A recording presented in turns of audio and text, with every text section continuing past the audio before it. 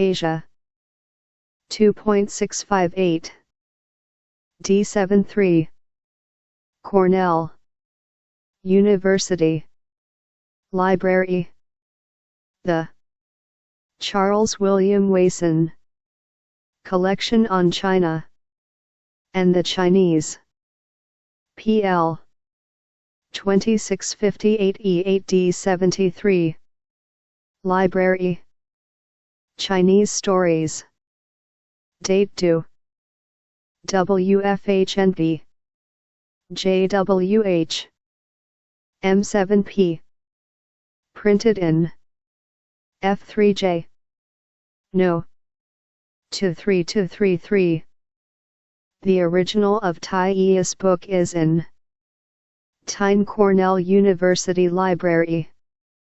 There are no known copyright restrictions in the United States on the use of the text. http://archive.org/details/cu319240107074440. Chinese STOEIES. Opened IT with an expression of nervous anxiety. Chinese Stokies. Robert K. Douglas. Lead I illustrations. William Blackwood and Sons. Edinburgh and London. MDCCCXCIII. I/O. 6. Contents. Introduction. A matrimonial fraud. Within his danger. The twins. A twice married couple. How a Chinese BA was won. L.E. Ming's marriage. A Buddhist story. A fickle widow. A Chinese girl graduate. Love and alchemy. A Chinese ballad. The Lovesick Maiden, a Chinese poem. Page 11. 3. 34. 82. 125. 172. 202. 231. 249. 265. 321. 344. 347. Illustrations. Full-page illustrations. Opened IT with an expression of nervous anxiety, frontispiece. He was quite unaware that an even more ATTRAC type object had entered the room, to face page 16. Threw him backwards on the pathway. Illinois 4, J. What is the warrant for? Murder. 262. The merry strains of the Dragon and the Toniques. Played by more than one band. N94.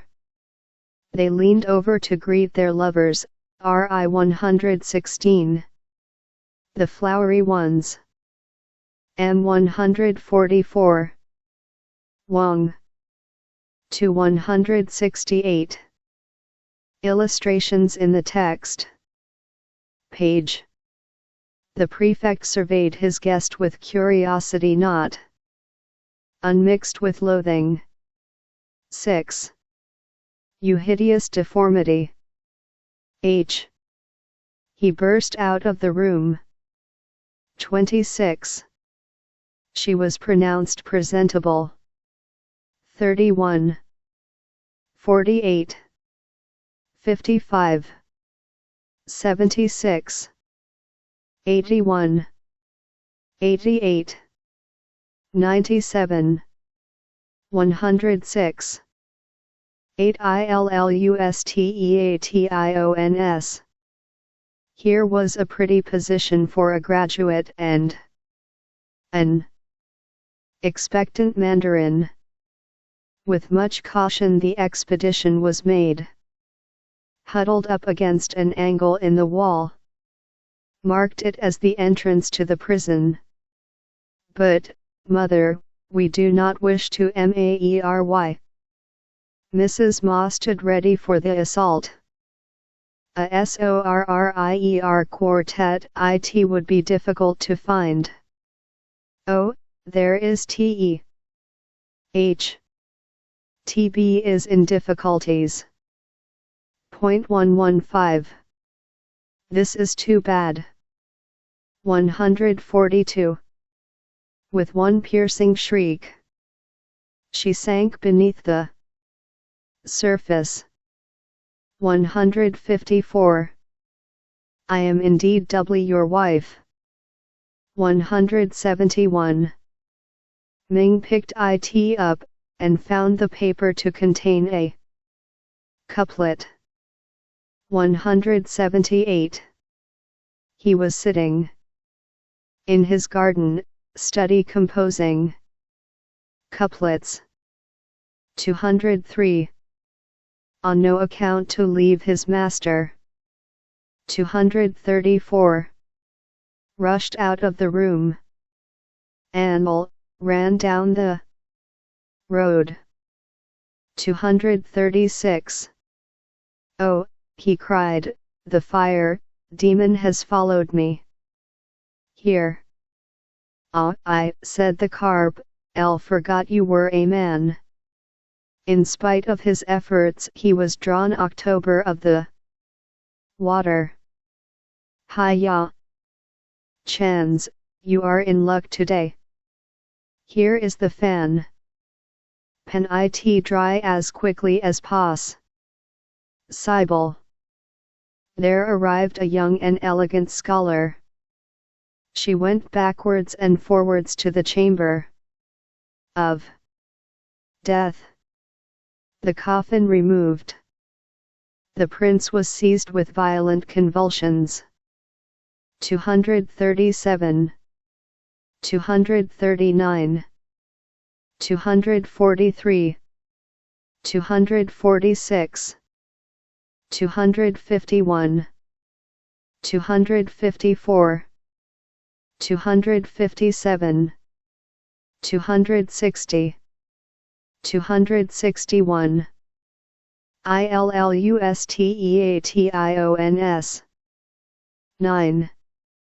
She DKOPPED the hatchet from her palsied hands. 262. The streets within the walls are scenes of busy life. 267. In a situation which the Son of Heaven might envy, stands the official residence of Colonel Win. 269. She sang in the most faultless falsetto, she played the guitar with taste and expression. 271. She took up her bow and arrow, and with unerring aim compassed the death of her victim. 276. The first evening was spent by the three students in joyous converse. 281. Tuesday and way on their knees before her. 283. As she passed through the courtyard she instinc. Tively looked up at the window. 288. She presented to Jasmine the box, which contained pears and a packet of scented tea. 290. Tuesday was reclining at his ease. 302. Colonel Wfin. 310. With every regard to ceremony and ancient usage, the marriage of Tuesday and Jasmine was celebrated in the presence of relatives and friends. 313. Mississippi King opened her eyes wide at this startling announcement. 318.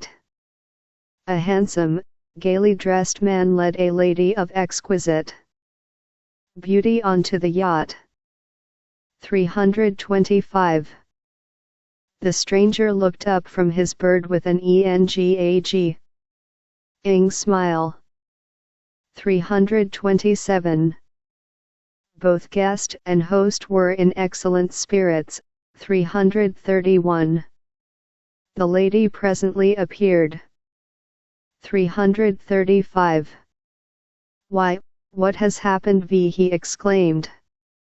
341. Introduction. Chinese fiction. AECENT. Writer has pointed out that, in one respect, the Chinese are much in the condition of a character in one of Eachter's novels, who assumed that the first meridian lay through his own skull. Everything which belongs to them forms part of the center of the universe, and all that is beyond their immediate cognizance is foreign and negligee all. The same principle holds good in the matter of literary taste. It is laid down, as a law of the Medes and Persians, that the canonical books and the works related to them contain all the wisdom that it is good for man to know, and all the interest and amusement which a rational being should require. It is of no use to attempt to explain to a bespectacled and self-important scholar that the EFI orts of the imagination are as much worthy of study as the solemn dicta of Confucius and the aphorisms of H. Su. Chinese stories. Mencius. Pity and contempt are the only feelings which such an attempt to swim against the current would arouse. Years of careful training will make a tree whose shoots should spring heavenwards bend the points of its branches towards the earth. Century. Tories of constrained hay had a parallel effect on the Chinese. If ever they possessed a desire to soar into the higher atmosphere of imagination, their efforts have been thwarted, and their aspirations have been forced downwards to the solid groundwork of prosaic literature. By this careful and persistent training, they have learned to believe that to pass from the contemplation of the classical and historical literature to that of the lighter efforts of more subtle authors is to descend from Parnassus into the gutter. This is, however, a pious opinion in which there is no reason that we should concur. The standard of taste in Peking is happily not necessarily the same as in London, and we may be forgiven if, in this instance, we dissent from the orthodox view. In the classical literature we have reflected, it is true, the serious bent of the people's mind, but it fails to reproduce the fancy and personal esprit which are brought out in their romances and plays.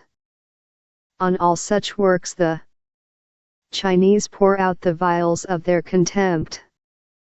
Chao Hiba, or small talk, is the only term they can find to express their opinion of Theon, and they profess to relegate them to the apartments of the women and the homes of the uneducated.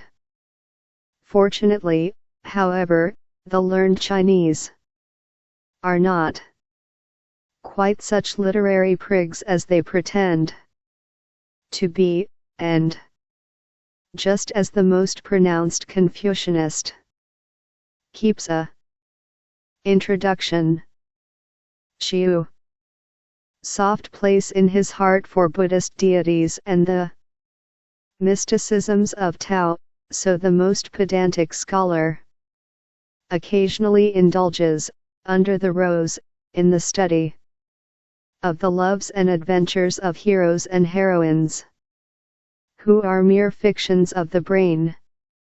It is difficult to say when the first story was published in China, but it is quite safe to assume that stories have been current from all time. There never was a land in which stories did not exist. Even the dull nomads of the deserts of Mongolia and of the still drearier wastes of Tibet attempt to vary the monotony of their existence by telling weird tales as they crowd round their campfires. To such people the efforts of the imagination are to life what froth is to champagne. They keep it fresh and brisk, and impart liveliness to what without them would be flat and wearisome. The earliest stories which we know of in China are those which are enshrined in the Book of Odes, the contents of which date back to the time of Solomon. In these ballads we find tales and fragments of tales, which doubtless formed part of the stock in trade of professional storytellers who sought to amuse the Chinese immigrants on their arrival in the strange land of their adoption. In these, as in everything Chinese, there is a lack of that vivid fancy which belongs to more imaginative races. The fiery inspiration of the Aryan peoples has been denied to the Scythian mind.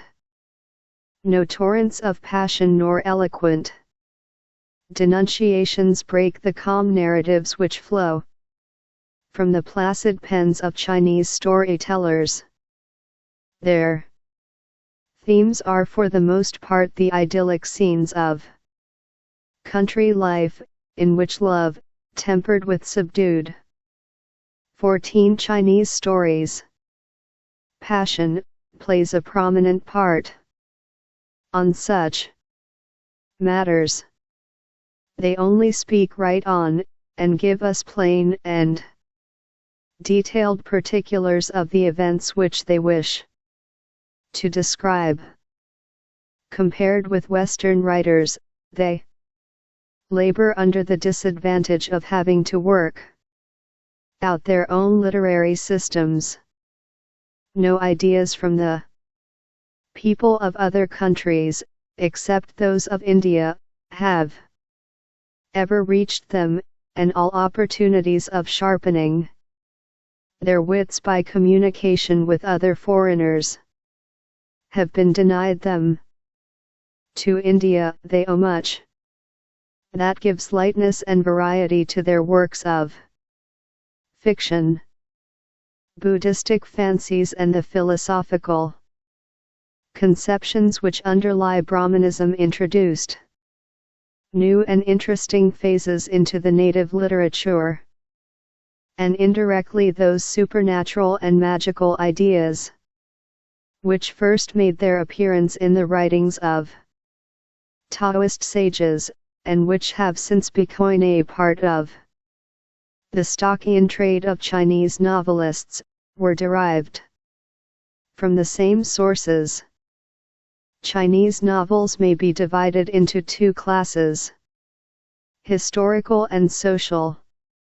Chinese history, as all students of the subject know, has through all its long course been broken up into short lengths by rebellions, wars, and dynastic changes, and thus furnishes abundant matter for novels of the first of these kinds.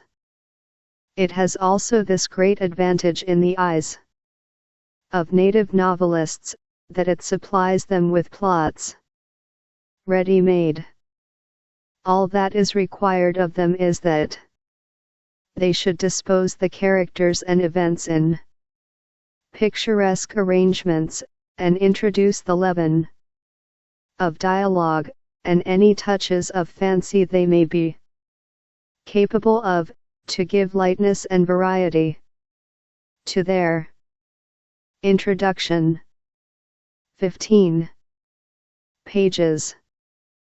The most celebrated Chinese historical novel is the San Hwo, or History of the Three King Doms, by one Lo Quan Chung, a writer of the Yuan dynasty, 1268 to 1368.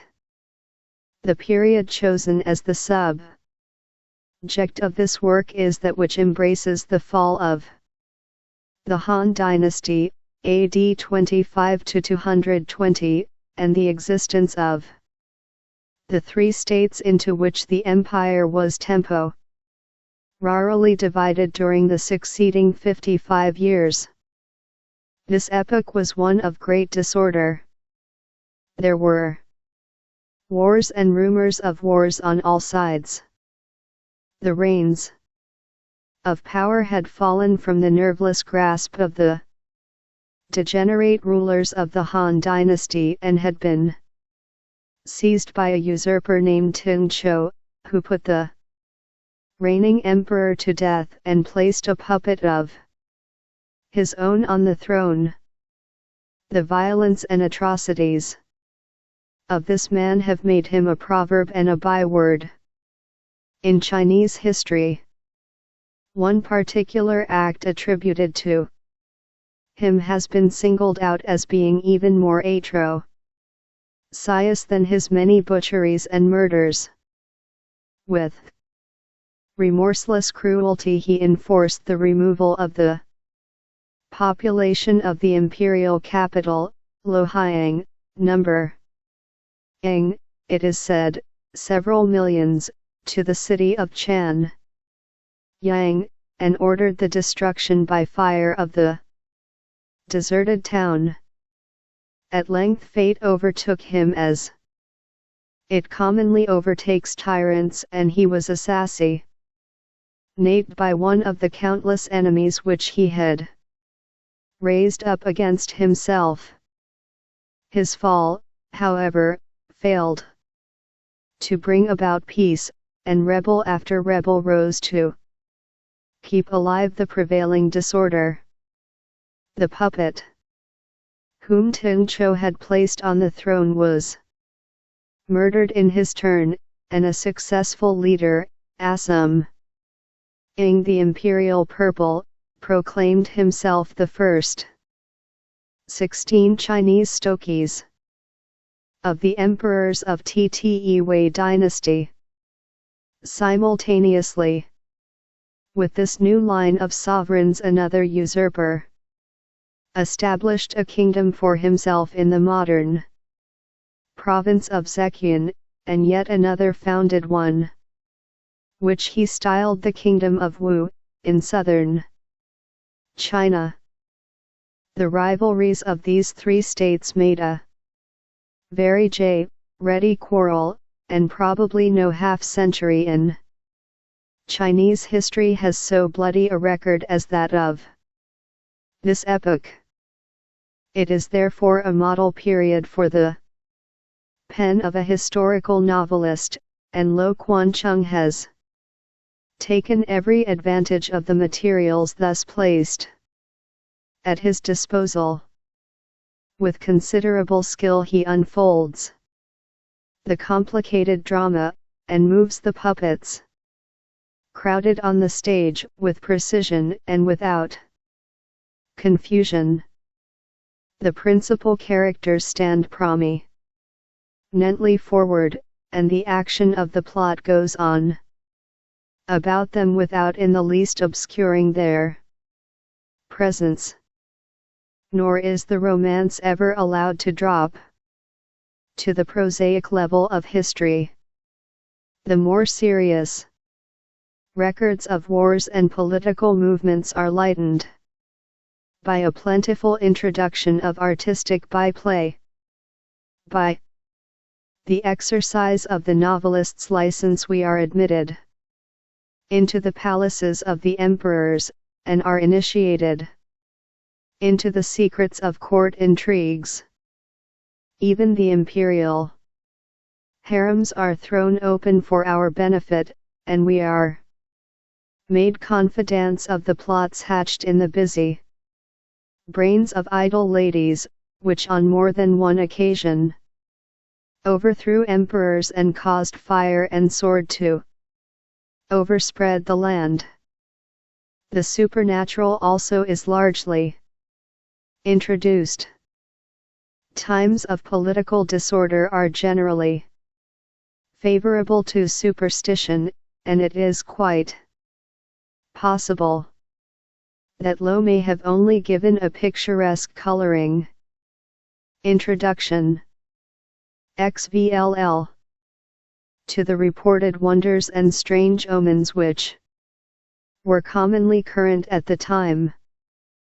The History of the Three Kingdoms is unquestionably the best Chinese novel of its class. There are others, the Shuihu Chapter Yin, for instance. But by common consent the one above described has received the general suffrages of the people.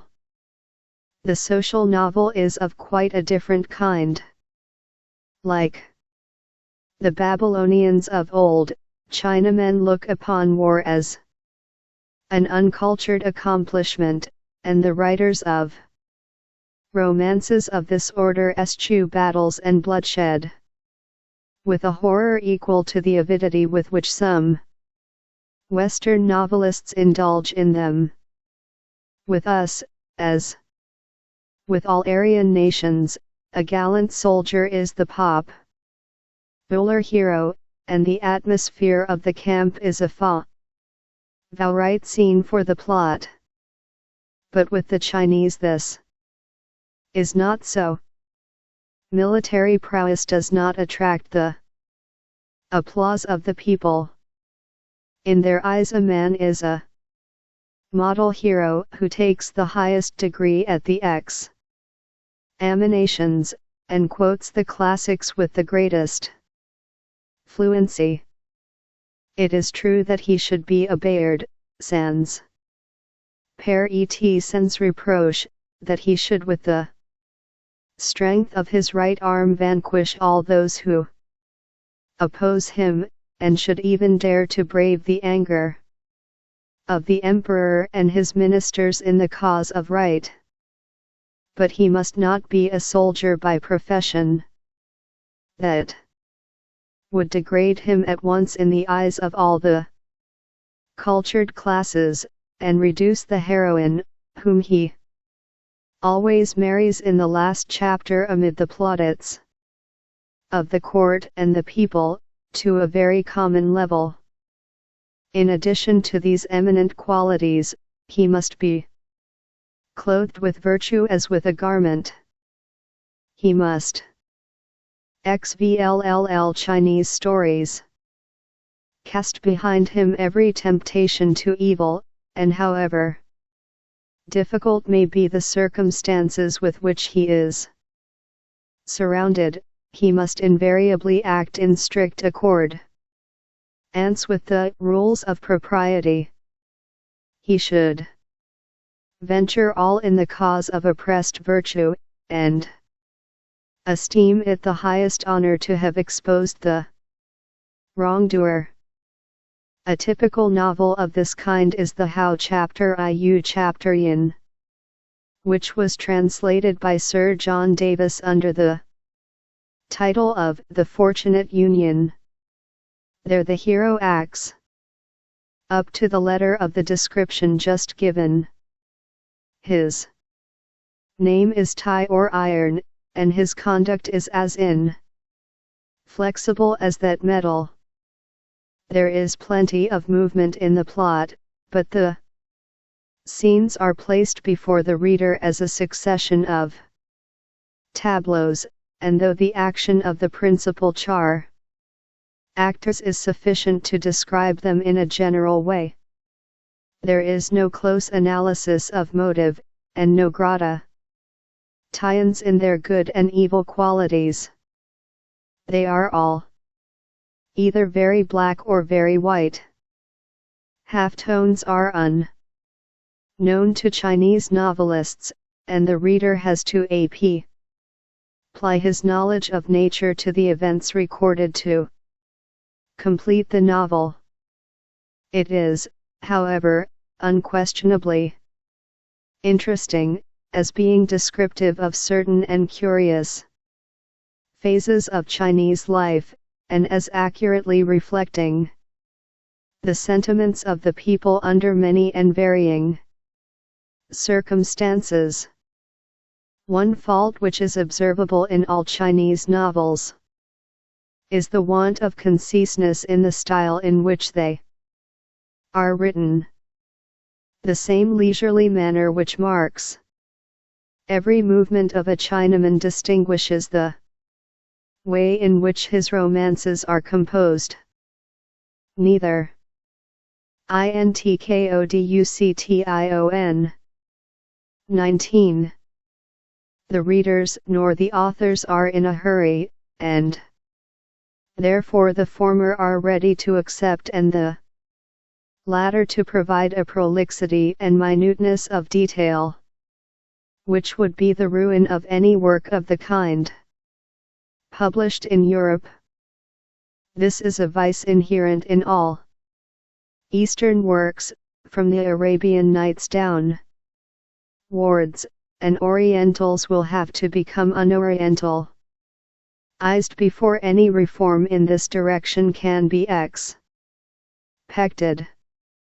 To a great extent the shorter tales of the Chinese are free from this defect in style.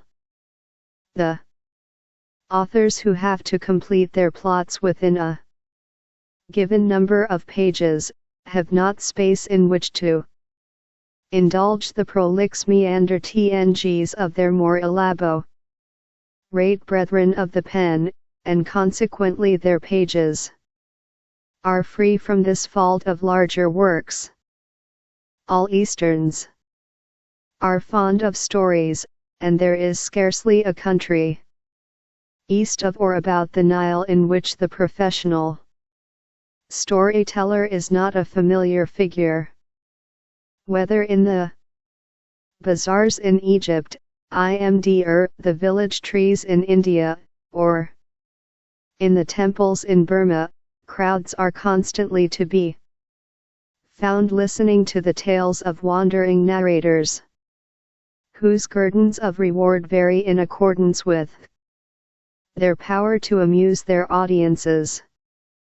In China, where printing is so cheap and where the knowledge of letters is so general, the bookshops cater to the taste, which is as pronounced there as elsewhere. And of an evening, when the day's work is done, a favorite amusement of the people is to listen to the tales from the Liao Si Tai I Chi, the Qin Ht, Qi 1, or some other well-known collection, read by the better educated among them. The stories in the Qin Hu Qi 1 are the best of their kind. They XX Chinese stories are more carefully edited, and free from the crude marvels which Chinese authors are so fond of in introducing into their works of imagination. The critical faculty is not largely developed among the Chinese.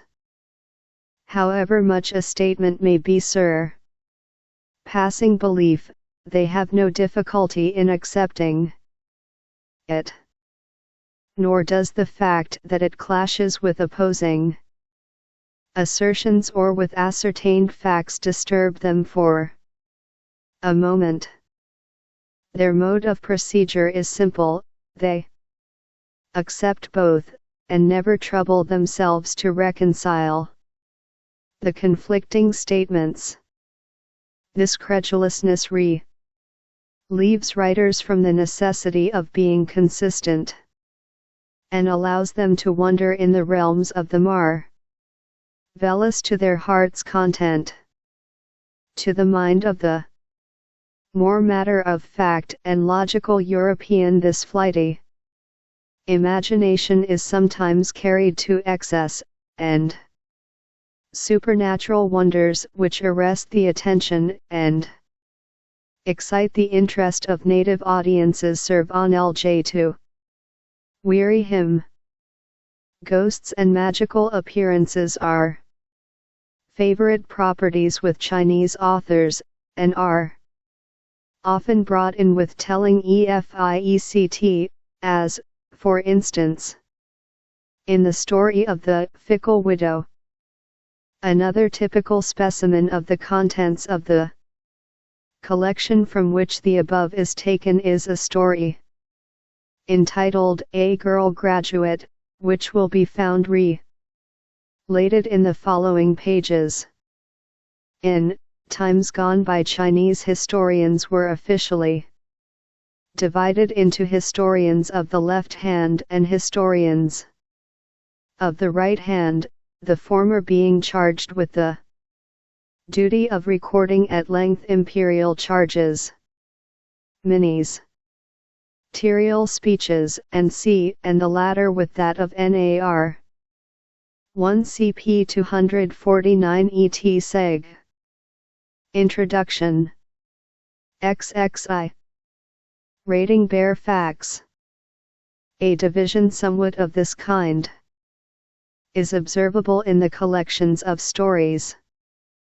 We have, on the one hand, full and lengthy, sometimes too full and lengthy, tales, and on the other good short stories, something after the manner of Dean Eames's Reminiscences of Scottish Life A.N.D. character. Many of these are of too oriental a character to be translatable, and others turn on such minute points of orthography and diction that they are difficult of explanation. Some, however, are thoroughly good and amusing, as, for instance, the story of a wine bibber who dreamed one night that a friend had sent him a flask of excellent Suchow wine. Without loss of a moment he put it on the fire to heat. Chinese always drink their wine hot, but before it was ready, he awoke. Overcome with regret at the loss of the treat which his imagination had conjured up, he exclaimed, "How I wish I had drunk it cold." This is almost identical with the Irish story of the man who dreamed that while hobnobbing with the Pope, the Holy Father invited him to drink a glass of grog. While the water was boiling, the same calamity overtook Pat as discomfited the Chinaman, and was productive of the same wish. Unless a number of these stories are base misrepresentations, Chinese wives, downtrodden as they are in theory, manage to assert themselves in a most unmistakable manner. Henpecked husbands are the common butts of these storytellers, who are never tired of representing the superior sex in most inferior positions. For example, a certain official underling one day drew upon himself the wrath of his XXU Chinese STOEIES wife, who scratched his face so severely that when he presented himself before his chief the next morning, that officer asked him the cause of his wounds. With ready wit the underling replied, "While tacking my ease in my garden last evening, a portion of the vine trellis fell on me and scratched my face. The officer, who knew something of his domestic relations, at once divined the true cause. "Don't talk nonsense," he replied, "it was your wife who scratched you. Send a policeman to bring her before me." As it happened, his own wife had been listening to this interview behind the door, and in defense of her sex burst in upon the scene. The officer, terrified by this invasion, said hurriedly to the underling, "Go away, never mind your wife, my vine trellis is about to fall on me." Female curiosity is another fruitful subject of these anecdotes, and one is told in which this failing brought to a close a life almost as long as Noah's. According to Chinese tradition, the king of Hades keeps a register of the lives of men. To each person is given a single page, and so soon as that is filled up, the person whose career it represents is at once called to appear before the dread sovereign. It chanced, however, that on one occasion the king, observing that the binding of his book required mending, tore out a leaf from the volume with which to repair the back. The man to whose career this leaf was appropriated was thus overlooked, and the page not being filled up, he went on living until he reached the age of 962, when he had occasion to mourn the death of his 72nd wife. This introduction. XXL lady, being of an inquisitive turn of mind, had often been puzzled by the length of her husband's career, and on appearing in her turn before the king of Hades, she made bold to ask him for an explanation of such unusual longevity. The king at once ordered an investigation to be made, and the mistake being discovered, he filled up the page at once, and Chang's matrimonial ventures were incontinently cut short. Like many of the religious and philosophical ideas of the Chinese, the drama was first introduced from India, whence, in the 6th century, a band of traveling gymnasts, dressed in the skins of wild animals, initiated the people into the pleasures of pantomimic performances. For several centuries the art made little progress, and it was not until the latter end of the Tang dynasty, 618 to 907, that the wild dances and songs of the pantomimists were arranged in regular plays. Even then the playwright's ptophaisotes Zion seems to have been languidly practiced, and it required the infusion of Mongol blood to make the Chinese seriously take to dramatic performances.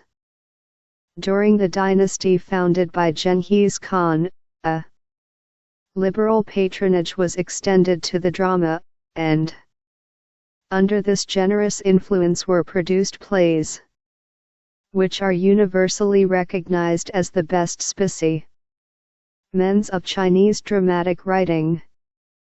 At the present day the taste for the stage is general and absorbing.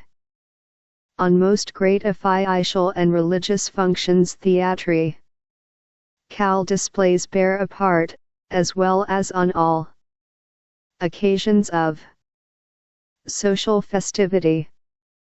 Permanent theaters are to be found in most towns and large villages, and where none exists, a mat building is readily extemporized on the XXIV Chinese stories. Appearance of a strolling band of actors. Where, however, even the erection of such a knock-shift is inconvenient, the village temple is turned for the nonce into a thespian theater. The very simple stage arrangements required make the adaptation of this or any other building an easy matter. Stage scenery is unknown, and all that the actors require is a dressing room from which they can enter on the stage, and to which they can retreat from it. Custom forbids, as a rule, the appearance of more than two interlocutors at once on the stage, and this, coupled with the absence of scenery, compels each actor as he presents himself to describe in a monologue who he is, and the circumstances under which he appears. These explanations mar to a certain extent the literary effect of a Chinese play, but, with the exception of this fault of manner, the best Chinese dramas are good specimens of the play. Writes art. The subjects chosen for the plots are much the same as those in vogue in other countries. Historical events are very commonly selected as topics for the legitimate drama, while the materials for tragedies, comedies, and farces are found in the events of daily life. One of the best-known historical plays is the Han Kung Si Kao, which was translated by Sir John Davis under the title of The Sorrows of Han. The scene is laid in the 1st century before Christ, and describes, with not more than the usual poetic license, events which actually occurred. The play opens with the appearance of the Tartar Khan, who, after the usual manner, describes himself in these words. Introduction. XXV. I am Han Chinayu, the old inhabitant of the sandy wastes, the sole ruler of the northern regions. The wild chase is our trade, battle and conquests our chief occupation. The Emperor W. Lang retired before our eastern tribes, the state of Wei trembled at us, and sued for our friendship. The ancient title of our chief has in the course of time been changed to that I now bear. When the two races of Tsin and Han Khan tended in battle, and filled the empire with tumult, our tribes were in full power. For 7 days my ancestor hemmed in with his forces the Emperor Coyote, until by the contrary vents of a minister a treaty was concluded and the princesses of China were yielded in marriage to our Khans. Since the time of Wu Idi and the Empress Li Hao, each successive generation has adhered to the established rule, and sought our alliance with its daughters. In the reign of the late Emperor Xuanti, my brother contended with myself for the rule of our nation, and its power was weakened until the tribes elected me as their chief. I am a real descendant of the Empire of Han. I command 100,000 armed warriors. We have moved to the south, and have approached the border, claiming an alliance with the imperial race. Yesterday I dispatched an envoy with tributary presents to demand a princess in alliance, but know not if the emperor will satisfy the engagement with the customary oaths. The fineness of the season has drawn away our chiefs on a hunt. Ing excursion amidst the sandy steppes.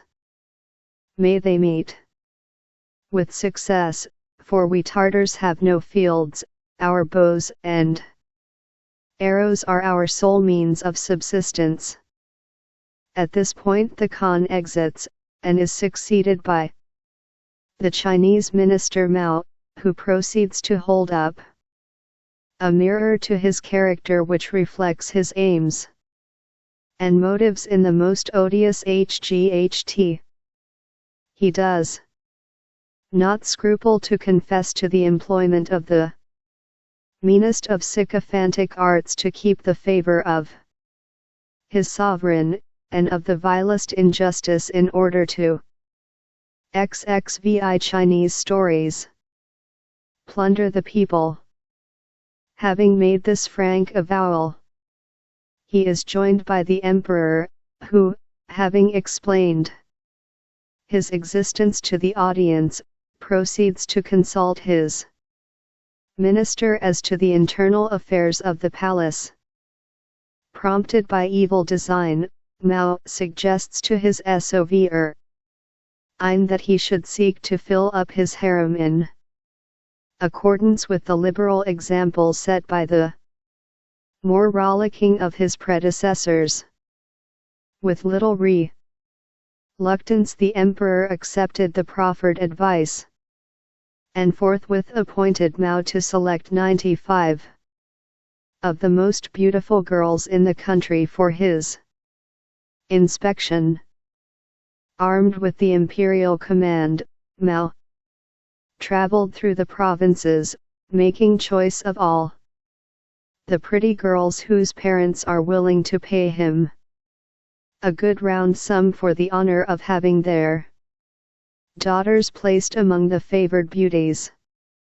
The course of his travels he discovered at Chapter Din 2 in Zekian, a girl of such surpassing loveliness that his first impulse was to write her down at once as one of the selected fair ones, but on his intimating to her father that he should require a bribe in return for the service, he was frankly told by the hardy Westerner that he was quite unable, even if he were willing, to offer such a lordly gift. On receiving this rebuff, Mao's first inclination was to strike Zhao Chun's name off his list, but the evil nature of the man prompted a more subtle revenge. He directed her to appear at the palace with the rest, and as was his practice in all such cases, he carried her portrait back with him to the capital. There he employed an artist to make a copy of the picture, in which, while preserving some of the beauty of the original, the introduction XXVLL painter was so to mar the general effect as to ensure the relegation of the lady to the cold palace for the rest of her life. At first the plan succeeded admirably. Poor Zhao Chten was not even sent for to be looked at, and Khan sold herself as best she might by singing to her lute. It so happened, however, that one evening when the emperor was strolling through his palace, he approached her room and heard her singing. Being struck by the richness of her voice, he sent to summon her to his presence. The sight of her exquisite beauty filled him with astonishment, and when he heard from her lips the infamous conduct of Mao, he in righteous anger ordered his execution. By chance the minister got wind of the evil that was intended against him, and fled precipitately from the capital, taking with him the true portrait of the Lady Zhao. At this time, the Tartar Khan above introduced was threatening the northern frontier of the empire, and Mao, filled with schemes of revenge, betook himself to the Mongol camp. A long journey, he says, has brought me to this spot. And from the troops of men and horses, I conclude I have reached the Tartar camp. Leader, to a soldier, inform King Han Chinayu that a great minister of the Empire of Han is come to wait on him. Khan, on being informed, command him to approach. Seeing Mao, "What person are you?" Mao, "I am a minister of Han. In the western palace of the emperor is a lady named Zhao Qian, of rare and surpassing charms. When your envoy, great king, came to demand a princess, this lady would have answered the summons, but the emperor of Han could not bring himself to part with d. XXVII Chinese stories her, and refused to yield her up. I repeatedly renewed my bitter reproaches, and asked how he could bear for the sake of a woman's beauty to implicate the welfare of two nations. For this the emperor would have beheaded me, and I therefore escaped with the portrait of the lady, which I present, great king, to yourself. Should you send away an envoy with the picture to demand her, she must certainly be delivered up. Here is the portrait." The Khan adopts the advice, and sends an envoy to the emperor demanding the Lady Zhao as the only price at which he might purchase peace. The envoy arrives just when the emperor is at the full tide of his affection for the lady, and the subject of his mission brings despair to the imperial lover's heart. The emperor: "Let our civil and military officers consult and report to me the best mode of causing the foreign troops to retire without yielding up the princess to propitiate him. It would seem that for the future, instead of men for ministers, we need only have fair women to keep our empire in peace." The Lady Zhao: "In return for your Majesty's bounties, it is your handmaid's duty to brave death to serve you. I can cheerfully enter into this foreign alliance for the sake of producing peace, and shall leave behind me a name ever green in history. But my love for your Majesty, how can I lay that aside?" Emperor: "Alas, I know too well that I can do that no more than yourself." President: "I entreat your Majesty to sacrifice your love and think of the security of your dynasty. Hasten, sir, to send the princess on her way." Emperor: "Let her this day advance a stage on her journey, and be presented to the envoy. Tomorrow we will repair as far as to the bridge of Paling, and give her a parting feast." Introduction. XXIX. With many tears the lady prepares to take her journey to the inhospitable north, and the emperor escorts her the first stage. A bitter parting here takes place, and she pursues her solitary way to the Tartar camp. The Khan, overcome by her beauty, receives her with effusion, and orders his invading army to retreat to his khanate. In due course they arrive at the frontier river, the name of which the lady asks of her lord.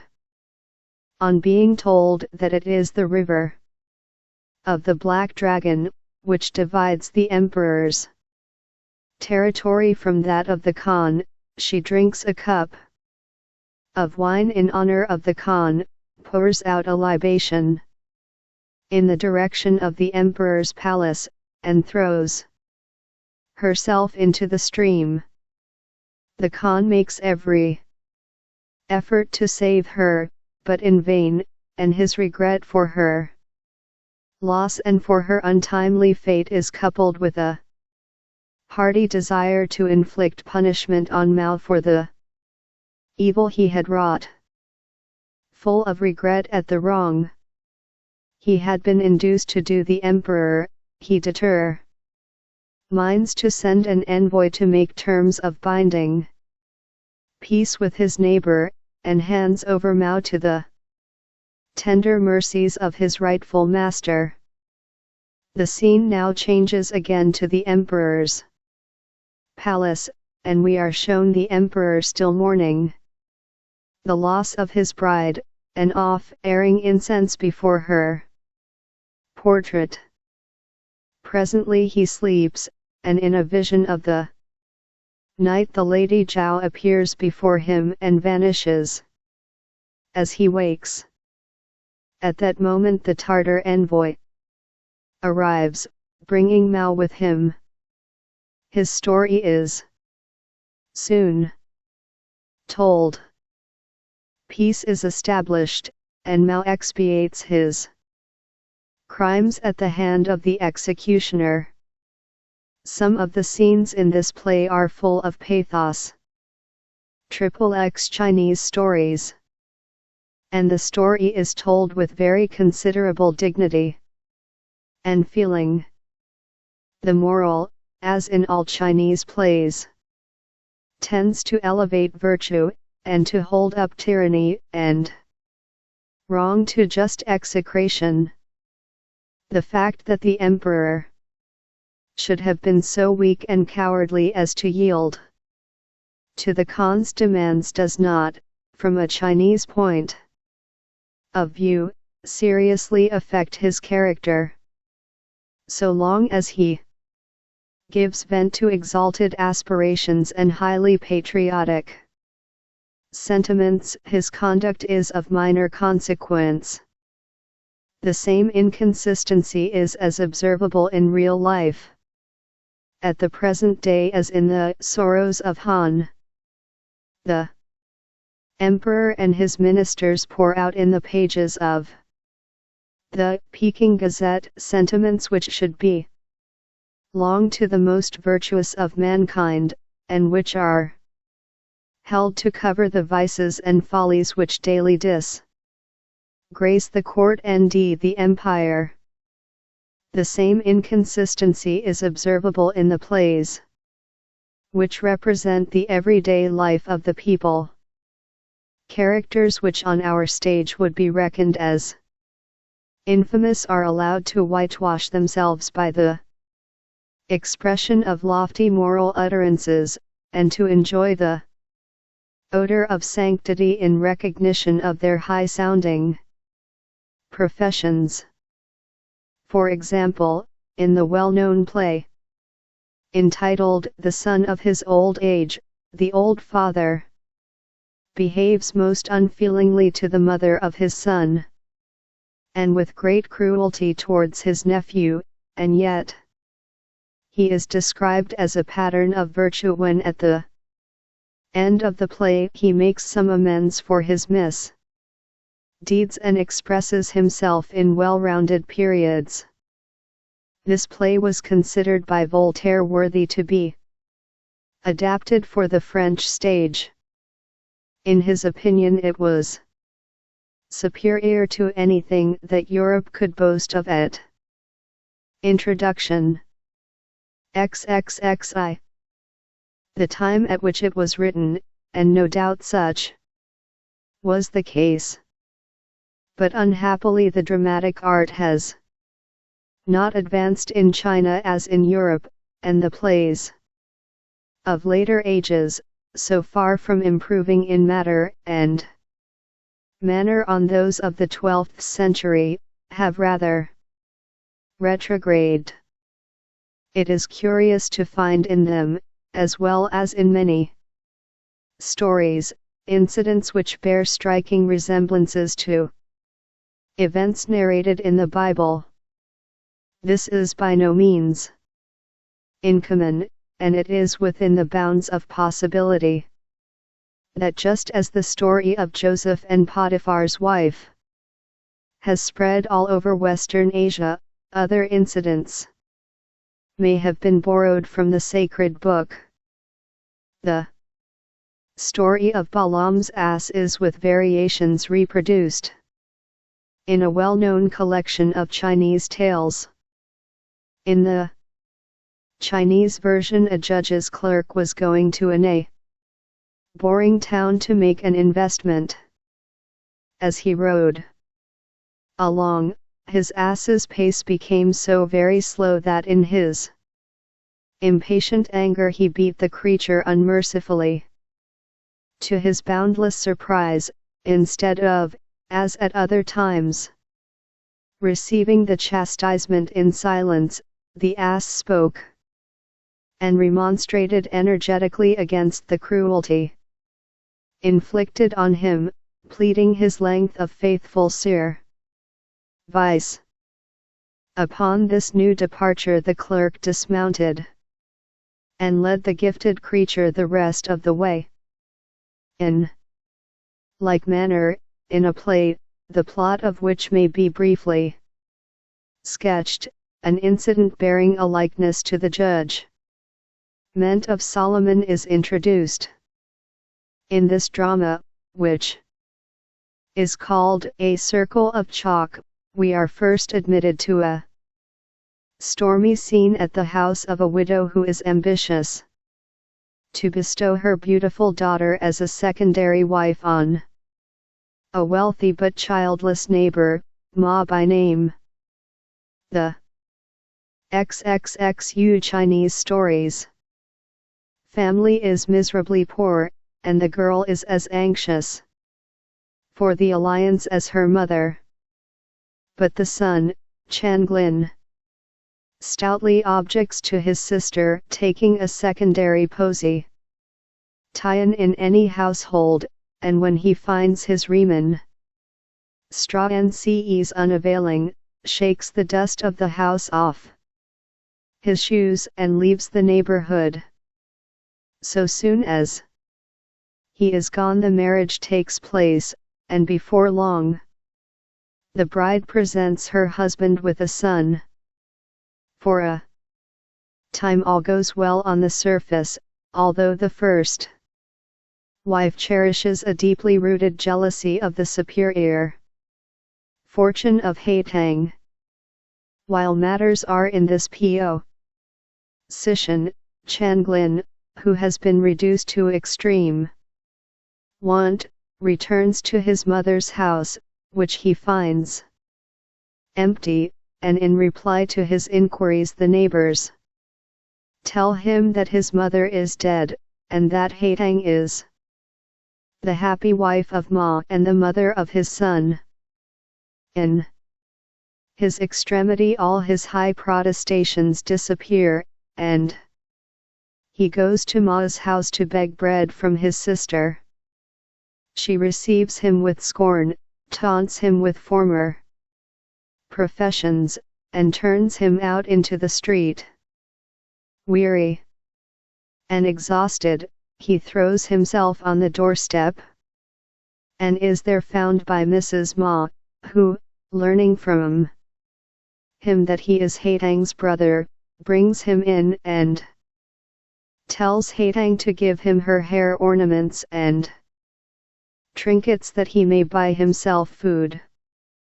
To Haitang's question, "What will Ma say if I give away his presents?" she replies that she will undertake to explain matters to their common husband. Haitang therefore does as she is told, and Changlin carries off her jewelry. Mrs. Ma, we are told, has been carrying on a flirtation with a judge's clerk named Zhao, and has received from him some poison with introduction XXXLLL, which to get rid of her husband in his favor. She now sees her opportunity, and when on his return home Ma asks her what Haitang has done with her trinkets, she invents a story in which she describes her rival as having given them to an old lover who had fallen into poverty.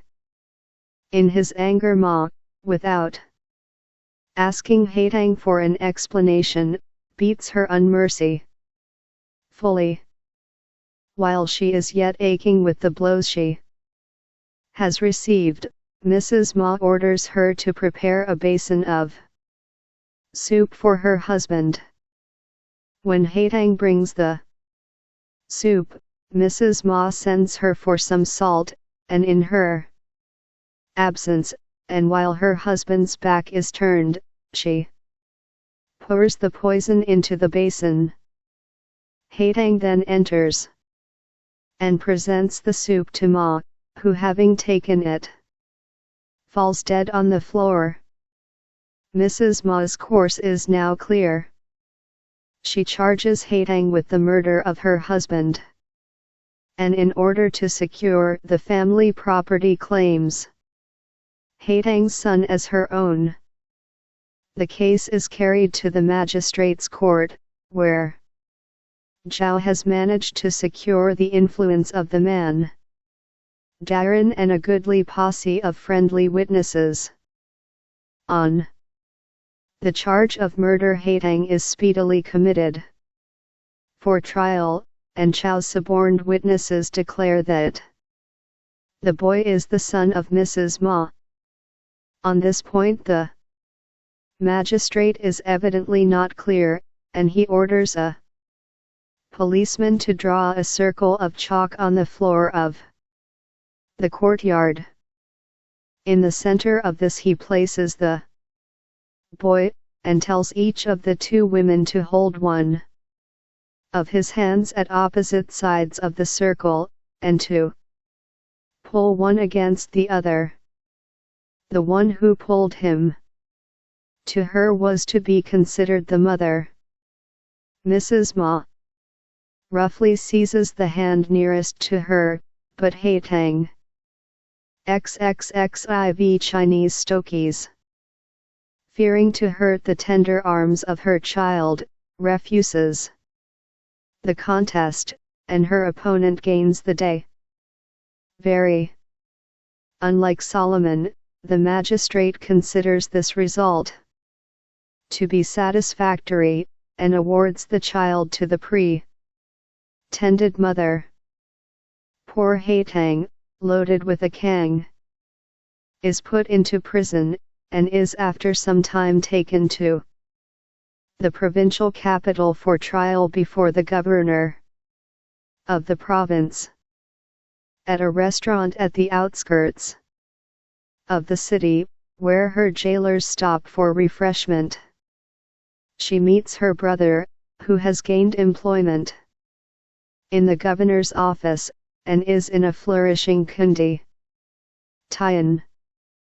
While Haitang is telling him her story, Mrs. Ma and Zhao arrive at the same halting place, on their way to give evidence against the accused. The appearance of these two conspirators in company convinces Changlin of the accuracy of Haitang's account of the whole plot, and he repeats to the governor the story as he had received it.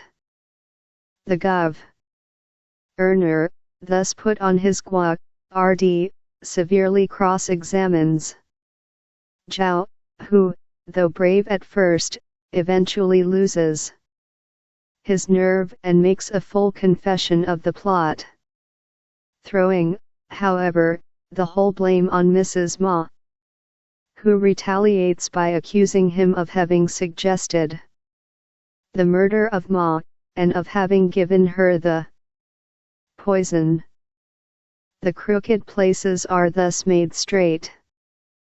Haitang is acquitted, and is given both her son and Ma's wealth. Chap and Mrs. Ma are put to death by the slicing process, while the magistrate is degraded for his want of discrimination. Thus all ends happily, although it is difficult to feel much sympathy for any of the characters.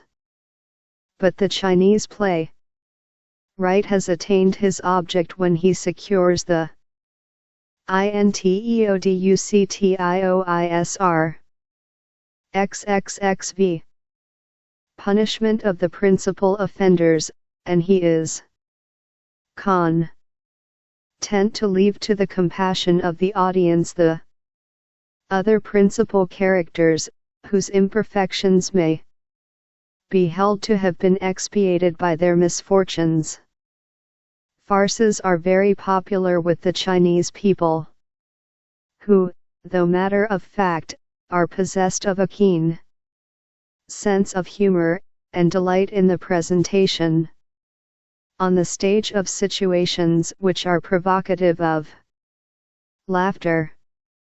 As among all Eastern nations, these Sitwa tie-ins are often such as would not be permitted for a moment in an English theatre. On the other hand, many of the plots are counterparts of pieces which are nightly played in Paris and in London. Not only in plot but in name of farce, which is very popular in northern China, is identical with a play which is well known both on the French and English stages. Chi may be translated into French by the well-known title of Pr Six Moi Votre Femme, which has become familiarized among us. In the Chinese play An Im Pecunious Neer Duil applies for help to his uncle, who refuses to give him a cash until he shall have married, and thus shown a disposition to settle down.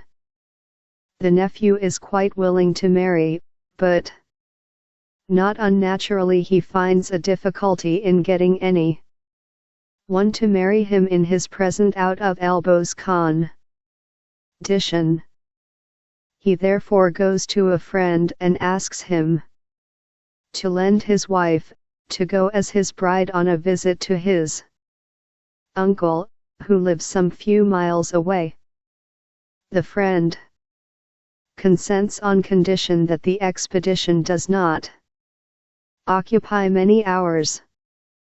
The bargain being thus struck, our hero hires 2 carts, which it chances are so delayed in coming up to the house that it is late. XXXVL Chinese stories. Before a start is made, on arriving at their destina, Tian the hero introduces the lady as his wife, and both his uncle and aunt are delighted at his choice.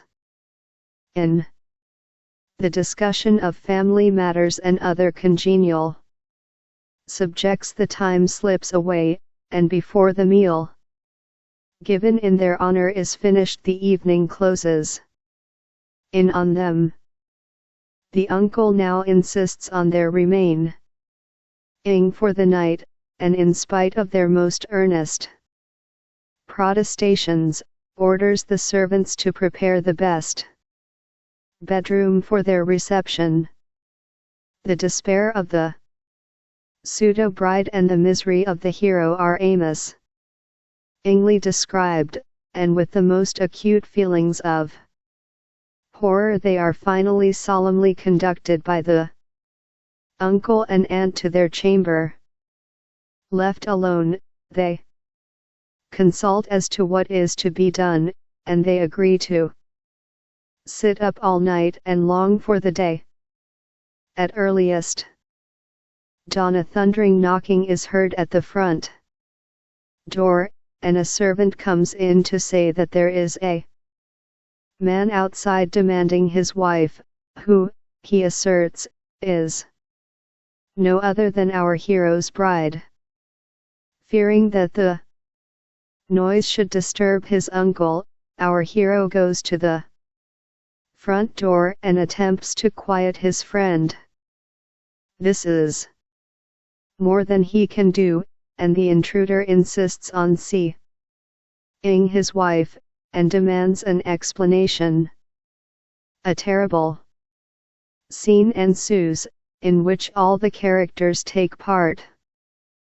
For some time confusion reigns supreme, but finally matters are so explained to the outraged husband that he becomes satisfied and carries off his wife, leaving our hero to the just reproaches of his uncle, who sees even less reason than ever to help so graceless a nephew.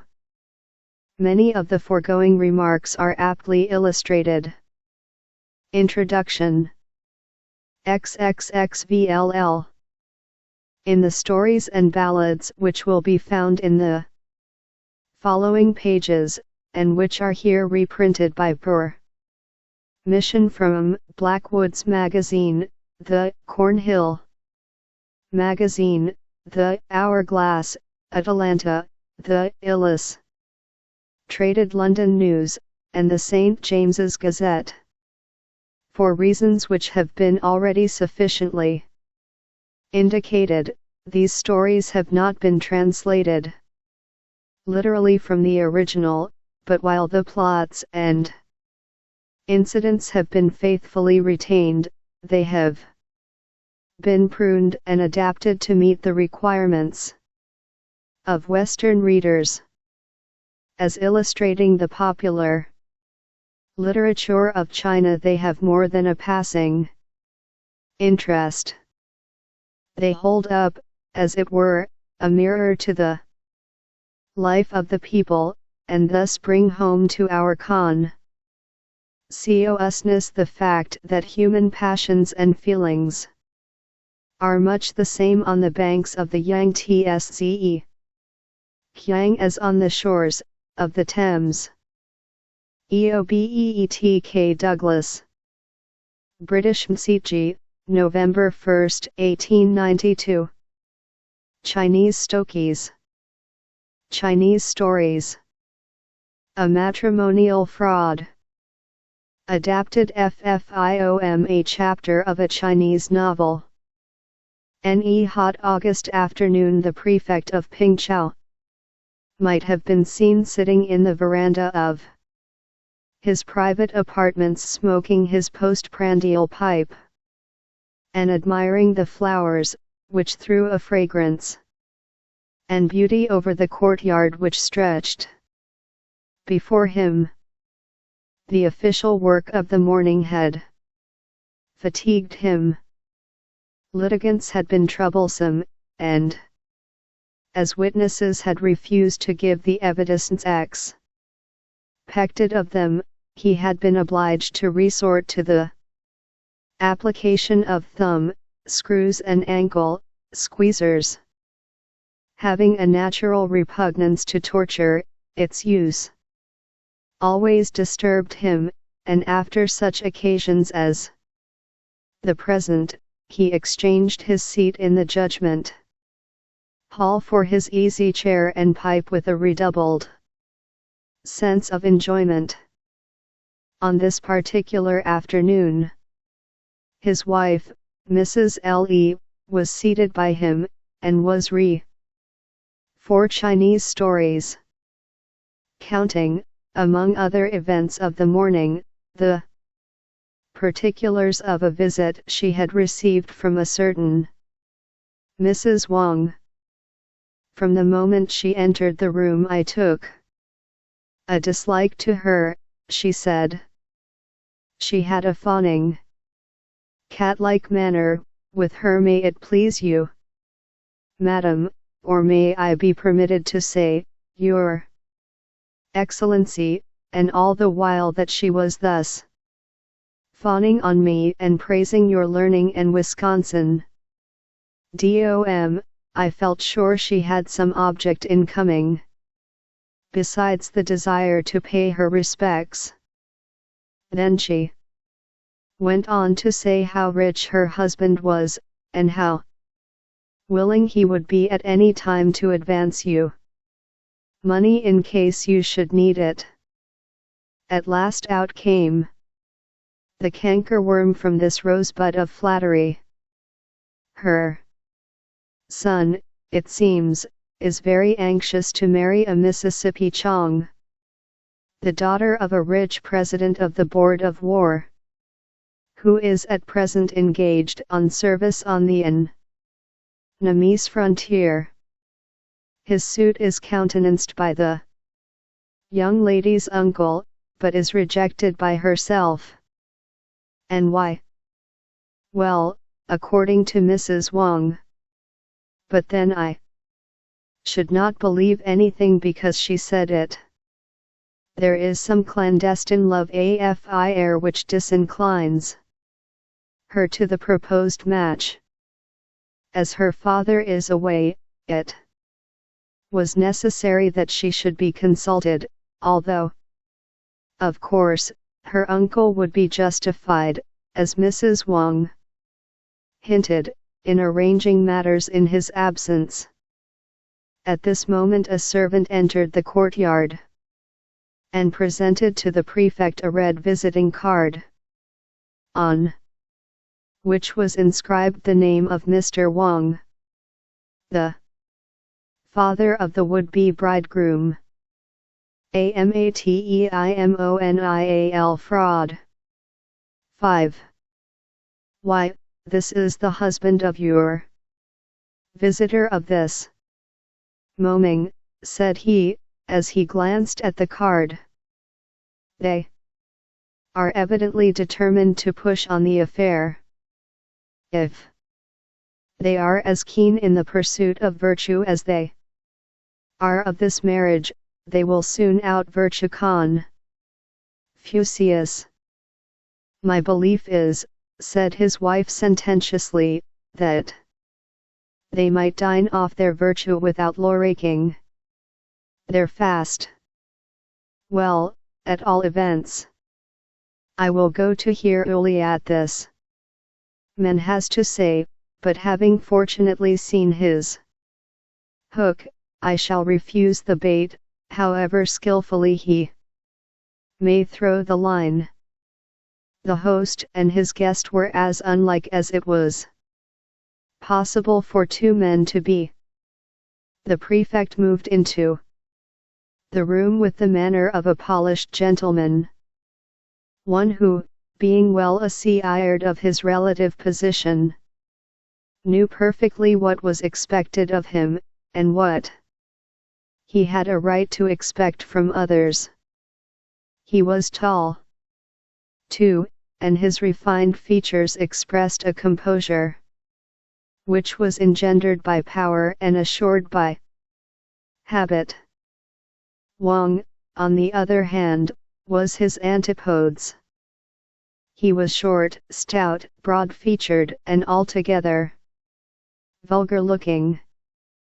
His eyes were small and ferret-like in their restlessness, while his natural awkwardness of manner was aggravated by a consciousness that he had come on a dishonest mission.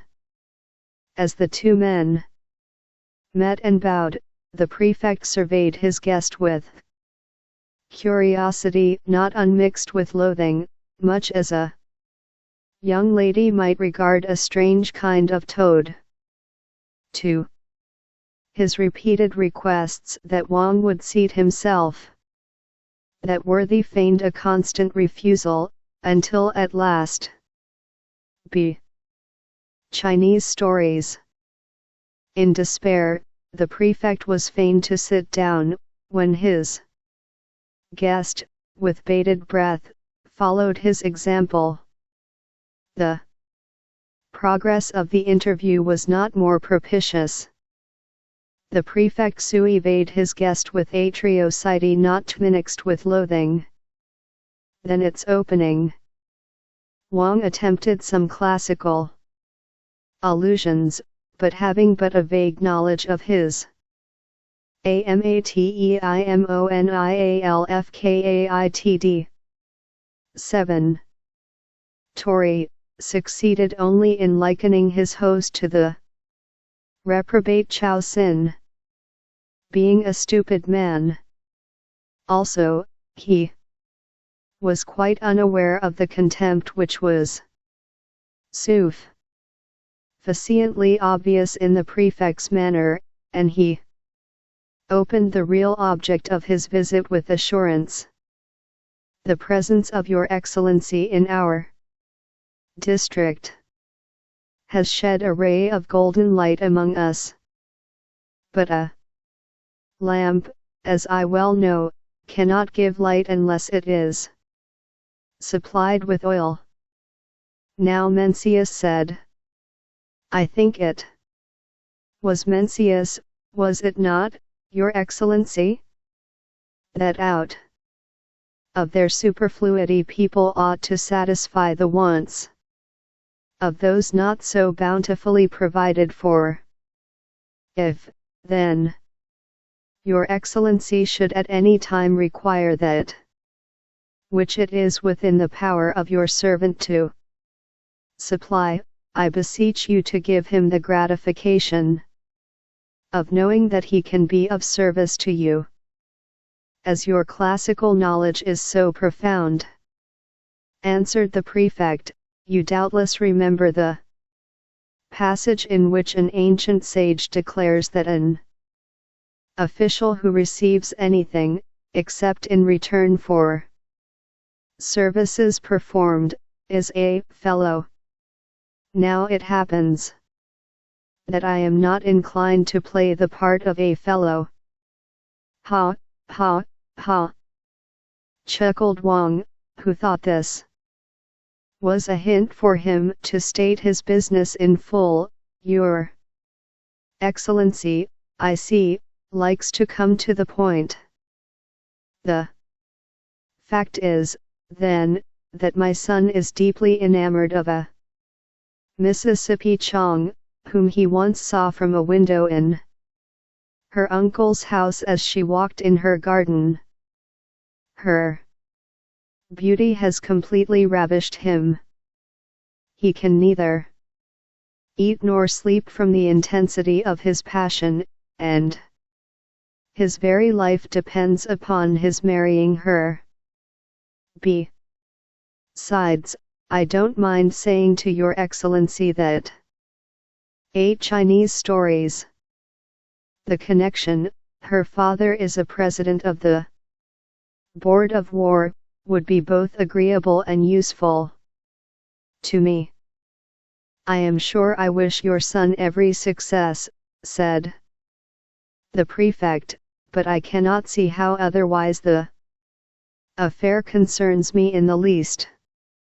Why, is not Your Excellency the father and mother of your people? And in the absence, therefore, of the President, it is on you that the duty falls of arranging a marriage for this young lady. As was said by Confucius, every girl on arriving at a marriageable age should be betrothed, and it is plain, therefore, that Mississippi Chang's bridal presents should be prepared. If Your Excellency would deign to direct the betrothal of this young lady and my unworthy son, my joy would be endless, and my gratitude without bounds. I may mention, also, that Mr. Chong, the young lady's uncle, who is in every way a most estimable man, cordially supports my son's suit. But why, asked the prefect, "Does the young lady decline the proposal which I understand you have already made her?" "Well, the fact is," said Wang, "that she has formed a foolish attachment for a young man who some months ago met with a bad accident outside her door, and who was carried into her house to die, as everyone thought. But, marvelous to say, by the doctor's care and the watchful attention of the lady's servants, he recovered. Unfortunately, however, his cure took some time, and during his convalescence, it seems that the two young people held a matrimonial fraud." 9. Several conversations together, always, I am bound to say, through an impenetrable screen, and in the presence of attendants, and she was so struck with his sentiments and appearance. For I am told that she managed to see him, though he never caught a glimpse of her. That she vowed a vow never to marry anyone but him. And who was the young man? His name was Iron, and he must have been as hard as iron not to have been killed by his fall, for he fell on his head and was kicked by his horse. He doubtless has a certain kind of ability, as he has just taken the 3rd degree, or that of advanced scholar, and was on his way home from his examination at Peking when he met with his accident. A certain amount of ability, indeed, ejaculated the prefect. Why, the whole capital rang with praises of his scholarship, and in his native town a tablet has already been raised, as a memorial of his conspicuous success. However, as you have appealed to me officially on behalf of your son, I will cause inquiries to be made, and will let you know my determination." The prefect was as good as his word, added the reports he received, both of the Wang family and of the young lady's uncle, were so eminently unsatisfactory, that he directed his secretary to write a short letter to Mr. Wang, stating that he must decline to interfere in the matter. On receipt of this note, the look of cunning which usually rested on the coarse and blurred features of 10 Chinese stories, the elder Wang, changed into one of furious hate. Never having been accustomed to exercise self-restraint in anything, his anger, like the many other passions which alternately possessed him, raged with unchecked fury, and he broke out with a volley of imprecations, calling down endless maledictions on the prefect personally, and casting frightful imputations on the honor of his ancestors both male and female. Hearing his curses, for, like all Chinamen, Wang found shouting a relief to his feelings, Mrs. Wang rushed in to know their cause. Nicely 570 you managed matters with the prefect's wife, you hideous deformity, screamed her infuriated husband as she entered.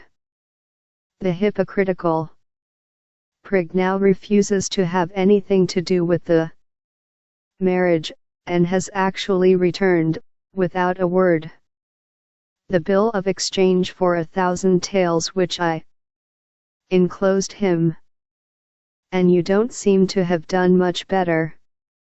With the hypocritical prig yourself, replied his wife, but don't be a fool, cursing people's grand mothers won't do you any good, and certainly won't do them any harm. So just sit down and let us see what we had better do in the circumstances. These words fell like a cold shower bath on Wang. In his heart he was afraid of his wife, who was both cleverer and more unscrupulous than he was, and who, having been the instigator of most of his unrighteous deeds, was in possession of secrets which left his peace of mind, and even his liberty, very much in her power.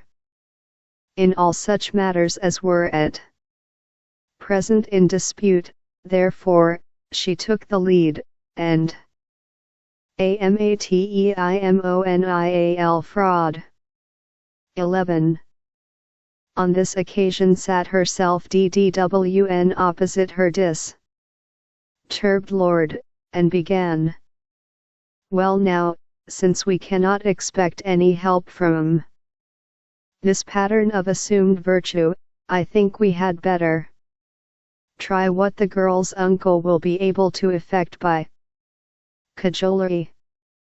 You must go to him at once, before the idea gets abroad that the prefect is against us, and persuade him by promises of money to represent to his niece that he now stands in the place of a father to her, and that as such he strongly urges her to agree to the match. Let him dangle every bait. 12 Chinese stories likely to catch our fish that he can think of. He should enlarge on our wealth, on our influence with the official classes, and on the good looks and engaging qualities of our son. Living so completely secluded as she does, she is not likely to have heard of his escapades, and Chong can at times lay the paint on thick, I know. But before you start, take a few pipes of opium to steady your nerves. Your hand shakes as though you had the ague, and you look like a man on the verge of the yellow springs. This last advice was so thoroughly congenial that Wang at once retired to follow it. His wife, having compassion on his quivering fingers, accompanied him to his study, and having arranged his pillow, proceeded to fill his pipe. With practiced skill, she mixed the paste with a long needle, and gathering on the point a piece about the size of a pea, laid it neatly in the small orifice in the center of the face of the flat-topped wooden receptacle which protruded from the side of the long stem. When thus prepared, she handed the pipe to her recumbent host's band, who eagerly clutched it, and applied the pellet of opium to the lamp which stood ready lighted on the divan. The effect of the first few whiffs was magical. His face, which a few moments before had been haggard with excitement, and twitching with nervous irritability, now softened down into a calm and placid expression. His eyes lost their restless, anxious look, and his limbs, which had been drawn up with muscular rigidity, relaxed their 1/6, Hades. A matrimonial PEAUD. 13. Zion. Once, twice, and thrice did Mrs. Wang refill Bis pipe, and then, fearing lest a prolonged indulgence should disincline him to move, she urged him to rise and to pay his visit. Refreshed and calmed, Wang arose. All his excitement had disappeared, and a sensation of pleasurable enjoyment, which threw a rose-tinted hue even on the present state of affairs, had succeeded to it. A very few minutes sufficed for the arrangement of his toilet, the application of a damp towel to his face and hands, a few passes of a wooden comb to smooth backwards the stray locks which had escaped from his queue, and a readjustment of his cap and robe, were all that were needed to fit him for his interview with Chang. As he was borne swiftly through the streets, he leaned back in his sedan, lost in a reverie, in which he saw, as in a dream, his son married to the object of his admiration, himself decorated by the emperor with a blue button in exchange for a few thousand taels, and the prefect, bound hand and foot, being carried off to prison.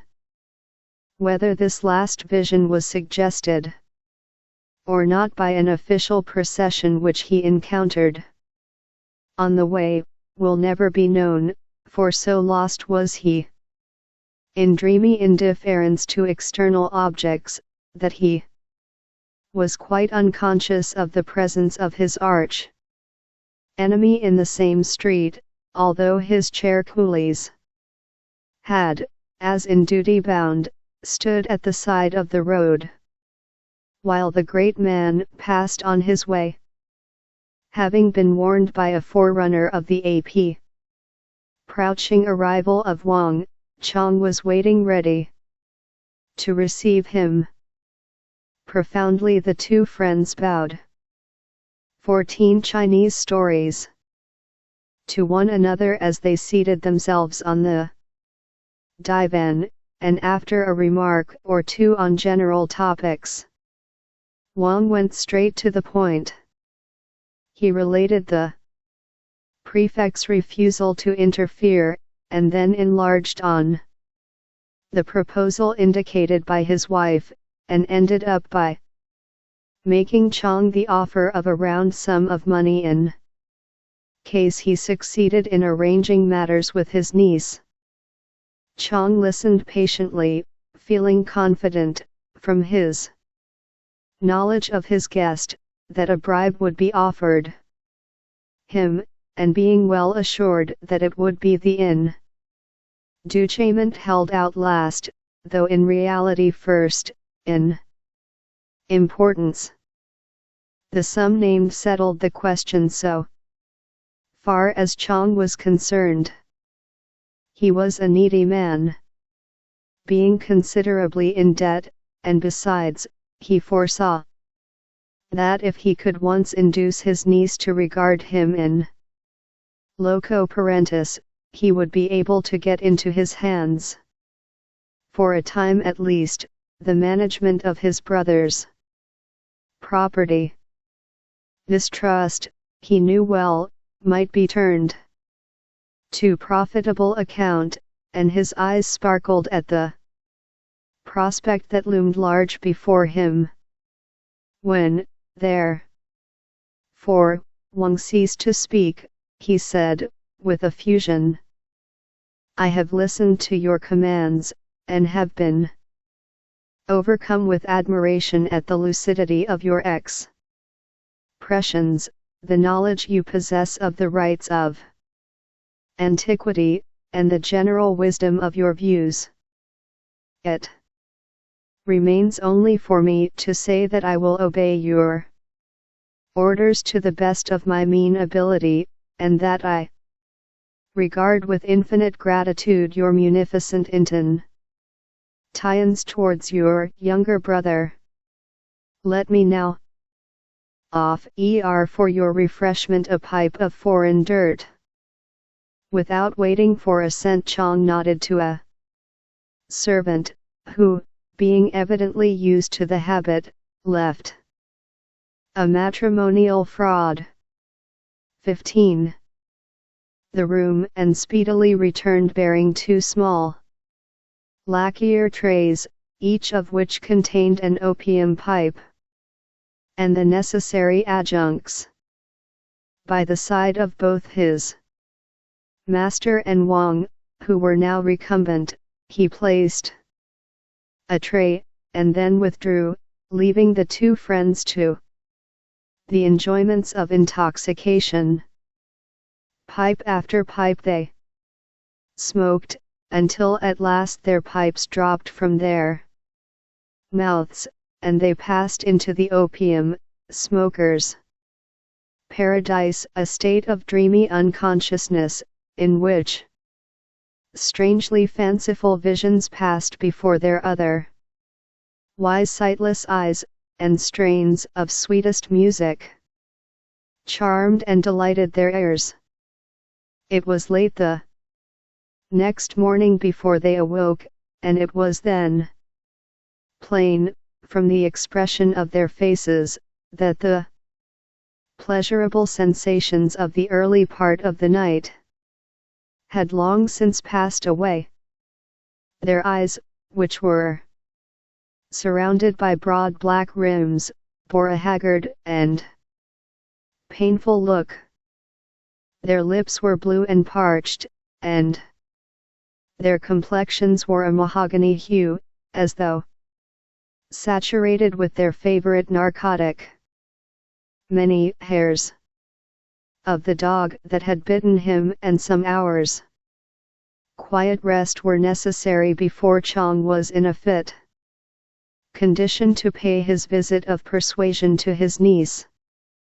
When at last he walked across to her house, he was shown, by right of his relationship, into her private apartment, which even he could not fail to observe was prettily furnished and tastefully adorned.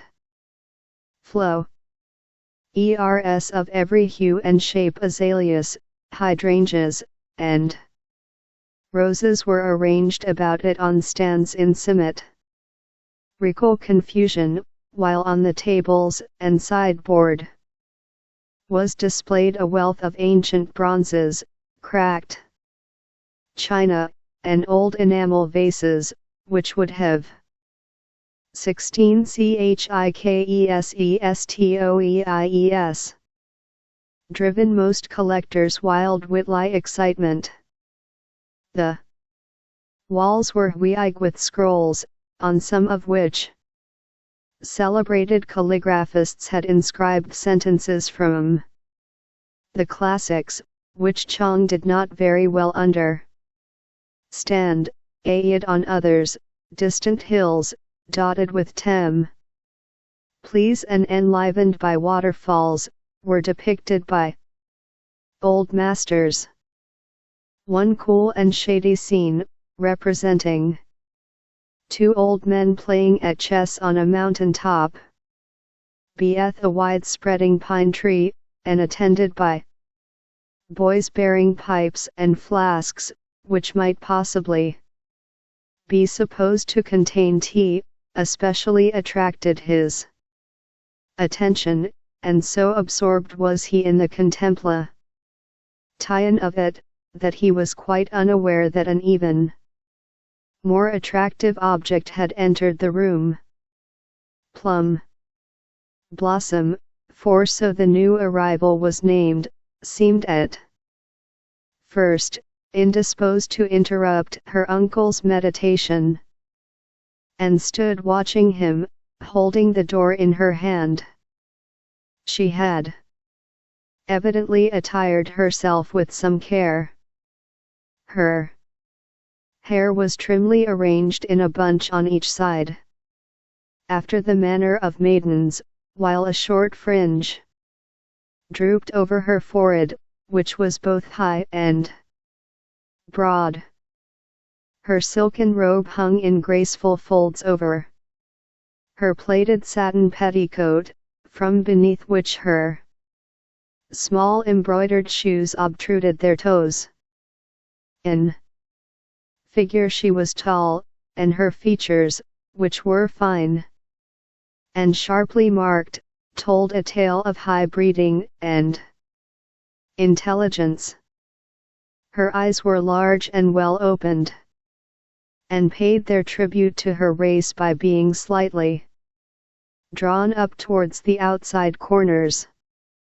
Her calm complexion needed neither powder nor rouge to add to its beauty, and the expression of her countenance generally was bright and mobile.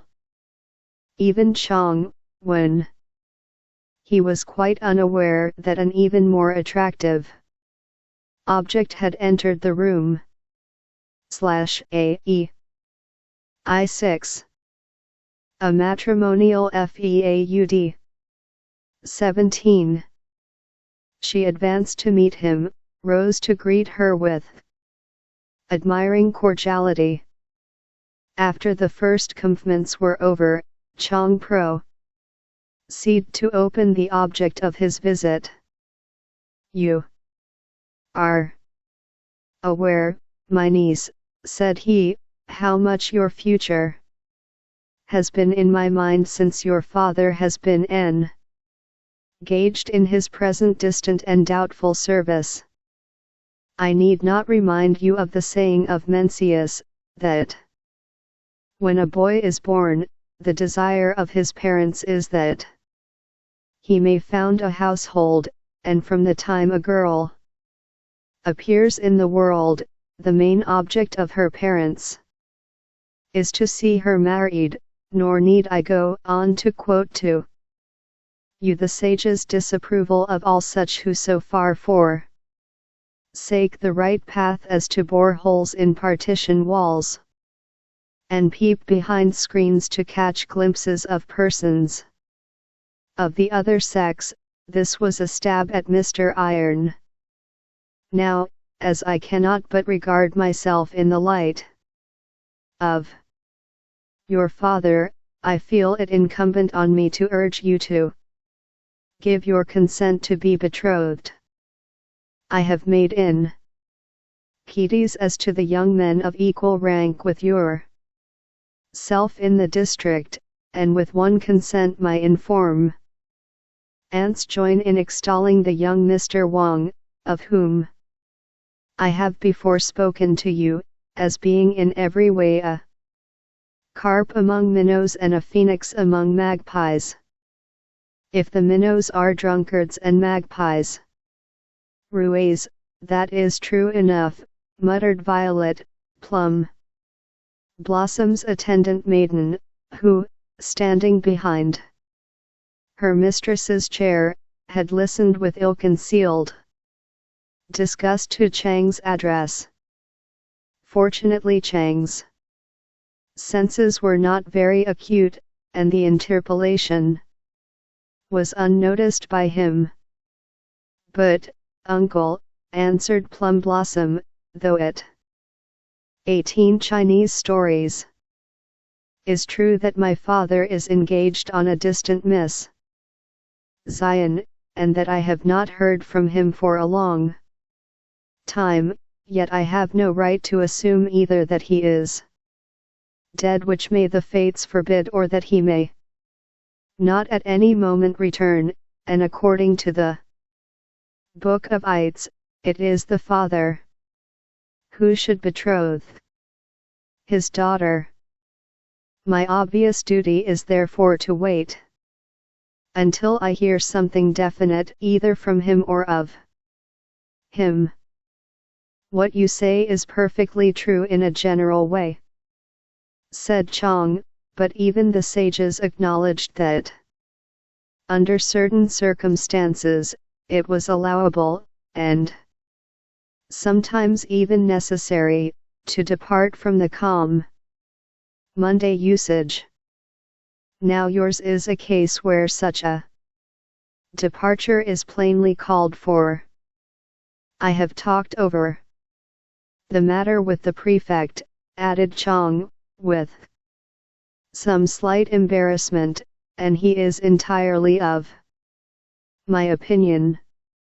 That certainly adds weight to your arguments, answered Plum Blossom, demurely, for though I have no personal knowledge of the prefect, I have repeatedly heard of his fame as a man of wisdom and uprightness. So I will go as far as to say, uncle, that if you choose to act in all respects a father's part in this matter, I will give my consent. But tell me, have you spoken on the subject to the young gentleman himself? I hope you have not been paying me compliments behind my back. I have spoken to him several times about the match, replied Chang, but I should no more think of attempting to compliment you, as you say, than I should try to whiten a cloth washed in the waters of amatrimokil fraud. 19. The Han or king and bleached in the sun. And let me tell you, your good sense was never more apparent than at this moment. I felt convinced that a girl of your perception and wisdom would fall into the proposal which I, wholly and entirely in your interest, have so repeatedly made you. And now, you know there will be a number of arrangements to be made, said Chang, determined to strike while the iron was hot, and first of all, you must send to your future husband the 8 characters representing the year, month, day, and hour of your birth, that they may be submitted to the fortune teller. But already, uncle, said Plum Blossom, you are breaking your agreement, and remember, if you break yours I may break mine. You undertook to act the part of a father to me, and it is therefore for you to send the PDs, 8 characters. You may be quite sure that I shall not retreat from my engagement, replied Chang, but that there may not be any mistake, I should like you to write me a draft of the characters, that I may send them to be copied in gold, and that, he added aside, I Vinsich hold your own handwriting as evidence against you, if by any chance you should turn fickle and change your mind. Certainly, and calling for paper and pencil, Plum Blossom wrote down 8 cyclical characters and presented them to her uncle. Oh, lady, what have you done? Exclaimed Violet, wringing her hands as the door closed on Chang. If you only knew as much about that young Wang as I do, you would die sooner than 20 Chinese stories. Marry him. He is a brawler, a drunkard, an opium smoker, a hush, said her mistress, perhaps I know more than you think I do. And now listen to what I say. Don't feel or express surprise at anything I say or do in this matter, and as to the outside world, keep your eyes and ears open, and your mouth shut. The look of despair which had taken possession of Violet's quaint-looking features gradually gave way, under the influence of these words, to one of surprised bewilderment. Her narrow slits of eyes opened their widest as she gazed with a searching look on the features of her mistress. By degrees she appeared to gather comfort from her inspection, and she promised implicit obedience to the instructions given her. In the house of Chang there was wild rejoicing over the event. Only Mrs. Chang seemed to have any misgiving. "I cannot make the girl out," she said. It was but the other day that she vowed and declared she would not listen to the match, and now, with scarcely a show of resistance, she gives way. I hope she won't change her mind again as suddenly. "There is no danger of her doing that," replied her husband, "for I persuaded her to write out her natal characters with her own hand, and here is the paper." And so saying, he drew from his sleeve the paper given him by Plum Blossom. "But," he added, "she insists that as I am acting in the place of her father in this matter, I must have the characters cut out in gold leaf, and the cards prepared to send to the bride groom. I should be quite willing to do this, but, as AMATEIMONIALFEAUD 21. A matter of fact, I have not got the money by me to pay for them." "Oh, Wang will find the money readily enough. Go round to him at once and ask for it, and a little more in addition, and when the cards are ready, our eldest son shall act as emissary to take them to the bridegroom." It was a clever thought to get her to put pen to paper. Mrs. Chung was right. Wang produced the money almost with eagerness, and signalised the subsequent appearance of young Chang with the card by a sumptuous feast. In due course, also, the bride groom, having prepared numerous and costly wedding gifts, sent word to Chang that on a given day he would humbly venture to send his paltry airing to the young lady's princely mansion. On receipt of this gratifying intimation, Chang went in high spirits to warn his niece of the intended ceremony. "My dear uncle," said the young lady, "in the absence of my father, and in this empty and dismantled house, I could not possibly receive the presents. It would be neither proper to do so, nor would it be respectful to young Mr. Wang. As you were kind enough to send the wedding card for me, the return presents should, as a matter of course, be carried to your house, and besides, I cannot help feeling that as you have undertaken so much expense on my behalf, it is only fair that the presents, whatever they may be worth, should belong to you. Your wisdom and discretion really astonish me," said Chang, who could scarcely conceal his delight at d. 22 Chinese stories. The prospect of turning the presents into gold, but while assenting, on the ground of propriety, to the arrangement you propose, I think the card of thanks had better be in your handwriting." "Certainly," said Plum Blossom, "but it must of course run in your name, as it would have done in my father's name had he been here."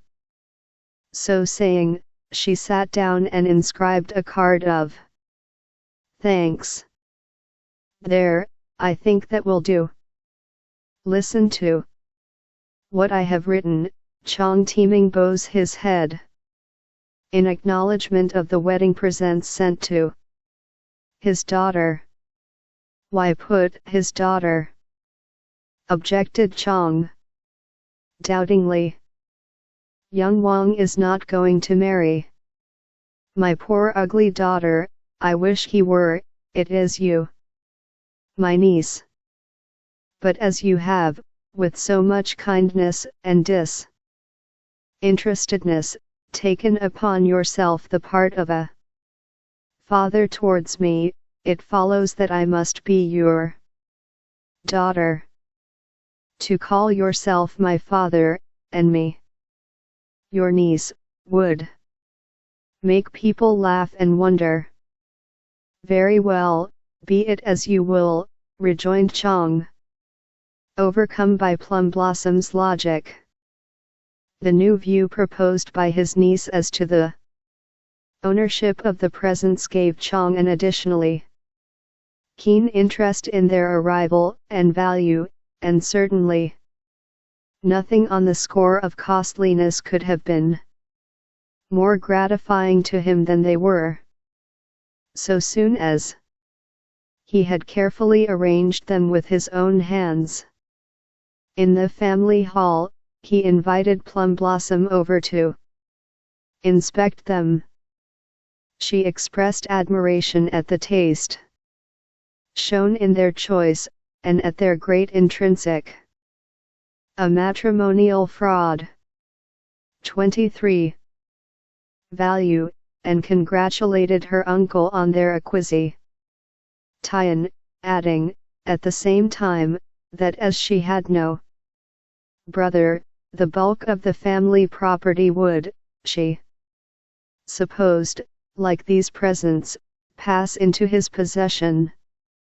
But whatever happens, said Chang, with a wave of his hand as though all such sordid ideas were abhorrent to him, remember I shall always consider you as a daughter, and hope that you will in the same way look upon me in the light of a father. If Chang had observed closely his niece's face as he spoke, he would have seen an expression of suppressed amusement, which might either have suggested to him the possibility that she had doubts on the subject of his disinterestedness, or given him reason to suspect that some scheme lurked beneath her seemingly extremely yielding demeanor. But his mind was just then so full of the prospect of freedom from debt, and of large perquisites, that such a trivial matter as his niece's face was obviously beneath his notice.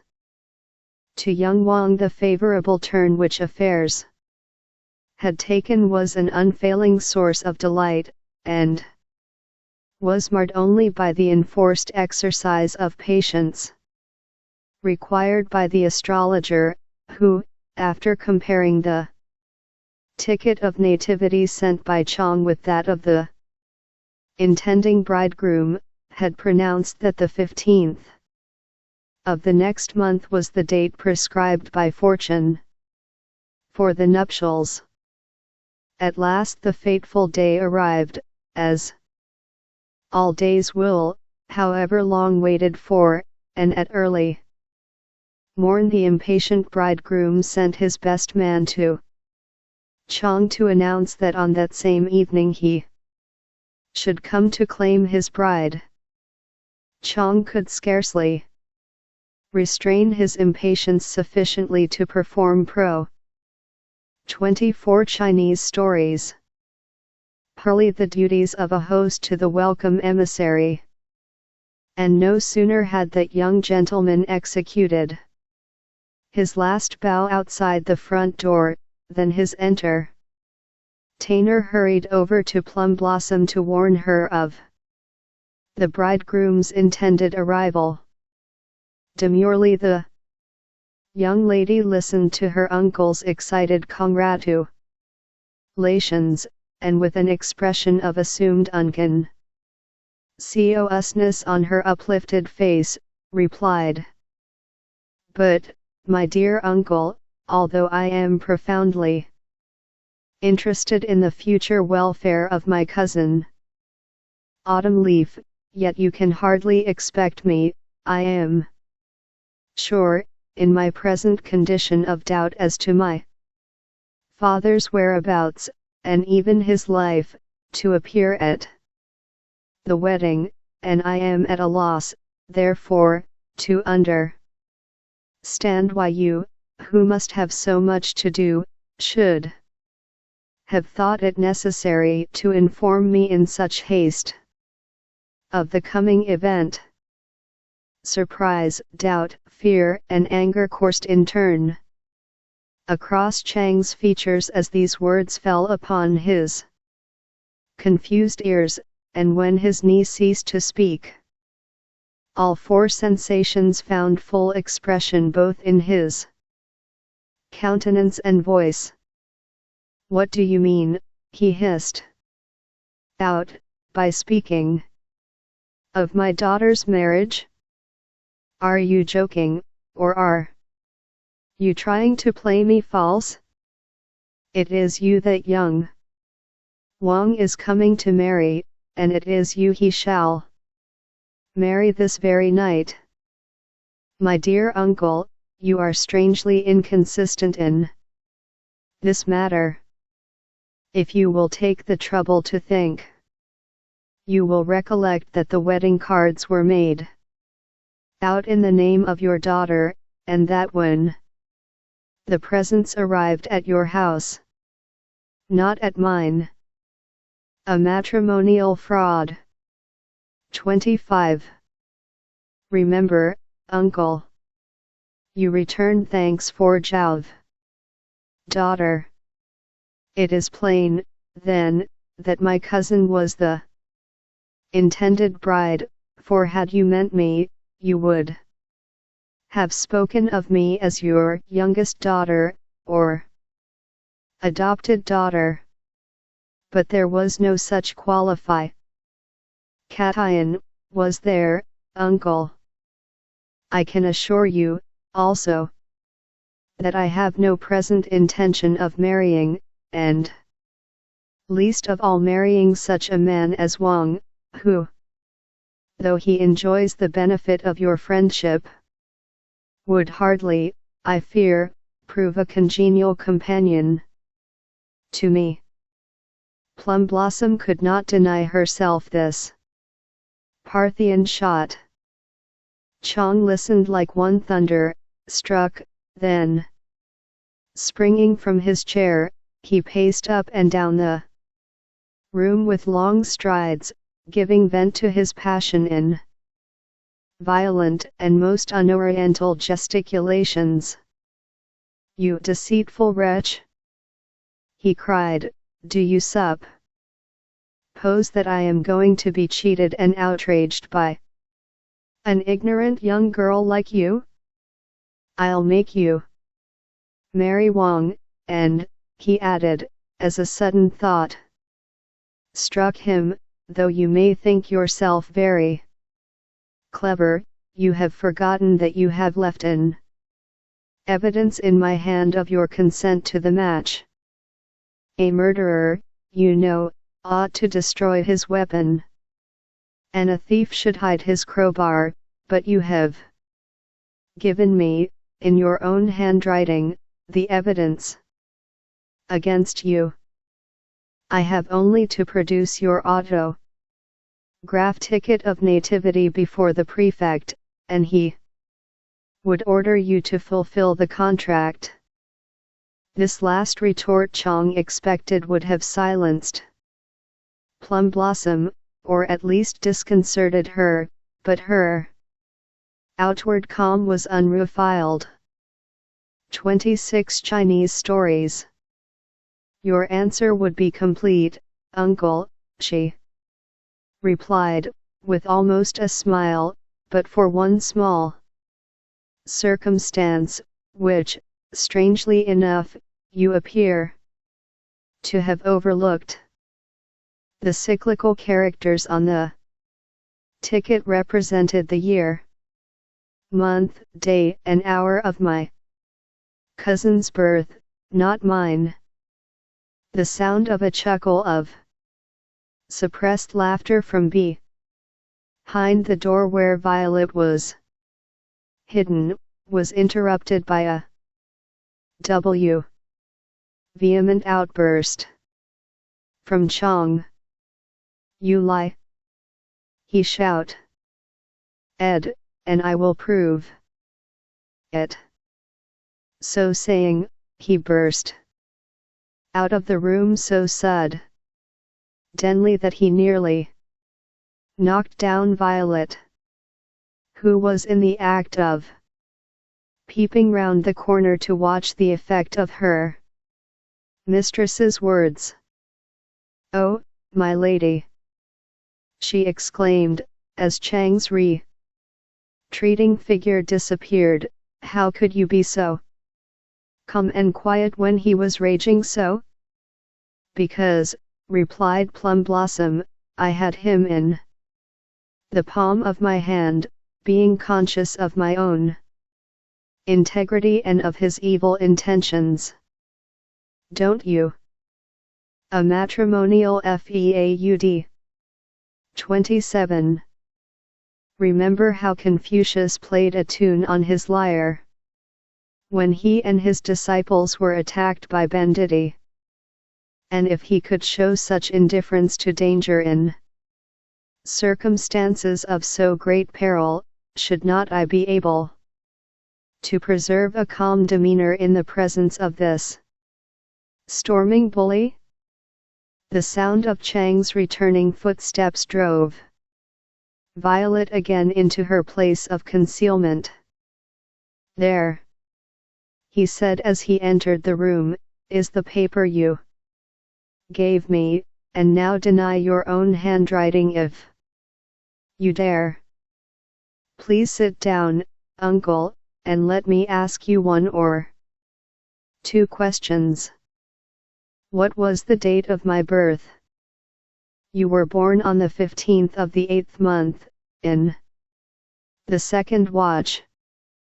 I and your father were, as it happened, drinking to the full moon when the news was brought us. And / when did your daughter, Autumn Leaf, first see the light?" "On the 6th of the 6th month, as I well remember. For the weather was so intensely hot that her mother's life was in danger. And now, uncle, will you read the date represented by the cyclical characters on the paper which you hold in your hand?" "Oh, I don't know anything about cyclical actors," replied Chong. "Such knowledge," he added, in a vain attempt to conceal his ignorance, "is only fit for astrologers and women." "Is it possible," said Plum Blossom, in a tone of revengeful mockery, "that, with your wide circle of knowledge, you don't understand these simple 28 Chinese stories? Actors. Well then, let me, ignorant young girl as I am, explain them to you. These first characters, K stand for the month which is vulgarly known as the Serpent month, which, as perhaps you know, is the 6th month." "Yes, I know that." "Well, these next characters, K, Yin, represent the 6th day of the month, and this is, therefore, the date of my cousin's birth, and not of mine, the year of our births being the same." "You have attempted to ruin me," he said, "by an abominable fraud, but I will be even with Joe. I will impeach you before the prefect, and then see whether you will be able to escape from the clutches of the law as easily as you think you have from mine. You had better not be in too great a hurry, uncle. From things I have lately heard, the prefect has not been altogether acting with you in this matter, and if I were to charge you with attempting to decoy me into a marriage in the absence of my father and against my consent, it might go hardly with you. What does it matter? Groaned the wretched man, as he threw himself back in his chair. I am ruined, whatever happens. So what can I do better than either throw myself into the well or take a dose of gold leaf, and so end my miseries? I have a better plan than either of those you suggest, said Plum Blossom, and if you will listen to my advice, I think I can get you out of your difficulty. You would like to have your daughter married, I suppose? A matrimonial feud. 29. Does not a weary man long to throw his burden off his back? Very well, then, why should you not throw this burden into the lap of young Wang? He has throughout the business negotiated for your daughter, then let him take your daughter. But he will discover the fraud not until it is too late. He won't see her face until she is his wife, and then he will be ashamed to confess that he has been hoodwinked. Well, said Chang, after a few minutes' reflection, as it is the only way out of the difficulty, I will risk it.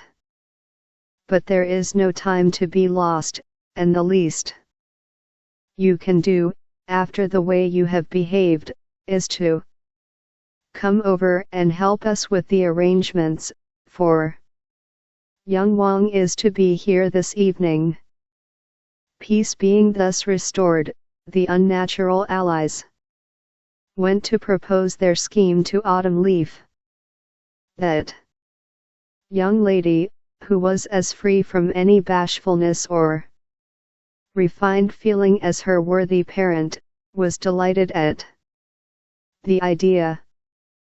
Being very plain in appearance and ungainly in figure, she had entertained but faint hopes of matrimony, and the prospect, therefore, of gaining a husband so rich as young Wang was charming beyond measure to her. She at once consented to play the part required, and, without a moment's loss of time, prepared to bedeck herself for the occasion. Anticipating the marriage, Chung had arranged every thing in readiness except the bride. The decorations and scarlet hangings were all at hand, and a very few hours' work sufficed to adorn the family hall and altar with the splendors usual on such occasions. But 30 Chinese stories. The bride was not so easily beautified. However, after all the resources of Plum Blossom's wardrobe, as well as her own, had been exhausted in choosing dresses and petticoats which became her best, she was pronounced presentable. Much the confederates trusted to the long red veil which was to cover her face and person until her arrival at her new home. And minute were the directions which Plum Blossom gave her for concealing her features until the next Mourning. Assume a modesty, even if you don't feel bashful. Shrink within the curtains when your husband ap.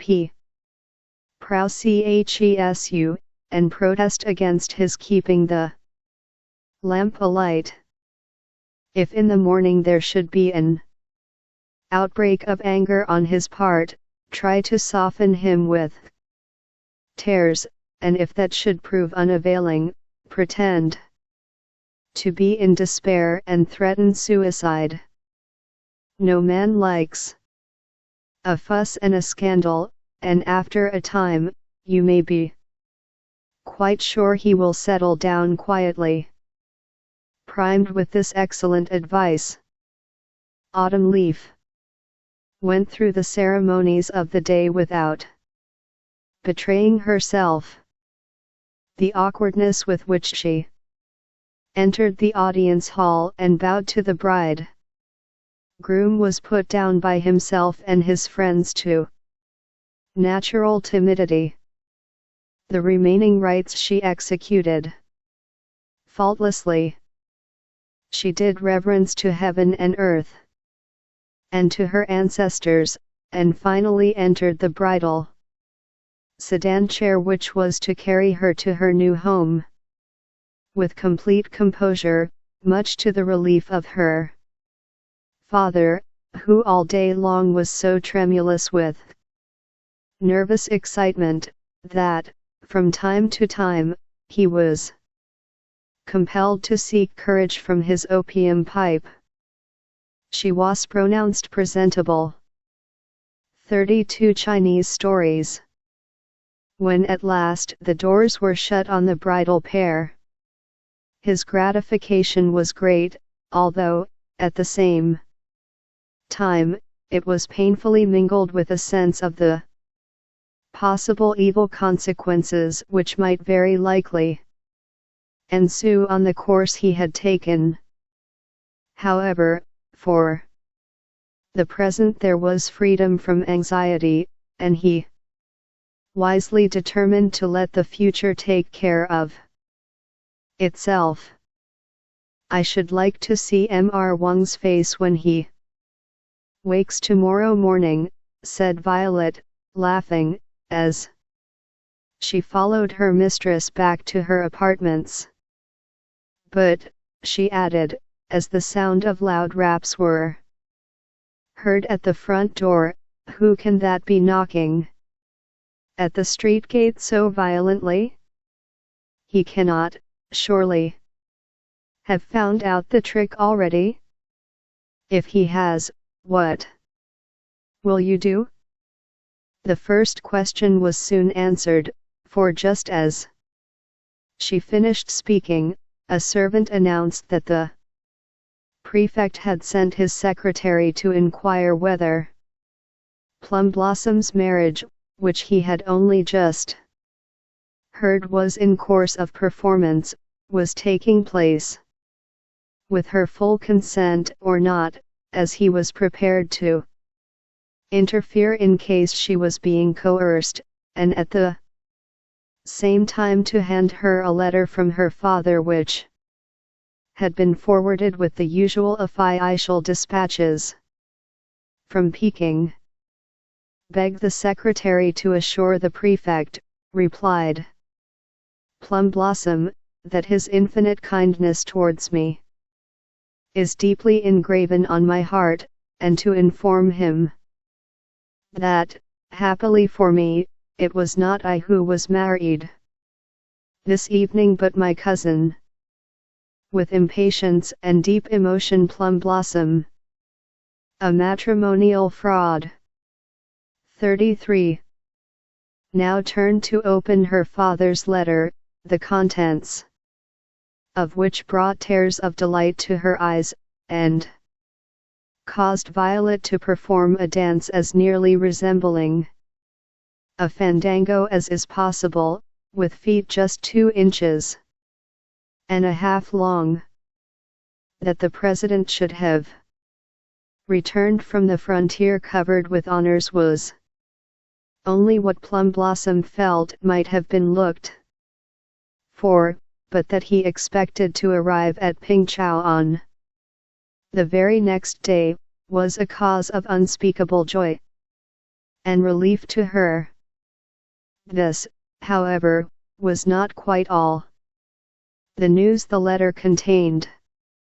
"I am bringing with me," wrote her father, "a young Mr. Tai, to whose foresight and courage I mainly attribute the successful issue of my mission."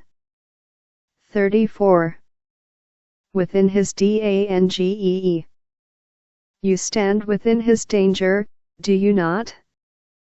Merchant of Venice. It was a common saying among the ancients that he who had visited Hangzhou had been to the city of heaven. The modern Chinaman, breathing the same enthusiastic admiration for the most beautiful city in Eastern Asia, says, "See Hangzhou and die," and unless we are to suppose that every traveler who has visited the town has been a victim to hallucinations, there are few spots on the surface of the earth which surpass in bright beauty the city and neighborhood of Hangzhou. Earth, sky, and water there combine to form one of the most lovely pieces of landscape gardening on a gigantic scale that it is possible to imagine, while the colored roofs of the yamen and pagodas, the countless bridges and splendid temples of the city, present objects of man's art, which are not unworthy of their natural environments. Even the wondrous beauty of the lake which washes the western wall of the city, is held to be heightened by the temples, palaces, and pavilions which adorn the islands scattered over its surface, while all within his danger. 35. Around it are erected beautiful palaces and mansions, of the richest and most exquisite structure. On summer evenings it is the habit of these noble citizens to take their pleasure on the lake in barges, which reflect in their bright decorations and luxurious fittings the meretricious beauty of their surroundings. In such a galley, one glorious evening in early autumn, the magistrate of Hangzhou was taking his ease at the close of a hard day's work, and by contact with the fresh breezes of heaven, was seeking to rid himself of the taint of chicanery, bribery, and intrigue, which infected every nook and corner of his yamen. His compagno 7th voyage was a Mr. Tso, an old resident at Hangzhou, and one in whose judgment the magistrate placed much confidence. Being rich and independent, he could afford to hold his own opinions, even when they clashed with those of his present host, and accustomed as the magistrate was to the society of toadies, it was refreshing to find a man who did not hesitate to contradict him to his face. The evening was one rather for still enjoyment than for much talking, and for some minutes not a word had been spoken between the friends, when, on rounding a point in the lake, the boat sailed into view of the house and grounds, famed in local history as being the most beautiful among the beautiful, and as having descended in the TS6NG family from father to son through countless generations. "Well," said the magistrate, after gazing long and admiringly at the landscape, "if I were not the magistrate of Hangzhou, I would be Mr. TS6NG. What an enviable lot his is, young, rich, talented, the 36 CHIKESESTOEIES. Husband of a charming wife, if report speaks truly. And the owner of such a lovely house and gardens as those yonder. That willow clump is just the spot where Sutungpo would have loved to have written sonnets, and that mass of waving color is enough to make Chow Fuhing rise from his grave and seize his paintbrush again. I don't deny, replied Mr. Tso, that T's Tog's lot has fallen to him in pleasant places. But though I should much like to exchange possessions with him, nothing would induce me to exchange personalities. He never seems really happy. His is one of those timid and fearful natures which are always either in the depths of misery or in the highest of spirits. He is so sensitive that the least thing disturbs him, and he is so dependent on outside influences, that a smile or a frown from fortune either makes or mars him. And then, between ourselves, I have my doubts as to his scholarship. It is true that he passed his B.A. examination with honors, but it did so happen that his uncle was the chief examiner on the occasion, and though I don't charge either uncle or nephew with anything underhand, yet my son tells me that others are not so charitable. You are all, I think, hard on our friend, said the magistrate. I don't know much of him, but I have always heard him spoken of as a man of learning and ability. However, I have written to invite him to my picnic on the lake tomorrow, and we will then try him at verse making, and see what he is really made of. That the magistrate's admiration for the TS 6NG within his DANGEE 37 gardens was fully justified. Every admirer of brilliant coloring would readily admit. Indeed, no fairer prospect could be imagined, and as the autumn sun sent its slanting rays through the waving branches of the willows and oaks, and added luster to the blood-red leaves of the maples, it was difficult to suppose that anything but peace and content could reign in so lovely a spot. But Tso was not far wrong in his estimate of T.S. Ang's character, and in addition to the bar to hap piness presented by its infirmities, there was one dire misfortune which took much of the brightness out of his life. Though he had been married 6 years, he had but one child, and that a daughter.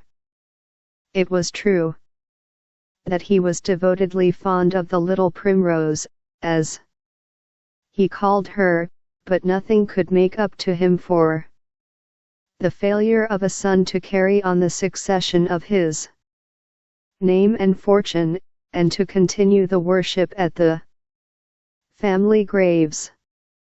At the very moment that the magistrate and his friend were passing down the lake, T.S.N.G. and his wife, Golden Lilies, were sitting in a pavilion, which stood in the midst of the flower garden, surrounded by a profusion of blue hydrangeas, china asters, pome donates, citrons, jasmines, peonias, honeysuckles, and other flowers indigenous to the favored regions of central China, watching Primrose chasing a curly-coated puppy along the crooked paths as well as her poor little cramped feet would allow her, and trying to catch the leaves which were beginning to sprinkle the earth with specks of every hue,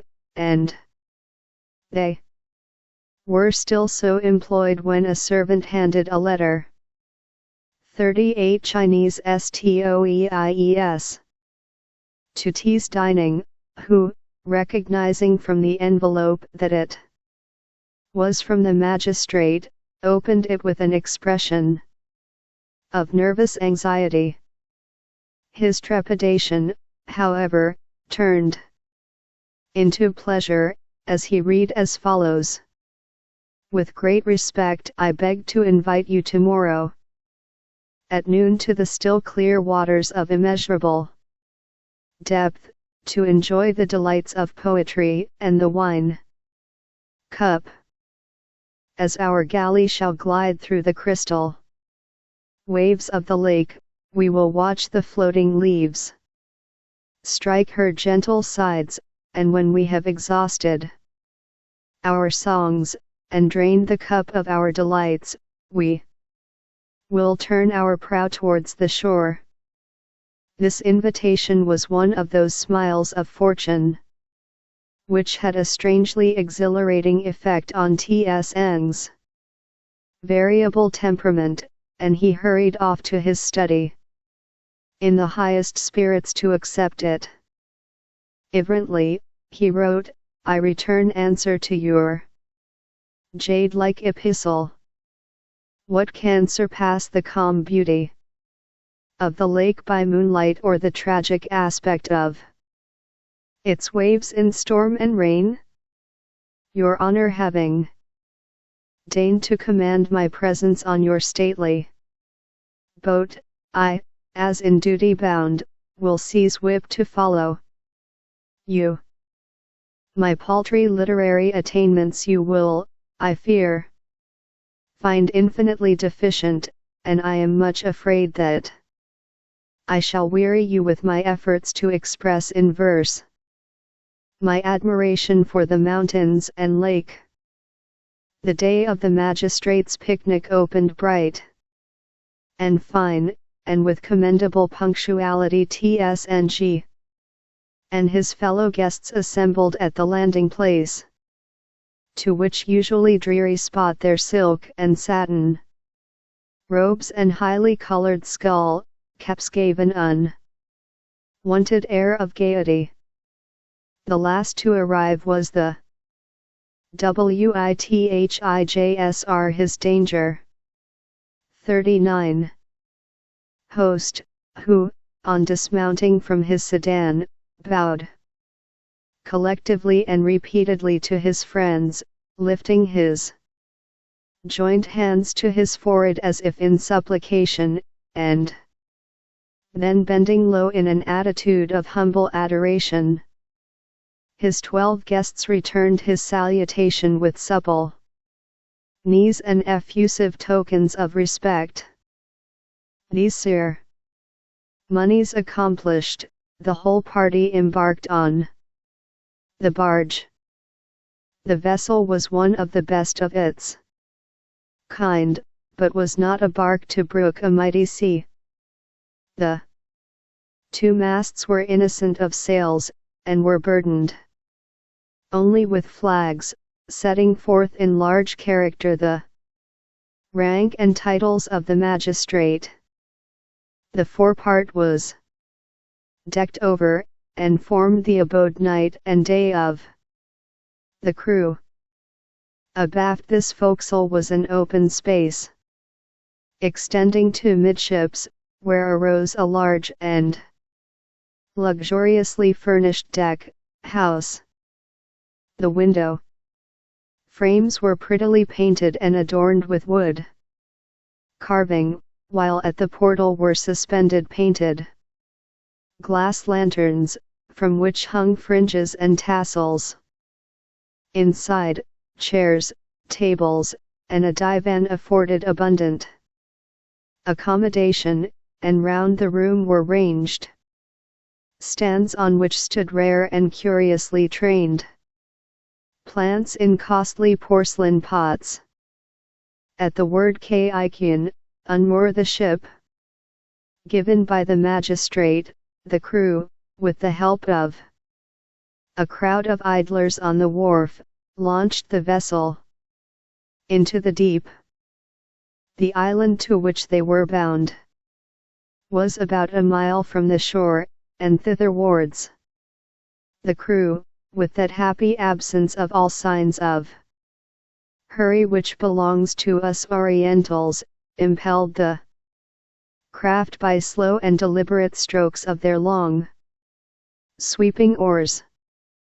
On landing, the magistrate led the 40 Chinese stories way to a Buddhist temple which stood on a platform of rocks overlooking the lake. No more appropriate spot could possibly have been chosen for the occasion.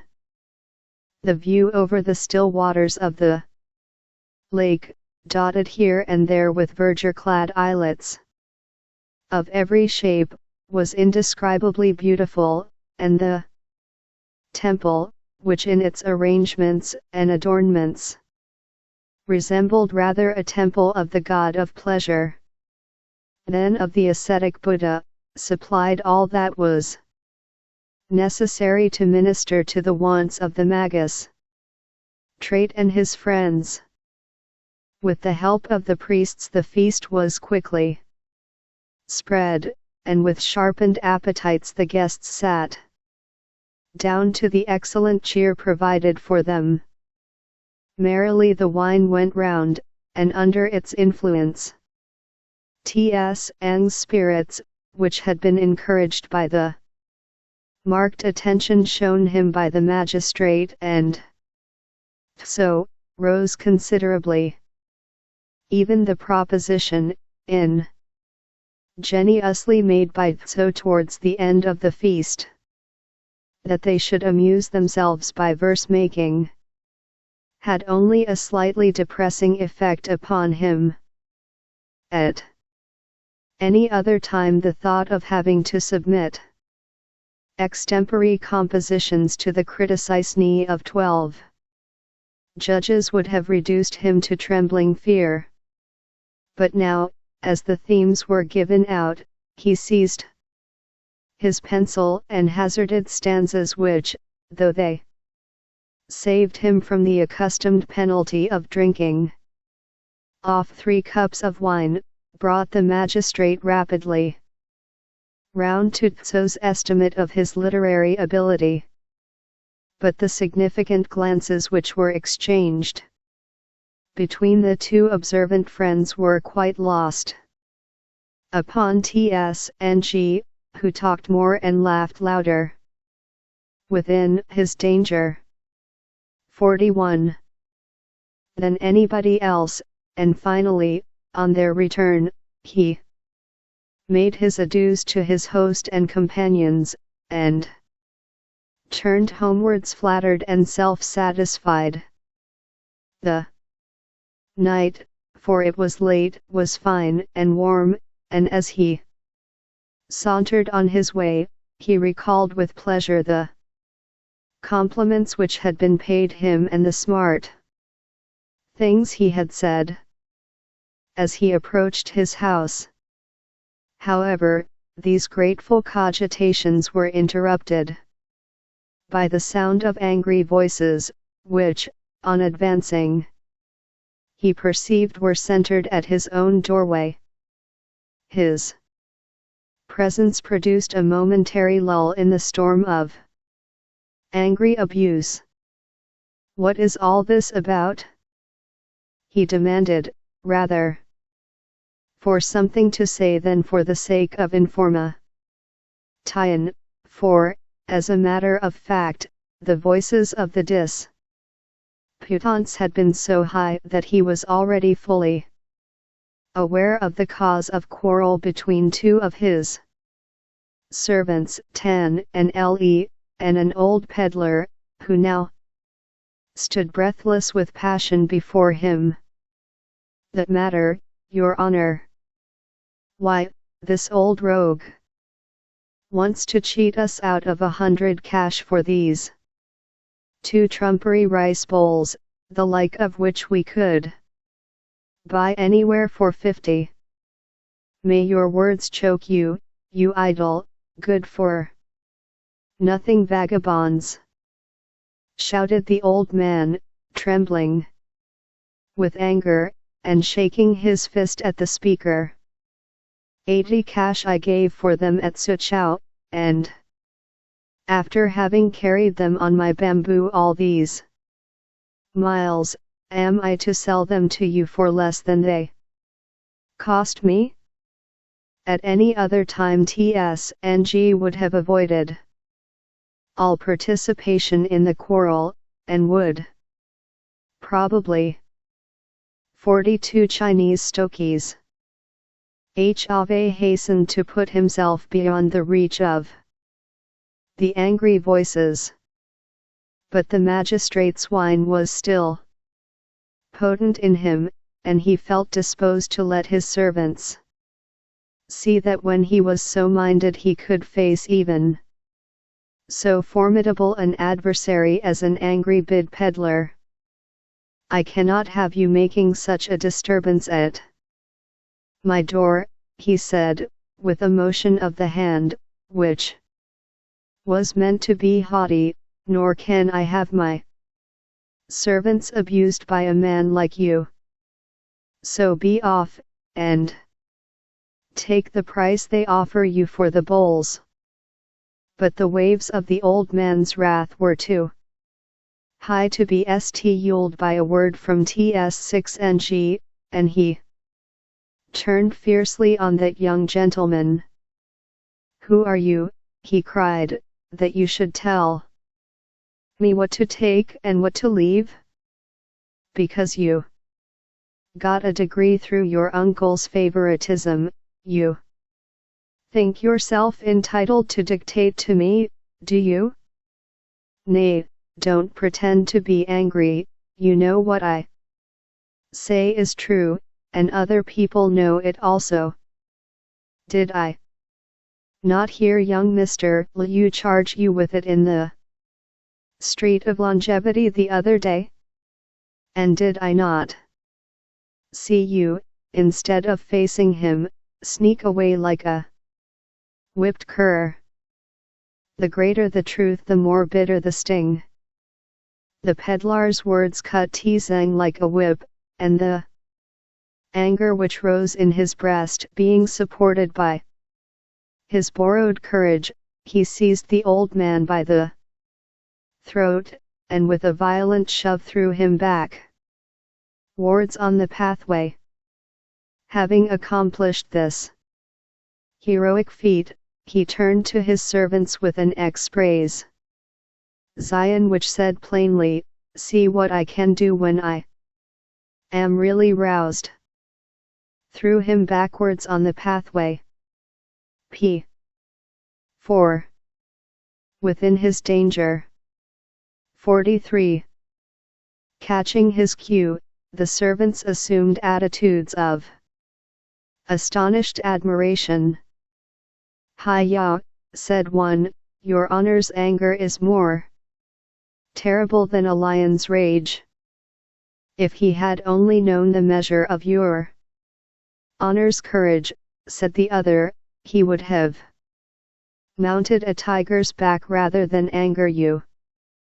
Pleased and triumphant, TSNG turned to take another look at his fallen victim, when, to his horror and alarm, he saw him lying silent, motionless, and death-like on the spot where he had fallen. Instantly his assumed air of braggadocio left him, the blood fled from his flushed cheeks, and in the twinkling of an eye there passed through his mind a vision of himself branded as a murderer, carried before the magistrate, imprisoned, tortured, and beheaded. The vision, momentary though it was enough to wreck his nervous temperament with fearful terrors, and, forgetful of his former attitude, he threw himself on the ground by the prostrate peddler, imploring him to rouse himself, and calling on his servants to help him raise the apparently lifeless man. But the servants were nearly as unnerved as their master, and it was with great difficulty that the 3 men carried their victim into the doorkeeper's room. Their golden lilies, who had been disturbed by the noise, found the 3 men helplessly gazing at the senseless form of the old man.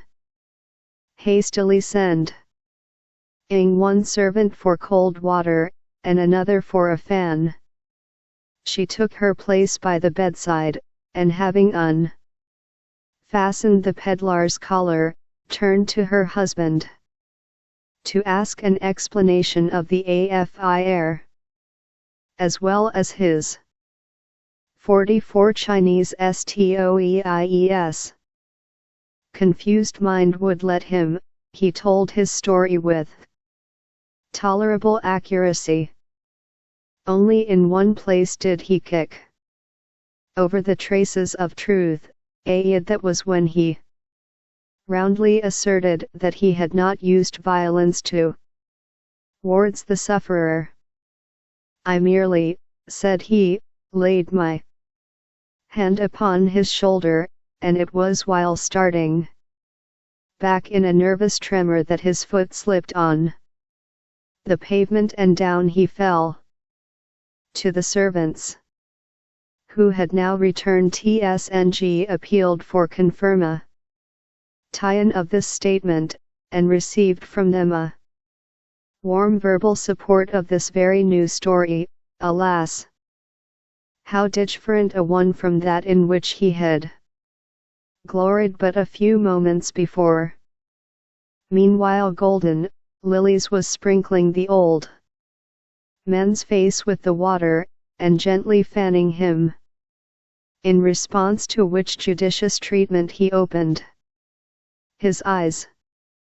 At first his gaze was strange and wild, but presently he recognized those about him, and to Tsng's infinite relief, asked where he was, and what had happened.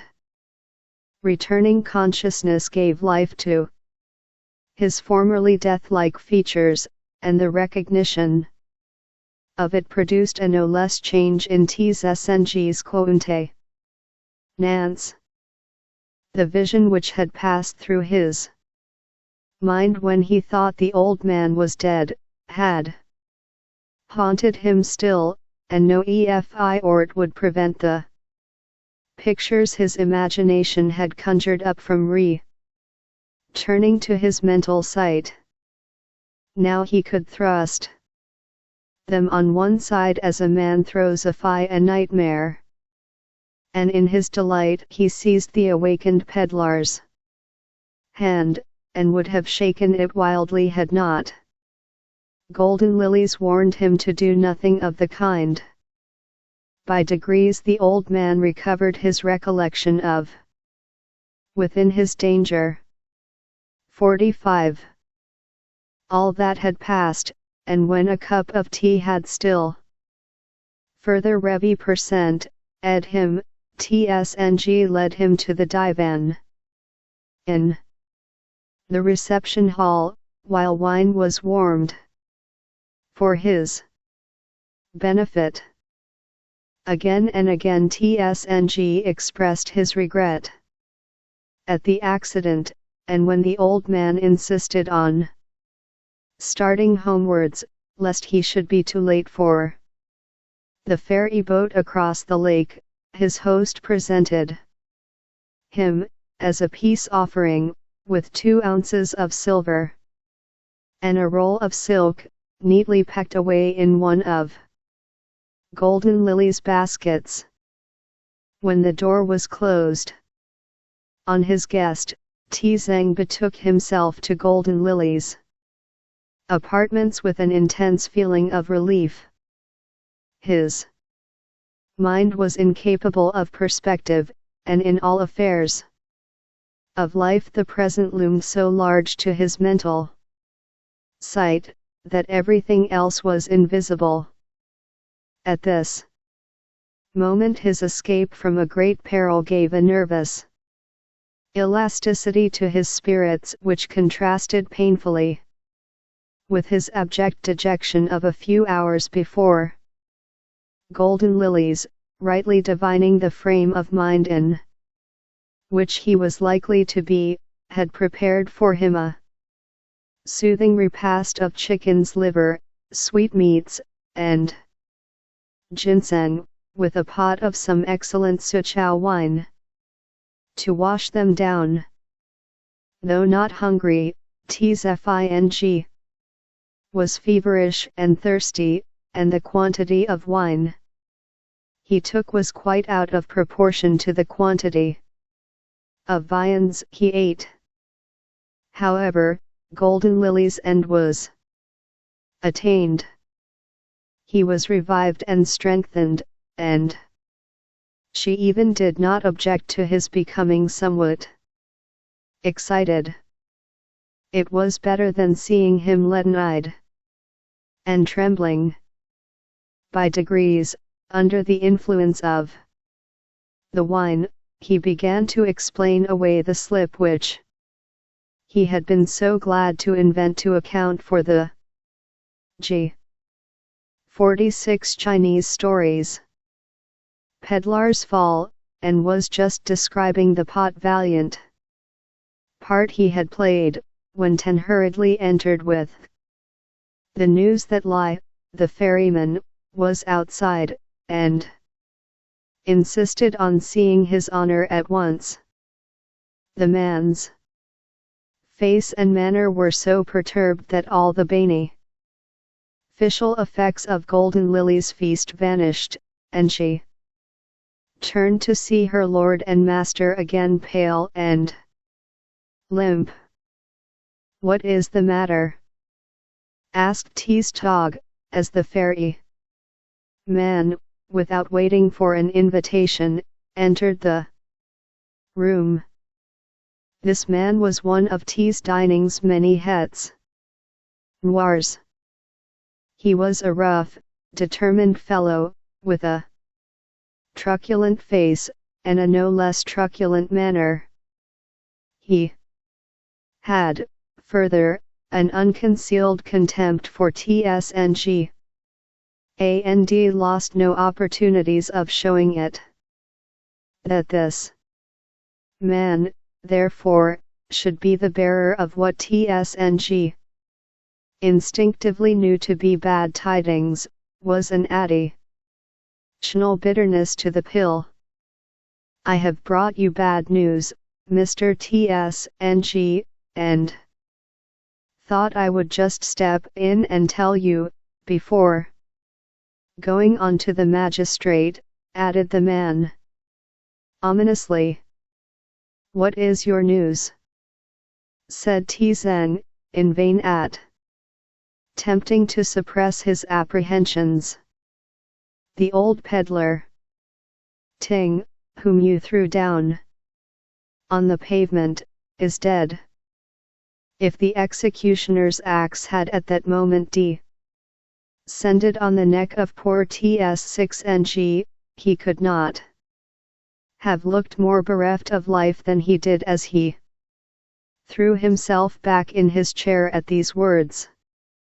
For some seconds his power of speech failed him, and at last he gasped out, "Within his danger." 47. "What do you mean? How did he die?" "Not that it matters to me," he added, with a violent effort to appear calm.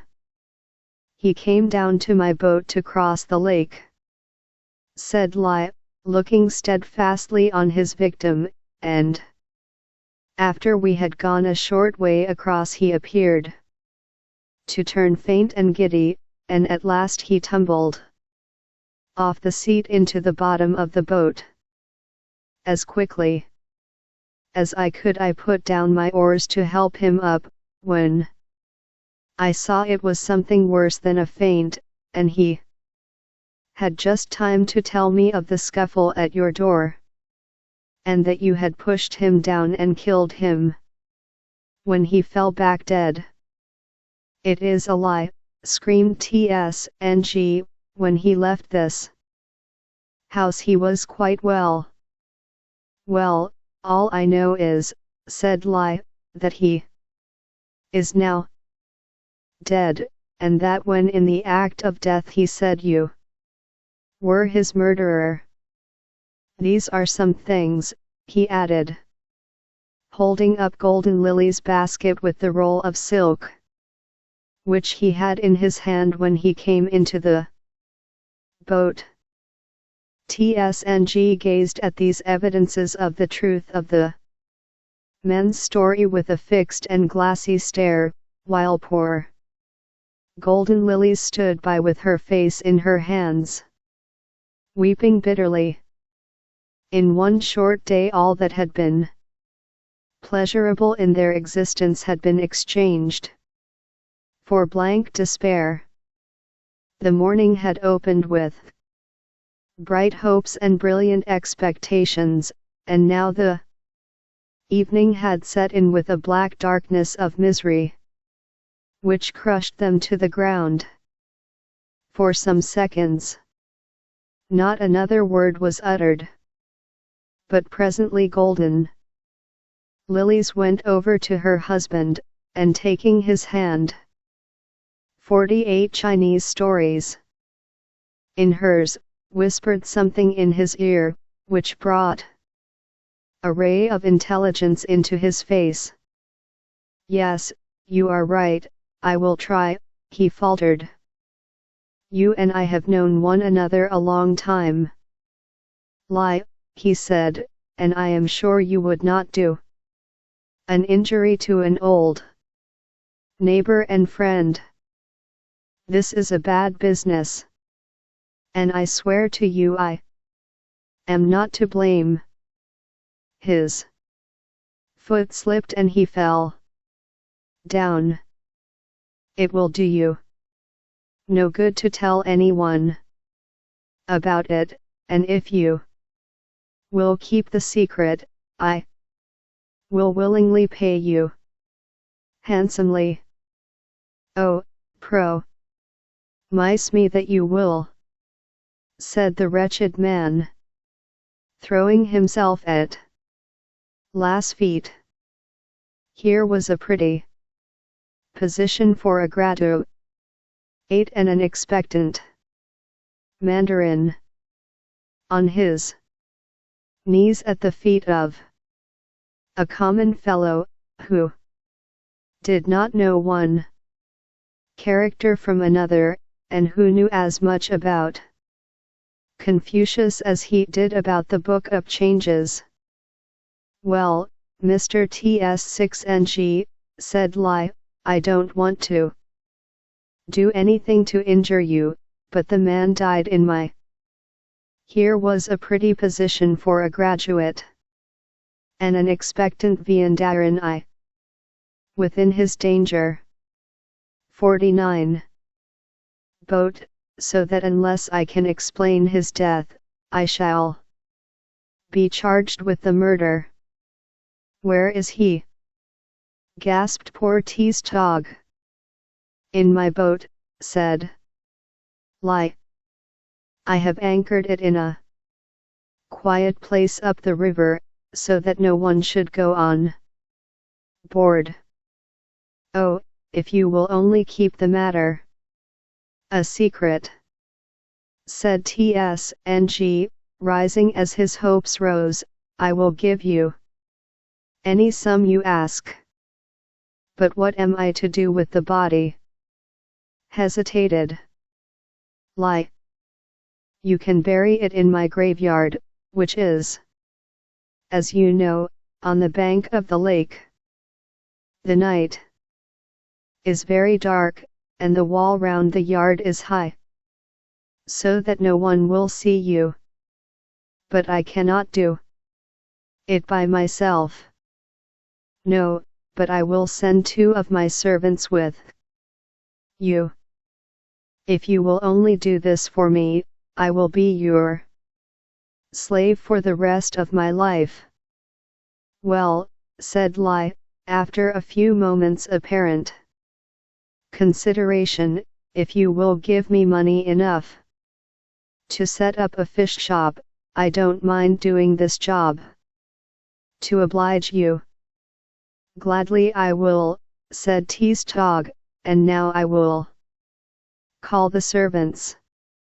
So having summoned Tan and Le, he repeated to them the story told by Lai.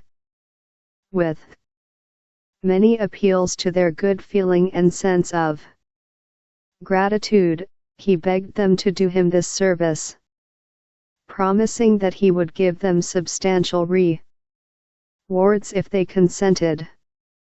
After some hesitation and discussion, the men came to terms, and went off with the ferryman, armed with spades. 50 Chinese stories. The 3 men stole out like conspirators into the street, and, following devious lanes and unfrequented ways, they reached the boat, snugly moored under the bank of the lake. Take care where you go, said Lai, as they stepped on board, and just sit where you are while I get to the oars. The men, who were beginning to feel nervous and frightened, needed no second bidding, and after half an hour's pull, Lai, who knew the lake as well by night as by day, ran the boat ashore at Tizeng's family graveyard. Now come here and help me with the old man, said he, as soon as he had secured the boat to the bank. Why, he is all wet, said Tan, as he helped to lift the body. I know, answered Lai, he fell into the water when he turned giddy, and I had to pull him out. You did not say anything about that up at the house, said Tan. Well, I tell you now, and that is enough, is it not? Answered Lai, sullenly. With considerable difficulty the 3 men groped their way into the graveyard bearing their ghastly burden, and at once set to work to dig a grave.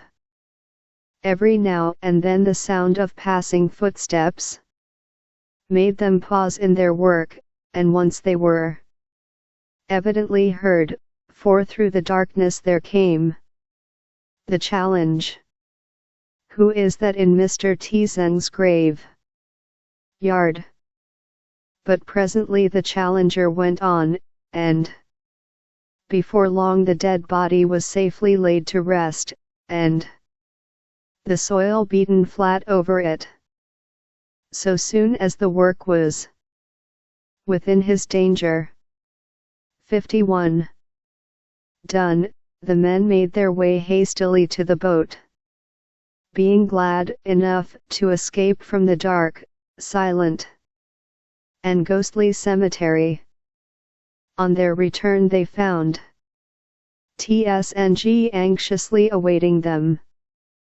Again and again he made them assure him that no one had seen them, and as often he made them swear that they would keep his secret faithfully. That night the 2 servants went to bed rich men, while Ts6Ng retired to Golden Lily's apartment to try to lose his consciousness of misery in sleep. But this was beyond his power. Occasionally he dozed, but only to dream that the peddler was standing in the street accusing him aloud of his murder, and then with a violent start and scream he awoke. Poor golden lilies fared very little better, and when morning dawned they both arose, weary and unrefreshed, to meet they knew not what, and to face their difficulties with the best courage they could muster.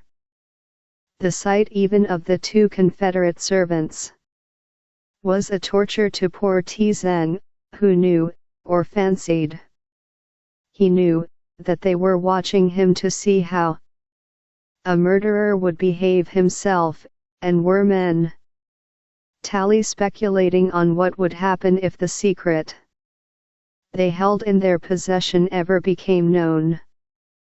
In the same way every incident which occurred bore reference in his imagination to the terrible event of the preceding evening. Even little Primrose's innocent questions of why he looked so pale, and why he would not come out with her into the garden as usual, were more than he could endure, and the child was promptly handed over to her nurse, who had orders to keep her quiet and at a distance. As to his being 52 Chinese stokies, able to eat any breakfast, that was quite out of the question, and if there had been any chance of his having an appetite for dinner, it was dissipated by a note he received from a neighbor, who wrote to say that in passing the Tsng cemetery on the preceding night he had heard the sound of pickaxes and shovels, and that to his question of who was there, he had failed to get a reply. The writer excused himself for not having gone into the grave yard, by pleading the lateness of the hour and the darkness of the night. But he humbly ventured to recommend that Tsng should look into the matter. With a look of indescribable misery, Tsng handed this letter to Golden Lilies, who throughout the morning, partly, possibly, because hers was not the head in danger, had shown a much bolder front to fortune than her lord and master had been able to do, but also, doubtless, because, though of the softer sex, she was made of sterner stuff. "Sit down and answer the letter at once," she said. And, while thanking him for his vigilance, curse him for it, muttered Tsng, "say that you will send at once to make inquiries." Tsng did as he was bid, and then relapsed into blank misery. Possibly he was under the delusion that remorse for having taken the life of a fellow creature was the mainspring of his mental agony. But had he analyzed his feelings carefully, he would have found that that feeling hardly entered at all into his cogitations. Blank fear it was that oppressed him, fear of being dragged off to prison as within his danger. 53. A murderer fear of having to face the magistrate who had so lately entertained him, fear of being tortured if he did not confess, and fear, if he did, of the executioner's fatal weapon. If he had been capable of diving into his inner feelings, he would have known that an assurance that his crime would never be discovered, had that been possible, would have lifted the whole weight from his overburdened soul. But now, while at one moment in his terror he almost wished that it might be brought to light at once, that he might escape from his torturing suspense at an other. He tried to buoy himself up with the hope that it would never be found out. One thing he had determined to do, and that was, as soon as he had settled with Lai, who was to call after dusk, he would go himself to the graveyard to make quite sure that the work was well done. Much though he hated and feared the ferryman, he now had a morbid longing for his arrival, and when that worthy appeared, he received him with open arms. Lai was as undemonstrative and self-possessed as Tizang was effusive and flurried, and a glance at that unfortunate young gentleman was enough to convince his visitor that he had the game in his hands. "Well, Mr. Tsang," he began, as he seated himself uninvited, "I have come according to arrangement to settle about last night's job." Yes, don't say anything more about that," said Ts6ng, shuddering. "I have here 200 taels of silver, which I hope you will accept from me. H. 5 for Chinese stories." "That is not enough," answered Lai. "Do you think I would have buried a murdered man?" "Oh, don't. Well, come, I will give you an other 50 taels, surely that will satisfy you," said Tsng, who, though anxious to quiet Lai, had an intense dislike to parting with his money. "Now, look here, Mr. Tsng, said Lai deliberately, and with a threatening countenance, "if Javlo don't give me down 300 taels, good weight, I shall go on at once to the magistrates to say no more. You shall have the 300. And now, I have something to ask of you. I want you to row me up to the graveyard and show me where it is." "Very well," replied Lai, "there will not be any one wanting to cross the lake tonight, so we can start now if you like." "Is it dark enough?" asked Tsng.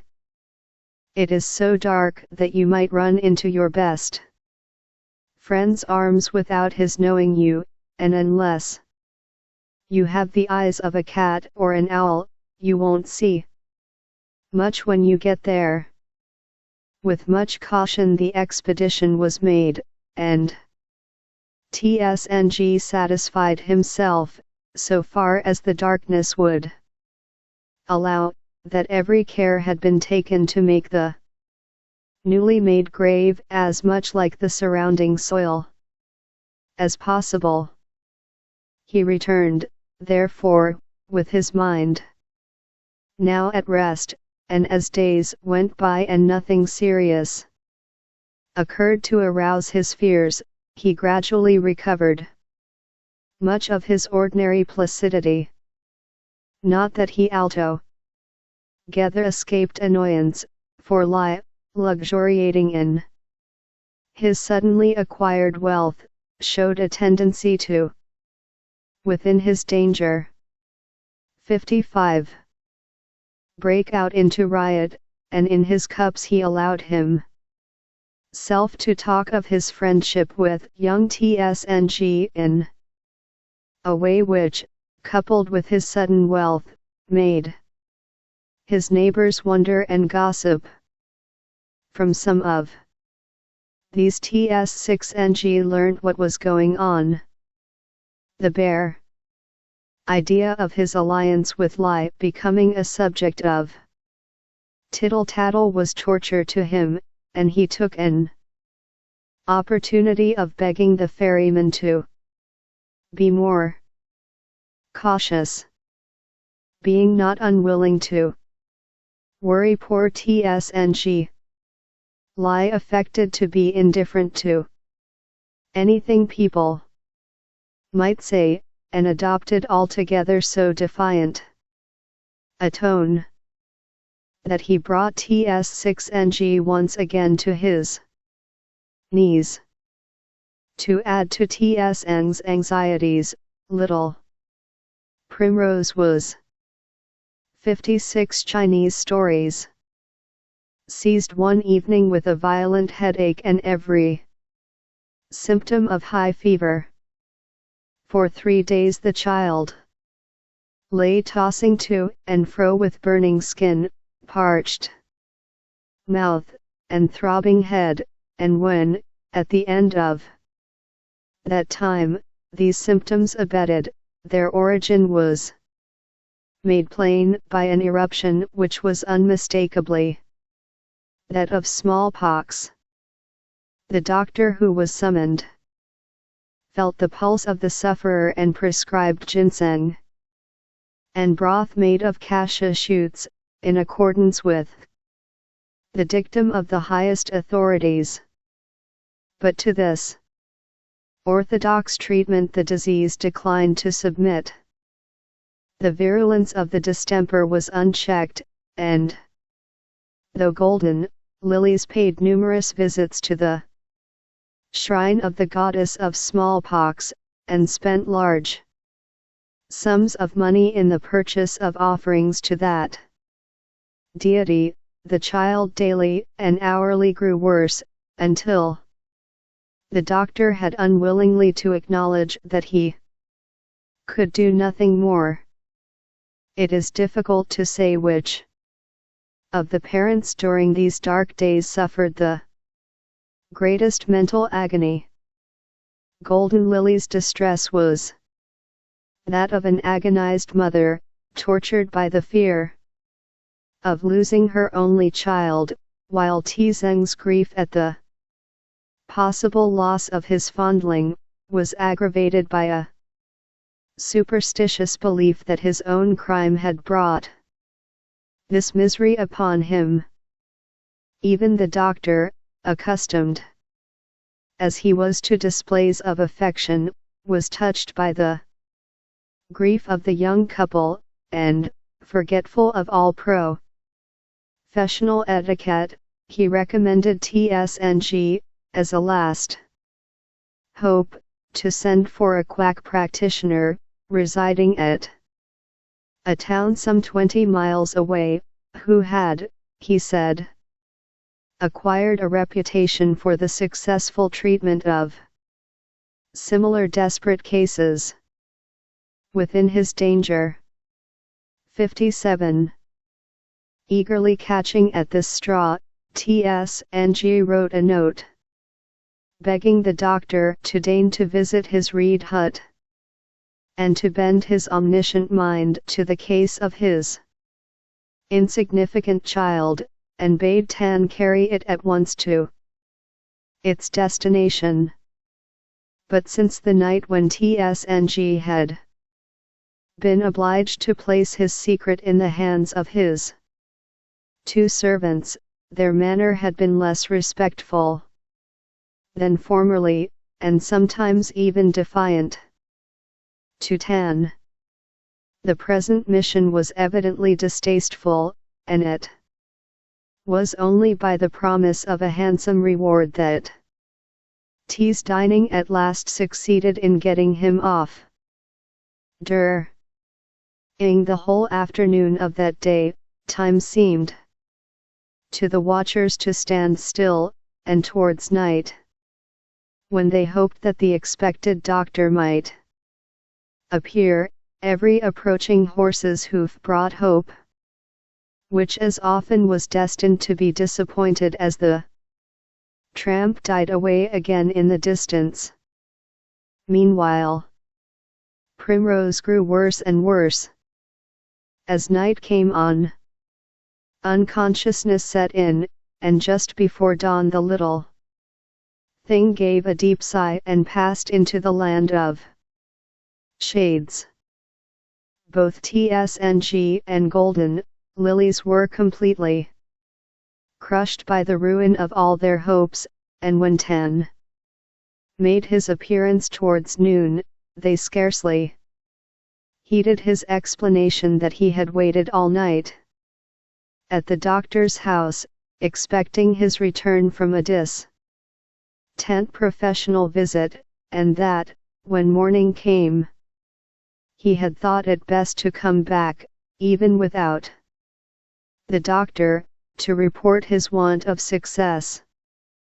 Much sympathy was felt with the sorrow-stricken parents at the loss of their only child, and many were the visits of condolence which T's Dining received during 58 Chinese stories the ensuing days.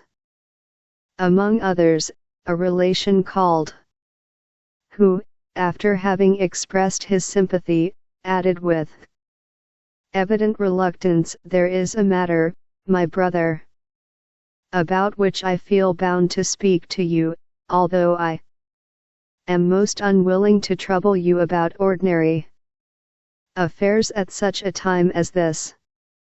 Please don't let my affliction interfere with any matter of business," said T's Dining.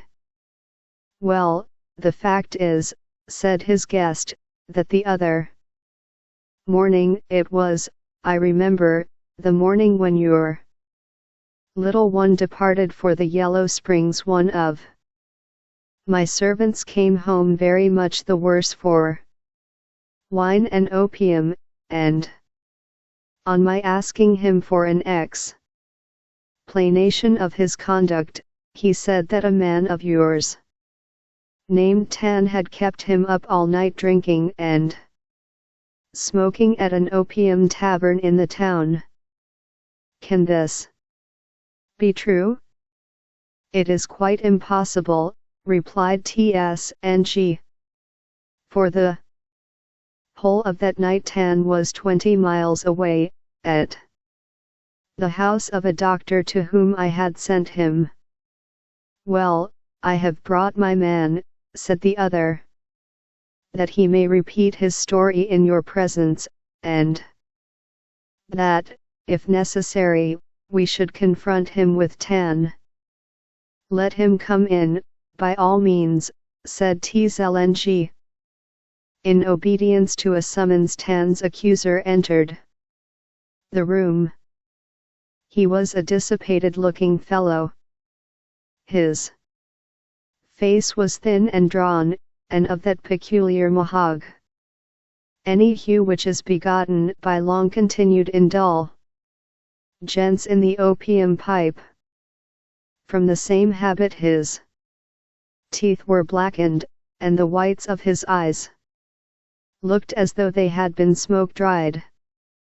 On entering he bowed his knee, and then proceeded to within his danger. 59. Give a circumstantial account of the night in question. At first TSNG had treated his accusations with contempt, but the remarkably coherent manner in which the man retailed his story suggested doubts to his mind, which tortured him with misgivings. Without waiting for the conclusion of the man's statement, therefore, he summoned Tan to face his accuser.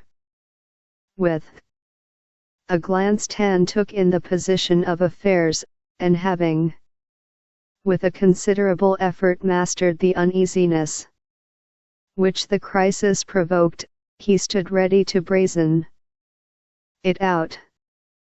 "This man tells me," said TZFING, "that instead of carrying my letter to the doctor the other evening, you passed the night drinking and smoking with him at a tavern in the town.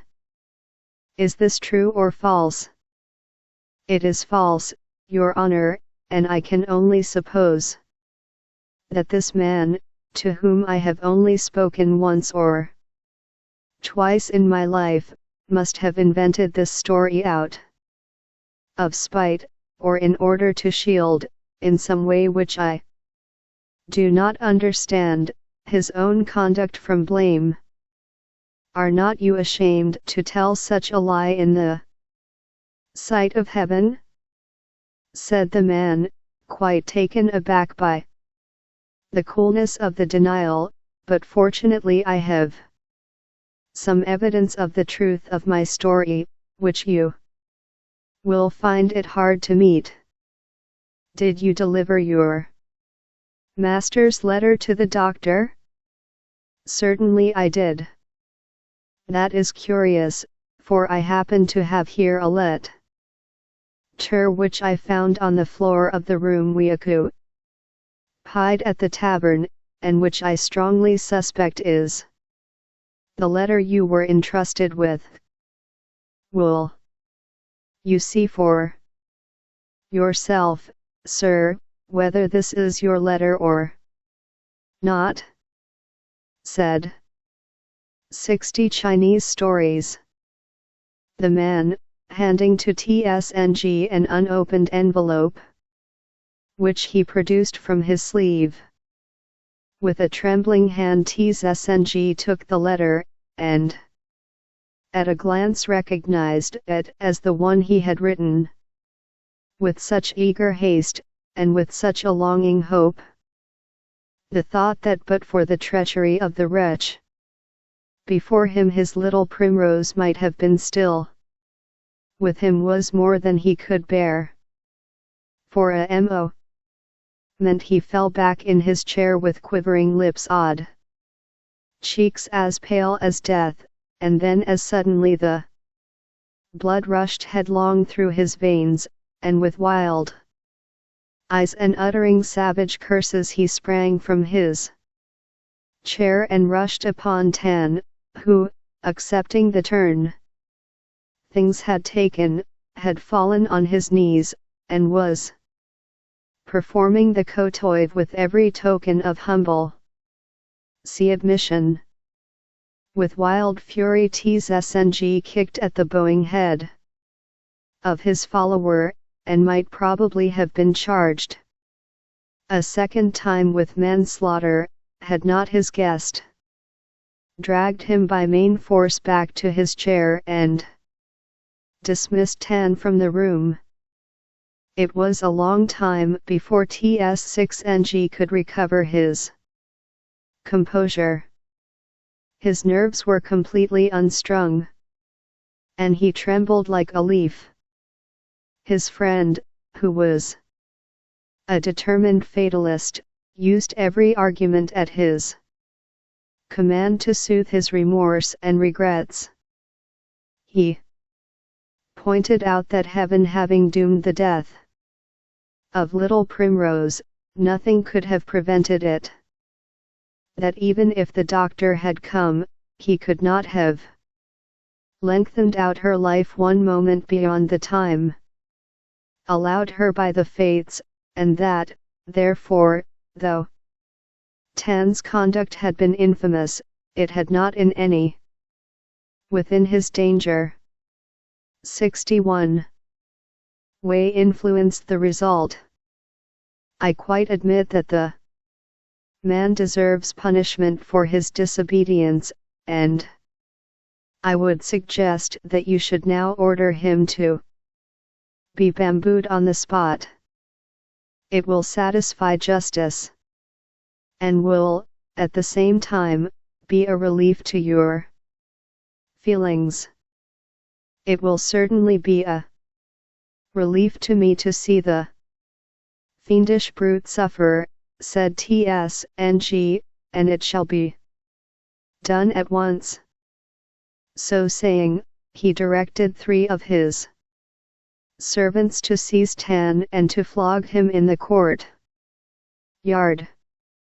The men, who were evidently not unused to the kind of business, dragged the offender in and stretched him face downwards on the stones of the yard.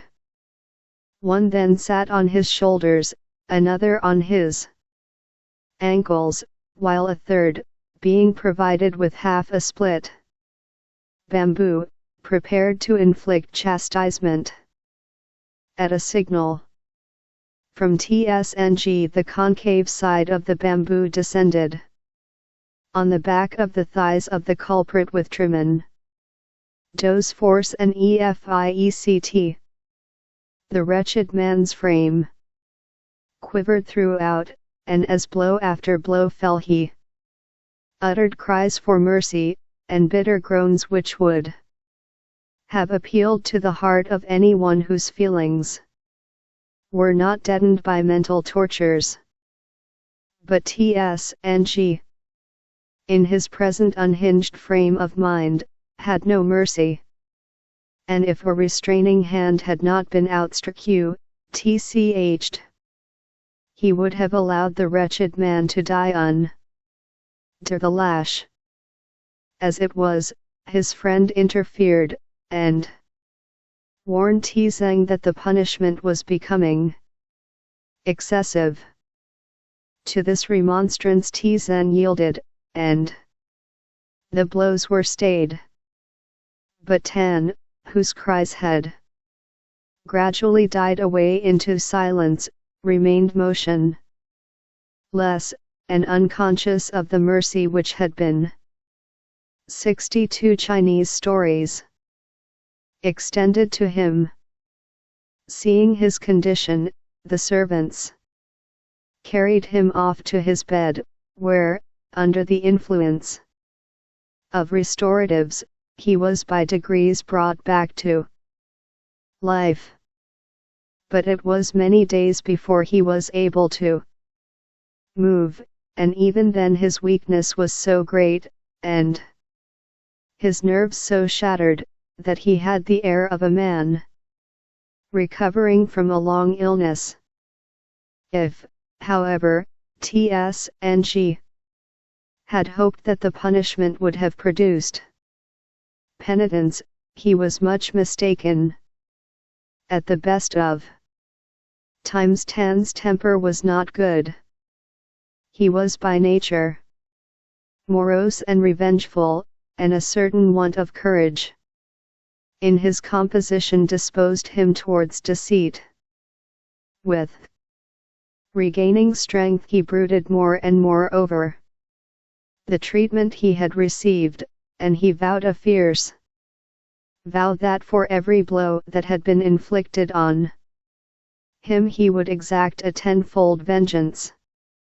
Meanwhile the anxiety, grief, and excitement of the last few days had reduced TS6NG to the verge of illness, and his general debility added a new cause of anxiety to poor Golden Lily's already overburdened bosom. So serious was his condition, that she persuaded him to pay a visit to his brother at Suchao, for the sake of the change of scene and air. The remedy was exactly what he required, and after a fortnight's absence, he wrote to say that he was so much better that he should follow his letter at the interval of a day. By this time Tan was able to walk, and so soon as he was assured of the date of his master's return, he absented himself from the house for the rest of the day. Towards evening he returned, and though his mood was exultant, he was strictly reticent as to his "What is the warrant for murder?" /AE 62. Within his DANGEE 63. Doings while abroad. His fellow servants were too busy to be inquisitive, and as bis enfeebled Kundi Tian still prevented him from serving, he was left to himself. The next day, towards evening, as T.S. Ng's chair turned into the road in which his house stood. 2 police runners, who had been sitting on a doorstep opposite, rose and crossed over to T's dining's gateway. At the familiar shout of the chair coolies, Tin Chia, lie low, the master has come, the big folding doors were thrown open, and the bearers were on the point of crossing the threshold, when one of the policemen advanced, and producing a warrant, ordered the coolies to stop and TSNG to dismount. Instantaneously TSNG obeyed, and was for the first moment or two so dazed that he hardly seemed to be aware what was going on. By degrees the dress of the policeman, with his red tasseled official cap and long robe, helped him to realize the situation, and he gasped out, "What is the warrant for?" "Murder," answered the man, as he laid his hand on TSN's arm. It was fortunate for TSNG that he did so, for without some support he would have fallen prone to the ground. As it was as much as the two men could do to support his tottering steps for a few yards, and then his legs refused to move, and his head fell forward on his chest as he dropped off into a dead faint. Seeing the condition of their master, the coolies brought forward his sedan, and the police men, accepting their aid, put the inanimate form of their prisoner into the chair, and directed the coolies to carry it to the prison at the district magistrate's. 64 Chinese stories. Yamen. The distance was not great, and the coolies, anxious to save their master from additional shame, hurried fast through the streets. On arriving at the Yamen, they entered the front gates, and were then directed by the policeman to turn off to the left, through a door, the insignia of which, a painted tiger's head with huge staring eyes and widely opened jaws, marked it as the entrance to the prison. Passing through this they entered a narrow passage, at the end of which was a courtyard, where the coolies were ordered to put down their load. It had never been the fate of either of these two men to find themselves within a prison before, and the sights which met their eyes made them shudder to think what their master's feelings would be when he awoke to consciousness and found himself in such a place. In the courtyard itself, groups of prisoners, bound with heavy chains, were huddled together, whose appearance was enough to carry horror and compass Zion to the minds of all but those case-hardened by habit. Their faces were thin and worn, and bore the cadaverous hue which is commonly begotten by want and foul air, while the listless expression of their eyes and the languid movements of their limbs furnished additional testimony to the state of weakness to which they had been reduced. The condition of their persons was filthy in the extreme. Skin disease in every form was rife among them, and it was plain that a rich harvest was ripening for death within the walls of the jail.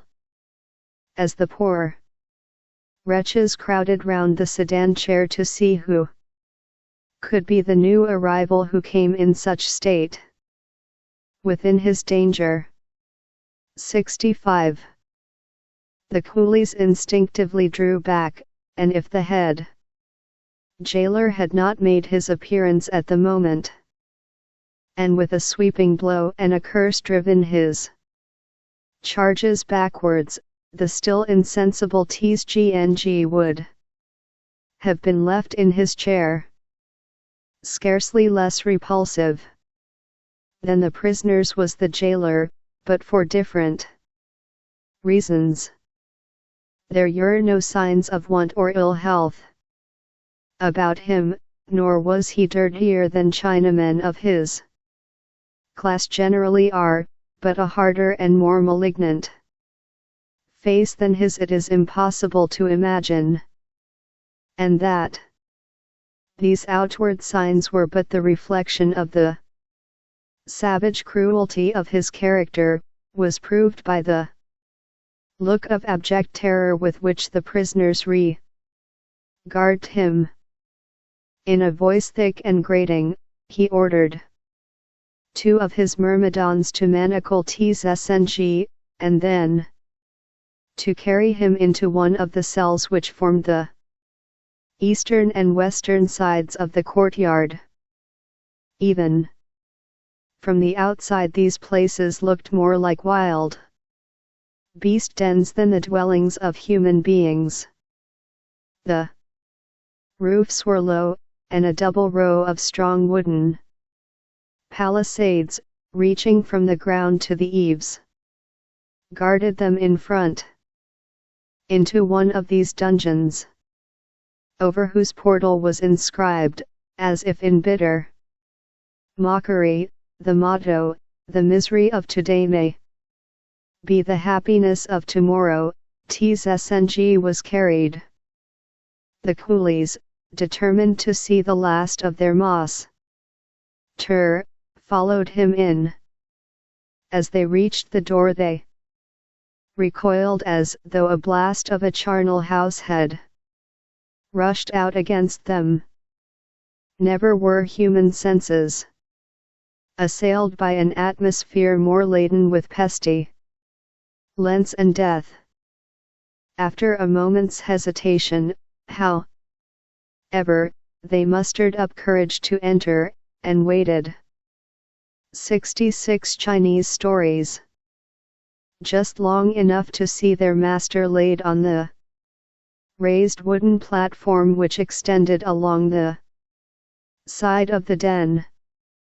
As they were not allowed to do anything for him, and as the turnkeys promised that he should be looked after, they escaped into the open air.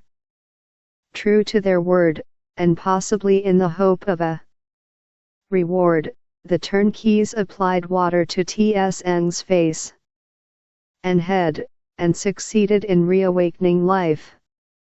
At first he began to move restlessly and to moan piteously, and then opened his lackluster eyes. For a moment or two he saw nothing, but by degrees his power of conscious sight returned, and he looked wildly round the cell. His first impression was that he had passed into a land of eternal punishment, such as he had heard Buddhists speak of, and he shrieked aloud for mercy.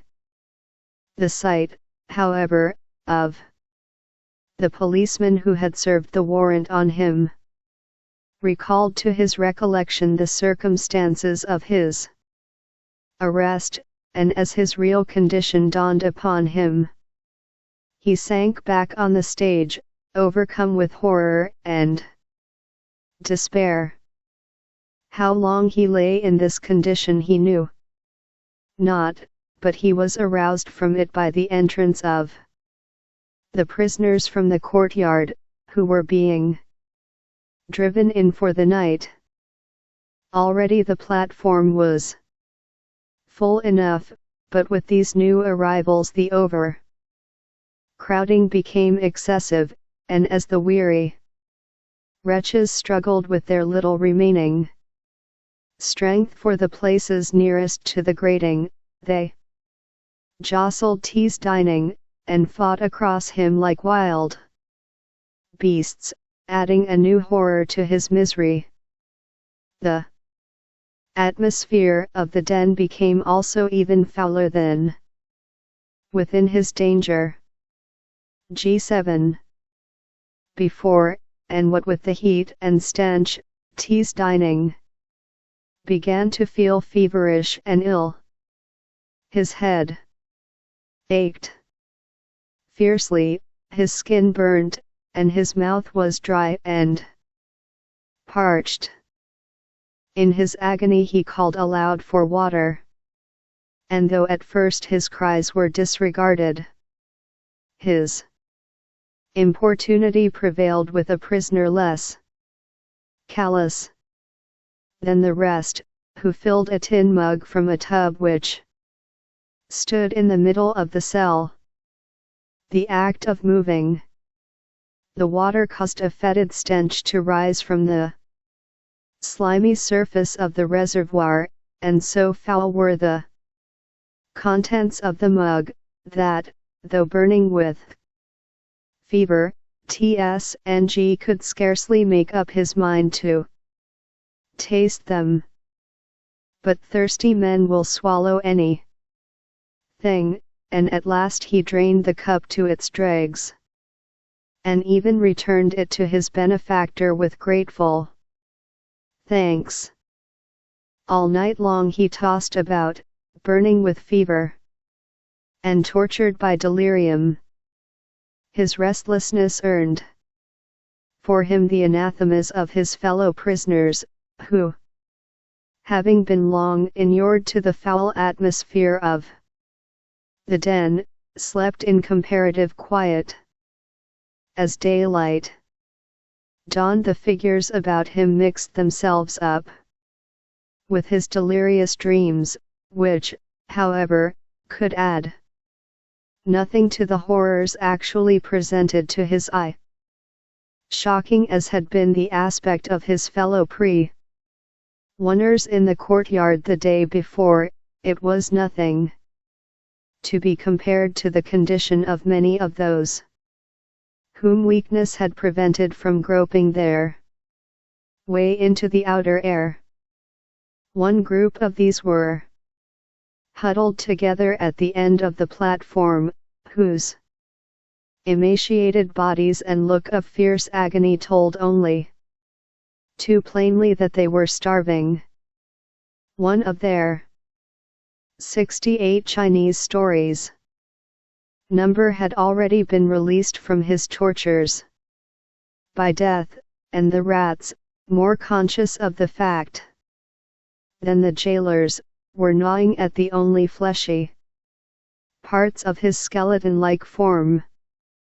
Like fate was the only portal of escape left to those about him, and eagerly they desired to meet it. Ever and anon, sleep relieved T.S.N.'s eyes from the contemplation of these horrors, and then in his dreams, as though by a law of contraries, he wandered in the asphodel meadows of Elysium, surrounded by every object calculated to gratify the imagination and delight the senses. The transition from these visions to a perception of his actual surroundings was sharp and bitter. In moments of reason he sought for the means of escape from the terrors of his present cell. He knew enough of prisons to know that it was in the power of the turnkeys to mitigate the sufferings of their charges, and he knew that money was the key to open the door of their sympathies. He remembered that when arrested he had some 10 or 12 ounces of silver in his pocket, and he made up his mind to try the effect of these on the turnkey when he should come to open the cell in the morning. At last that happy moment arrived. The man who had turned the key on him the night before now threw opened the door, and Ts6Ng, in company with most of his fellow prisoners, crawled out into the fresher air of the courtyard. As the turnkey passed through the yard, Ts6Ng accosted him, and in exchange for the contents of his purse, procured a breakfast which was the feast of an epicure compared to the fare dealt out to the common herd within his danger. 69. Meanwhile Golden Lily's night had been scarcely more pleasantly spent than her husband's, and to her also had occurred the idea that it would be possible to buy with money the consideration of the jailers. While it was yet early, therefore, she collected all the available cash in the house, and set out in her sedan chair for the prison. The head jailer received the announcement of her name with a cynical smile. He had expected that she would come, and knew well the object of her visit. Accuse Tomed to such interviews, and to the readiest means of turning them to the best account, he at first assumed a hard and unrelaxing manner, and yielded only to Golden Lily's entreaties when he had drained her resources. The upshot, however, of the visit was that Tsng was summoned before the jailer, and was told that, in consideration of his being untried, he should be removed to another courtyard, where, said the jailer, with something approaching a smile, I hope you will be more comfortable than you probably were last night.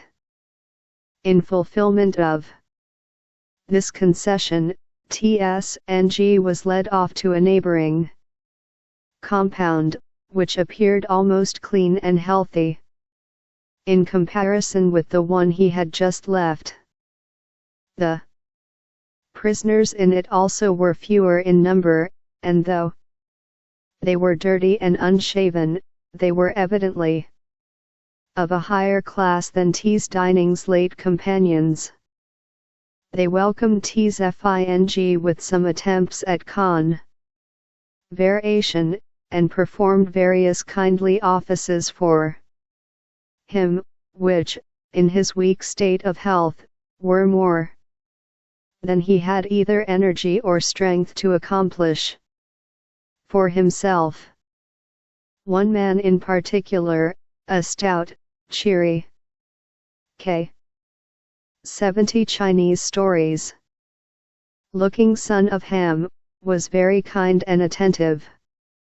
And as the day wore on, and they began to know more about one another, and the offenses with which they were severally charged, this man did much to lighten the cares of all, and of Tsng in particular, to whom he seemed to have taken a liking. Of Tsng's prospects, as I suppose, he said, you are willing to be liberal with your money. He professed to take a hopeful view, while he did not conceal the fact that his own career would in all probability be quickly cut short. Instigating a rebellion is not a crime that finds mercy, even though it might be justified, as in my case, by the tyranny of the local mandarins. But if you are without hope, how can you possibly be as cheerful as you are? Said Tsng. Because I am a philosopher, said Lung. For that was his name, because I have drunk deep at the fountain which inspired Lao Tsze, Quang Tsze, and others, and have learned with them the true value of life and the art of living and dying. The men you speak of were heretics, replied Tog, and went so far as even to speak disrespectfully of our great master Confucius. Nothing but disappointment must follow on faith in such as those. You boast yourself in Confucius, do you? Rejoined Lung. I thought you did when you first came in, by your look of misery. Now tell me, how does he help you in your present difficulty? Which is in the best mental case you who trust in the stereotyped phrases of that old formalist. Within his danger. 71. Or I who follow the kindly lead of the Taoist philosophers. You look on the future life with terrified uncertainty, while I, regarding it in its true light, see in it but a continuance of existence in a new shape. These are all fallacies. Show me that they are. Did not Confucius say, in answer to K. Lu's question about a future state, we do not know about life, and how, then, can we know about any thing beyond the grave? And if Confucius's intelligence stopped short with life, who can possibly hope to peer beyond it? And are you really such a blind follower of the blind as that comes to? Has it never occurred to you to ask yourself whence you came and whither you are going? But I need not put the question to you, for if you had, you would never tremble so at the bare idea of stepping over the brink.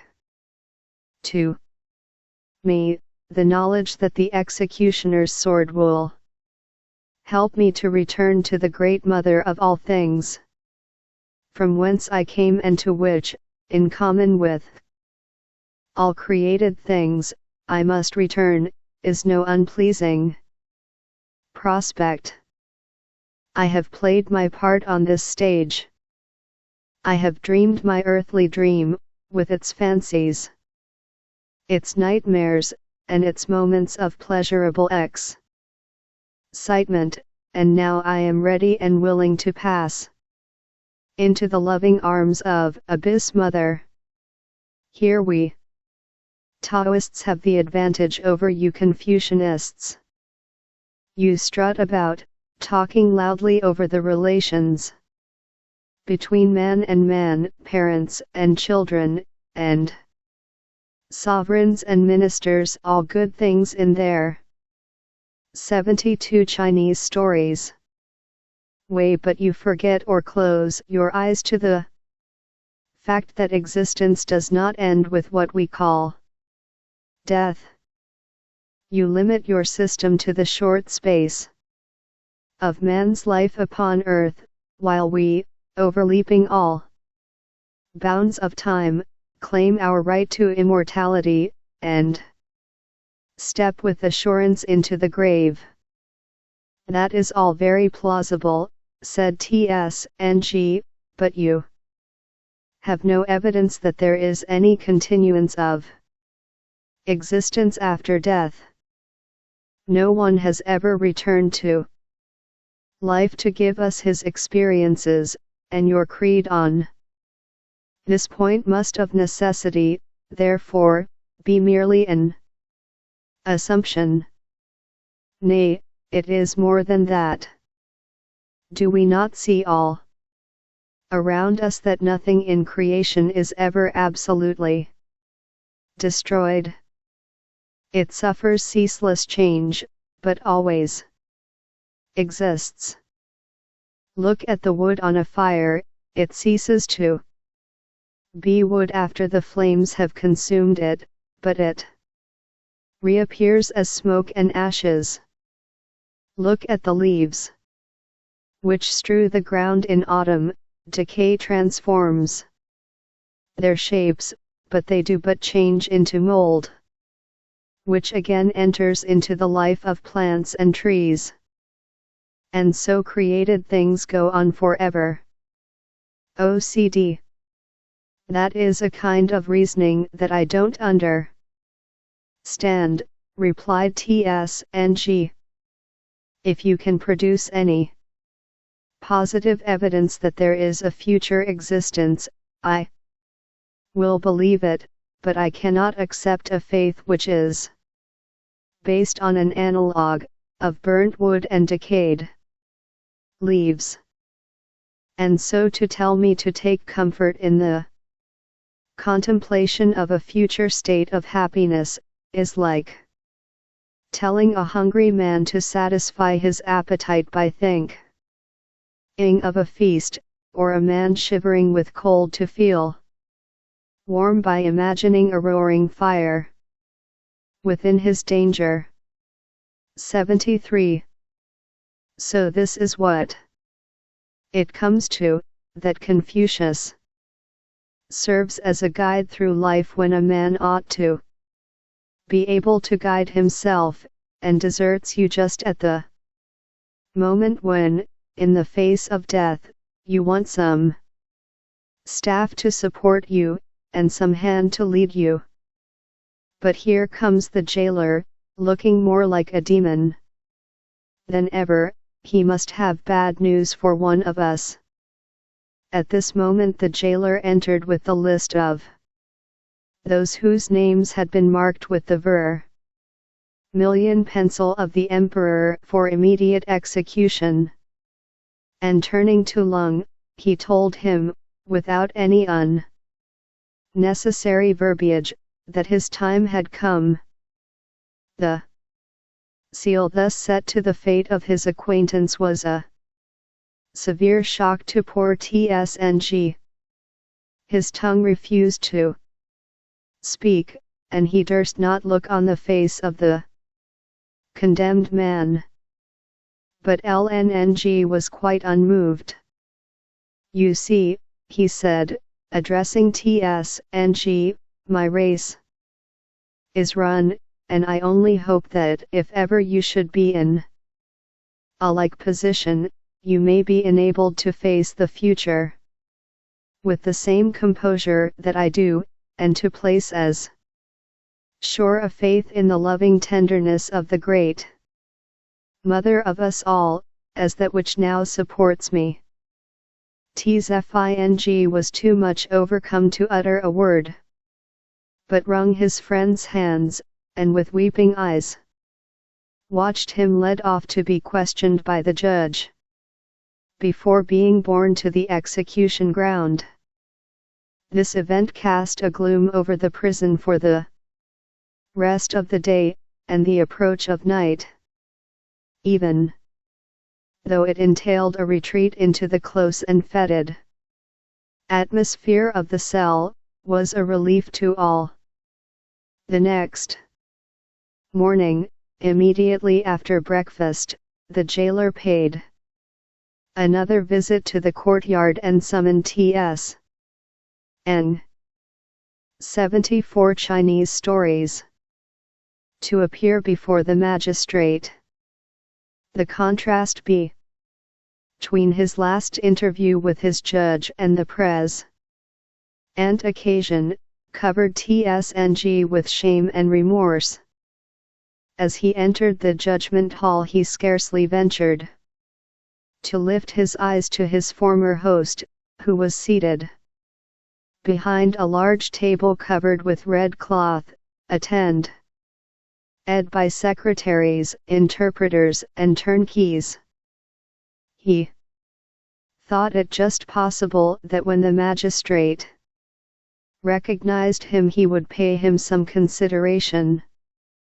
But these hopes were rudely dispelled when two of the executioners, who stood at the foot of the dais, taking him by the arms, forced him on his knees.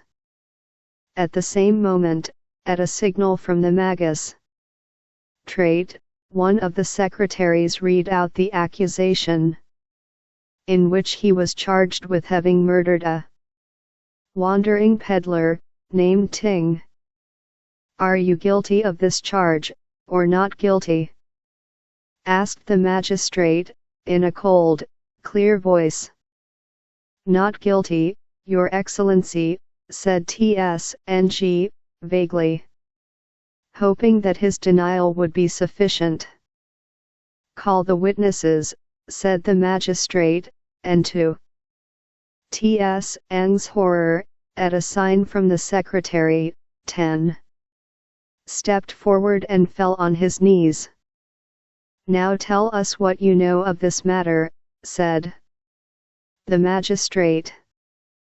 Thus adjured, Tan told the whole story from beginning to end, and though he laid great stress on the pressure Tsng had put upon him to induce him to help to bury the body, he, on the whole, made his statement plainly and truthfully.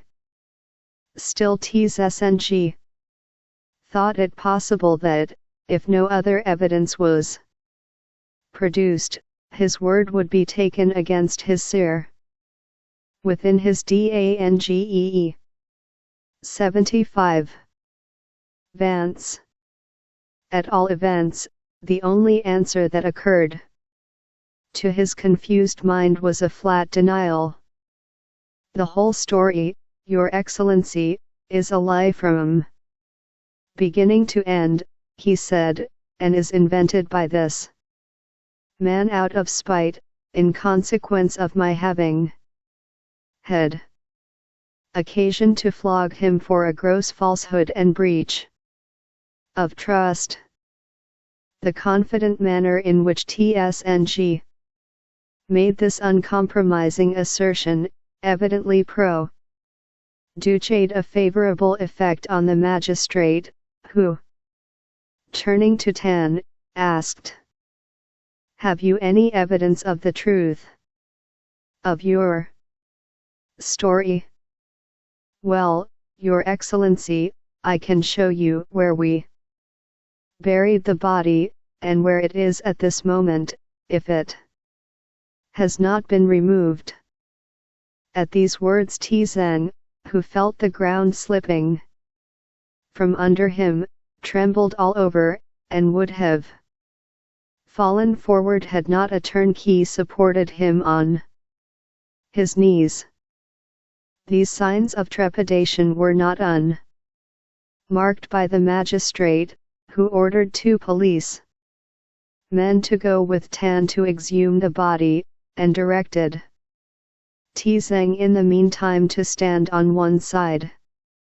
So completely had his nerves now forsaken him, however, that to stand was impossible, and he was therefore allowed to sit huddled up against an angle in the wall at the side of the court. Here he suffered all the mental tortures to which weak and cowardly natures are susceptible. Shame, remorse, and anger all tortured him in turns, and dominating all was the abject terror which possessed him. The knowledge that he was completely in the power of others over whom he had not the slightest influence or control. 76 Chinese stories. That he was alone without a single friend to whom to turn for advice or help, that he was guilty of the crime laid to his charge, and that death at the hand of the executioner would in all probability be his fate, was an instrument which plagued him with such intensity, that it almost bereft him of reason. Rocking himself to and fro, and moaning piteously, he sat the very picture of misery. Other cases were called on and disposed of, but he heard not a word, and was only recalled to consciousness by being dragged once again into the courtyard, and put on his knees before the tribunal. He knew that this meant that Ten had returned, and he instinctively felt that the body of the murdered man was close beside him, but he durst not look round. Almost life huddled up against an angle in the wall. He knelt waiting for the first words, which seemed as though they were never to be uttered. At last they came. "Have you brought the body?" "We have, Your Excellency," answered Tan. "And here it is, we put it into this coffin as within his danger." 77. "It has been dead for some time. Shall we open it?" "Wait," said the magistrate, who was evidently anxious to avoid that operation if possible, and turning to TSNG, he asked, "Do you still deny your guilt?" "No," replied TSNG, who had now lost all hope. "But I did not mean to kill him, it was an accident." "Indeed it was." "Oh, have mercy on me," cried the wretched man, "and spare my life. Punish me in any way, but oh, let me live."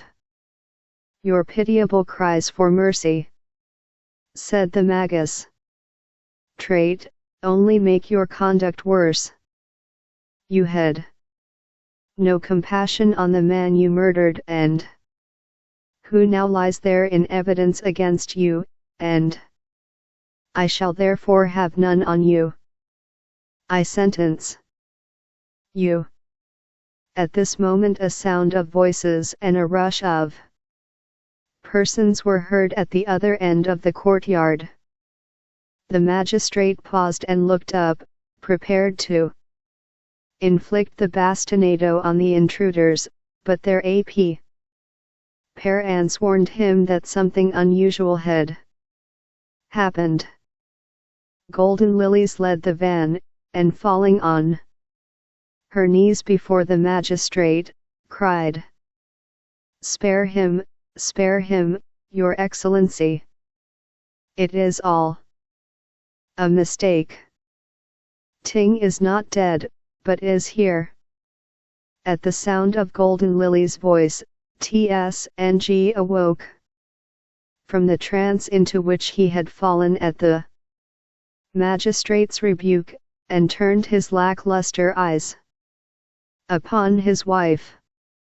Her eager look gave him confidence, and following the direction of her outstretched finger, he beheld the old peddler on his knees. But he was L. 78 Chinese stories. Still too dazed to grasp the situation. Meanwhile, Golden Lily's volubility was unchecked. "Ask him, Your Excellency, and he will tell you. He is the man, that the ferryman told a wicked lie.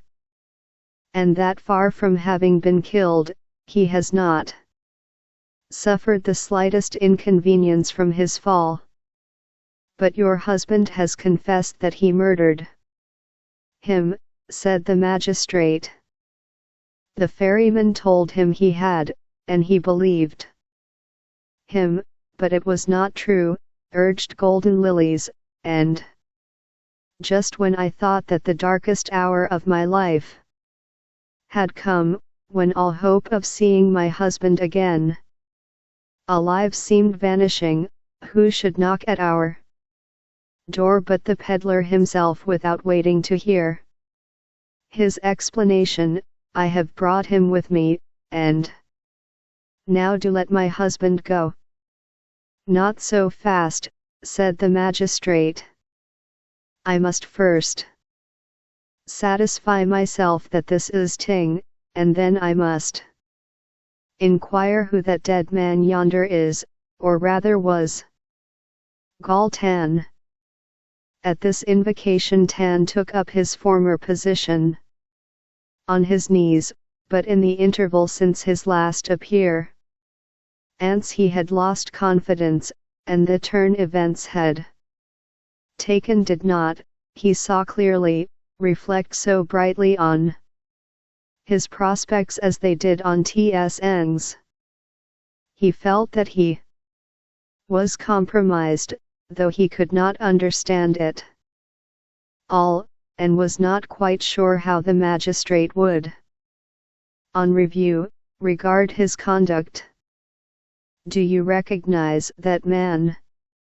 Asked the magistrate, pointing at Ting.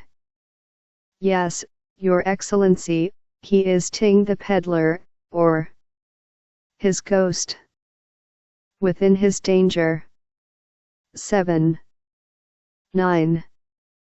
But in your evidence you Chai Ged of Master with murdering Ting, and you swore that you buried him, and in support of your assertions you produce a body which is not Ting's, since Ting is here.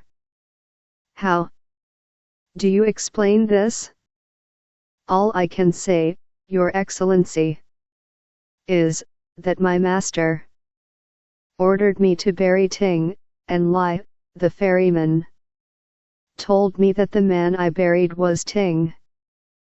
Arrest Lai and bring him before me at once, said the magistrate to a police runner, and while I will hear the peddlar's evidence. Bring him forward. Who are you?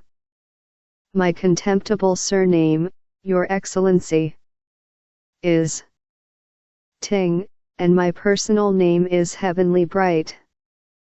Ness. Tell me what you know of this matter. After leaving the house of His Honor Tsng, said Ting, I got into Lass ferry boat to cross the lake. On the way over I told him the story of the fracas at His Honor's door, and showed him the silk which had been given me. He took a fancy to the pattern on it, and bought it from me, as well as the basket in which I carried it. Nothing else happened until just as we got to the other shore, when we saw the corpse of a man floating in the water. As I walked away from the shore I turned round and saw Lai rowing towards the body. I reached home the same evening and remained there until today, when I called at His Honor's house. On showing myself at the door I was, to my surprise, hurried off here, and now I kneel in Your Excellency's presence. 80 Chinese Stories. At this juncture Lai entered. The last few weeks, dissipation had not improved his appearance, and his ill-concealed terror at his present predicament added a ghastly paleness to his bleared and sallow complexion. How is this, said the magistrate, that you have charged an innocent man with murder, and have palmed off on him the body of someone else as that of the man Ichao said he had murdered? Seeing that circumstances were against him, Lai was silent. Now listen, said the magistrate, you lie, are the principal culprit in this affair. You brought an unjust accusation against an innocent man, and by means of it extorted money from him. For these crimes I sentence you to receive 100 blows with the large bamboo, and to be transported into Mongolia for 5 years. Because you 10. Having connived at the concealment of what you believed to be a murder, charged your master with the murder. Out of a spirit of revenge, I sentence you to receive 50 blows on the mouth, and 50 blows with the large bamboo. And as to you, Ts6ng, though your conduct has been bad in attempting to conceal what you believe to be your crime, and in bribing others to silence, yet, in consideration of your imprisonment and of what you have gone through, I acquit you. Never were more life-giving words uttered than those addressed by the magistrate to Tzmg. Their effect was visible upon him physically. He seemed to grow in bulk under their gracious influence, and his within his danger 81 face reverted from the pallor of death to the color of life. May your excellency live forever, said he, as he kowtowed before his judge, who, however, had left the judgment seat before he had completed his 9 prostrations.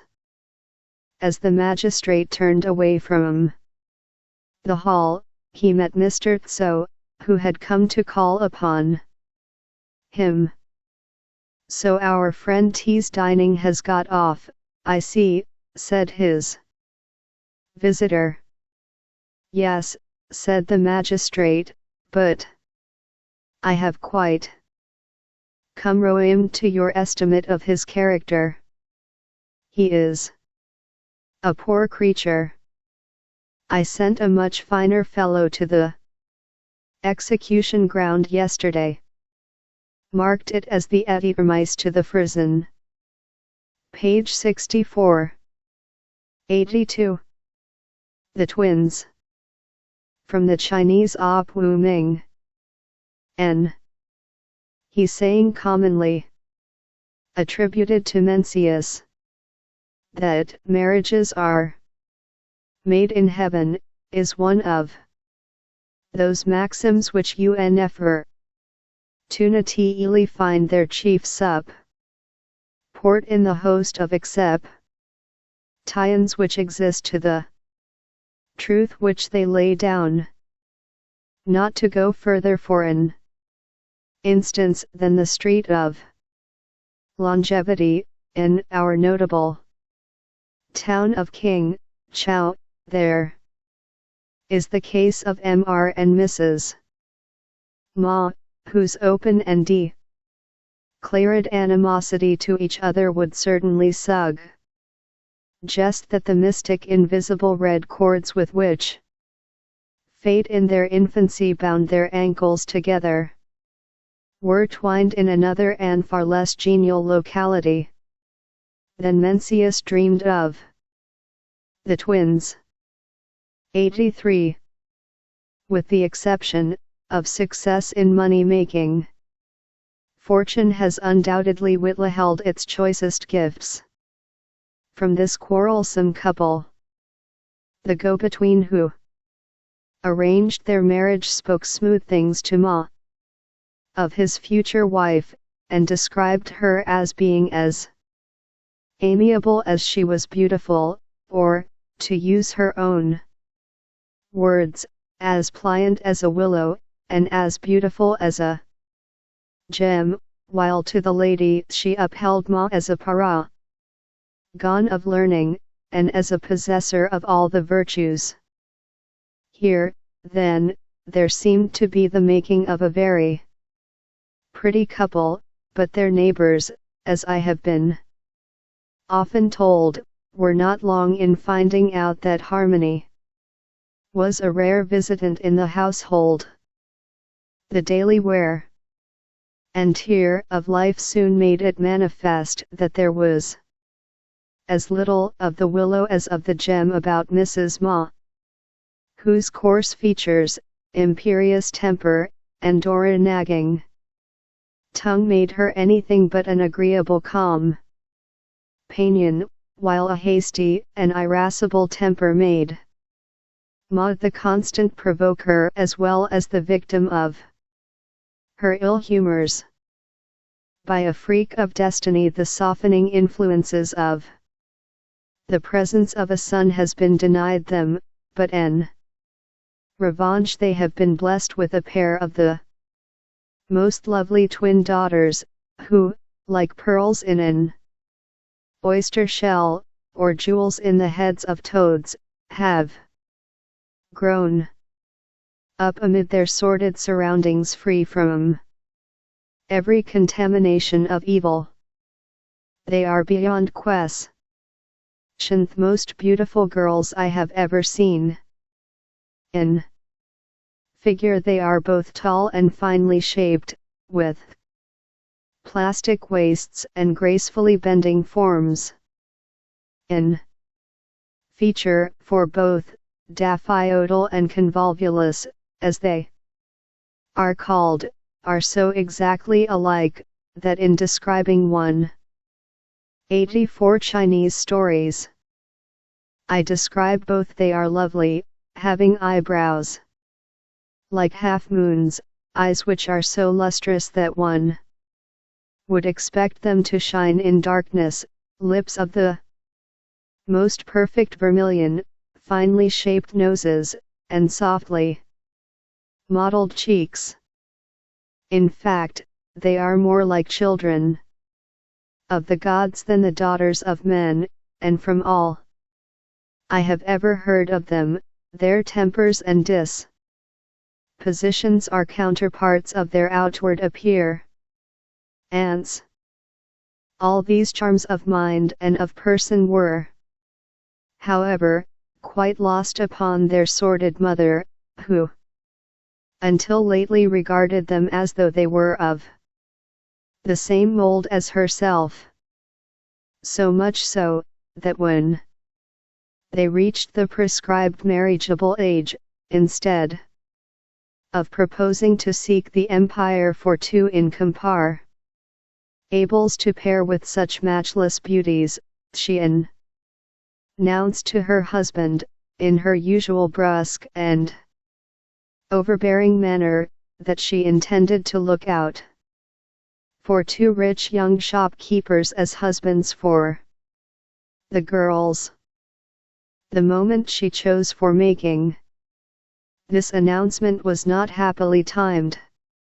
She had already succeeded in ruffling Ma once or twice in the earlier part of the day, so that when she now blurted out her intention, his color rose with more than usual rapidity in his commonly sallow cheeks, and he replied angrily, "I forbid your doing anything of the kind. You have no business to meddle with matters which don't pertain to you. Your duty in life is to obey me, and to do nothing without my instructions." "Hi-ya! If I did that," said Mrs. Ma, now thoroughly aroused, "the household would soon come to a pretty pass. What do you know about Manig?" The twins. 85. "Ing matters? You remind me of the owl which made itself look like a fool by trying to sing like a nightingale." "You ignorant woman," replied her husband. "How dare you bandy words with me? Don't you know that Confucius has laid it down as, an perishable law that a woman before her marriage should obey her father, and after her marriage her husband. And do 3. Oh, you know so little of the Book of Rights, said Mrs. Ma, nothing abashed, as not to be aware that the mother should arrange the marriages of her daughters. So just you leave this matter to me. If you want to be doing something, open our chemist's shop again. What will it matter if you do poison a few more people by dispensing the wrong drugs? You infamous creature! How dare you utter such slanders? If you ever again venture on such unparalleled insolence, I will divorce you.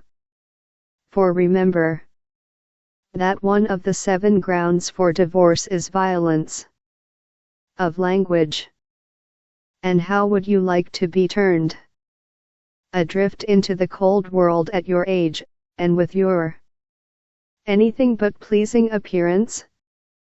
This last shot told, and Mrs. Ma flung herself out of the room without a word, contenting herself with expressing her anger and defiance by banging the door furiously after her. No sooner was the door shut than Ma took paper and pencil and wrote to invite his friend Ting to direct his jeweled chariot to the mean abode of the writer, who was preparing a paltry repast for his entertainment. Ting was one of Ma's oldest friends, and, being linked to a wife of M. 86 Chinese stories, a Haradanish temperament, had a common bond of Imian with him, like Ma also. He was secretly afraid of his better half, and his counsel, therefore, the several occasions of domestic dispute on which he had been consulted, had naturally tended rather towards artifice than open war. Ma's note at once suggested to Ting a family disagreement, and he lost no time in obeying the Sumerians, being always glad to find fresh evidences that others were as evilly circumstanced as himself. Bte was a tkll, stout man, with a loud voice, but wanting that steadiness of eye which should match those outward seemings. By many people he was credited with a firm and somewhat overbearing character, but his wife probably showed more discernment when on one occasion, after a shrill outburst, she reminded him that an empty pot makes the greatest noise. As Ting entered Ma's room, the two friends greeted one another cordially, and into the sympathetic ear of his guest Ma poured the story of his griefs. "And now, what do you advise me to do?" asked the host.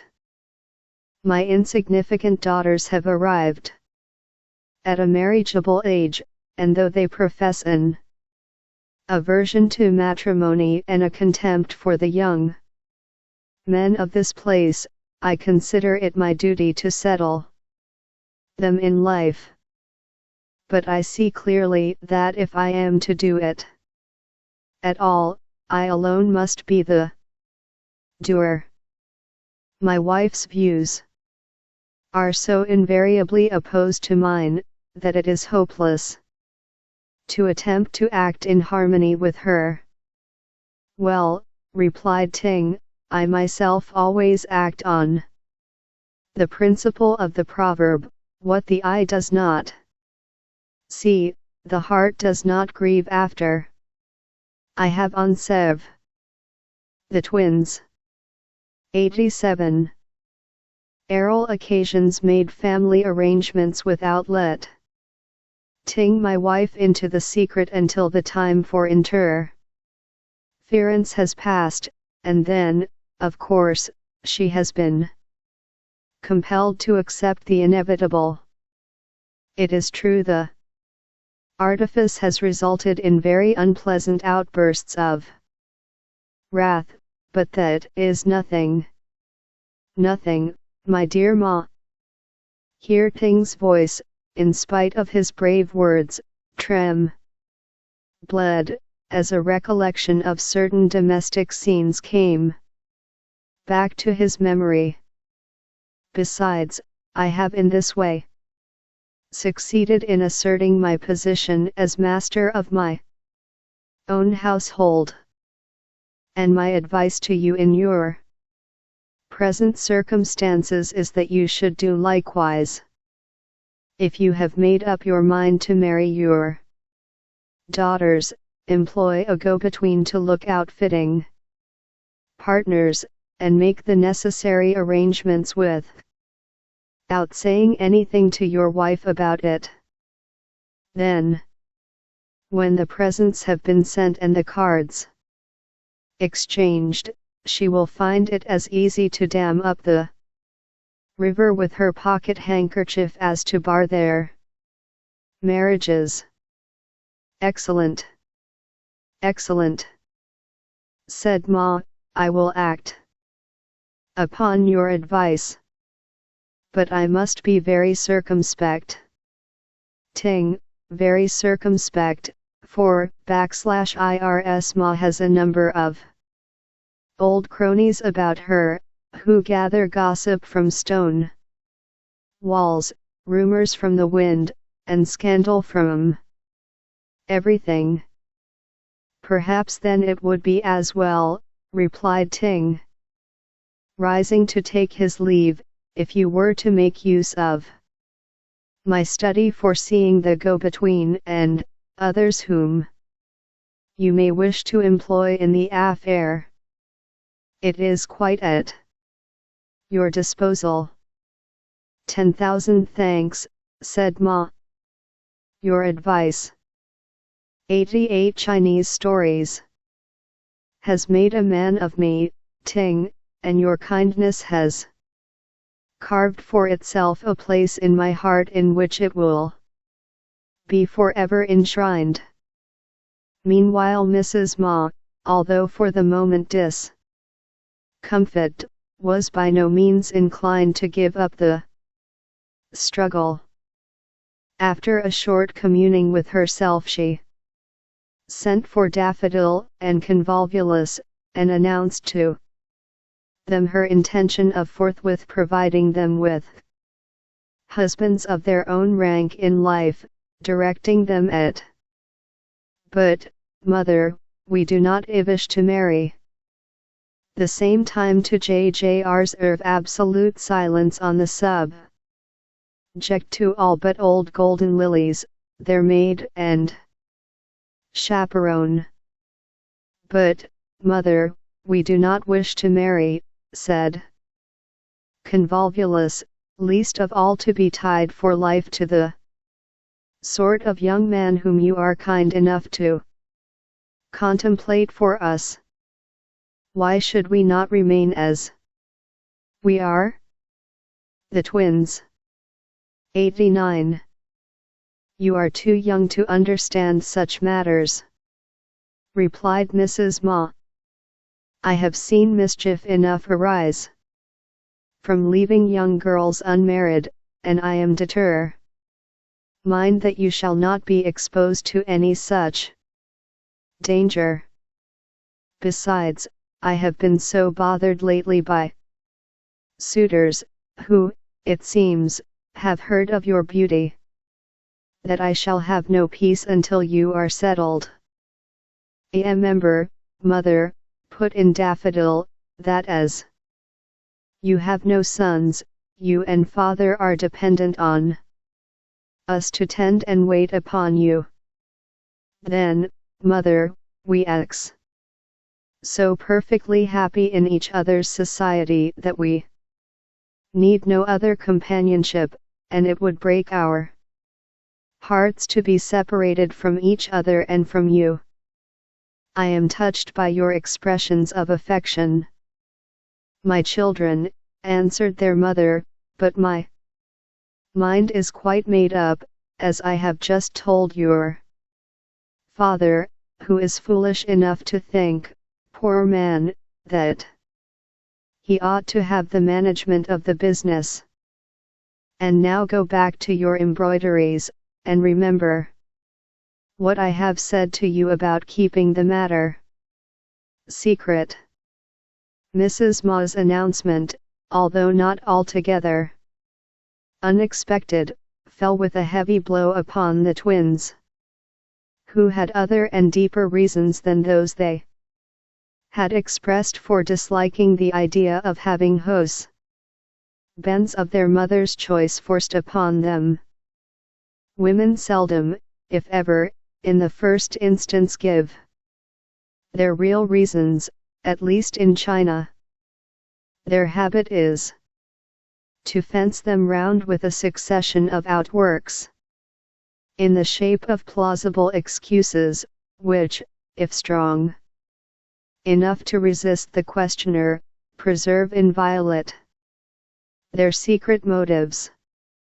If, however, they are driven 9-0 Chinese STOEIES by persistence out of the first line of defense, they retreat to the second, and so on, till the citadel is reached, when they are commonly obliged to yield.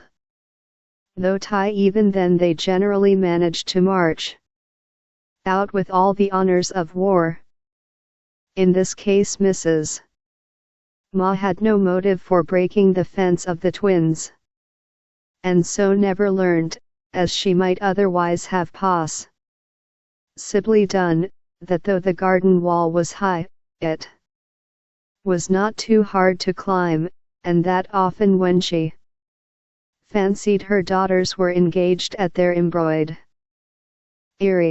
or practicing their guitars, they were flirting merrily in the garden with the two young scholars, under the chaperonage of golden lilies, to whom recollection brought a fellow feeling for such escapades, and who always carefully watched over her charges, though at a judicious distance.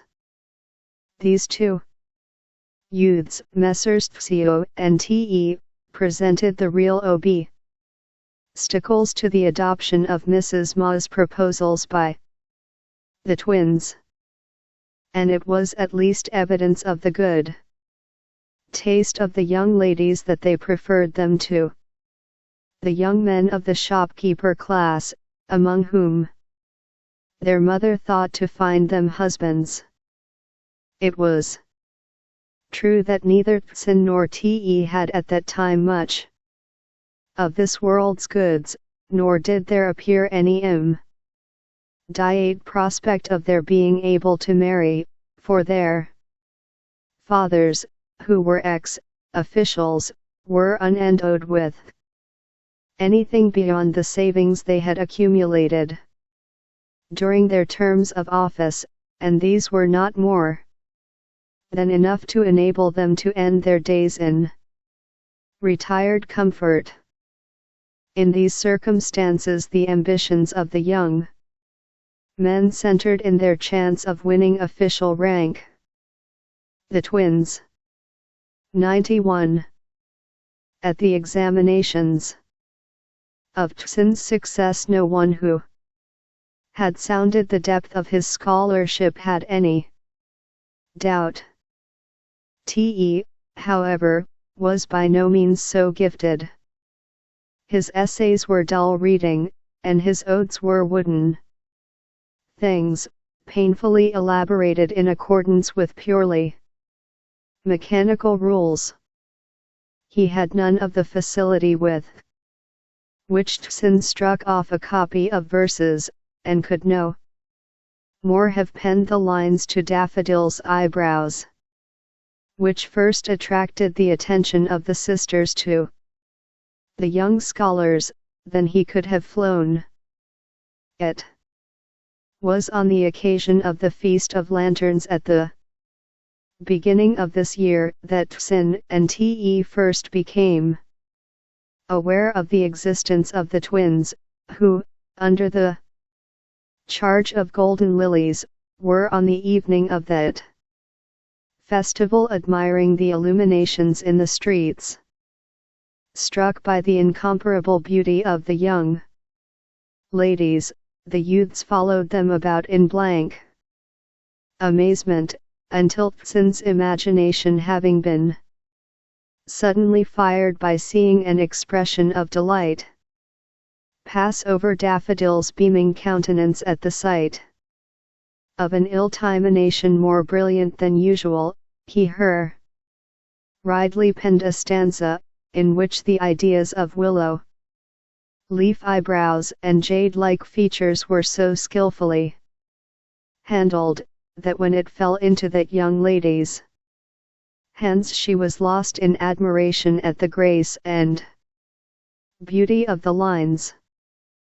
A hurried glance of acknowledgment was enough to keep the young men at the heels of the twins until the portals of the ex-chemist closed upon them, and when, on the next afternoon, Convolvulus found in the summer house a stanza marked by all the grace of diction which characterized the ode of the previous day, she had no hesitation.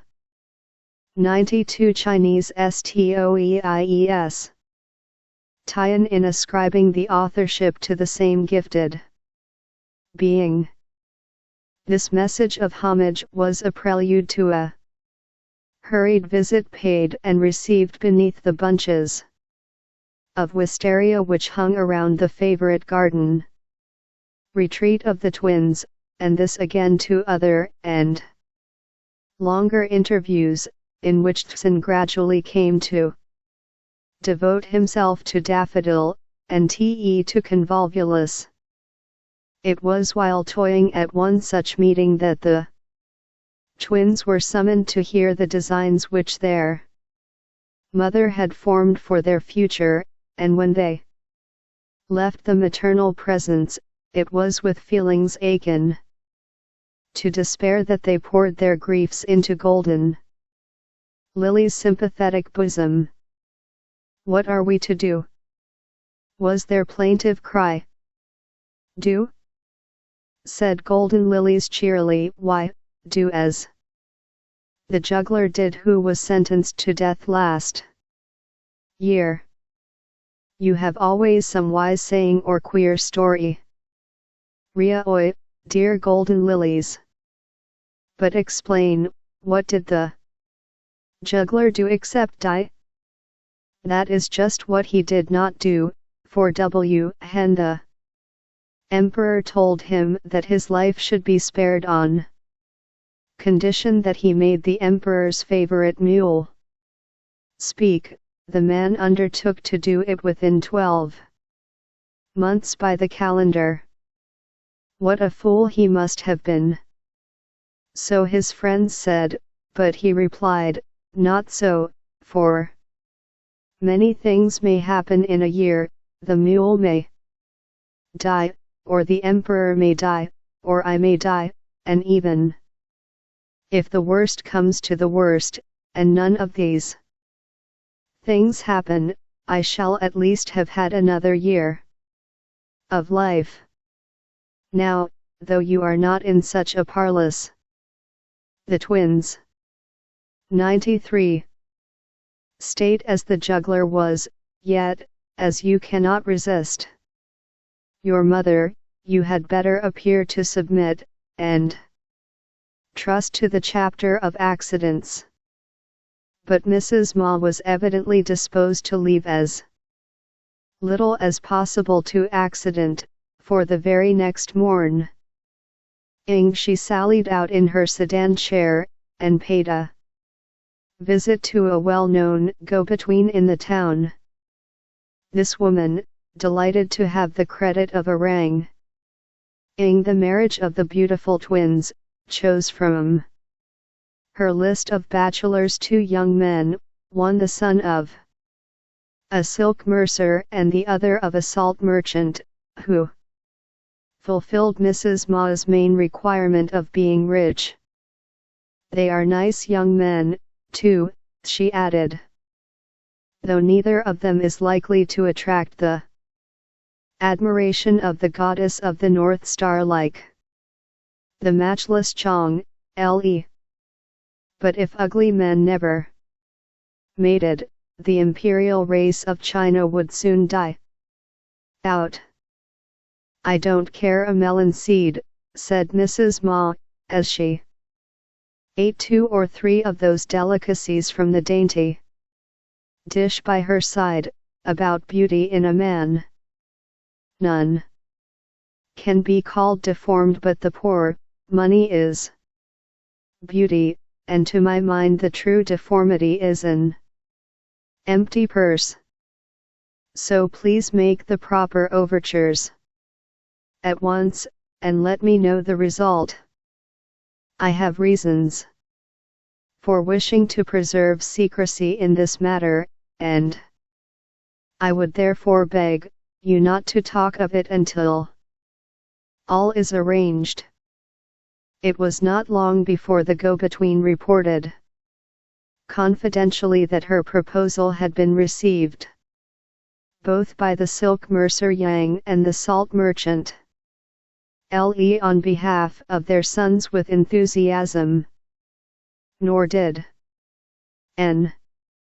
94 Chinese stories the fortune-teller throw any obstacles in the way of the speedy fulfillment of Mrs. Ma's schemes, for the almanac pointed with unmistakable clearness to the next full moon as being one of the most fortunate in the whole year for marriages. Everything seemed therefore to lie level with the wish of Mrs. Ma, and under the combined influences of good fortune and satisfaction evoked from the conviction that she was doing her duty as a mother, her good nature knew no bounds. She was even civil to Ma, and in her superior way smiled to herself at the beaming self-content which had lately come over him, and which she naturally regarded as a reflection of her own good humor. As the day for receiving the presents approached, she chuckled to see how easily he was persuaded to have the chairs and divan in the reception hall recovered and the walls redecorated on the day itself. Poor foolish man! Far from expressing any surprise at the superlative toilet in which she hucklebedecked herself, he paid her the compliment of likening her to a fairy from the palace of the royal mother of the West, and even went the length, as though following her example, of arraying himself in his costliest garments. As the day advanced, the actions of each seemed to have a strange fascination for the other, and when, at the usual evening hour for the presentation of betrothal presents, the merry strains of the Dragon and the Phoenix, played by more than one band, struck upon their ears, they glanced at one another with gratified curiosity rather than surprise. As the noise in the street swelled into a roar compounded of the merry strains of the Dragon and the Phcenix, played by more than one band. Pa Z. 94. The twins. 95. Bands, drums, and the shouts of coolies. Mrs. Ma's pride rose at the thought that she had succeeded in capturing such liberal and munificent suitors, and she had almost forgotten the opposition of her husband. When 4 young men, bearing letters, and each leading a goose and a gander, the recognized emblems of conjugal affection, followed by servants carrying a succession of rich presents, advanced to the audience hall, that her 2 protégés should have sent 8 geese appeared to her unnecessary, although she accepted the multiplication of the birds as a pretty token of the ardor of the lovers, but her sense of this excess was soon lost in her admiration of the unusually numerous gifts which now filled the courtyard. With many deep reverences the young men presented their letters to Ma, who was at first too much dazed by the confusion which reigned about him to do more than to incline his head and open the envelopes. As he read the first letter, however, his confused expression of countenance was exchanged for one of puzzled surprise. "There is," he said, "some mistake here. I know nothing of this Mr. Yang who writes. You must," he added, turning to the young man who had presented the letter, "have come to the wrong house by mistake." "Pardon me," replied the young gentleman, "your humble servitor has made no mistake, unless, indeed, you are not the honorable father of the incomparable twins whom you have deigned to betroth to my principal, Mr. Yang, and his friend, Mr. Le. 96 Chinese stories." The mention of these names recalled Mrs. Ma to the actualities of the position, and, advancing towards her husband, she said with some embarrassment, "There is no mistake in the matter. I told you that I should arrange our daughters' marriages, and I have done so.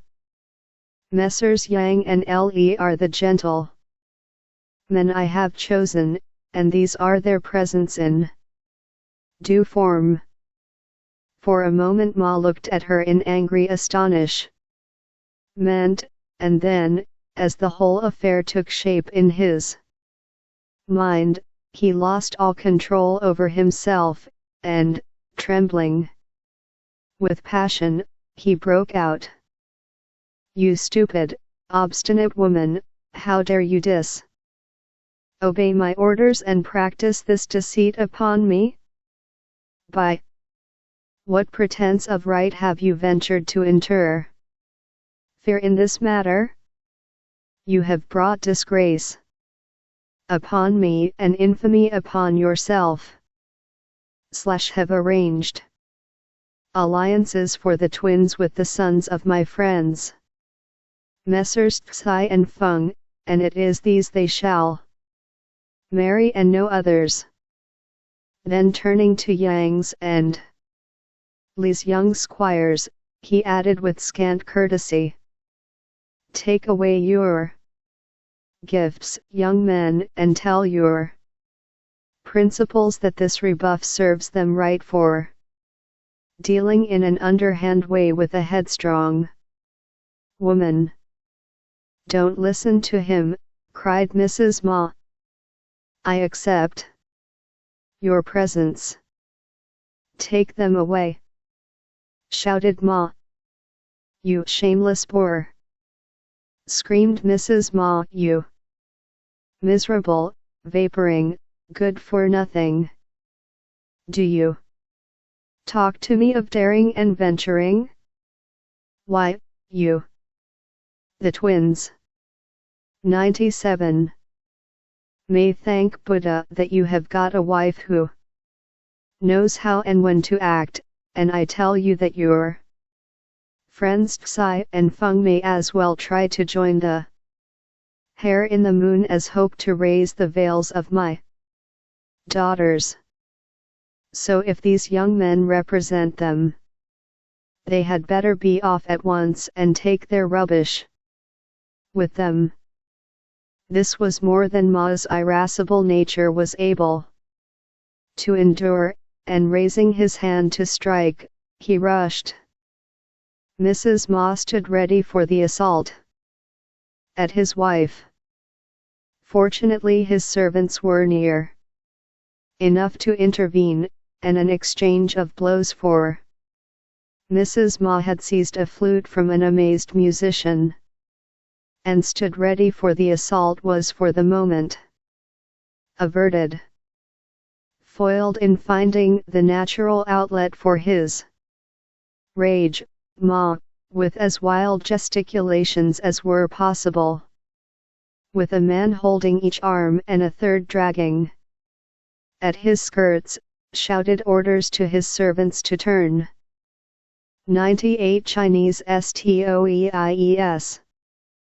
Yang's and Li's squires, with their presents, out into the street.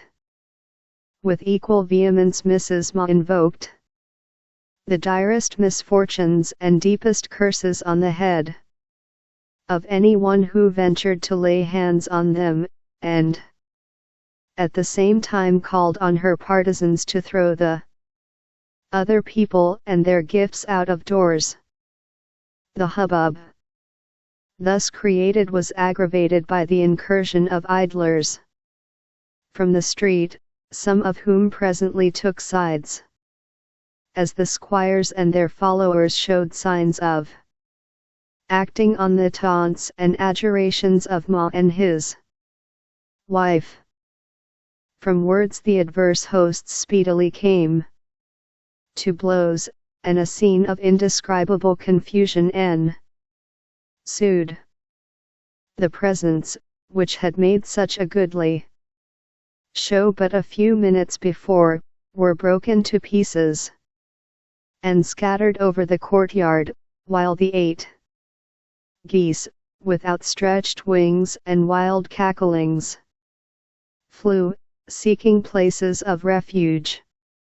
With impartial Wisconsin DOM, the servants of the house, aided by some asked onlookers, threw their weight on the combatants in the direction of the door. By this maneuver the courtyard was gradually cleared, and eventually the front gates were closed on the surging, fighting crowd, which was dispersed only when some few of the ringleaders had been carried off to the magistrates' yamen. As a neighbor and an acquaintance of Ma, I thought it best, on being informed of what had taken place, to call in to see if I could be of any use. I had some difficulty in getting inside the front gates, but when I did, a scene of confusion presented itself, such as I have never seen equaled. The courtyard was covered with debris, as though some typhoon. The twins, 99, had been creating havoc in an upholsterer's shop, while in the audience hall Ma was inflicting chastisement on his wife with a mulberry twig, which he had evidently torn from the tree at hand in the yard. I was fortunately in time to prevent the punishment becoming severe, though at the time I could not but feel that Mrs. Ma's conduct was of a kind which could only be adequately punished by corporal chastisement. As a husband and a Confucianist, I deprecate the use of the rod towards a wife except in extreme cases. There are, however, some women whose intellects are so small and their obstinacy so great that reasoning is thrown away upon them. They have nothing to which one can appeal by argument, and with such persons bodily fear is the only fulcrum on which it is possible to rest a lever to move them. From all I hear, Mrs. Ma is a typical specimen of this class. She prides herself on her obstinacy, which she regards as a token of a strong mind, and she is utterly destitute of that intelligence which should make her aware of the misery and discomfort it causes to those about her. No camel is more obstinate and no donkey more stupid than she. But while quite recognizing this, I could not but feel some compassion for her, as, weeping and disheveled, she escaped from the hall when I succeeded in releasing her from her husband's wrath. At first Ma's fury was so uncontrollable that I could do nothing with him, but gradually he quieted down, and, acting on my advice, went over to his friend Ting to consult as to what should be done in the very unpleasant circumstances in which he was placed. It was plain 100 Chinese stories that some decided step would have to be taken, as the arrest of some of the rioters had brought the whole affair within the cognizance of the mandarins, and it is always best in such matters to be the one to throw the first stone. After much discussion it was, as I afterwards learned, decided that Ma should present a petition to the prefect, praying him, in the interest of marital authority and social order, to command the fulfillment of the contract entered into by the petitioner with Feng and Tsai. On the following morning Ma, in pursuance of this arrangement, presented himself at the prefect's yamen, and, after having paid handsome douceurs to the doorkeeper and secretary, was admitted into the august presence of His Excellency Lo. Having only lately arrived in the prefecture, Lo's appearance had been hitherto unknown to Ma, who was much awed and impressed by the dignified airs and grand ways of His Excellency. A man severe he is and stern to view, and yet beneath his outward seeming there is a strong undercurrent of human nature, held in check, it is true, by the paralyzing effect of our educational system, but still capable of being aroused and worked upon at times. As Ma knelt before him he glanced down the memorial, and demanded a full explanation of the circumstances. Nothing loath, Ma poured forth his version of the story, in which he by no means extenuated his wife's conduct, and wound up by emphasizing the importance of checking the insubordination of the women, which was becoming only too prevalent in that neighborhood. You certainly have made out a prime facie case. The TWIXS 101. For further investigation, said the prefect, and what you say about women is, to your credit, precisely in accord with the teachings of Confucius, who laid down that women should yield absolute obedience to their husbands, and that beyond the threshold of their apartments they should not be known either for good or for evil. I shall therefore summon your wife to appear at once before me, and meanwhile you may stand aside. The summoning officer was not long in executing his mission, and the time had scarcely begun to hang heavily on Ma's hands when Mrs. Ma entered the yamam.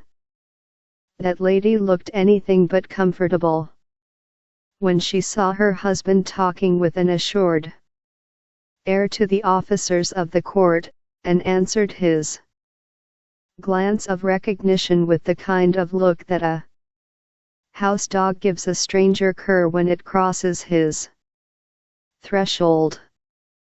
On learning that Mrs. Ma had arrived, the prefect at once took his place on the bench, and, as both disputants fell on their knees in the court yard, he ordered Mrs. Ma to explain her conduct in disobeying the commands of her husband.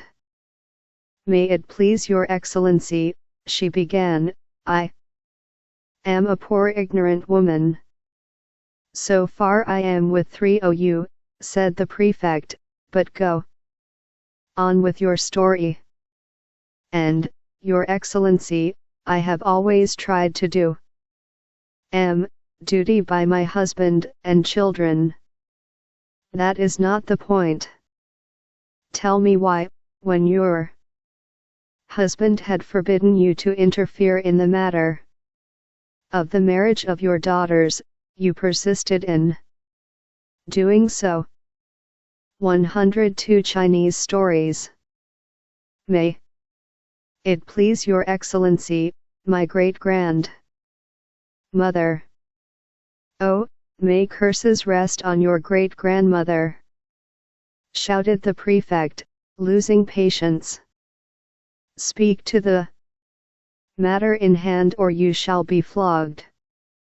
I was only going to explain, your excellency. Now take care what you are saying. It is true my husband told me that he would arrange our daughters' marriages, but I knew that anything he touched he marred, and I thought, that as I had always been told, at least by my a warning glance from the prefect here checked her eloquence, and she went on, I have always learned that the marriage of a daughter is the particular province of her mother. I should never have dreamed, your excellency, of interfering if it had been our son's marriage. Not that we have a son, your excellency, though many is the time I have been to the temple of Kuan Yin to pray for one. And as to money, your excellency, bring a 1-inch bamboo, said the prefect to one of the lictors. Oh, please spare me, your excellency, and I will say anything you wish. All I want is that you should tell the truth and speak only the record. Do this, and I will listen, lie or wonder, and I shall flog you. Well then, your excellency, I found also that the 2 young men selected by my husband were in no way proper matches for my daughters, who are very beautiful. One of these wretched youths is blind in one eye, and the other has one leg shorter than its. The twins. 103. Fellow. In these circumstances I took the matter in hand, and discovered 2 veritable dragons, who were yearning to link their fate with the pair of phoenixes who rest beneath my humble roof. As destiny decreed, my husband's cripples sent their betrothal presents at the same moment that Messrs. Yang and Le sent theirs. Upon this my husband gave way to wild fury, broke the presents to atoms, beat the servants, and flogged your humble servant until she was one mass of bruises. Is it true that these protégés of yours are as your wife describes them? Asked the prefect of Ma. No, Your Excellency, she has grossly exaggerated their defects. It is true that the sight of one of Feng's eyes is partially affected, and that Tsai's legs are not quite of an equal length, but the difference between them is so slight that it is outwardly invisible, and is only perceptible if he walks over a wooden floor, when there is a slightly hop and go one sound about his steps. But, Your Excellency, she would have been wise to have remembered the proverb, "Don't laugh at your neighbor's wart when your own throat is disfigured by a wen, for it is as well known as that Your Excellency is the quintessence of wisdom, that Yang is only, as we people say, 9 parts of a whole, and as for young Le, he bears so evil a reputation that no respectable citizen will allow him to enter his doors." Well, if this were a matter which only concerned you two, I should not trouble myself further about it, for you are a pair of the simplest of simpletons. But as your daughter's interests are at stake, I have 104 Chinese stories thought it right to send for them, that I may find out what they feel on the subject. At this moment the twins entered the court, and advanced with graceful modesty, swaying from side to side like tender shrubs gently moved by a passing breeze. Never had they looked more lovely, their jade-like complexions, exquisite features, and lustrous eyes lent so ethereal a beauty to their budding womanhood that they seemed more than mortal. With the winsomest mien, and wielding their fans as only Chinese women can, they bowed low before the prefect, and then stood awaiting his orders. The poor man gazed on them as a man gazes on spirits from the other world. He had looked up as they entered, expecting to see in them repetitions of their vulgar-looking parents, but to his unutterable surprise they stood before him resplendent as the moon on the 14th night, and as fascinating as fairies. As it happened, they had just arrayed themselves in their most becoming costumes in expectation of a visit from Tsin and Te, when the prefect's summons came. Every charm, therefore, which personal adornment could add to their natural beauty, was present with them, and the picture they made as they stood in the middle of the courtyard was one which struck the spectators dumb with astonishment. The prefect dropped his pencil, and seemed quite to forget that anything was expected of him.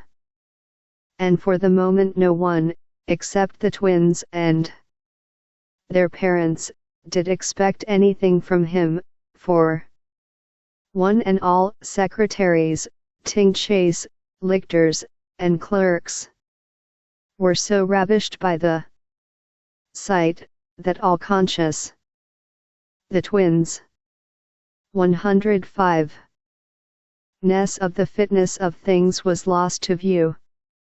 After some moments of silence, which seemed to the twins like so many hours, the prefect awoke from his rapt astonishment, and said, "Are you really the daughters of these people before me? Is it possible that nature should have played such a trick, and should have molded you in manners as in shape, in blood, and in virtue, on a model as widely separated from your parents as earth is from heaven?"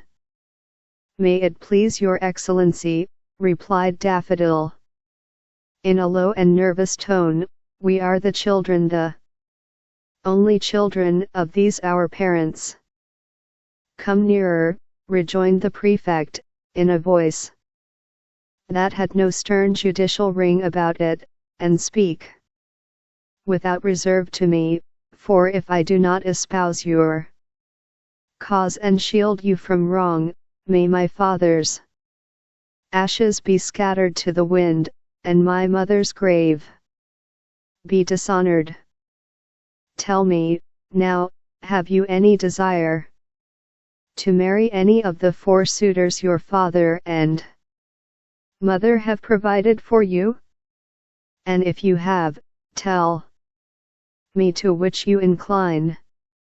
We know nothing of these young men, your excellency," said Daffodil. "Well, when you hear that, according to your parents' description, one is blind, another lame, a third silly, and the 4th wicked, I should hardly expect that you would care to make their acquaintance. However, as they are in attendance, I shall have them in, that you may see what manner of men they are." Turning to an officer, he added, "Send in the 4 suitors in this case." 106 Chinese Stories. As the young men entered, all EJES were turned towards them, and certainly a sorrier quartet it would be difficult to find anywhere. Their natural failings fully justified the description given of them by Ma and his wife, and were in this instance exaggerated by the consciousness of the ordeal they were called upon to undergo.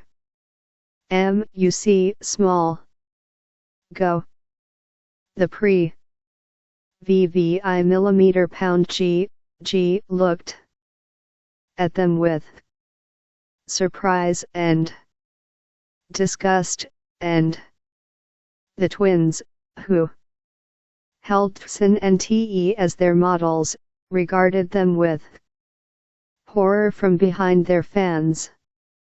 "Well?" said the prefect, turning to Daffodil and Convolvulus. "Oh, your excellency!" plaintively ejaculated the twins in one breath. *A sorrier quartet it would be difficult to find. The twins. 107. I quite understand you, and your verdict is exactly what I should have expected, and since it is plain to me, come a little nearer. I fear you cannot hear what I say, that your parents are as incapable of understanding your value as monkeys are of appraising the price of apple green jade. I shall take on myself the matter of your marriages. Are not prefects the fathers and mothers of the people? And if so, then I am both your father and your mother. Put yourselves into my hands, then. Trust in me, and if I do not do the best I can for you, may I die childless, and may beggars worship at my tomb." "How can we thank you," said Daffodil, who was always readiest with her words, "for your boundless condescension and infinite kindness towards your handmaidens.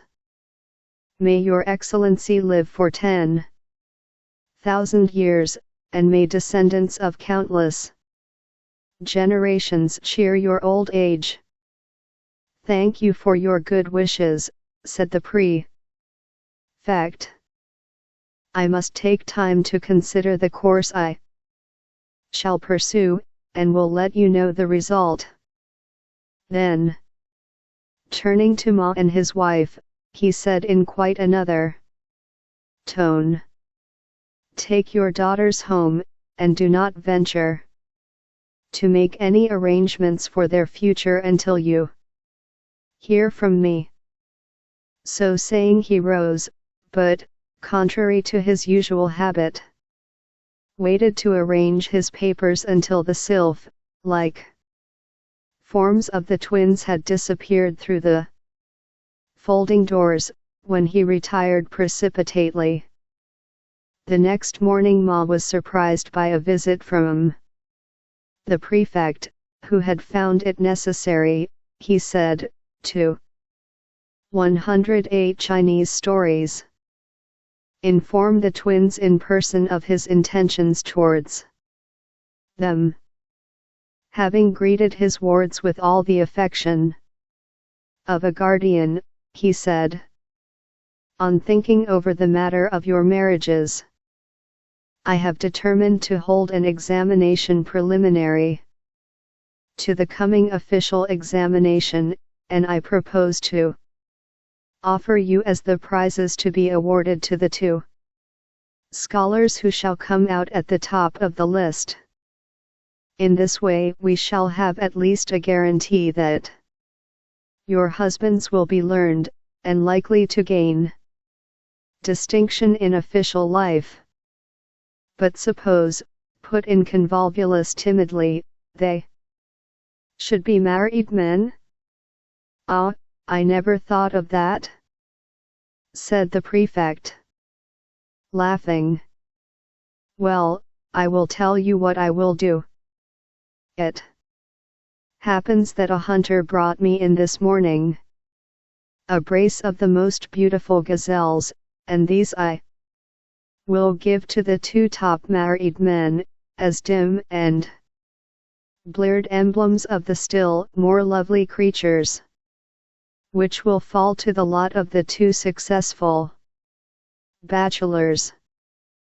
The prefect accompanied his remark with a smile and bow which added another tinge of color to the blushes which had already suffused the brilliant cheeks of the twins, whose modest confusion had scarcely subsided when he took his departure.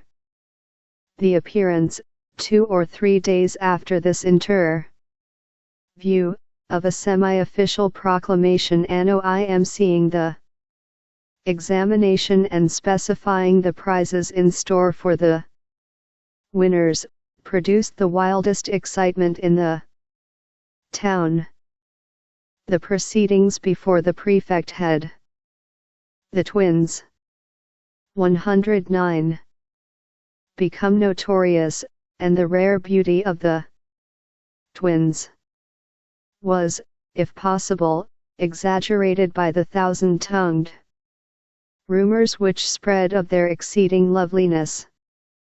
To Daffodil the ordeal suggested no uneasiness, for, feeling confident of the surpassing talent of Tsin, she entertained no doxip that he would come out first upon the list. But with Convolvulus the case was different, for, though devotedly attached to Te, she had wit enough to recognize that his literary talents were not on a par with his distinguished appearance. The uneasiness she thus felt found vent in words at one of the stolen interviews in the arbor, and T.E. frankly admitted that he had been tortured by the same misgiving. "If I could only dive into the prefect's mind," he said, "and find out what themes he has chosen for the 2 essays, I should have no fear."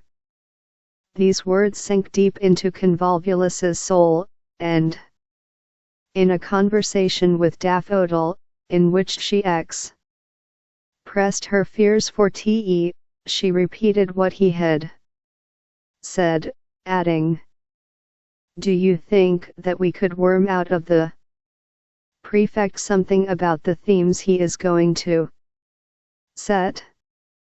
"I do not know, but we might try," replied her sympathetic sister. "The best plan would be, I think, that we should express in a casual way a liking for some classical piece, and it is possible that to pay us a compliment he might be kind enough to choose the themes out of it. For, dear old man, I saw from behind my fan a look in his eyes when he made us that pretty speech the other day that made p. 110 Chinese stoies me think of mothers saying, 'Men propose and women dispose.' Only yesterday dear Tsin taught me a lovely ode out of the book of poetry, beginning, 'See where before you gleams the foaming tide of Tsin, and way down sweeping in their pride.' It was so pretty of him to choose an ode in which his own dear name occurs, was it not? Now, don't you think that in the letter we have to write to the prefect today about the copy of the proclamation he sent us, we might put in a quotation from this ode? It would at least please him, for I know he is fond of poetry, and it is possible that it might draw a remark from him which we may turn to account. It is full of lines which would make capital themes." "Oh, Daffodil, how clever you are! If you and Tsin have sons they will all, I am sure, be Shiwang. Your device is excellent. Let us set to work at once to compose the letter." So down they sat to the task, and after much cogitation,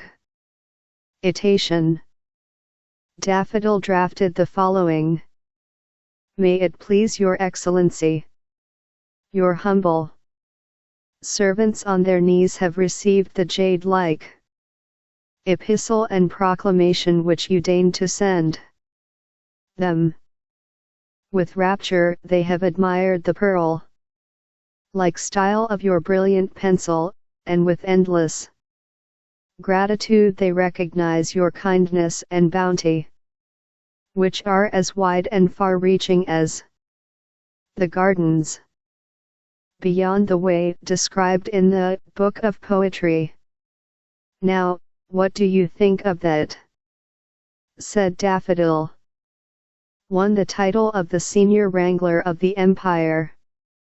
The twins, ill as she put down her pencil, think it is neat. It brings in the reference to the ode without any seeming effort, and will, if I mistake not, tickle our friends' fancy for classical quotations. "Oh, it is excellent," said Convolvulus. "With the twig so cleverly limed, I feel sure we shall catch our bird." And the results proved Convolvulus to be right. For on the following day the prefect called again, and, in conversation with the twins, with whom he had now grown familiar, he remarked, "So I see you have read the book of poetry." "Yes," said Convolvulus. "And it was such a please. You're to be able to quote our favorite ode in writing. To our dearest friend." The prefect, touched and pleased at this artless expression of regard, rejoined, "It so happens that that is one of my favorite odes also." The description, added he, waxing enthusiastic, of the wide, sweeping rivers, and the lovely gardens, with the admixture of human estates in the mention of lovers toying beneath the shade, presents to my mind a picture which is literally laden with beauty and delight. Though, of course, I am quite incapable of understanding all that you mean, it has occurred to me in reading the ode," replied Daffodil, "that every line is like a seed of corn, which, if properly treated, may be made to bring forth rich literary fruit." "I cannot help thinking, Mississippi Daffodil," said the prefect, "that if you were to enter the lists at the examination you would probably win yourself 112 Chinese stories." "What a barren triumph it would be," said Daffodil, laughing. "But if I competed at AIE," she added, "I should insist on your taking this ode as our text. And then I should reproduce the ideas you have just given us, and win the prize." "Well, I tell you what I will do if you will keep my secret," said he. "I will give the themes from this ode, and then you and your sister will be able to judge whether the winners deserve the prizes." "But what is the matter with your sister?" This exclamation was caused by Convolvulus dropping her teacup onto the floor and breaking out into hysterical sobbing. "Oh, she is rather subject to these attacks at this time of the year," said Daffodil, running to her side.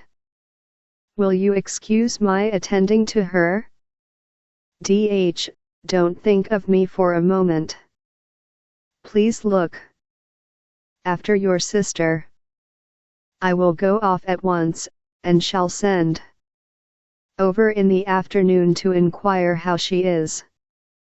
As the door closed on the prefect, Convolvulus sobbed out, "Oh, how stupid I have been! But I could not help it. Dear Te is now safe."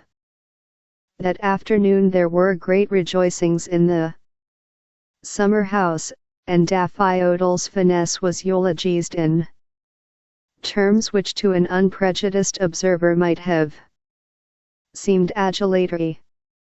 And it was generally agreed between the four lovers that by steady application during the month which intervened before the examina Te might easily make himself so completely master of all that had been written on the ode in question that he could not fail to succeed. With ready zeal, on the very next morning he set to work. The twins. 113. At the commentaries, and beginning with Mao's, he waded carefully through the writings of every weighty critic down to the present time. In the intervals of leisure he practiced essay writing under the guidance of Tsin, and made such progress that Convolvulus was in raptures, and even Daffodil, reflecting the Opinion of Tsin was loud in her praises of his diligence and success. At last the examination day arrived, and armed with the good wishes and benedictions of the twins, the two friends betook themselves to the prefect's yamen. On entering the courtyard they found that rows of tables, separated by temporary partitions on the sides and at the back, were ranged in the usually empty space. At the door was a secretary, a stranger, who gave to each a numbered ticket, and inscribed their names on a register, while another official allotted to each a table, and distributed paper, ink, and pencils. In their impatient anxiety our two heroes had come early, but from the noise and excitement which began immediately to echo on every side of them, it was plain that there were very many others Avenue IIO were minded to be in good time also. At length, when every table was full, and every ticket given away, a drum was sounded, the folding doors were closed, and the competitors were cut off from the outer world for the rest of the day. Presently, the prefect entered at the upper end of the hall, and, having taken his seat on a raised dais, thus addressed the assembled scholars. You are all doubtless aware of the unusual circumstances under which I am holding this examina. 114 Chinese stories.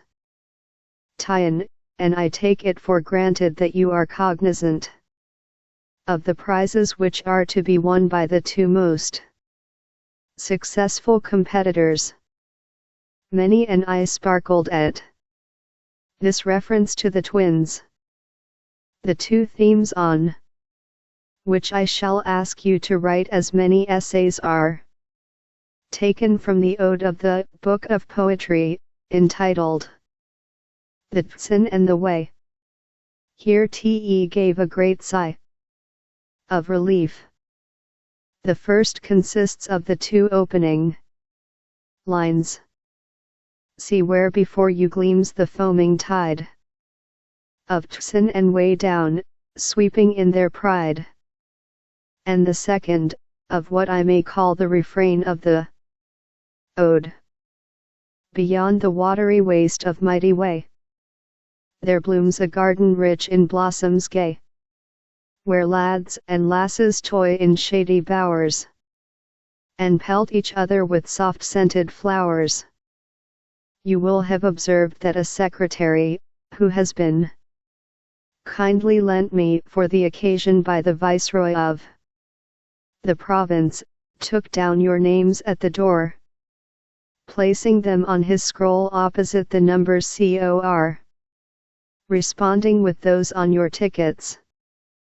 Having finished your essays, you will be good enough to sign at the foot of each the number on your tickets, not your names.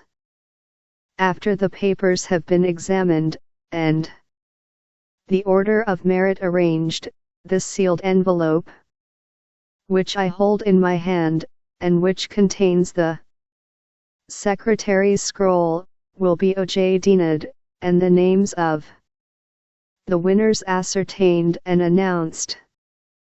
As the task of going over the essays will be a long one, I propose to proclaim the award on the 15th of the present month at noon. And now to your tasks. The prizes. The twins. 115. Oh, there is Te. I offered you are well worth a struggle, and I cannot imagine any objects more calculated to stir the blood and fire the imaginations of young men like yourselves than the lovely daughters of Ma. When the students had settled down to their work, the prefect, acting on a sudden impulse, sent to invite the twins to look down at the competitors from the latticed gallery, which ran along one side of the courtyard. Such an opportunity of looking down upon 500 possible husbands was not to be lost, and as quickly as their chair coolies could carry them, they presented themselves at the door of the private apartments. The prefect, who had grown quite alert when Daffodil and her sister were in question, snatched a moment from his duties in the "Il Sir" escort them to the gal /L.J.M. Larry.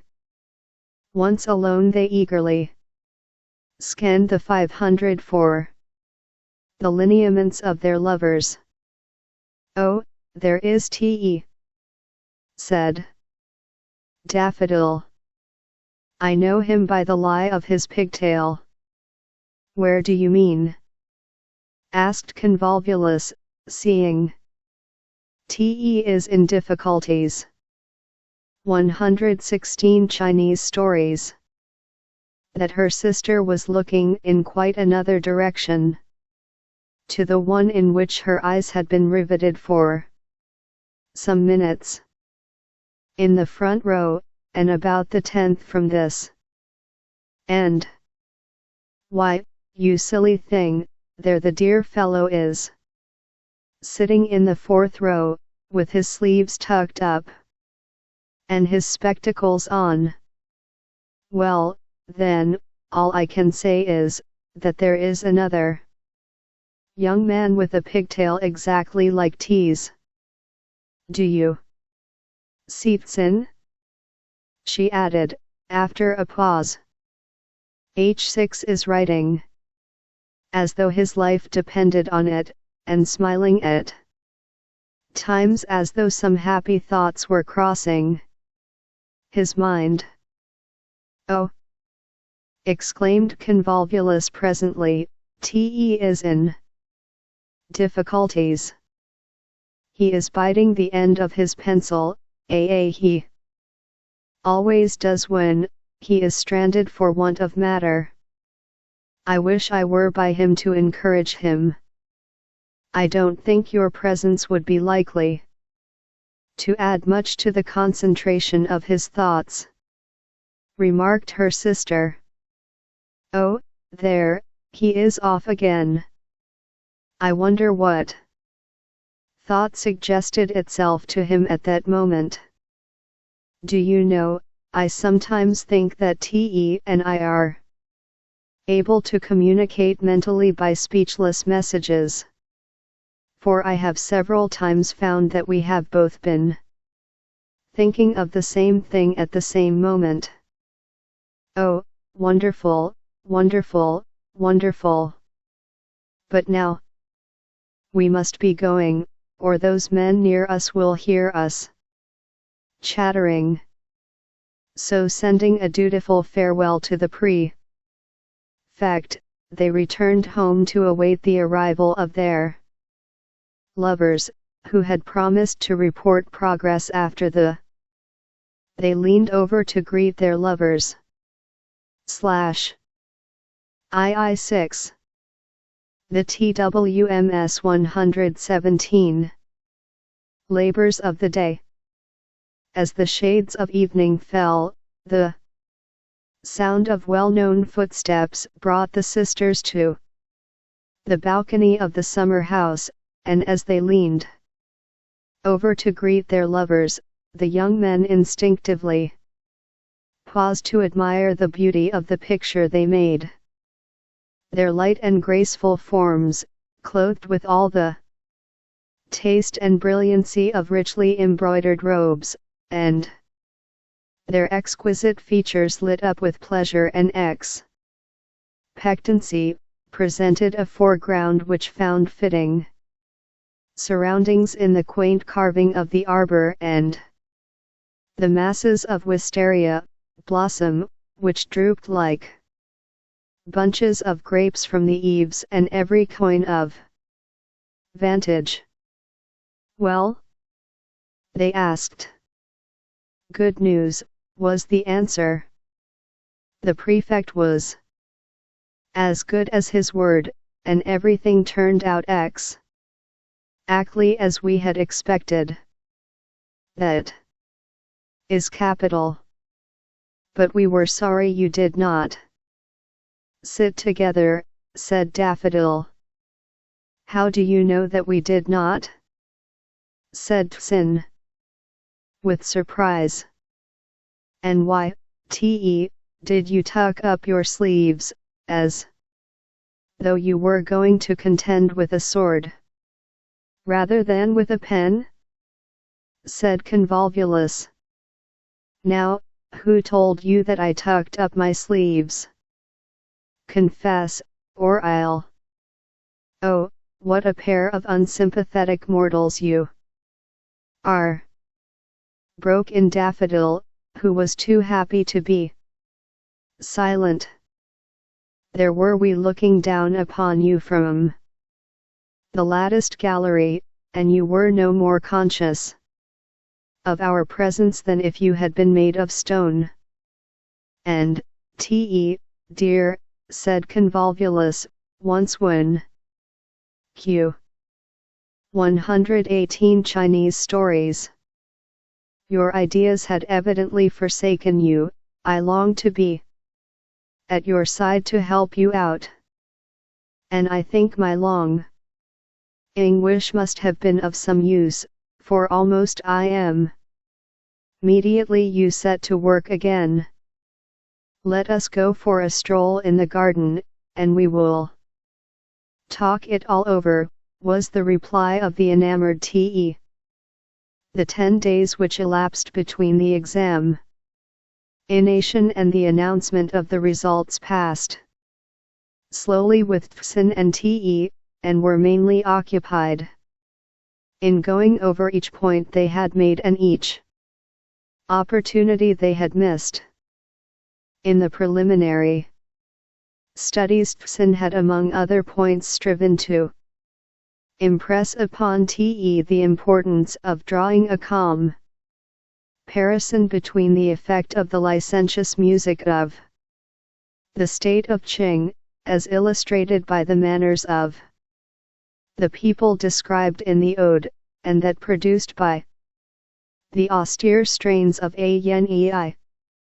But when the moment came for the use of this comparison, Te found himself hopelessly confused, and ended by attributing to the exceptionally pure airs of way and impropriety, which bordered on grossness, the recollection of this and other shortcomings weighed heavily on Te's spirits, and tortured him, even in the presence of his lady love. "But what matters it," said that young lady, "if you do fail in one direction, so long as you make up for it in others? It is no use making a bridge wider than the river." "True," replied Te. "But what if an architect puts his materials together so badly that they topple over into the stream?" "What should you say of an architect?" answered the twins. 119. Convolvulus, who built a good bridge, and could not sleep of a niglet if a leaf stirred for fear it should be blown down? Well, my eyes will not now be long blackened with the pencil of sleeplessness, to use your own pretty imagery, answered her lover. "And I really don't know whether to wish that between this and the 15th time should fly or move with leaden feet. At all events, I enjoy your presence now, and it may be that then it will be lost to me forever. I should not give up hope even if you failed, replied the cheery little convolvulus. There are more ways of catching a bird than grasping his tail. The intense anxiety felt by Tsin and Te as to their success or failure caused them, as perhaps was only natural, to lose sight, to a certain extent, of the fact that to the young ladies there was even more depending on the 15th than to themselves, for, after all, their failure would only bring on them a negative misfortune, while it was within the bounds of possibility that Daffodil and Convolvulus might find themselves bound to partners whom they loathed. The twins' interest in the day was heightened by the arrival of the prefect on the afternoon of the 14th, to invite them to be present on the following morning. I have arranged, said he, a pretty little alcove on one side of the hall, where you can sit with your mother and watch the proceedings. As you know, T inserted a saving clause into my proclamation, reserving to myself the right of rejecting any student who should appear physically unworthy of you. And 120 Chinese stories. It may be that I may wish to refer the decision on such a delicate point to yourselves. How thoughtful you are, Your Excellency. But I am sure we may trust you not to give us marked, bald, or stunted husbands, said Daffodil, smiling. Now describe your idea of what a husband should be, replied the prefect. First of all, he must be tall, answered Daffodil, drawing a mental picture of Tsin, with broad shoulders and an upright figure. He should have a well-formed nose, a bright eye, and a glossy pigtail. Just what I used to be in BJ gone days, thought the J, refect to himself. Somehow lately he had taken to wishing that life was beginning with him anew. And after each interview with the twins he had returned to regard Madame Lo's matronly figure with increasing disfavor. On this particular occasion he was evidently bent on enjoying himself, and seemed disposed to reproduce in Ma's garden the free and easy manners of the frequenters of the shady bowers beyond the watery waste of Mighty Way. Nothing loath, the girls indulged his humor, and when he finally took his leave he carried off with him one of Daffodil's prettily enameled hairpins and Convolvulus's bangle. On the following morning the town was early astir, and quite a crowd collected at Ma's doorway to see the twins start for the prefect's yamen. In that usually decorous building the scene was tumultuous. Not only did the 500 competitors present, the twins, 121, themselves, but when it became known that the beautiful twins would be present, nearly the whole male population of the town, including myself, poured into the courtyard.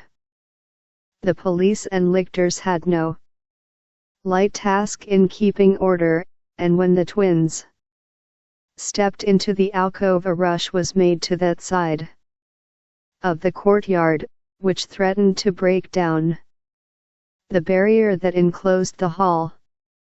Even the sound of the drum and the appearance of the prefect produced little or no effect on the disorder which prevailed, and it was not until 2 or 3 of the most obtrusive admirers of the two beauties had been seized and flogged on the spot, that sufficient silence was obtained to allow of the opening of the proceedings.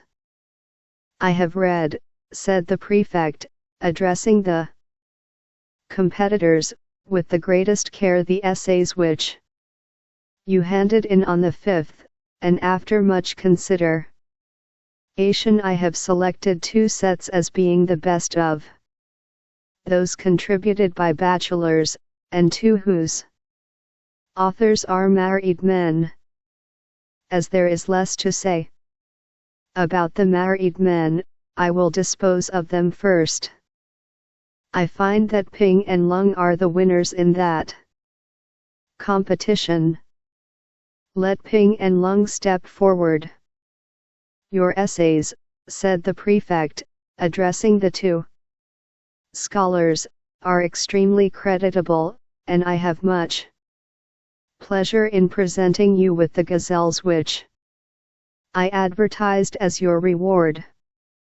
I am only sorry for you that they are not the gazelles on my left hand," pointing to the twins. "Most cordially do we echo your regret, Your Excellency," said Ping, casting longing eyes towards 122 Chinese stories. "The alcove, but failing those priceless prizes, we thank you for the gifts you have conferred upon us. Now," said the prefect, "I come to the bachelors." At these words there was a movement and excitement in the hall, which showed how deeply the admiration of the competitors had been stirred by the unparalleled beauty of the 2 sisters. To both Tsin and Te the moment was one of supreme concern. Tsin held his breath and bit his lip, while Te wrung his perfectly dry pocket handkerchief as though it had been used, as well it might have been, to wipe the perspiration from off his streaming forehead. "With regard to the winner of the first prize," he added, "I have no hesitation in pronouncing my decision. Beyond compare the essays of Tsin, in whom I am glad to recognize the son of an old friend, are infinitely the best. Not only do they display originality of thought and brilliancy of diction, but the depth of the scholarship they manifest is perfectly wonderful. I could not have believed that any scholar could have possessed so minute and accurate a knowledge of the writings of the scholiasts of all ages. I have known men who have been thoroughly acquainted with the critics of the Zhou dynasty, others with those of the Han dynasty, others, again, with those of the Tang dynasty. But never have I met with any who had mastered so thoroughly the writings of all of them. And it becomes almost bewildering when one thinks that his knowledge of the scholia on every other ode in the book of poetry is as perfect as his knowledge of the commentaries of this one. For why should I? The twins. 123. Suppose that his attention has been especially attracted to this ode? Without question, then, I give the palm to Tsin. But with regard to the second prize, I confess to have been in some doubt. However, after mature consideration, I have determined to award it to a gentleman of the name of T.E. Here Convolvulus, who had been leaning forward to catch every word, threw herself back in her chair with a sigh of relief. The genius, went on the prefect, displayed by Tsin is wanting here, and there is a lack of literary ease, and sometimes a confusion of thought which has surprised me, but at the same time I cannot overlook the fact that, like Tsin, Te possesses an extraordinarily accurate knowledge of the ancient commentators. His power of quotation is prodigious, and it would almost seem that he had learnt the commentaries by heart. Proof of such untiring diligence and of such a wonderful memory may not be passed over, and I therefore proclaim Te the winner of the second prize. Tsin and Te stand forth. With some trepidation the two young men stepped forward and made a profound bow to the prefect, who rose and went over to the twins. Do these young men satisfy your requirements, young ladies? Asked the prefect, smiling on them. Exceedingly well, Your Excellency, said Daffodil.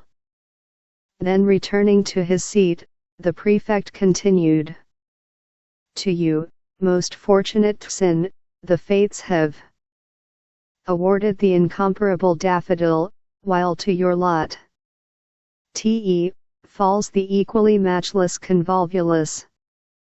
Ascend the dais and let me introduce you to your brides. 124 Chinese Stories. With alacrity the young men mounted the steps and advanced towards the alcove. At the moment that they made their bow and swore their fealty, the band, which the prefect had provided for the Ixa Zion, struck up the well-known wedding air, the Phcvnixes in concord sang, and the courtyard rang with the shouts of good, good, very good, good, good. After a short pause, caused by the difficulty of getting Ma and his wife to their appointed places in the hall, the happy couples made obeisance to heaven and earth, and to their parents, and then, with a deep reverence to the prefect, turned at his invitation towards the private apartments of the Yamen, where, as I afterwards learned, he entertained them at a sumptuous feast. At the moment that the bridal procession passed from the hall, the prefect turned to the crowd and said, I am quite aware that the course I have pursued on this occasion is an unusual one, and that it could only be justified by circumstances such as I was called upon to encounter. The result, however, has surpassed my highest expectations, and today we have seen two veritable dragons of learning united, two beings of more than earthly beauty. Such a consummation is worthy the labors of the wisest of mankind, and reminds me of those well-known lines of the great poet of the Tang dynasty. In all the regions watered by Wang Lio or Yangtze King's current, tell me where you'd find on sultry plain or mountain snow men half so wise or women half so fair. 125. A twice makeid couple. TX7ELL, if I could make verses like you, and were as well up in the classics as you are, I should look for a wife among the families of the city mere chance, and not throw myself away upon a cashless girl like green jade. The speaker was a young man of the people, and of a forbidding aspect.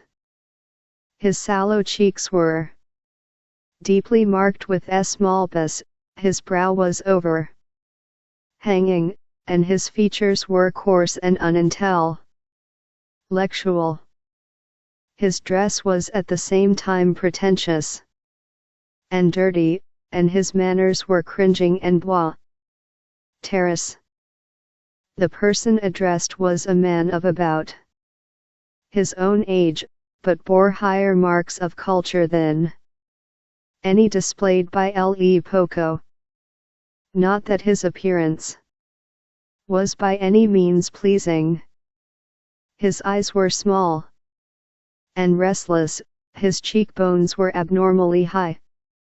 His underlip protruded in a manner suggestive of meanness, and there was a general air of timidity and unrest about his gait.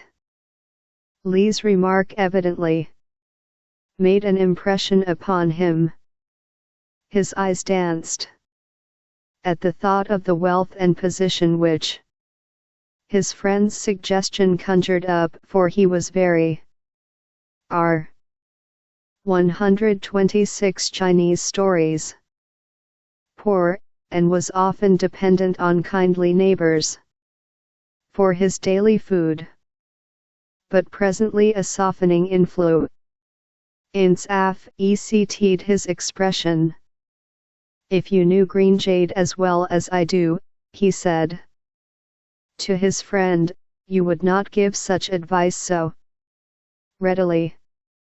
She has the beauty of Kinlian, the talents of Su Xiao, and all the virtues of the mother of Mencius, added to which she is very fond of me, and would be content to keep house in a mat shed, and live on broken victuals, if I could make her my wife. And if, my dear Wang, you were to marry her, what would be your position?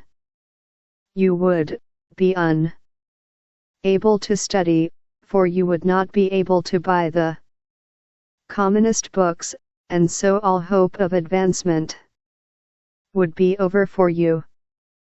And to earn your bread you would be obliged to become either a common hawker of cheap goods, or a hanger-on at a mandarin's yamen.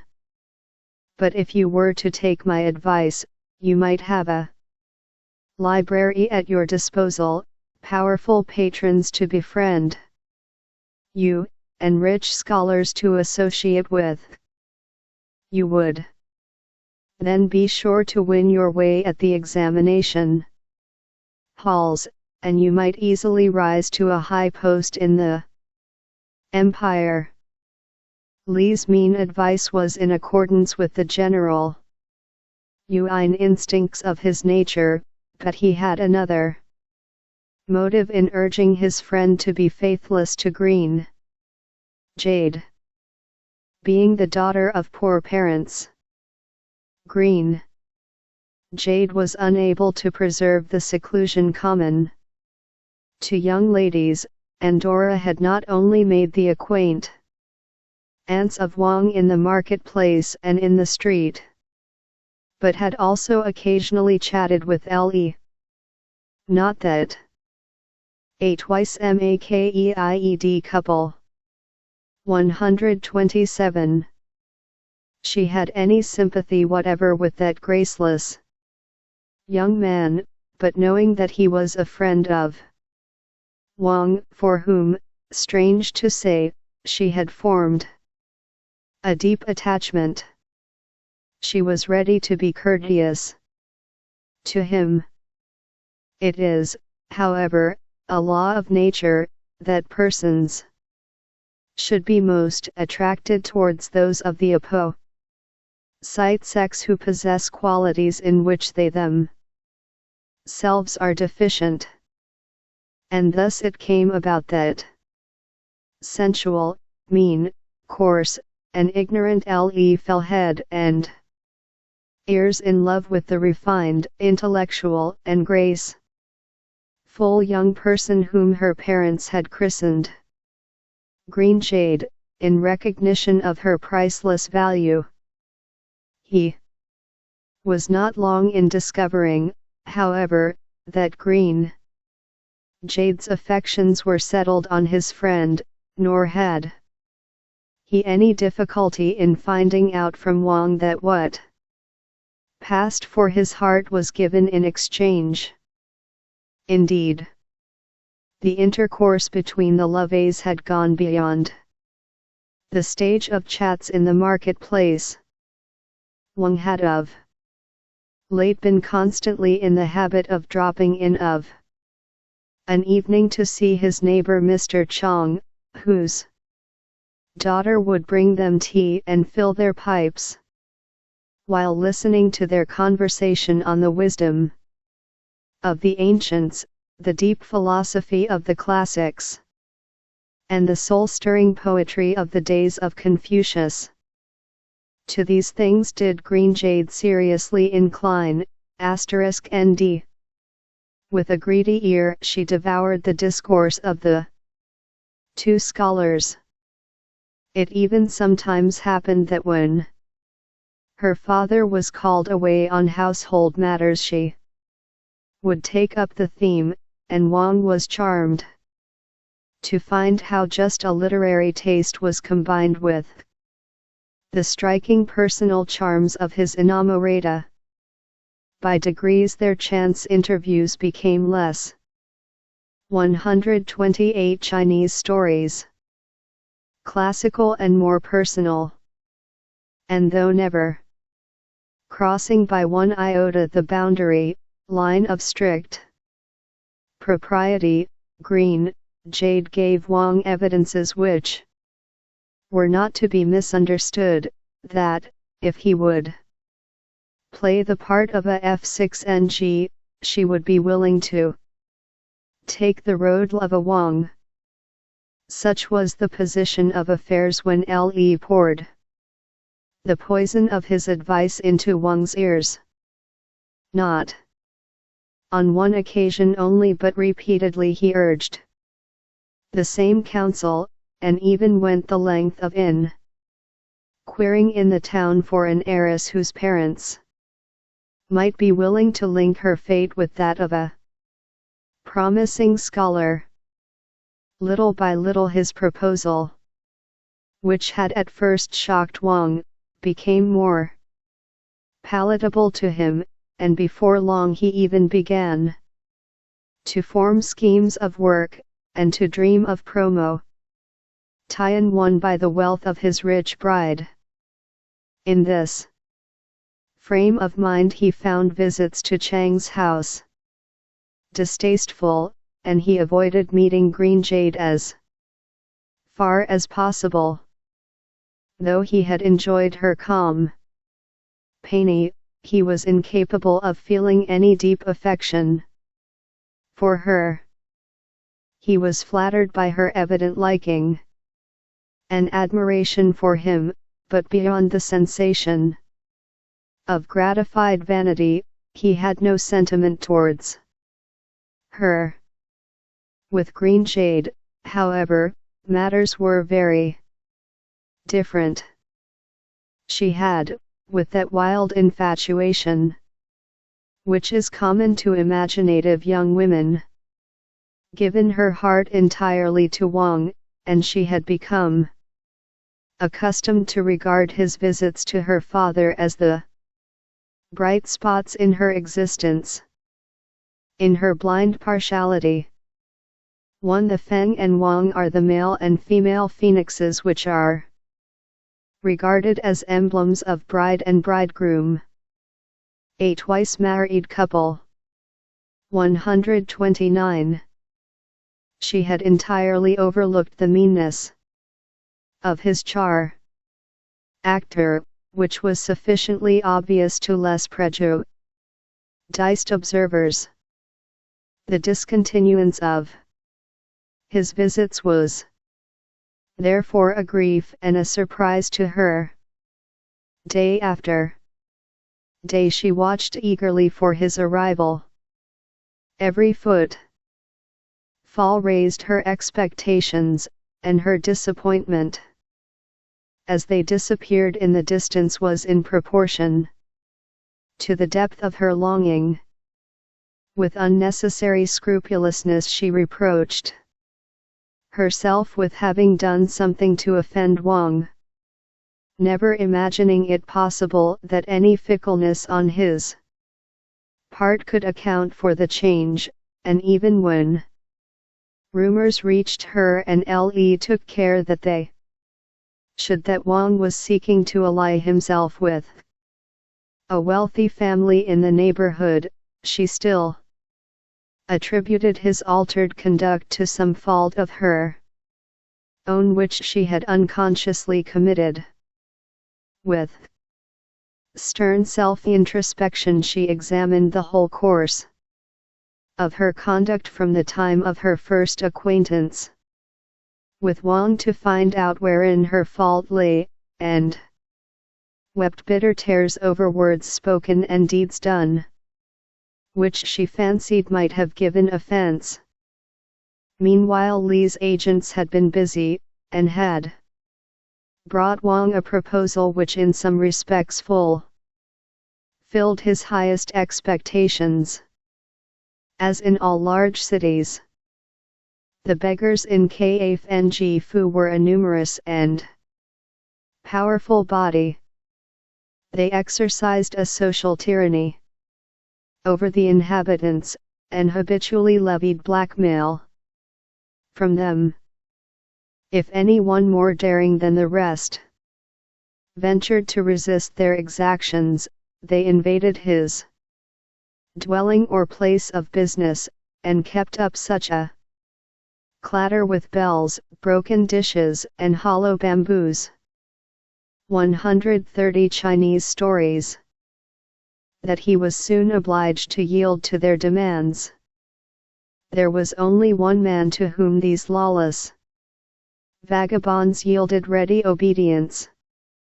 From time immemorial the chieftainship of the beggars of Kai Fng Fu had been vested in a certain Chu family, which had grown rich on the dues paid by the individual beggars, and by the interest exacted on money lent to unfortunate members of the ragged army in times of need.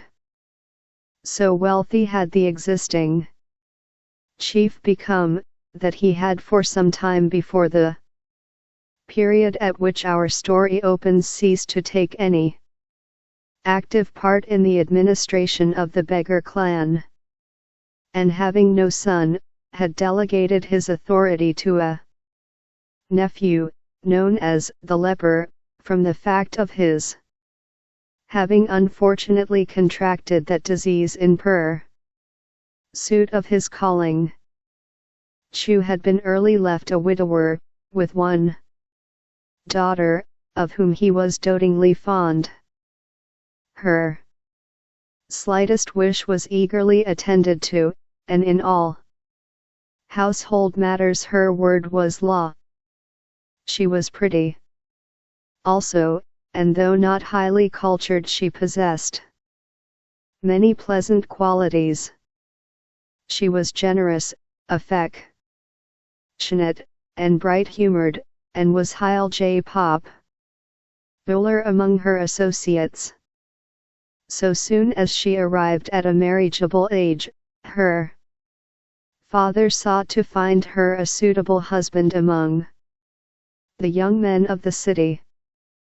Being rich, he thought that he might naturally expect to ally her with a youth of the official class, and accordingly employed a go-between, a certain Mrs. Kin, to search out one who should be worthy of her. The go-between, who had a better appreciation of the position than Chu. A twice-married couple.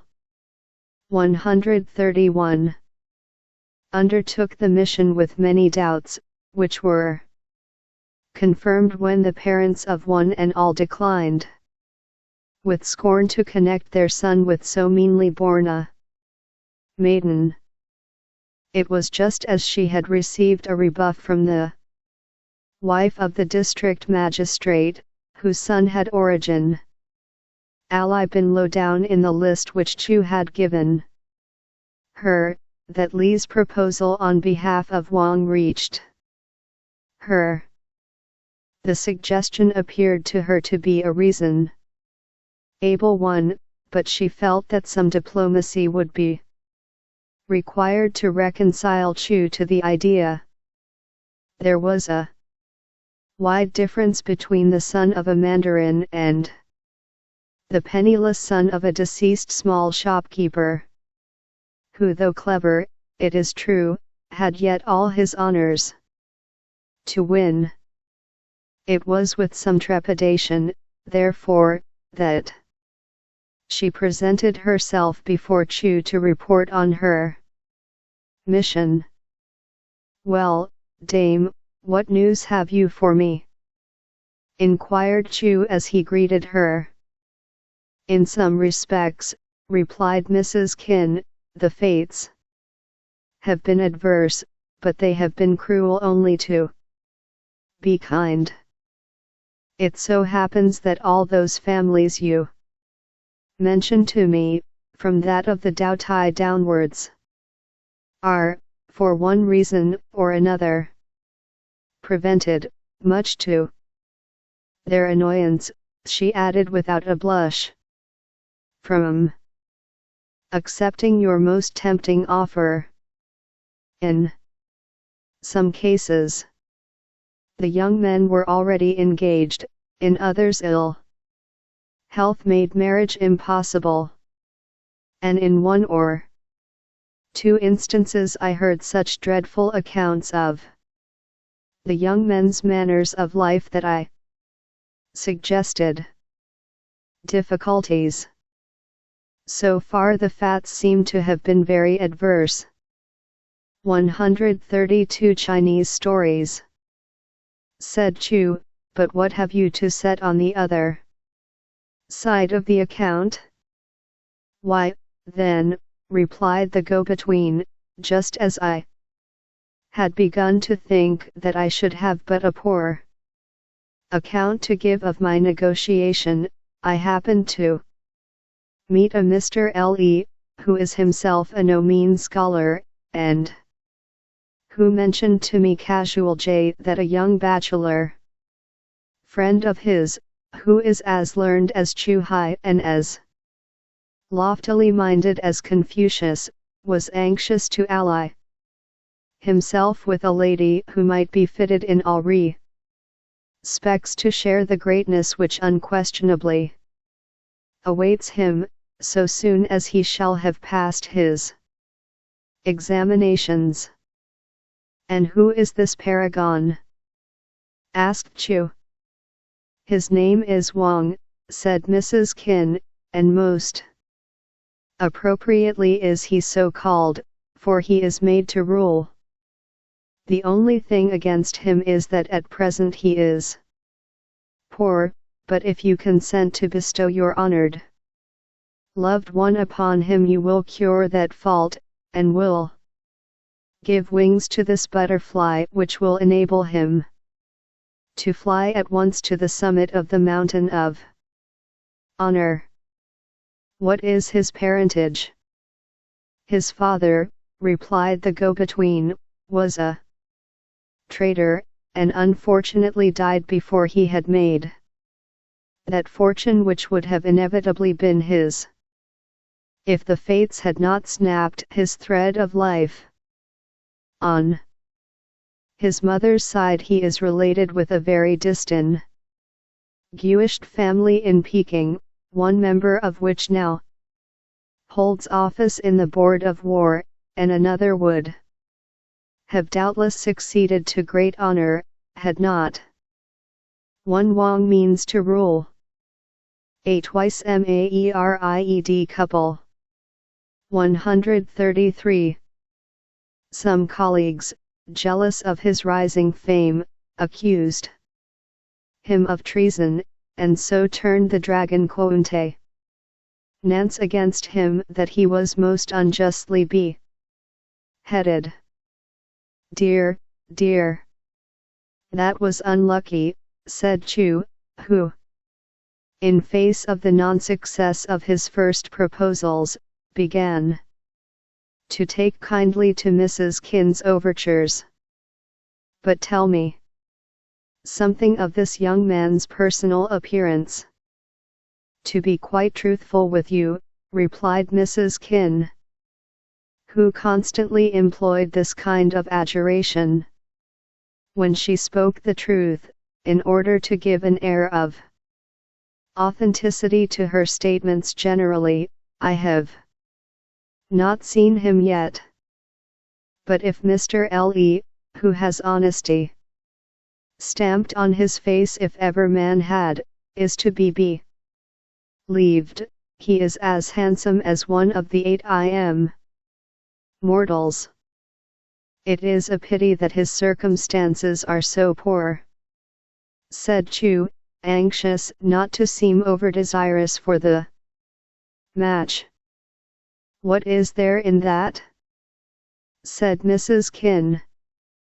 Was not Quantitanium a seller of bean curd in early life?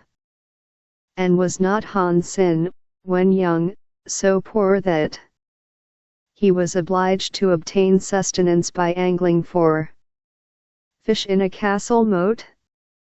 Overwhelmed by these historical allusions, Chu gave way, and commissioned Mrs. Qin to consult a soothsayer as to the agreement of the M and Tanghu family relationships, on either side. Pleased with her success, Mrs. Qin went direct to Wang and calm one Quantitanium, a celebrated general who was canoniced as the god of war. To Han Sin, a statesman who was created Prince of Tzu. S. 134 Chinese stories communicated to him the result of her interview. At the same time she enlarged on the immense wealth of the lady's family, and the beauty and accomplishments of Mississippi Pearl. Wang was secretly delighted with her news, but was shrewd enough to appear indifferent. I am sure, he said, I am very grateful to you for the interest you have taken in this matter. But unfortunately my circumstances are not such as would enable me to make the necessary wedding presents. And I propose, therefore, to put off all thoughts of marriage until I have won my way to office. If Mississippi Pearl were an ordinary young lady, I should applaud your prudence, answered Mrs. Qin. But, as a matter of fact, she is 1 in 10,000. A stork among poultry, a sun among stars, and to neglect the chance of an alliance with her is to fly in the face of the gods. And as to the wedding presents, do not bestow one moment's thought upon them. I will arrange that they shall be as handsome as any that the prefect's daughter got yesterday, and that you shall not be asked for a single cash on account of them until your pockets are overflowing with Mississippi Pearl's tales. On those conditions I am. If the lady is all you describe her to be, ready at least that you should open negotiations on the subject. With this consent Mrs. Kin took her leave, and lost no time in consulting a soothsayer on the pros pecs of the match, as she was aljailed to promise a liberal fee. The result of her conference with the deities coincided exactly with her wishes. The next a twice married couple 135 full moon was the time indicated by the fates for the marriage, and the happiness promised to the young people was such as was to surpass the common lot of men. Mr. Chu made most liberal preparations for the ceremony, and a complaisant money-lender, who had many a time and oft advanced monage in promo tie-in of Mrs. Kin's schemes, willingly lent the sum required by Wang to provide the wedding gifts. As the match was not a particularly brilliant one in a social point of view, Mr. Chu determined that he would make up in magnificence for what was wanting in that respect. As the day approached, his house became a scene of wild confusion. Upholsterers were at work in the reception rooms, as well as in those the young couple were to occupy. Presents for the bride came pouring in, and milliners, accompanied by coolies bearing loads of silks and satins, haunted Mississippi Pearl's apartments. That young lady looked forward to her bridal day with mingled feelings. She knew enough of life to know that the reports of professional go-betweens were not always to be believed, and that marriage was not always the state of bliss that it was commonly reported to be. At the same time, her ambition was stirred.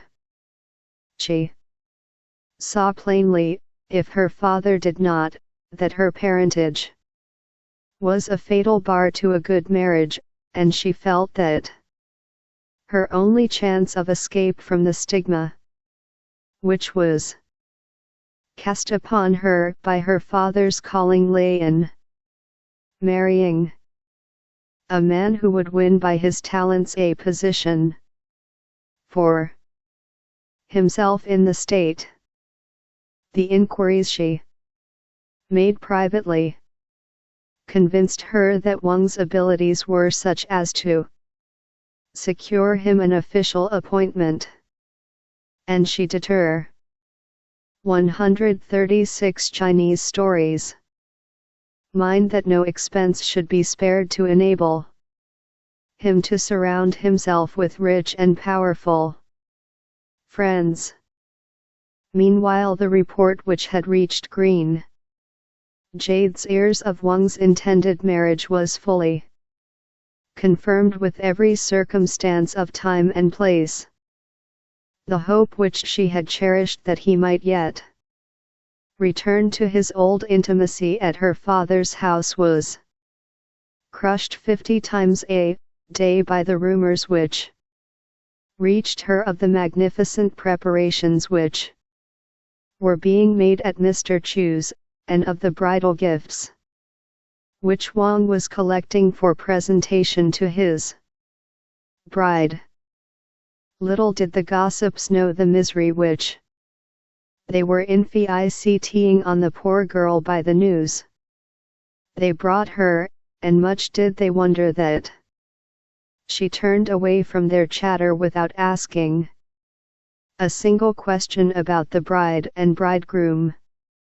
She never told her love, and struggled on through her daily employments with a heavy heart and a deepening sorrow. The light was taken out of her life.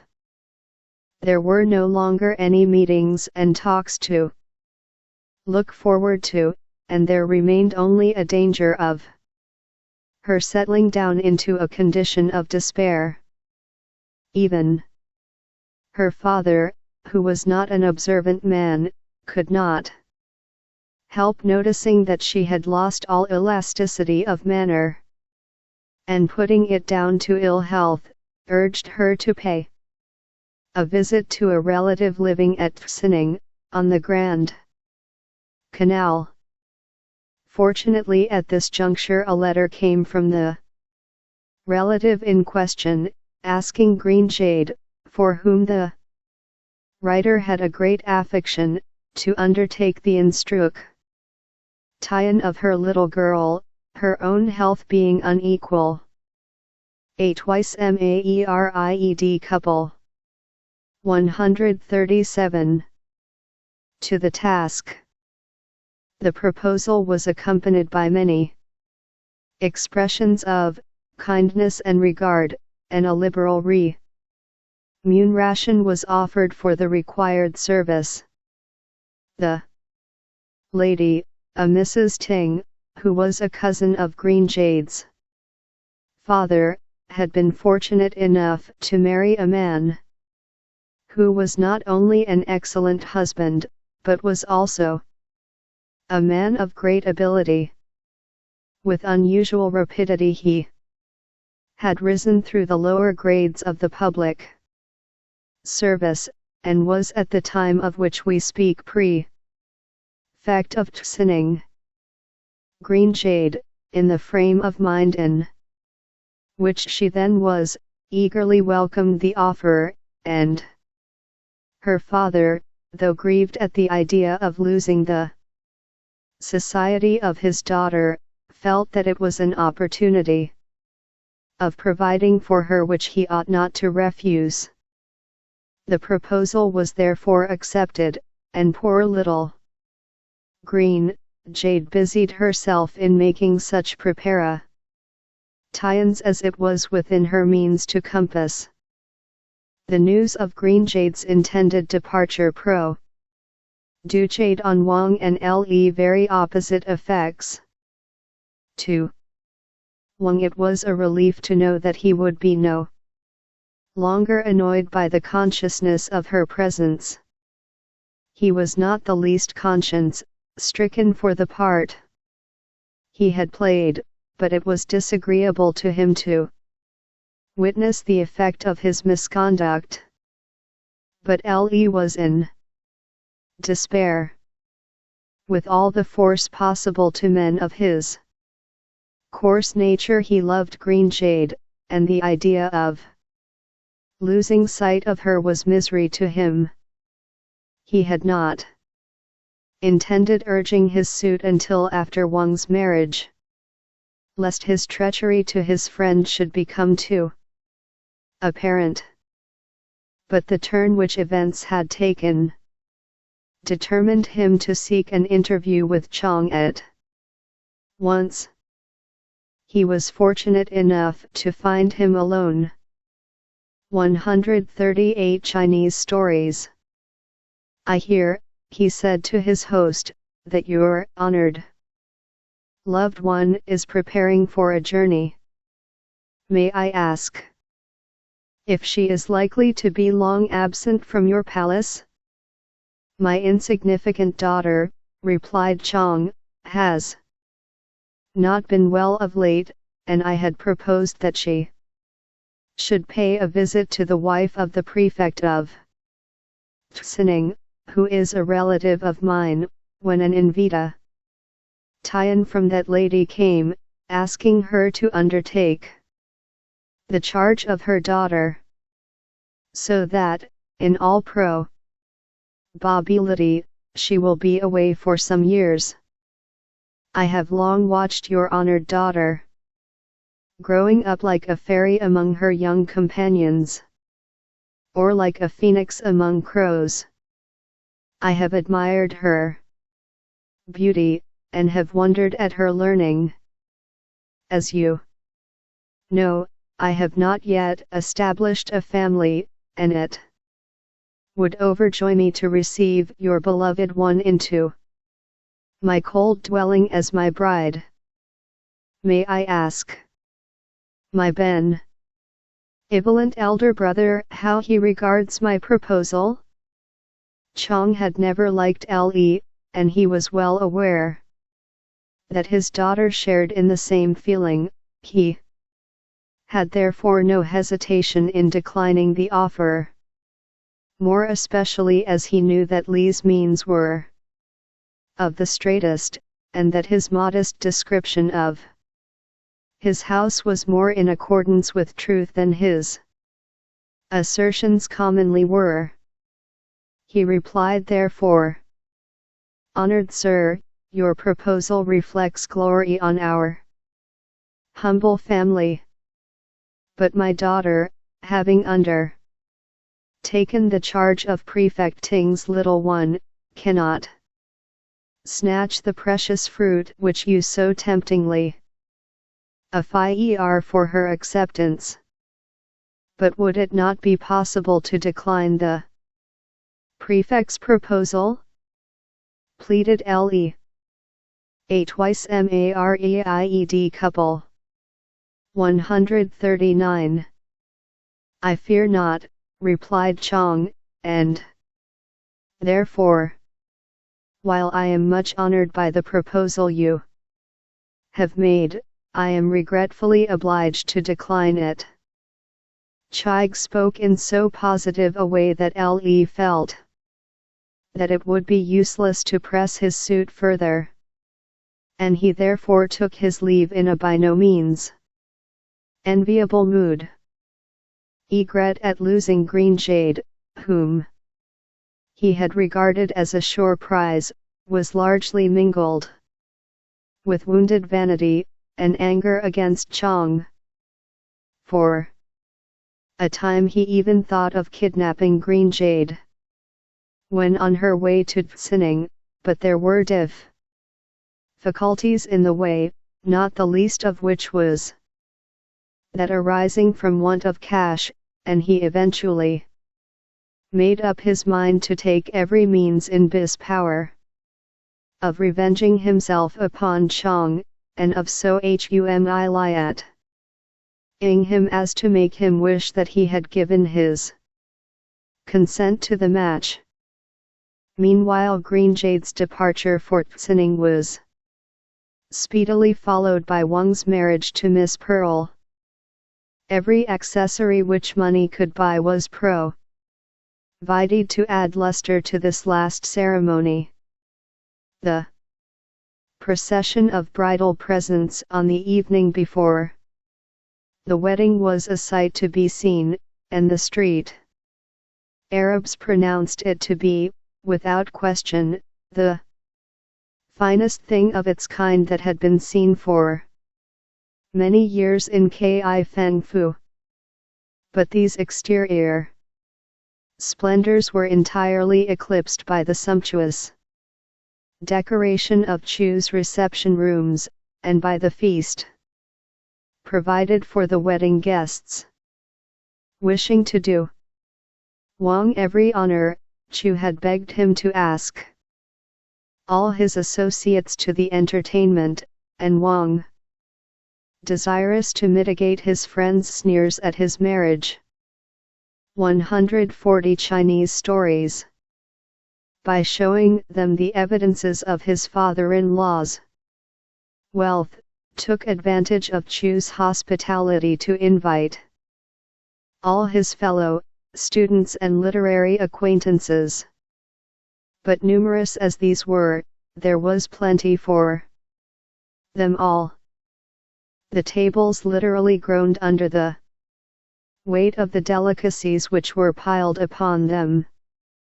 Birds' nests from the islands, venison from Mongolia, wine from Chekin, pears and grapes from Shantung, and preserves from Canton, were provided in more than sufficient quantities to satisfy the appetites of the feasters, who, at the conclusion of the marriage ceremony and the retirement of the bride and her bridesmaids, were left to the full enjoyment of the luxuries before them.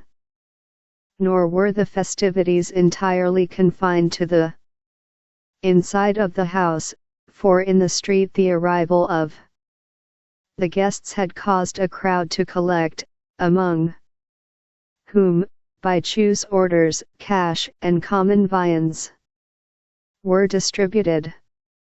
The news of this lavish expenditure quickly reached the beggar's headquarters. The leper had been aware of the wedding, and, supposing that it would be conducted quietly, had not cast a thought on the fact that he, as a kinsman, had not been invited.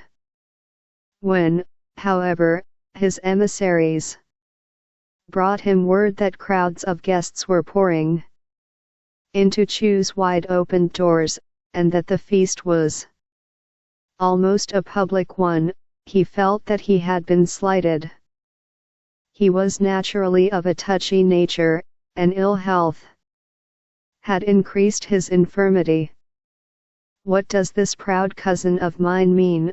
he exclaimed to a wretched beggar who had crawled in on crutches to tell him of the food and cash which a twice married couple 141 were to be had outside Chu's house, by ignoring me, his kinsman, and the beggars who have raised him to his present position of wealth, by hot inviting us to his feast? The fact that his daughter is marrying one of the literati is no reason why he should turn his back on his relations and old associates. That was just what I was thinking as I came along, said the old beggar in a whining tone. When I was told that you, honored sir, were not among the guests, and that food and cash were being distributed without any notice having been sent to us, I could scarcely believe it. But now I have seen what is going on with my own eyes, or I should say, parenthetically, remarked the old man with a grim smile, for he had long been blind on one side. And here, he said, fumbling in his scrip, are some of the spoils I brought along with me. This is too bad, said the leper, working himself up into a state of anger. I will teach him that we are to be reckoned with, though we are beggars. Go, said he to the old cripple, and call 20 men from the lodging house, and we will give Chu some clatter which he won't forget in a hurry. In obedience to this summons, the courtyard was speedily filled with a group of beings who represented every ill that flesh is heir to. The lame, the maimed, the halt, and the blind were all there, and with them victims to every form of disease. Nothing but rags and tatters covered the persons of these lazar house inmates, while in the hands of each were bells, hollow 142 Chinese stoies, bits of bamboo, horns, and whistles, besides the staffs which supported their tottering frames. On this motley crew the leper looked with pride. Though better dressed than the beggars, he was scarcely less repulsive looking than they. The dis-ease from which his nickname was derived had made strange havoc with his features. The skin of his face was lumpy and discolored, and the irritation under which he was at the moment faring had added a Malignant X-sprays. Zion to his afflicted. /L/V. /////// Countenance. I4L1 /W /K / Come with me. To my cousin Chu's house, he cried, as he stepped into the courtyard, and help me to give him a lesson in propriety. All the city are feasting at his table, and he has not had the decency either to invite me as a guest or to send us a present of flesh and wine. But I will give him and his friends some music which they will find it hard to dance to. This is too bad. A twice Maeeied couple. 143.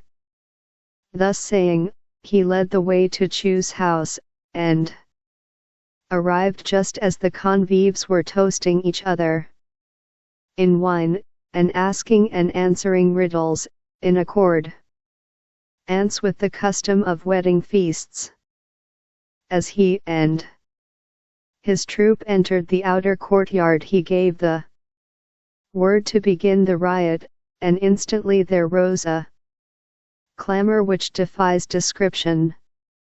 Imitations, and, to do the beggars justice, very good imitations, of dogs yelping, cats screeching, and cocks crowing, were mingled with the sound of bells, gongs, hollow bamboos, and whistles. Never out of pandemonium had such discords been heard. At the first outbreak of the noise, Chu dropped his cup and turned deadly pale, for he recognized at once the meaning of the disturbance. The guests, less instructed, thought it was the beginning of a masque or play devised for their entertainment, and looked with curiosity towards the door which separated them from the outer yard. They had not long to wait before it was thrown open, when, to their astonished gaze, the leper at the head of his followers marched into their midst. Straight they walked up to the principal table, and while the leper took the cup of wine out of Wang's hand, his troop, who were now silent, pounced greedily upon the viands which still encumbered the tables. Involuntarily the guests slunk away from the intruders, while Chu, who had partly recovered his presence of mind, came forward, and with the best pretense of cordiality which he could assume, paid his compliments to the leper. "I am glad to see you, my honored brother," he said, "and I should have written to invite you if I 144 Chinese stories had I jot delegated my powers for the day to my new son-in-law. On the third day after the wedding I ought to have my own feast, and you will get an invitation to that in due course. And now let me introduce my son-in-law to you." So saying, Chu turned to the place where Wang had been sitting, but his chair was empty. So were all the seats round the table, and Chu met the gaze of the leper with a look of blank and astonished annoyance. "Ha! Ha!"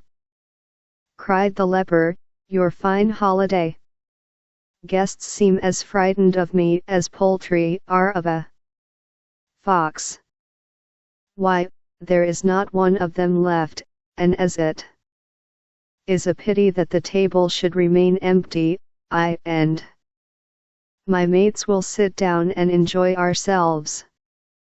Suiting the action to the word, the leper sat down in one seat, and his noisome companions ranged themselves on the chairs which had been so recently occupied by the silk and satin friends of the bride groom.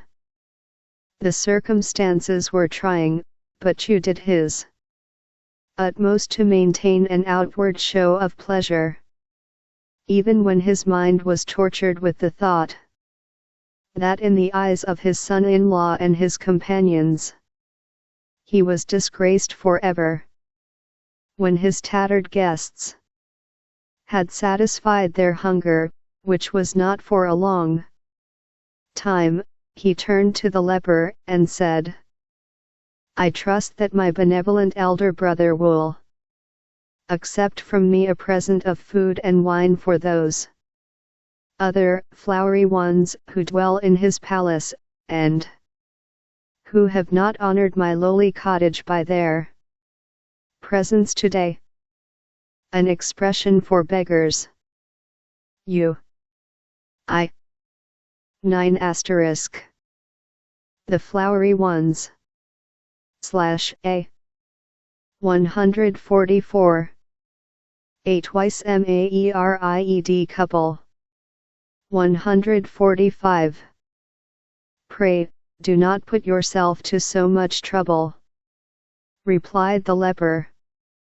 In spite of this gentle disclaimer, Chu ordered his attendants to take a goodly supply of the choicest fare to the leper's house. The leper now rose to take his leave. I fear we have put you to infinite trouble, said he, as he made his bow, and that we have sadly disturbed your other guests. But, believe me, my object in coming was to show you that though poor and degraded, I have not lost all interest in my kins, folk and relations. I am deeply indebted to you, said Chu, for having directed the course of your chariot to my humble dwelling. Your condescension is engraven on the tablets of my heart, and I only regret that I had such poor fare to put before such honored guests. So soon as the last cripple had dragged his distraught limbs over the threshold, Chu hurried to his daughter's apartments to express to Wang his intense regret at the contretemps. To his surprise he found his daughter alone, weeping bitterly at the disgrace which had fallen on her. Wang, at the invitation of one of the guests, had taken refuge in a neighboring house until the unwelcome intruders should have taken their departure. While Chu was explaining matters to his daughter, Wang returned, and it was easy to see that, though outwardly polite, he was greatly annoyed at the incident.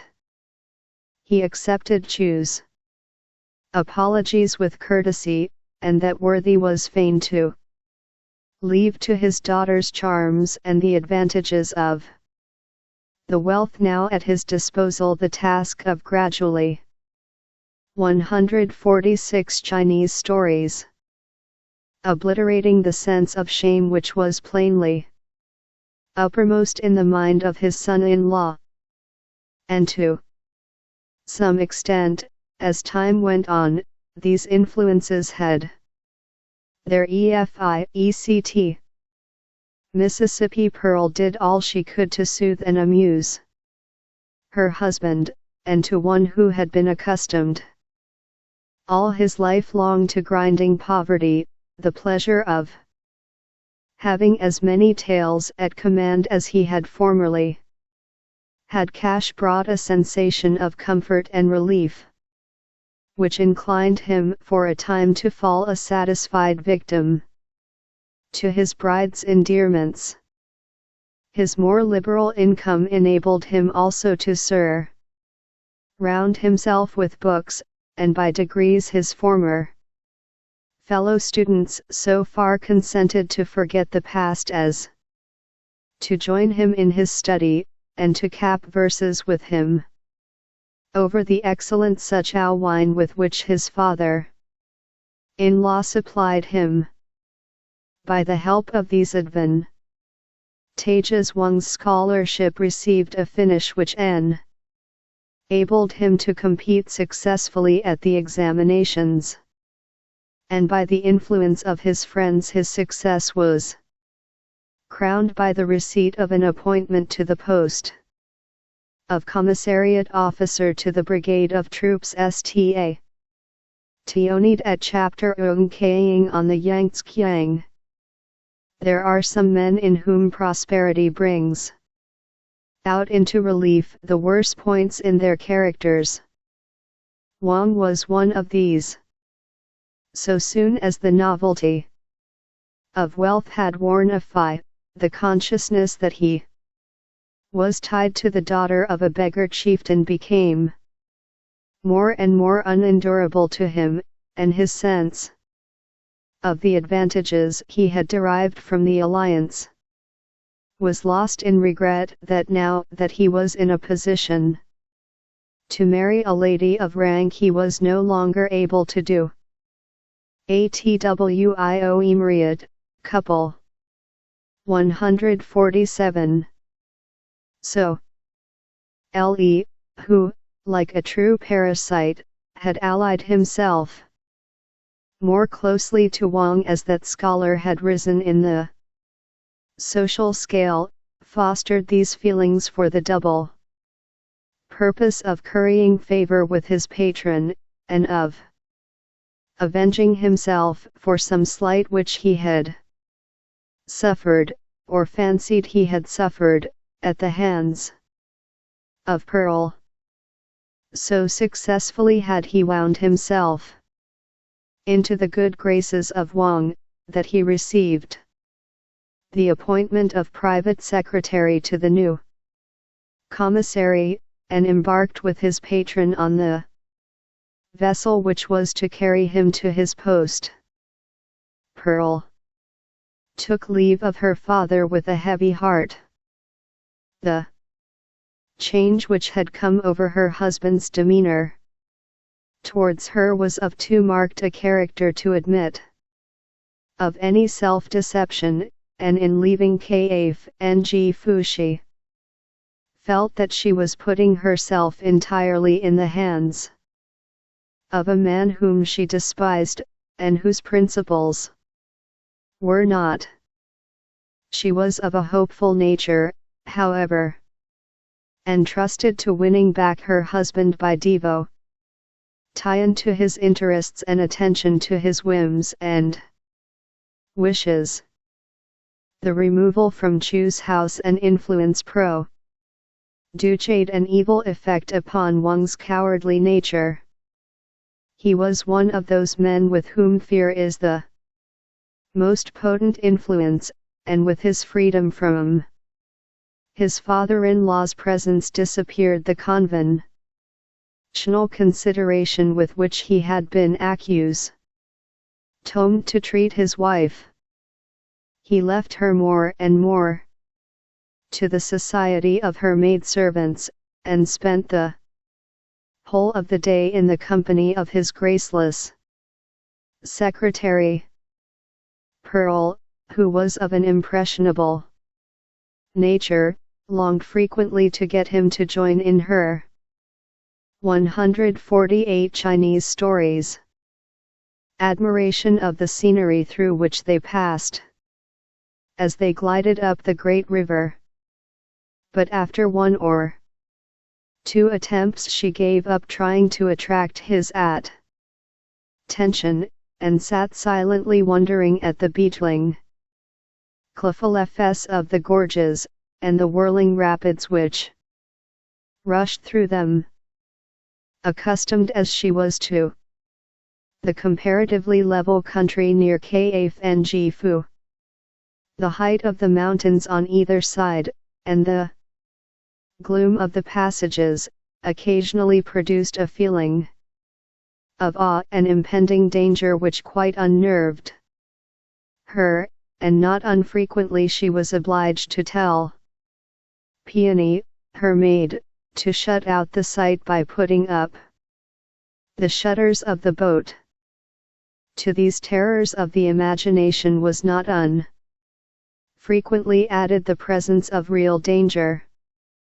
On more than one occasion the rope by which the trackers were towing the boat over the rapids broke, and the craft was sent whirling down through the boiling water, and was only saved from destruction by the boatman's skill in using the sweeps. After one such adventure in the Witch's Gorge, the trackers had with infinite labor dragged the boat up through the foaming surges into the comparatively smooth water above.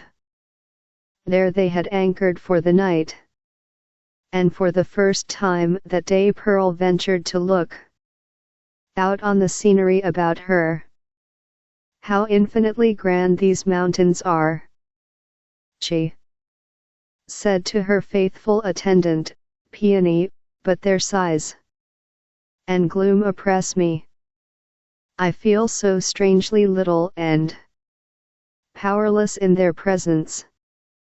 I am beginning to feel the same sensation myself," said Peony, "but all day long I have been a twice married couple." 149. Watching the monkeys on the cliffs and the trackers on the towing path, and I don't know which looked the most ridiculous. The monkeys were playing all sorts of antics, springing from crag to crag, fighting, throwing down stones into the river, and chattering all the while like a lot of magpies, while the men, who had no more clothes on than the monkeys, were jumping from rock to rock, tumbling into the water, and balancing themselves on narrow ledges, like so many boys at play. I wish you could amuse yourself as one do, but since we have been on the river, you seem to have lost all interest in what is going on about you." "I suppose I am not well," said Pearl, "but I feel a depression as of impending danger, and last night I dreamt that old woman who told me my fortune in the willow garden last year appeared before me, and chanted again the doggerel couplet, which I had quite forgotten until it came back to me in my dream. Do you remember it? When witches' cliffs encircle you about, beware your fate, your sands are near run out. What do they call this gorge? The Witches' Mountain Gorge." Here, then, the fortune-teller's words will be put to the test. And if it is true that coming events cast their shadows before, this woman spoke with the inspiration of a seer. "Oh, madam, you frighten me," said Peony, half inclined to cry. "Please think no more about what that stupid old woman said. My father used to say, you 150 Chinese stories. In his joking way, all women are liars, and fortune-telling women are the greatest liars of all. They only say those things to mystify and amuse people. Well, time will show whether she was right or not. But I'm so weary that I shall go to bed, and try to forget in sleep the woman's prophecy and my own forebodings. And in the morning, madam, we will laugh over your fancies, and will begin the new day with fresh hopes. Who can say that a new life may not be opening to you tomorrow? I would it might. But come now and help me to undress. Wang took no notice of his wife's retirement. For some time her comings and goings had been matters of complete indifference to him. On this particular evening, having dined heavily, he was lying in the forepart of the boat with Le, smoking opium. As had not been unusual of late, Wang's mésalliance, as he was good enough to call it, was the subject of their conversation, and Le drew many a glowing picture of the matches Wang might make were he but free. As the night wore on, Le became more and more eloquent on the theme, unchecked by Wang, whose mean and covetous nature was all aglow at the imaginary prospects which his friends' words conjured up before him.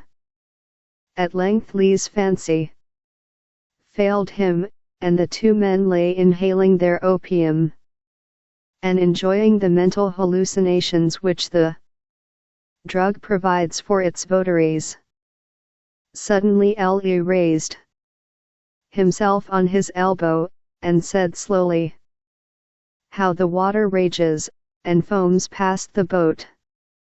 A twice married couple." 151. If anyone were to fall overboard on such a night as this, they would be swept miles away before people would be aware of what had happened. No shriek would be heard in such a rushing stream, and the body would never be found in these countless eddies and whirlpools. Wang turned sharply round at these words and gazed into Li's face. But that worthy avoided his eye, and appeared to be absorbed in watching the water lashing itself against a boulder, rock which stood out of the river, unmoved by the waves which leapt over it and the current which gurgled round it. "What do you mean?" he said, in a deep excited voice. "Nothing," said Le. "But I am going to bed. Good night." So saying, Le sauntered off, but turned as he reached the cabin door and cast one glance at Wang, who had followed his retreating form with a feverish gaze. Presently that worthy rose, inflamed by wine and evil passion, and paced excitedly up and down the deck. Then he looked out upon the waters, and walking carefully along the edge of the boat, moved a temporary taffrail which had been put in the forepart of the vessel. His hand shook so that he accomplished it with difficulty. He next assured himself that the sailors and servants were all asleep, and then went to his wife's room. He pushed back the door and called Pearl. "Who is that?" shrieked Pearl, who awoke startled from her sleep, and failed to recognize her husband's voice, so hollow and quivering it was. 152 Chinese Stories. "It is I, your husband," said Wang. "Come out and look at the moon shining on the river." Such an invitation sounded so strange to Pearl that she was delighted, and rose at once, and began to hope that Peony was a truer prophet than the fortune teller. But when by the light of the moon she saw Wang's face, a horrible presentiment came over her. She shuddered all over as with cold. "I won't come out onto the deck," she said. "The night air is so chill, and I can see perfectly here." "Nonsense," said Wang, seizing hold of her arm. "You must come when I tell you." "Your looks frighten me," she cried, trembling. "Why do you look so pale, and why do your eyes glare so? But if I must come, let me call Peony to bring me a cloak." "Call Peony. Call the devil," he said, as he dragged her to the prow. "Oh, have mercy upon me," said poor Pearl, as she struggled vehemently to get free. "Only let me go, and I will promise to do everything you wish, and will serve you as a dog his master. Or if you want to get rid of me, I will go home to my father. Have pity on me, and spare my life." "Hold your tongue, and stand here," cried Wang, as he supported her almost fainting form near the edge of the boat. "Oh, you can't be so cruel as to mean to kill me. Have pity, have mercy upon me." For a moment Wang's face seemed to soften, but only for a moment. With a wild glance he looked round to see that no one was about, and then tearing. A twice-married couple. 153. Poor little Pearl's arms from his neck, round which she had thrown them in her misery, he hurled her into the torrent. With one piercing shriek, and one wild reproachful look, she sank beneath the surface. Almost instantly, she rose again into sight, and was then swept away by the force of the current into the distance. Wang had not the nerve to watch her fate, and to listen to her screams, but ran into the cabin, and closed the door on the outer world. In a few minutes, which seemed to him like hours, he crept out and gave one hasty glance over the broken, foaming waters astern of the boat.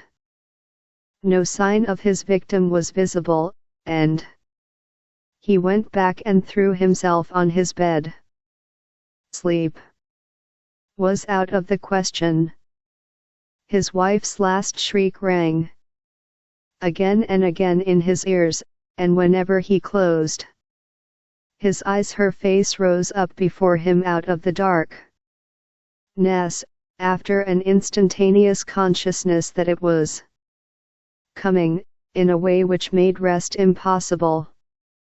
Once or twice in the night he went on deck to cool his brow, but the sight of the spot on the boat where he had done the deed, and of the waters which held his secret, was too much for him, and he crept back again to bed. At earliest dawn he awoke the captain of the boat, and ordered him to push on at once. The man, though half asleep, could not but be struck with the death-like look of Wang's face, but, putting it down to the wine and opium of the night before, made no remark. The noise of the sailors moving about was an infinite relief to Wang, and he began to picture to himself what they would say, and how Peony would. With one piercing shriek, she sank beneath the surface. A twice-married couple. 155. Behave when Pearl's disappearance became known. This made him think what part he ought to play in the matter. So soon as he could bring his thoughts to bear on the subject, he determined to let Peony make the discovery when she went to her mistress's cabin in the morning, and to profess complete ignorance of the event, allowing it to be supposed that it was a case of suicide. At his wife's usual hour for rising he heard Peony go to her cabin, and afterwards out onto the deck. Presently she returned, and seemed to be making a search, and then he heard her hurry off as fast as her small feet would carry her to the servants' part of the boat. Almost immediately Ibis valet came to his cabin. "Your Excellency," said the man, "Peony cannot find my lady, she has searched everywhere for her."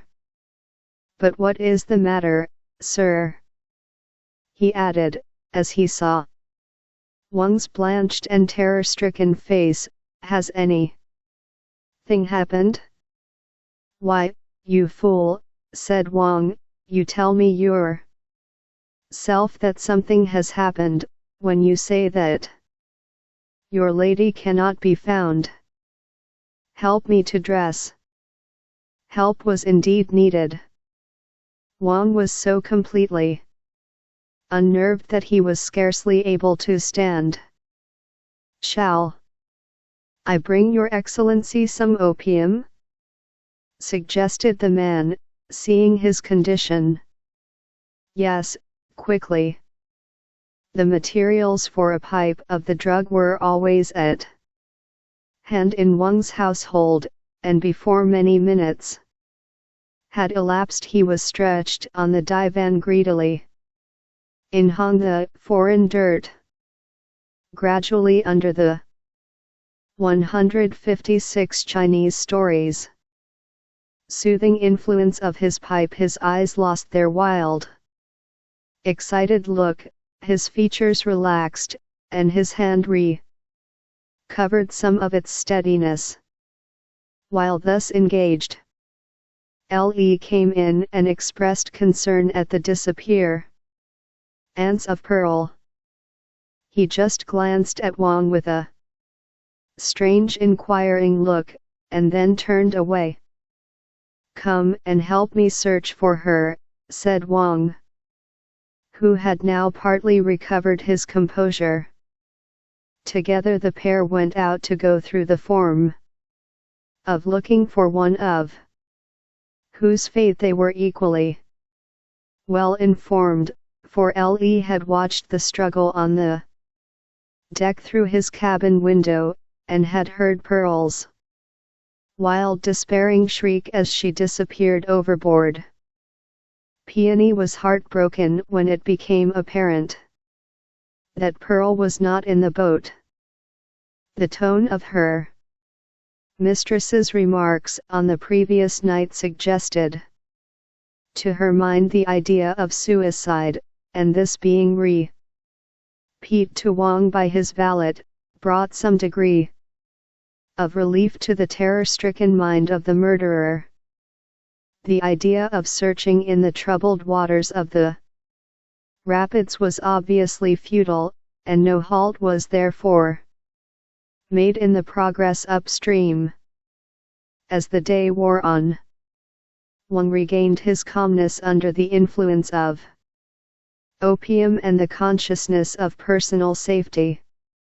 The sailors noticed that he never went to the forepart of the boat as had been his wont, and Peony took a strange and unaccountable aversion to him, which she was quite unable to repress. Thus the days wore on in the gloom-surrounded boat, and it was an infinite relief to all when at the end of a week they ran along Side the wharf at chapter unkine. Meanwhile the same fair wind of promotion which ATWRCEMAREIED couple 157 had made Wang commissary at chapter Ung head, brought the rank of intendant of circuit at the same place to Ting, the prefect of Tsining. By a further chance the commissary's boat was only the length of the rapid ahead of that of his superior officer, and on the particular night on which poor Pearl was thrown overboard, Ting, his wife, and Green Jade, were Ting on deck enjoying the beauty of the moon, and watching the foaming waters which came rushing down ahead of them. While thus sitting they were startled by a woman's cry coming from the broken water of the rapid. Such an alarm was no uncommon Monday thing at that spot. Scarcely a day passed but some boat was upset, or some tracker lost his precarious footing and fell into the flood. The watch man on the police boat, which was moored close to Ting's, took the incident as a matter of course. Not so Ting, who, not being accustomed to these stern alarms, rushed to the head of the boat armed with a boat hook, and eagerly looked out over the rushing waters.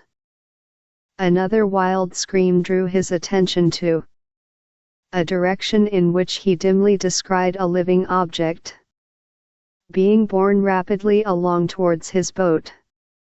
With nervous energy he awaited its approach, and as it passed he deftly caught the dress of the woman, as it now turned out to be, with the boat hook. Mrs. Ting and Green Jade stood by breathless, watching his maneuvers, and as he dragged the Sufi error alongside, they caught hold of her, and by their united efforts pulled her on board. "Is she alive?" asked Green Jade, pale and trembling with excitement. I58 Chinese stories. "She was a minute or two ago," said Mrs. Ting. "But don't waste time by asking questions. Chafe her hands while I rub her chest, and maybe she will recover." "I hope I did not make that bump on her forehead," put in Ting. "No, you did not touch her face," said his wife. "That must have been done by a blow against one of the rocks in the river. See, she breathes. I am so glad. Now, if we can only get her comfortably to bed, we may bring her round. Do you carry her to Green Jade's bed, and I will get her wet clothes off, poor thing." Tenderly Ting bore the apparently lifeless form to Green Jade's cabin, and left her to the care of the two women. That she was alive was all that could be said, and it was hours before she woke to consciousness. "Where am I?" she murmured, as she opened her eyes. "With friends," answered Green Jade, "who are going to take care of you until you are quite well. And now take a little of this hot wine which I have for you." He did not mean to do it, she wondered on. Having taken Green Jade's kindly dose, I am sure he did not. It was an accident, quite an accident. And having said this, she dropped off into a sound sleep. From an inspection of Pearl's clothes, Mrs. Ting and Green Jade had come to the conclusion that she belonged to the official class, but it was late the twice Maeeib couple. 159. Next day, before she was sufficiently coherent to explain her immersion. With this explanation, in which she did all she could to shield her husband, came the announcement of who she was, and Green Jade recognized in her the bride of her faithless lover. By degrees the whole truth came out, partly in sequence of the explanation required to account for her rooted objection to return to her husband, and partly in response to the confidences which Green Jade imparted to her. A warm attachment sprang up between the two women, which had for its central point their abhorrence of Wang's ungrateful and cruel conduct. Before they reached chapter Ongkaying they had sworn eternal sisterhood, and Ting, in whose eyes also Pearl had found favor, had formally adopted her as his daughter.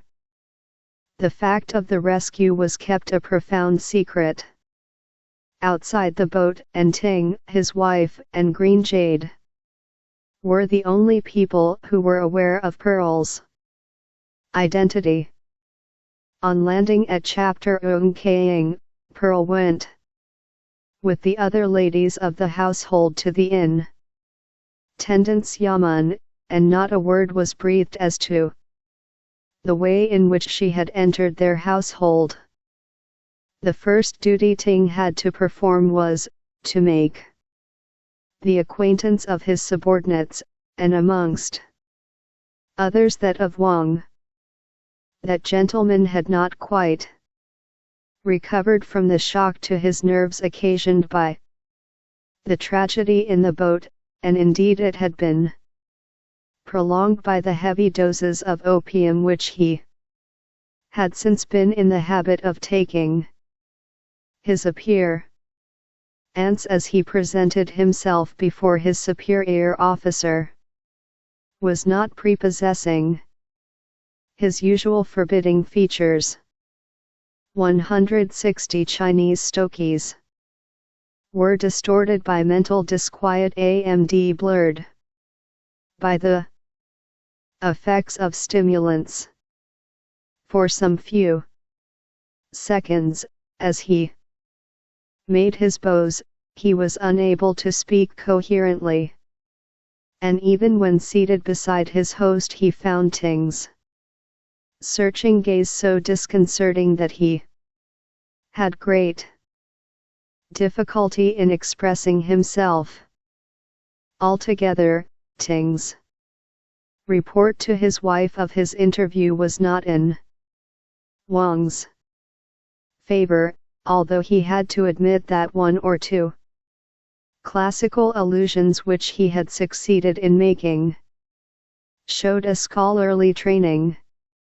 Before Pearl had been domesticated at the intendant's yamen many days, she opened communication with Peony through a discreet servant, who brought that faithful maid to the yamen, without divulging, by the way, more than was absolutely necessary.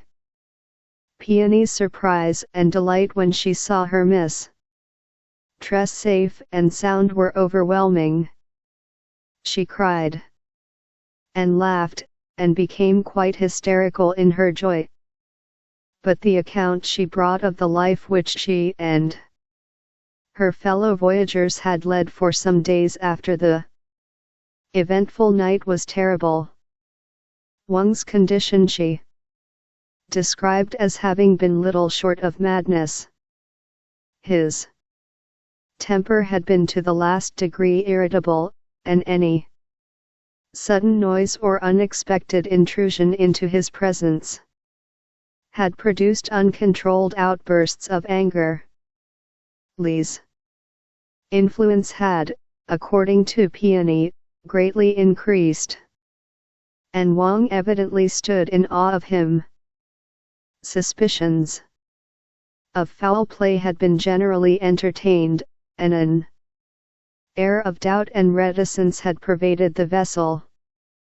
As time wore on, however, Wang's mental and physical condition improved. He settled down to his new work at Chapter Ung with zeal and daily. A twice married couple. 161. Gents, finding in active employment the best antidote against the reproaches of his conscience. Toi. Having a profound contempt and dislike for him, Ting was compelled to admit that he showed considerable administrative ability in the discharge of his duties.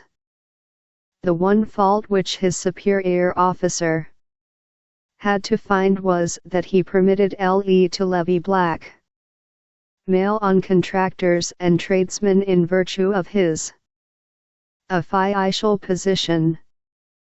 Repeated remonstrances on this subject produced no effect, and being afraid to offend or get rid of a man who, he instinctively felt, knew so much, at length Ting was obliged to take the matter into his own hands, and finding a strong case against the offender, he threw him into prison, and thus made it impossible for Wang any longer openly to support him. Meanwhile, rumors reached Ting that Wang was again contemplating marriage. He announced himself as a widower, and as his official position and future prospects were decidedly good, his appearance in the matrimonial market made quite a stir among the ladies at Chapter Ung. This gave Ting an opportunity of carrying out a scheme which he had long had in his mind. He had felt for some time that if Wang and his wife could be brought together again in circumstances which would secure her against a repetition of wrong, it was his duty to arrange it.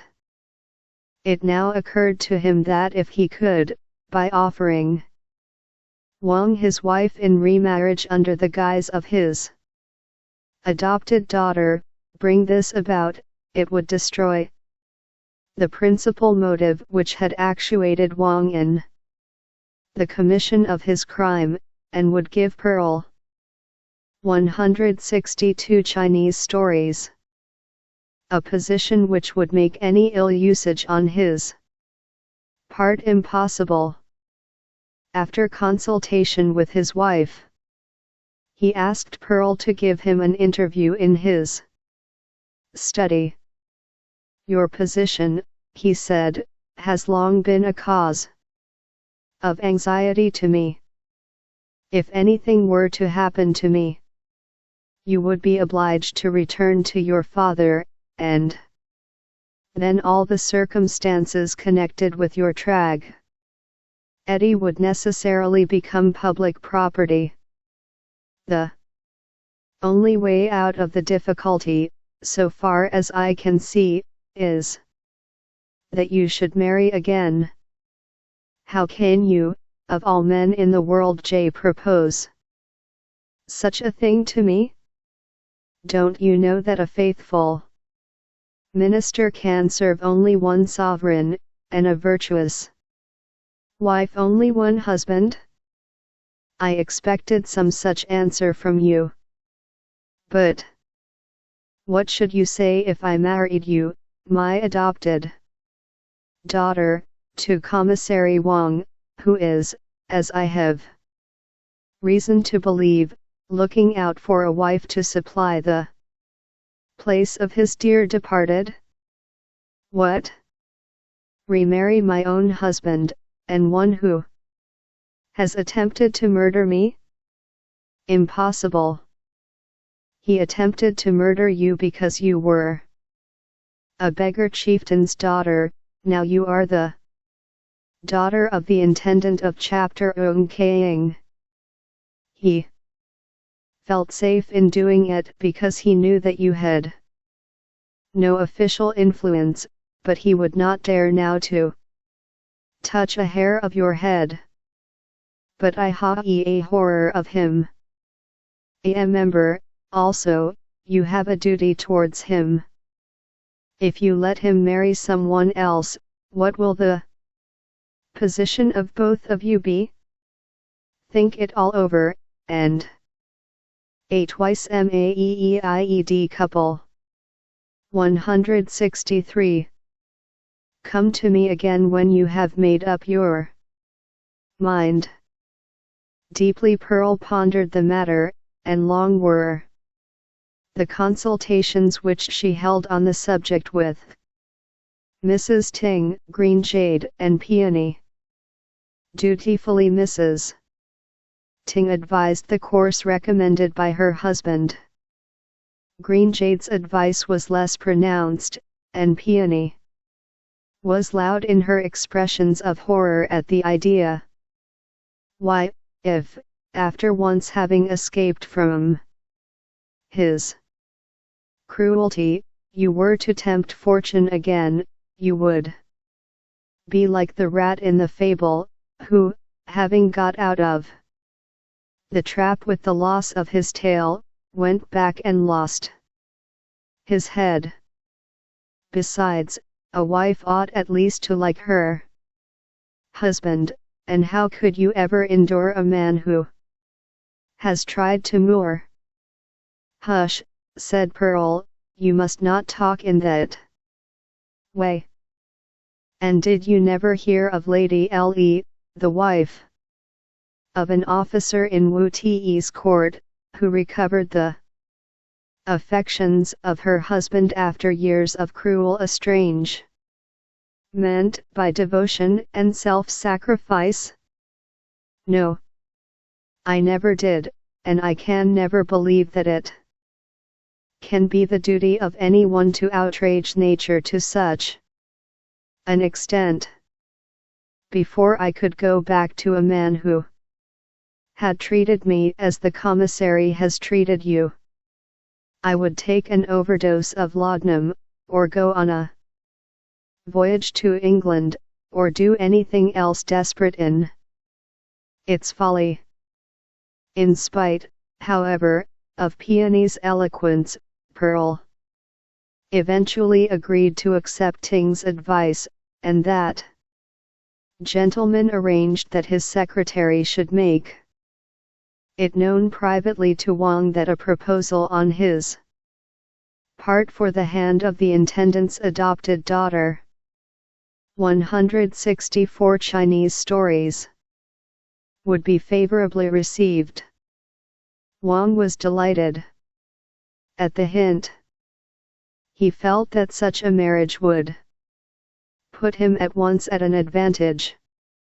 Already Ting's position was illustrious, and his abilities and influence were such that it was beyond question that before long he would be within reach of the highest offices of the state. How different, he thought, was his present condition from that in which he had been glad to marry the beggar chief's daughter. Filled with delight at the prospect before him, he lost no time in opening negotiations, and had just sent off the bridal presents, when a note from Ting informed him that, owing to his wife's serious illness, the marriage would have to be postponed. A few days later, a further notice reached him of the fatal conclusion. of the illness. The fates, wrote Ting, have snapped the thread of her life, and I am left alone, like a stork in the desert. I fear that it will be necessary for you to postpone plucking the plum blossom for a while. Wang was loud in his condolences, and was quite content to wait, so long as he felt stir of the alliance. Indeed, the affliction which had overtaken Ting was rather gratifying to him than otherwise.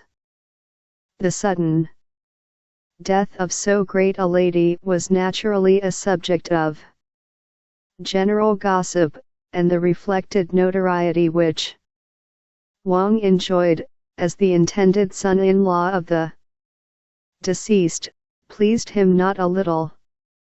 He waited patiently, therefore, during the 6 months required of him, and was not the least annoyed when he received an intimation, towards the end of that time, a poetical expression for marrying a twice-married couple. 165. That for certain private reasons the intendant wished for a still further postponement for 3 months. The fact being that, for the due management of his household, he was about, as he told Wang in confidence, to take as my second wife a relative of the late Mrs. Ting, one Green Jade, who, for some time, has been a member of my household, and who is in happy posses Zion of all the virtues. He further proposed that the 2 weddings should take place on the same day, when, as he wrote, in the words of the great Tang poet, 2 happy pairs shall taste the richest joy, and welcome pleasure reft of all alloy. To this proposal Wang readily assented. To share a marriage feast abath so high and exalted an officer as the intendant filled his soul with delight. He reveled in the thought of the contrast between his condition as a poor penniless scholar at Kfng Fu and his present state, and he compared with pride the splendor of his proposed marriage with the ignominy which attached to his former alliance. His mind scarcely reverted to the midnight scene in the boat. He had written to tell Mr. Chu of the sad event, and had received in reply a piteous letter full of grief, and then, so far as he was concerned, the matter had ended. He was not of an imaginative turn of mind, and so soon as all danger to himself had disappeared, his spirits revived, and his mind recovered its wonted serenity. Le was the only man who could bring evidence against him, and he was fast bound in prison, and was, if report said rightly, likely to exchange his cell for the execution ground. He 166 Chinese stories therefore prepared the wedding presents with a light heart, and penned the following epistle to accompany them. With joy and humility I rejoice that your Excellency has deigned to give your consent to the marriage of your beloved one with me. The approach of the time when I may taste of the feathery verdure of the matrimonial peach fills me with delight, and I trust that our union may establish an alliance between our 2 families which shall stand as firm as the heavenly tripod. I send herewith some mean and paltry enterprises, which I pray your excellency to receive. Prostrate, wrote the intendant in reply, I received your honorable presence, and I look forward with pleasure to the time when the red cords of day tiny shall bind your feet to those of my despicable daughter. I am heartily ashamed to send the accompanying paltry gifts in exchange for your magnificent presents, but I beg you to excuse my deficiencies. On the 15th of next month one shall await the arrival of your jade chariot, and the emblematic geese will be ready prepared in my mean dwelling.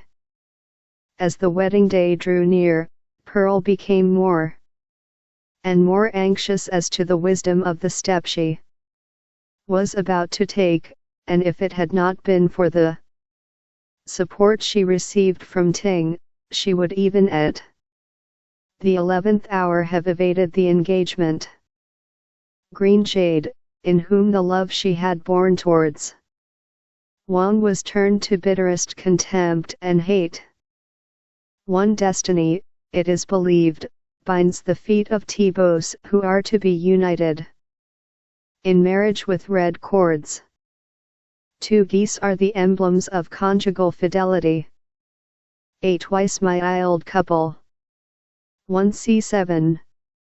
Could not cordially recommend her former rival to take upon herself again the yoke which had proved so uncongenial, and Peony had no words in which to express her disapproval of the arrangement. I would as soon hold out my head under the executioner's knife as marry that man again, if I were 5. Oh you, madam.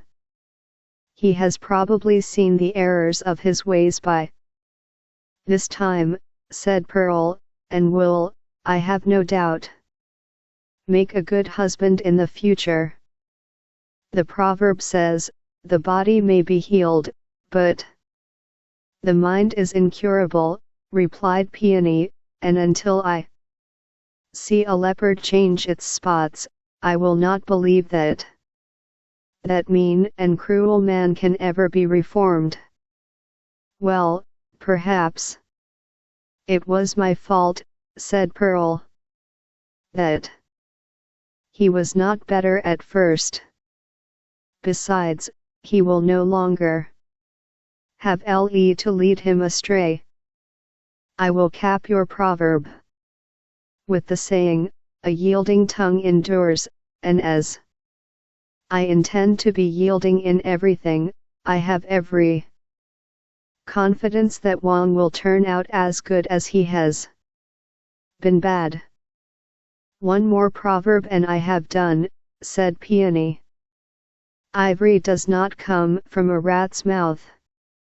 But as you have made up your mind, I will say no more. I will only ask that if Mr. Ting will give leave, we should follow a custom, when introducing Mr. Wang into your chamber, which is common in my part of the country. What is that? Said Pearl. We make the bridegroom run the gauntlet between old women armed with switches, said Peony. And it is such fun to see the way they run. 168 Chinese stokies. Ting, on being consulted, readily gave his consent to Peony's proposal, and even hinted that if she stood among the old women with a stouter switch than usual, he should make no objection. Only confine your custom to Mr. Wang, if you please. Mississippi Peony, he added, I have no inclination to have my shoulders switched. On the eventful day Wang arrived dressed in canonicals, and full of that satisfaction which small minds feel at the achievement of social success. He received the congratulations of the subordinate officials with haughty condescension, and conversed affably with Ting before the ceremonies began. He went through his part with perfect composure, which is more than can be said for pearl and green jade, who, if they had not been concealed behind their wedding veils, would have broken down entirely. At last, the vows having been made to heaven, earth, and the ancestors of the brides and bridegrooms, and the marriage feast having been brought to a conclusion, the bridegrooms were conducted to the apartments of their brides. As Wang crossed the hall leading to his bridal chamber, a number of old women, headed by Peony, formed up in double line, and as the unconscious Wang passed between them, each drew from her ample sleeve a stick with which she belabored the unfortunate bridegroom.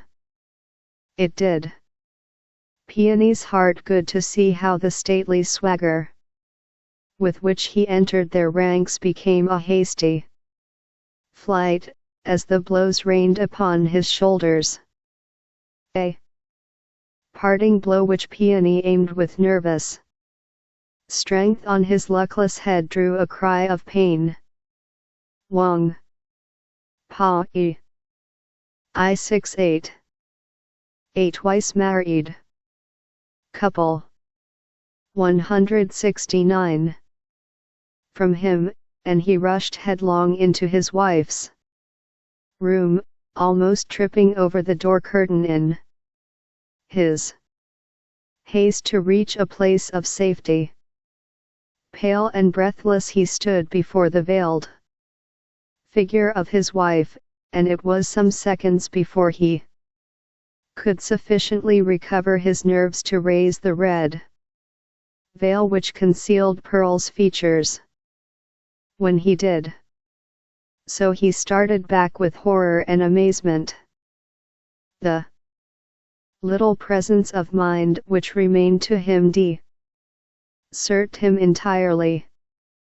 He trembled all over, and putting his hand before his eyes, cried, "Take it away!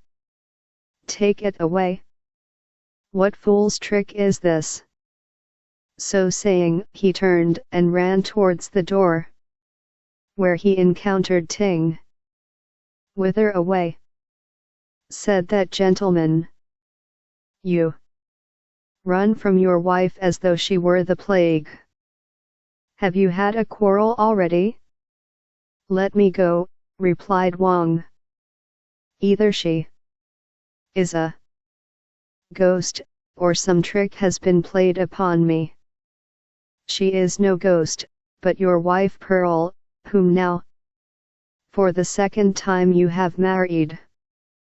"Speak to your husband, lady." "I am indeed doubly your wife," said Pearl, "and I trust that our second nuptials will be the prelude to a longer and happier wedded existence than was vouchsafed to us by the gods before." At these words, and fortified by the presence of Ting, Wang regained enough composure to glance furtively at Pearl, the placidity and good temper of whose features bore in upon him the consciousness that he had nothing to fear from her. This conviction gave him courage. 170 Chinese stories. "But how has this all happened?" he said. "Is it possible that you were saved from drowning in the rapid?" "It is possible," said Ting. "And now let me lead you to your wife's side, and I will then leave her to explain it all." So saying, he led him to a seat beside his wife, and then retired. In as few words as were possible, Pearl related how she had been saved, and enlarged with warmth on the kindness she had received from Ting. Not a word of reproach did she utter, and she gave him to understand by her manner that the past was forgotten. Tortured by a remorse which was awakened by her presence, and fearful lest Ting should take a more judicial view bold-face his conduct than she did, Wang fell on his knees before his wife and implored her forgiveness, vowing at the same time that he would be a true and kind husband to her for the rest of his life. Pearl hastily raised him from the ground, and assured him that, so far as both she and Ting were concerned, what had happened would be as though it had never taken place. Peace was thus restored, and as with advancing night quiet took possession of the court yards, so harmony reigned in the bridal chambers. After 10 years of most undeservedly placid married life, Wang was stricken down with fever, and in a vision of the night a spirit passed before his face. Trembling and terrified he gazed into the darkness, and though he could see nothing, he was conscious that some form stood before him. He was too frightened. ATWIOEMARKIED couple. 171. To cry out, and after a silence which seemed to him to last for hours, he heard a voice saying, "According to the original decree of the god of Hades, you should have 15 more years of life before you, but inasmuch as you have been guilty of the heinous crime of attempting to murder your wife, the thread of your existence is about to be snapped." With these words the vision vanished, and Wang fell back unconscious. In this condition Pearl found him a few minutes later, and as the morning light broke through the lattice window his spirit passed into the land of forgetfulness. I am indeed doubly your love. Page 169. 172. How a Chinese B.A. was 18B0 UT 2 centuries before the time of Abraham, the emperor, who then sat upon the throne of China, ordained that triennial examinations should be held among the officials of the empire, in order that the unworthy might be degraded and the meritorious promoted to honor. The plan answered excellently well, we are told, and would probably have thenceforth become a recognized part of the machinery of government, had not evil times fallen upon the country. The peace which reigned so long as the virtuous sovereigns Shun and Yu, British Columbia 2255 to 2197, occupied the throne, disappeared with the death of Yu, and disorder spread like a flood over the empire. In the council chambers of the succeeding emperors, armed warriors took the place of the learned scholars, who had advised their predecessors, and no examine how a Chinese B.A. was 173. Asian, but such as tried the strength of their right arms and their skill in warlike fence, found favor with these soldiers of fortune for an instant. Thus, though at intervals the nation returned to its right mind under the guidance of wise and beneficent rulers, the scheme inaugurated by Shun fell into abeyance, and it was not until nearly 3,000 years later that Yang Te, AD 605 to 617, varied the monotony of his otherwise profligate reign by reinstituting a system of examination for office. Unlike everything European, and therefore thoroughly Chinese, the highest degree was instituted first, and the lowest last. Yang Te, like Shun, began by examinations among his courtiers, his successors, arguing that what was good for the courtiers would be good for the people at large, ordained that search should be made each year in every prefecture and district for elegant scholars and dutiful sons, who should, after satisfying the examiners, be employed in the state.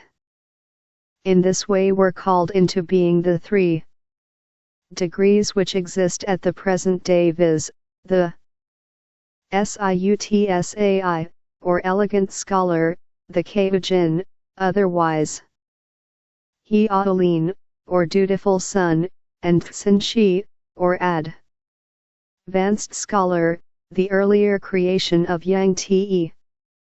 The same books also upon which it was ordained that the candidates should be examined 1100 years ago, are still used for the like purpose. But as with advancing culture the number of competitors have multiplied exceedingly, it has become obviously impossible that affiances should be found for all those who are successful, and the contests, especially for the lowest z. 174 Chinese stories degree of Siutsai, have ceased to be for anything more than the honor of the degree. Those who succeed in becoming Tsinshi are, as a general rule, appointed at once to the mandarinate, and a Kaijin who has influence in high quarters generally gets employment, but the degree of Siutsai does nothing more than qualify the holder for official life. Unfortunately for the chances of these past men, the practice of drawing all officials from the literati has fallen into desuetude. And to such an extent has this departure from ancient custom been carried, that nearly 1/2 of the mandarins of the present day have, it is said, never faced the examiners. Still the competitive examina Tians form the only officially recognized road to the mandarinate, and this alone is enough to keep the examiners' lists full. But, apart from this considera Tian, the high value which is attached by tradition to literary culture induces everyone in whom glimmers the least intellectual light to tempt fortune in the examination hall. The first ambition of every self-made man is that a son may be born to him who will reflect glory on his gray hairs by winning a degree. He feels that his acquired wealth is as nothing to him, so long as his household is without the wearer of a buttoned cap to raise it above the families of the people, and to link it with the inhabitants of yamans, i.e., official residences. Such a one was Li Tai, the great salt merchant, who gave the name of Li Chia Kuang to the village where he lived. He had begun life in a very small way, having been a junior clerk in the office of a farmer of the Salt Gahela, to whose business he, how a Chinese B.A. was 175. Eventually succeeded.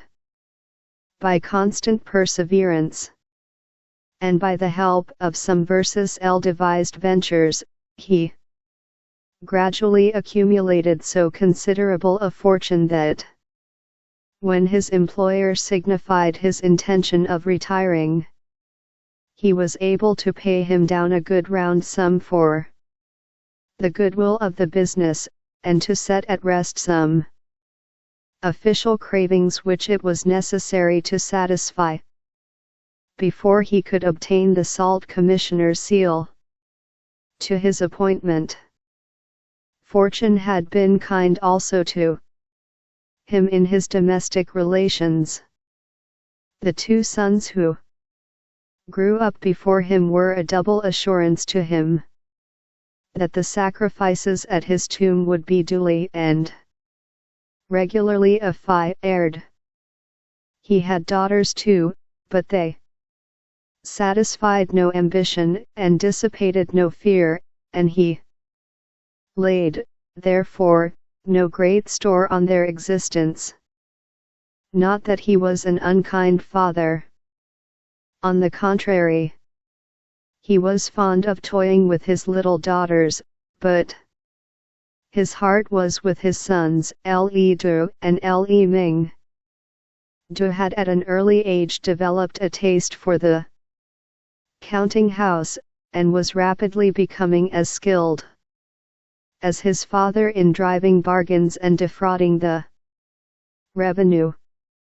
Ming, on the other hand, had, from his childhood up, displayed a studious bent of mind. When little more than an infant he would stand in the village school with his face to the wall and his hands behind his back, after the recognized fashion, and repeat, without stumbling, the 3-character classic at the top of his voice, heedless of the shrill utterances of the young Wangs and Changs, who, envious of his superior attainments, declaimed in his ears their by no means perfect lessons. From such promising beginnings he made rapid strides in 176 Chinese stoies. His studies, until, as he now boasts, he could say with Confucius that at 15 he bent his mind to learning, under the guidance of a tutor, whose title to teach consisted only in the fact of his having, after many ineffectual efforts, taken the lowest degree of SIUTSAI some 20 years before. He made himself master of the 5 classics and 4 books, and could talk with equal fluency on the 8 diagrams of Fahi, the doctrine of the superior man, and the excellences of the mother of Mencius. His acquaintance with the interpretations put upon these texts by every scholar, from Keung Ying Ta to Yuan, was profound, and his knowledge of rites and ceremonies was such as to put to shame his less cultured father and brother. His scrupulous attention to every deferential observance inculcated in the rites of Chow proclaimed him a scholar, but marked him in their minds as a prig. He was not a lively companion for his studies. Instead of making him think or rousing his imagination, had only stored his mind with philosophical platitudes and well-worn truisms. but as the accumulation of a good stock of these was essential to enable him to pass the examina Tian, which would make him a possible Mandarin. His friends put up with his references to Confucius and the other sages, and allowed themselves to be bored to death with his odes and essays. It was quite a relief to them, however, when, as the examination drew near, he betook himself to a summer house in the garden, whither he carried his books and the 4 precious things of a scholar's study, viz. pencil, paper, ink, and ink slab. Here he spent his how a Chinese B.A. was 177 days, and a great part of his nights in learning by heart the 9 classics, laboriously conning the commentaries, and getting up the contents of the Ing dictionaries. Once or twice he allowed himself to be enticed by his quondam schoolfellows, Wang and Chang, who also hoped to face the literary chancellor, into a picnic up the river to a Buddhist monastery embosomed in trees among the mountains. On these occasions the friends, as became scholars, lightened their st by making couplets, and as he who failed in his task had to drink 3 cups of wine, it not unfrequently happened that Ming was, on the morning after such expeditions, more fit for his bed than his books. When he declared his intention of giving up these merry-makings as interfering with his work, his friends laughed at him and confided to him their intention of smuggling sleeve editions of the classics into the examination hall, plated in their queues, and advised him to do the same. But Ming, though inclined at first to yield to the temptation, refused, and went back to his summer house and his books. From these nothing now withdrew him, not even the artifices of Kin Lean, the pretty waiting maid of Mississippi Ling next door, who one day threw over the wall, so as to fall in front of his study window, a stone with a bit of paper tied to it. Ming picked it up, and found the paper to contain a couplet, which it did not require his deep reading to discover was an invitation to him to take the reverse direction of the stone. But he crunched the note in his hand and buried his face in the Book of Changes. Ming picked it up, and found the paper to contain a couplet. How a Chinese B.A. was 179. But soon the time came when he thought himself ripe for examination for the degree of SIUTSAI, so one morning he presented himself at the Le Fang department of the magistrates' yamen in the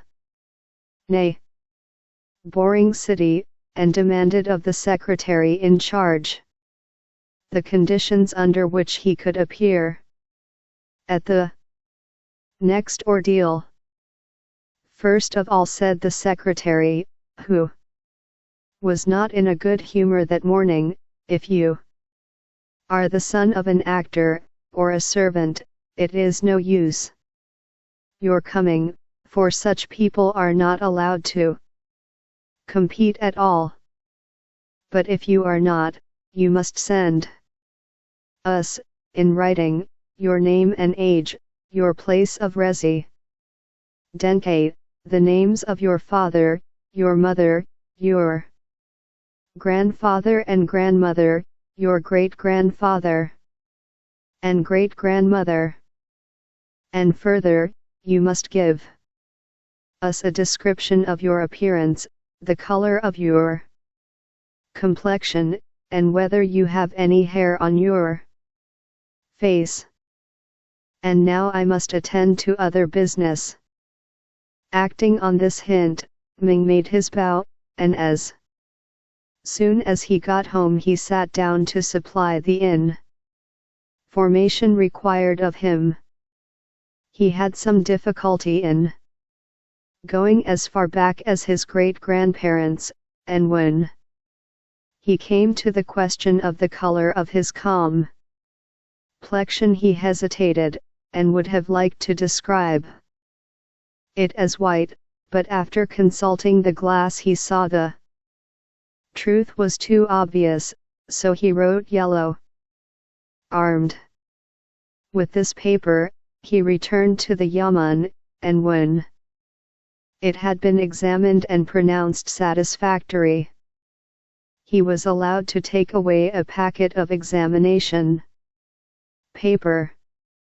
Each morning after this he walked into the city and passed the yamen, in the hope of seeing the official notice fixing the date of the next examination. 180 Chinese stories. At last, one day, as he turned the corner of the principal street, he saw a crowd at the yamen gate, standing before a fresh placard. In his excitement he forgot for a moment the Confucian maxim, never to walk quickly, and he had almost broken into a run, before the recollection of the words of the sage steadied his pace. As he came up, Wang met him with a face full of excitement. His Honor has appointed the 5th of next month, said he, so we have now got 10 more days for work, and as I have been rather idle of late I shall go straight home and make up for lost time. Ming scarcely heard what he said, but pushed into the crowd to read for himself the notification. True enough, it was as Wang had reported. The 5th was to be the day, and full of his tidings Ming went home to give the news to his parents.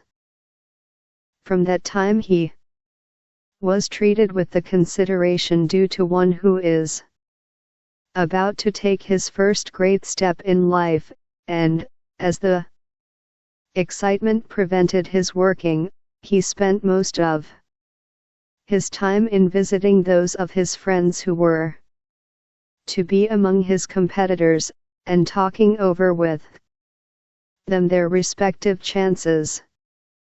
One thing filled him with alarm.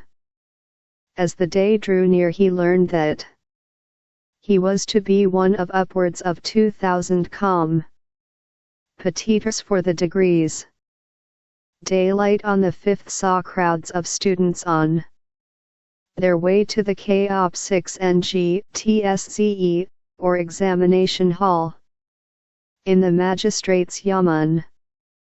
As soon as they had all assembled, the doors were thrown open at the upper end of the hall, and the magistrate entered and seated himself at a table covered with red cloth, on which how a Chinese BA was 181. Were arranged pencils, inkstones, and paper, and at which also sat the secretaries who were to assist in the examination. Presently, amid a death-like silence, a notice board was displayed, on which it was announced that the work for the day would consist of an essay. Oil the passage from the Lunyu, the master said, "Is it not pleasant to learn with a constant Perseverance and Application. Another essay on the passage, also from the Lunyu, a youth should overflow with love for all men, and a poem on wine, after the manner of the poets of the Tang dynasty. Instantly 2,000 pencils were seized by as many nervous and eager hands, and the work of the day began. Fortunately for Ming, the commentators' remarks on the first passage were tolerably fresh in his recollection, so that he was able to start off without delay.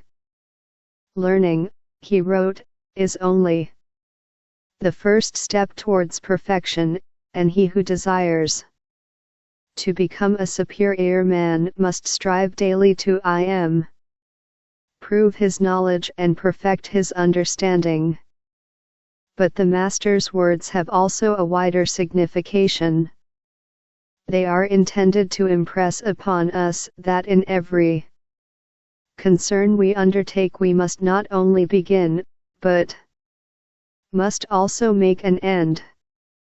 It is better not to begin a matter than, having begun, to leave it unfinished. But let us further consider this text.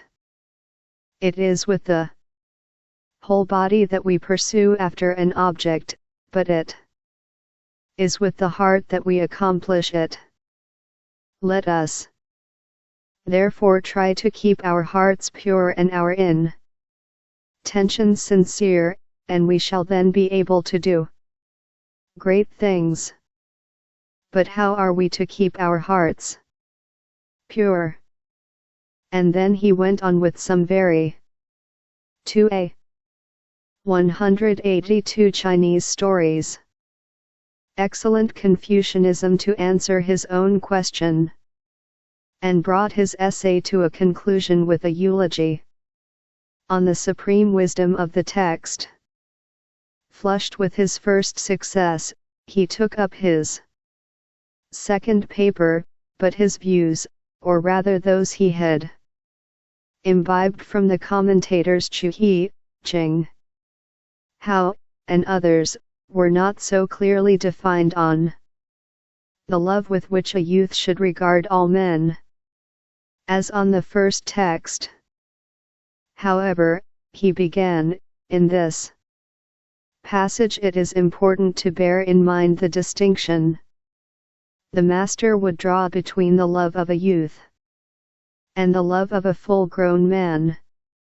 A youth brought up within his father's house has no experience of the world, and has not arrived at that knowledge when it is safe for him to hate as a man should hate, or love as a man should love. The Master said that he hated those who spoke evil of others, those who slandered their superiors, and those who were forward and violent, and, at the same time, of contracted understanding. It is fitting, therefore, that men should rightly hate as well as rightly love. But how can a youth who is still unlearned decide for himself whom to love and whom to hate? Therefore, the Master says he should love all men. Here his memory failed him, and as he was incapable of any original thought, he would have had to lay down his pencil had it not occurred to him that he might drag into his essay a panegyric on the love of children for their parents. The idea was a happy one, and enabled him to complete the required number of lines before poor Wang, who sat near him, had done much more than write down the text. How a Chinese B.A. was 183. But the poem he felt to be a more serious matter than either of the essays. Fortunately, the subject was one upon which his favorite author L.E.T.P.I.H. had repeatedly written, and finding that he had still plenty of time before him, he shut his eyes and tried to recall to his recollection the praises which that great wine-loving poet had lavished on the bottle. Gradually his memory summoned up lines and parts of lines and conventional expressions in sufficient quantity to enable him to begin the mosaic, which he was fully aware must make up any poetical effiugio on his part. After much ploughing with the pencil and long mental struggles, he wrote as follows: When o'er Tyee village shines the evening sun, and silent stand the tombs of bygone men, when birds sing evening chant beside the way, then sit you down to drink your perfumed wine. The men of old did quickly pass the flask, and sharp of wit did improvise their songs. Then youths were only bidden to the feasts, who drained their goblets to the latest drop. With this final effort his work for the day was over, and he returned home with the happy consciousness that he had done well. For the benefit of his anxious friends he had to fight his mental battle o'er again, and he retired to bed to dream of honors lost and won, and just as he imagined himself introduced into the imperial presence as Shivang UN, or First Literate of the Year, he was roused by his father, who came to tell him that the morning was breaking, and that it was time to be up and stirring. The sun had scarcely risen on the earth. 184 Chinese stories. When he found himself once again in the examination hall surrounded by his fellow competitors of yesterday. Again the magistrate took his seat at the table, and without further preface it was announced that the work for that day, which would be the last of that examination, would consist of 3 essays. One on the passage from the Lek Tzze Shang's mother died, and he did not mourn for her. His father's disciples therefore asked of Tzze Shi, in bygone days did not Confucius mourn for his divorced mother? Another on the text from the classic of filial piety. The master said, formerly, the intelligent kings served their fathers with filial piety, and therefore they served heaven with intelligence. They served their mothers with filial piety, and therefore they served earth with discrimination. And a third upon the passage from the Sing Le or mental philosophy of Chu He, water belongs to the female principle of nature, yet it has its root in the male. Fire belongs to the male principle, yet it has its root in the female. By the time the papers were handed in, Ming felt that he had written 3 fairly good essays. On several occasions during the day his attention had been attracted to his next neighbor, an old man whose trembling hand seemed scarcely able to trace the characters he wished to write. His ideas also evidently flowed slowly, and Ming had several times longed to be able to offer him suggestions. How much they were needed was obvious from the finished state of the papers the old scholar handed in at the close of the day, and his dejected mien as how a Chinese BA was 185. He left the hall showed that he was painfully conscious of his shortcomings. But, truth to tell, the feeling that he had done well soon drove the recollection of the veteran out of Ming's mind, and he hurried home to satisfy the eager expectancy of his parents with the tale of his exploits.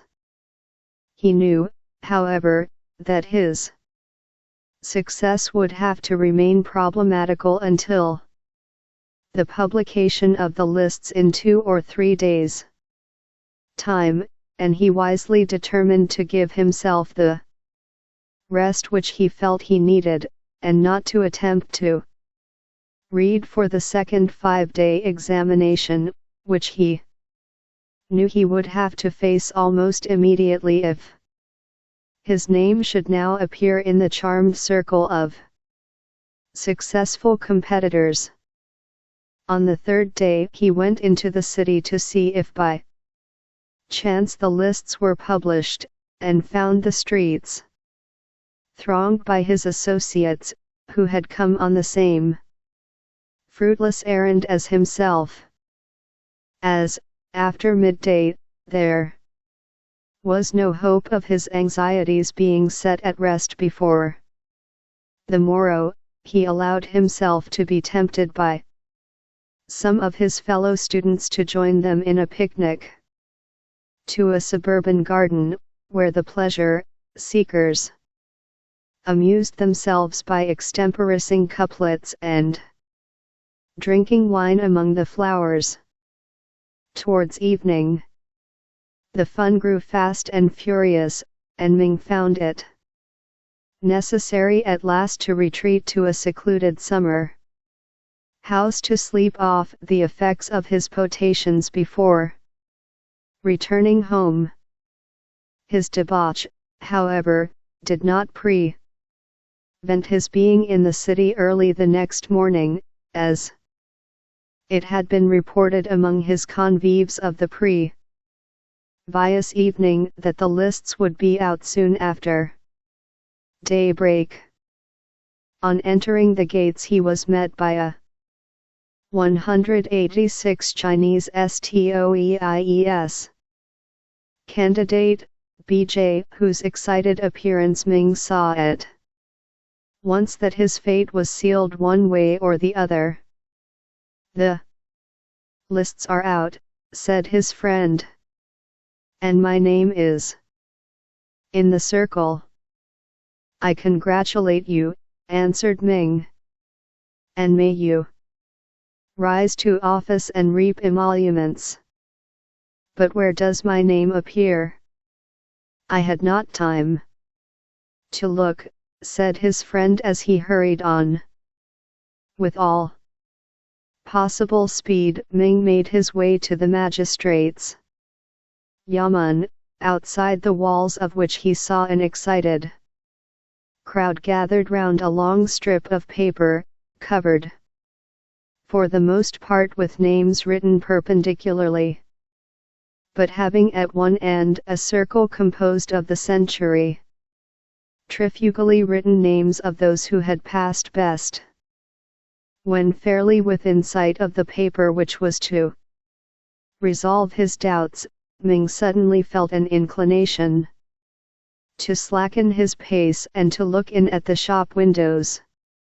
At last, however, he made his way into the crowd, and had just discovered his name in the circle when an acquaintance cried out, "Ah, Liyat, I congratulate you. My name is only 2 from yours. But I am afraid our poor friend Wang is left out in the cold."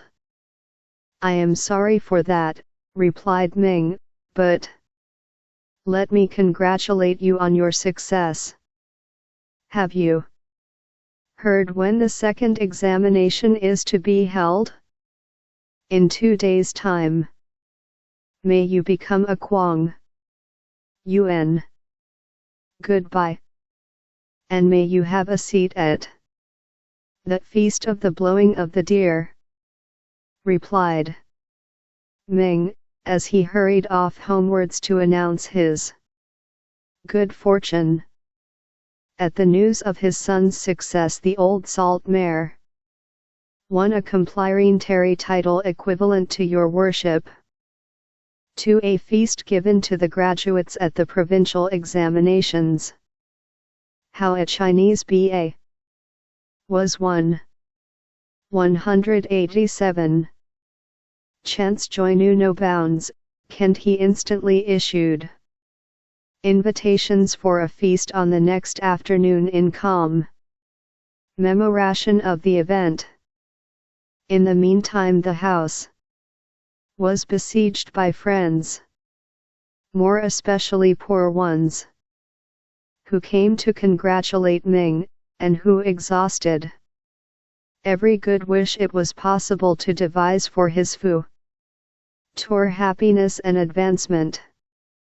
In the estimation of his mother and sisters, his success had already raised him on a pinnacle of fame, and, after their first burst of joy was over, his mother reminded him that a go-between had been to her several times to propose a marriage for him with Mississippi Yang, the daughter of an ex-prefect living in the neighborhood, and now that you are on the fair road to office, added she, do let me authorize her to open negotiations. Let us wait until I have made a name for myself by tackling my degree, answered her son, and then I will obey your wishes in that as in all other respects. In the pleasurable enjoyment of being made much of, the 2 days' interval passed quickly to Ming, and the morning of the third day found him seated again in the magistrate's hall, surrounded by all his former competitors, with the exception of a few whose names had figured so near the tail of the long straight list that they had recognized the hopelessness of competing any more. The same old man who had excited his compassion at the first examination was there, however, looking excited and nervous. Ming was now the more sorry for him, as he had recognized his name almost last upon the list, but the entrance of the magistrate presently drove all thoughts but those on the subjects before him out of his head. 188 Chinese STOEIES. This examination, it was announced, was, as usual, to last 5 days. The course on each of the first 4 days was to consist of an essay on a text taken from the 4 books, as well as of a poem.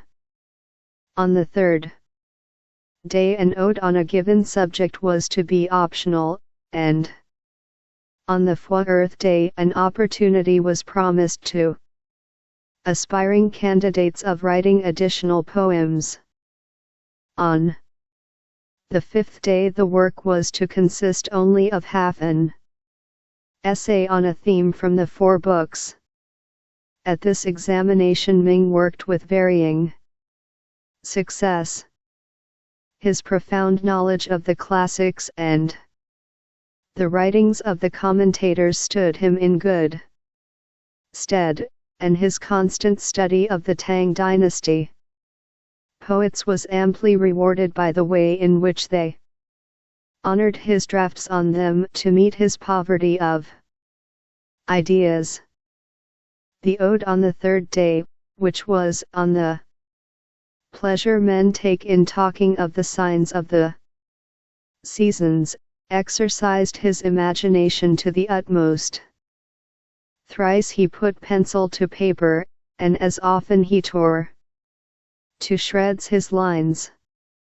The fourth time he wrote as follows, and, as the hour of closing was drawing near, he handed the result in with his other calm positions.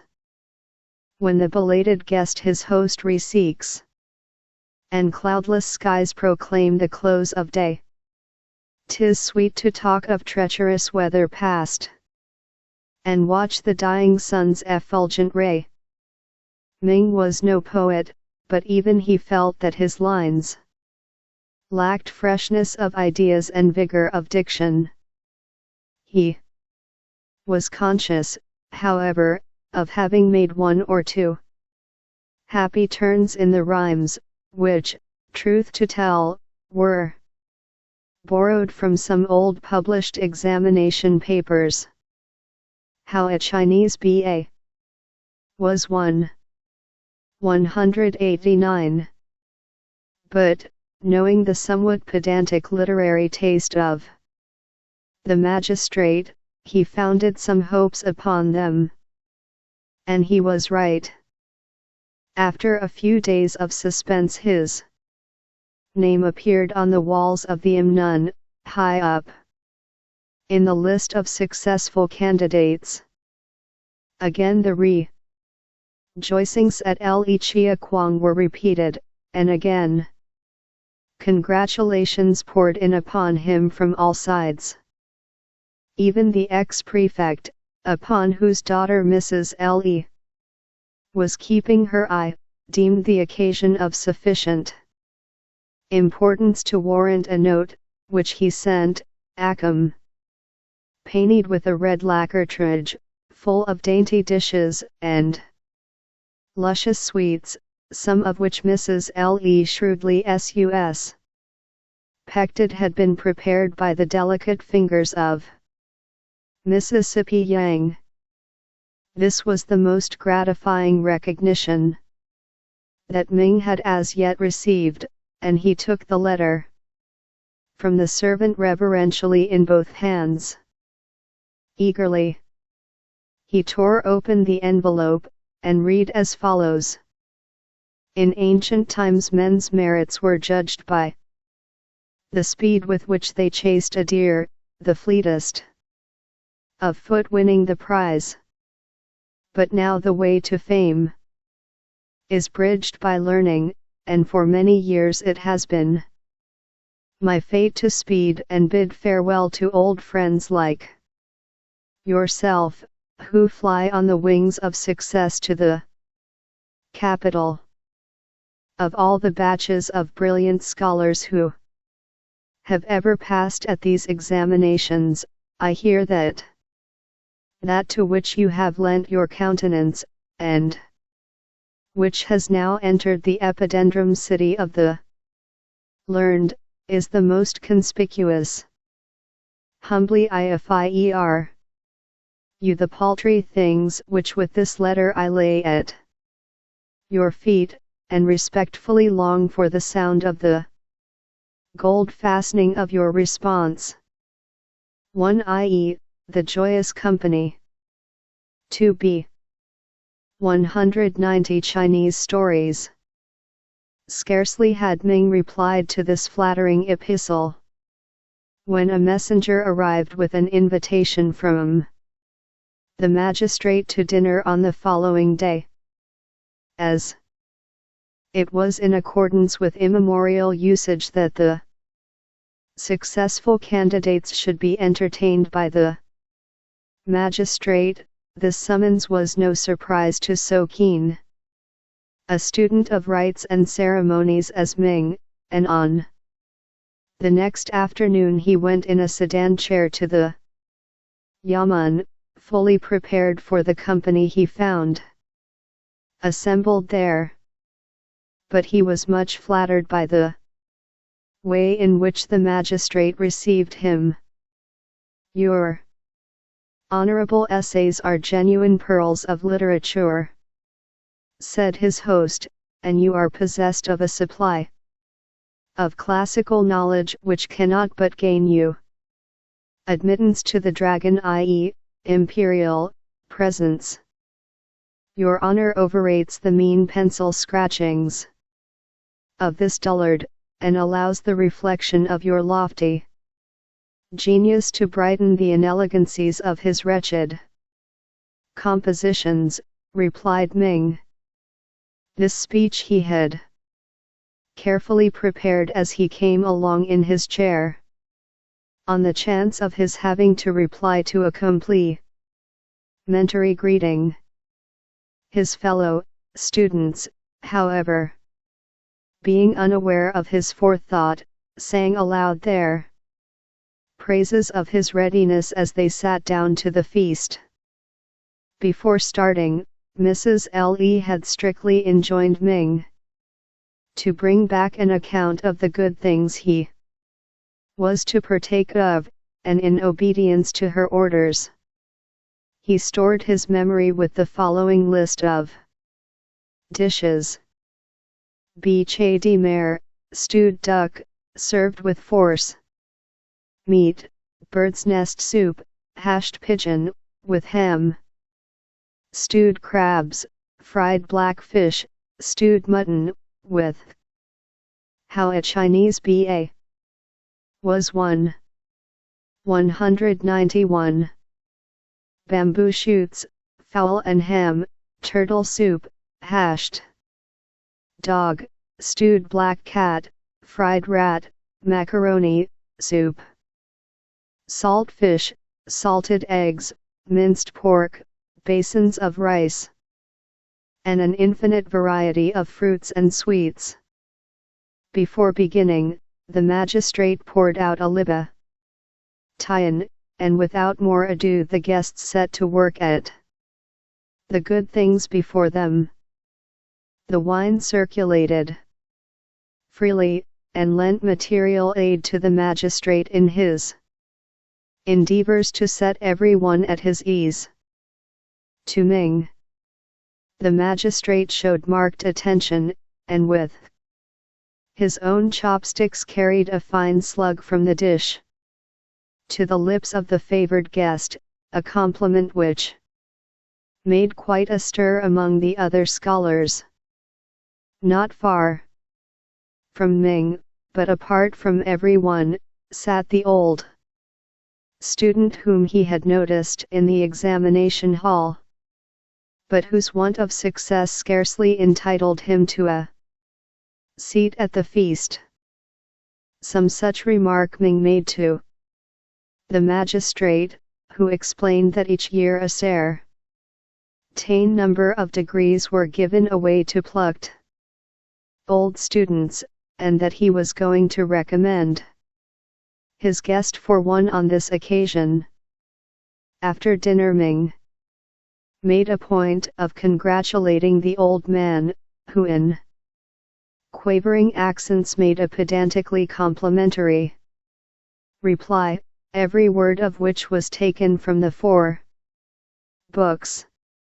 Wang, Ming noticed, was not among the invitated, and the magistrate told him that though there were clever thoughts and much sound reasoning in his essays, yet it was too plain that his knowledge of the texts of the classics and the views of the commentators were not sufficiently thorough to pass him, and that therefore he had been obliged to advise him to come up again next time.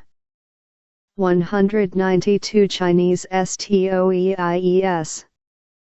From private sources Ming heard that Wang was sorely disappointed at his want of success, so the next morning he wrote him the following note of condolence: the decayed willows on the Sinting Pass sent forth a sweet savor, and rotten tiong trees delighted Tsayung with their melody.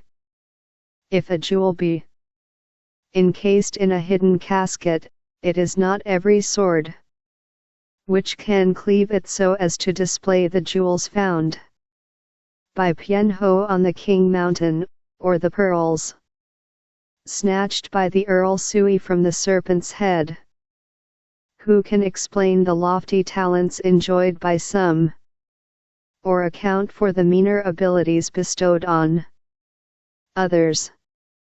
We are as we are made, and there is no helping ourselves. To this kindly epistle Wang sent reply. Well, may I adopt the lines of Chang Shu as my chant. 1,000 miles o'er sea and fields I have followed at your horse's heels.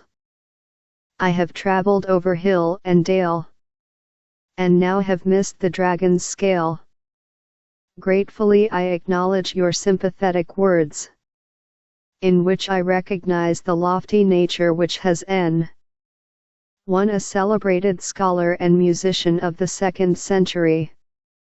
It is recorded of him that while seated at the fireside of a friend in the state of Wu, his attention was attracted to the sounds emitted from a log of a tiong tree which was burning on the hearth, and declaring that its tone gave promise of rare excellence, he converted it into a lute.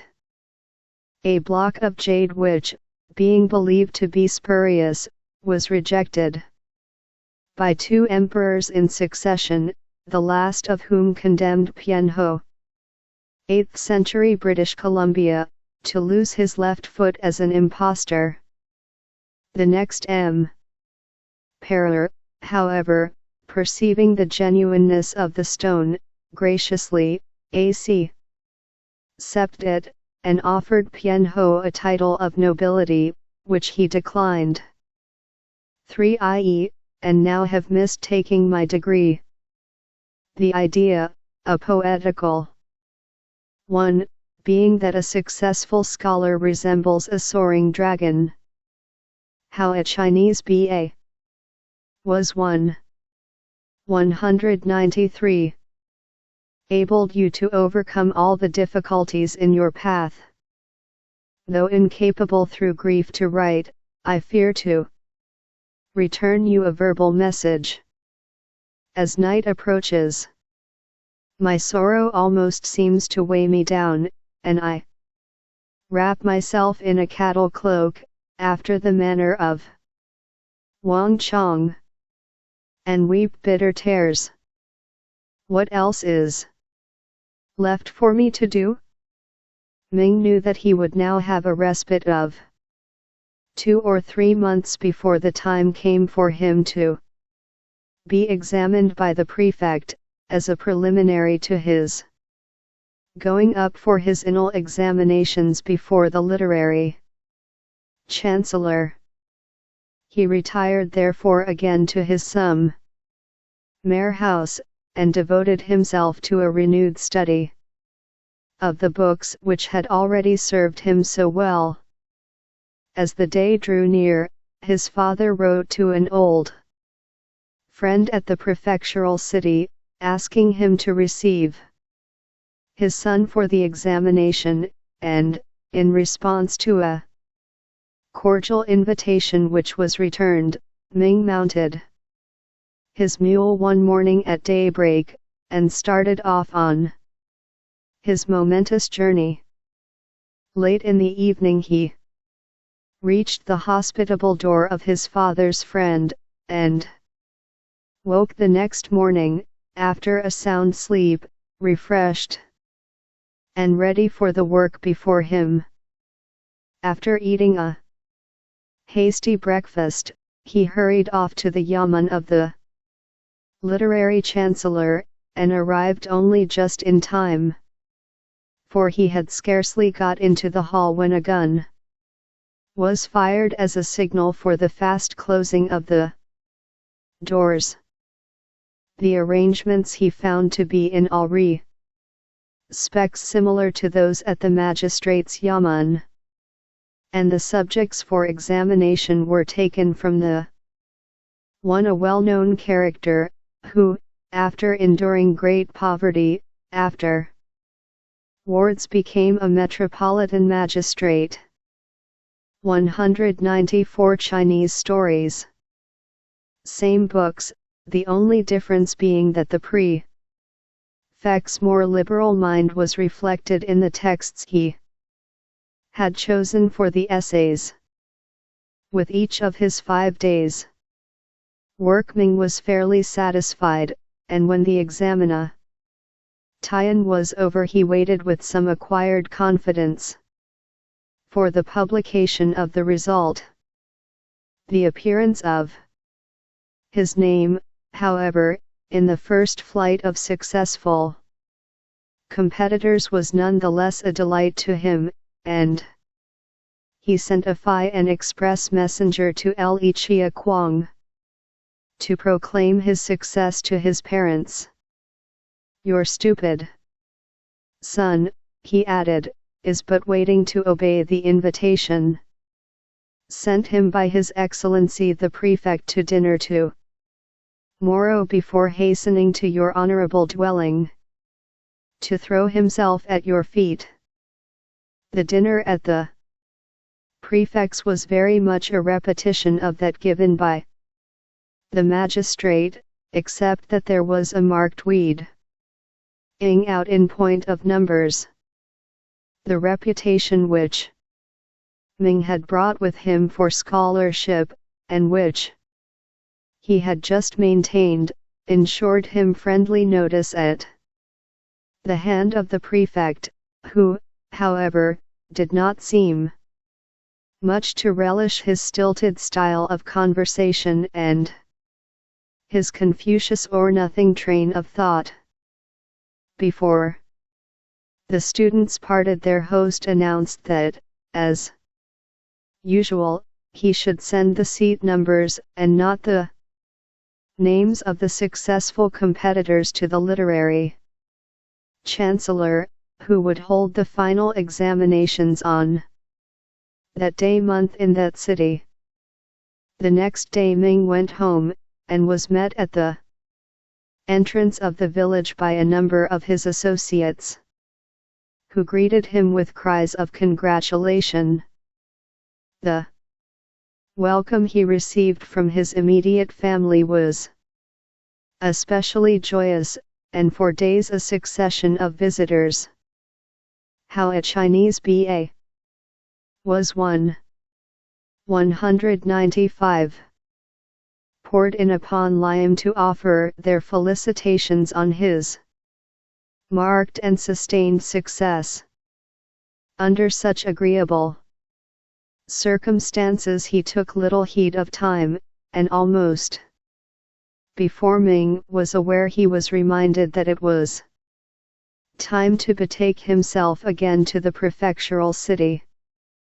The merchant who had been his host on the previous occasion was glad enough once more to open his doors to a scholar who was already winning for himself eminence, and though he cared little for his companionship, preferring lively and suggestive conversation to dull platitudes and measured periods, he paid him marked deference, as one to whom the door of office, the highest object of ambition, would soon be opened.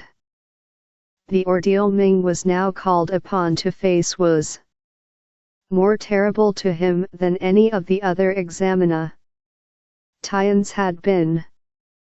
Up to this time he had presented himself only before the local officials, men whom he had constantly seen, and with whom he was in a sense familiar.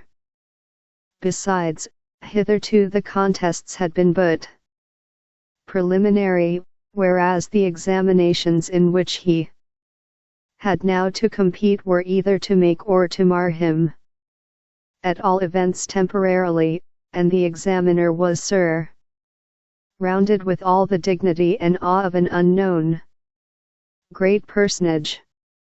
It was with no slight trepidation, therefore, that he took his seat again on stool number 33. by which number he was known for the time being. As soon as the gun was fired and the door shut, the Chancellor entered. As he approached the table, all rose, and every eye was turned towards the man in whose hands their fate rested. He was of medium height, and a plump figure, with a round, good-natured face, a pair of small twinkling eyes, and a long scanty 196 Chinese stories mustache.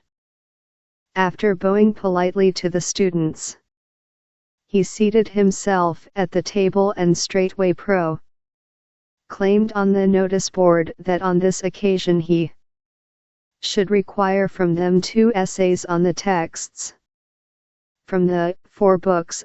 The master said, "It is by the odes that the mind is aroused, it is by the rules of propriety that the character is established, and it is from music that the finish is received.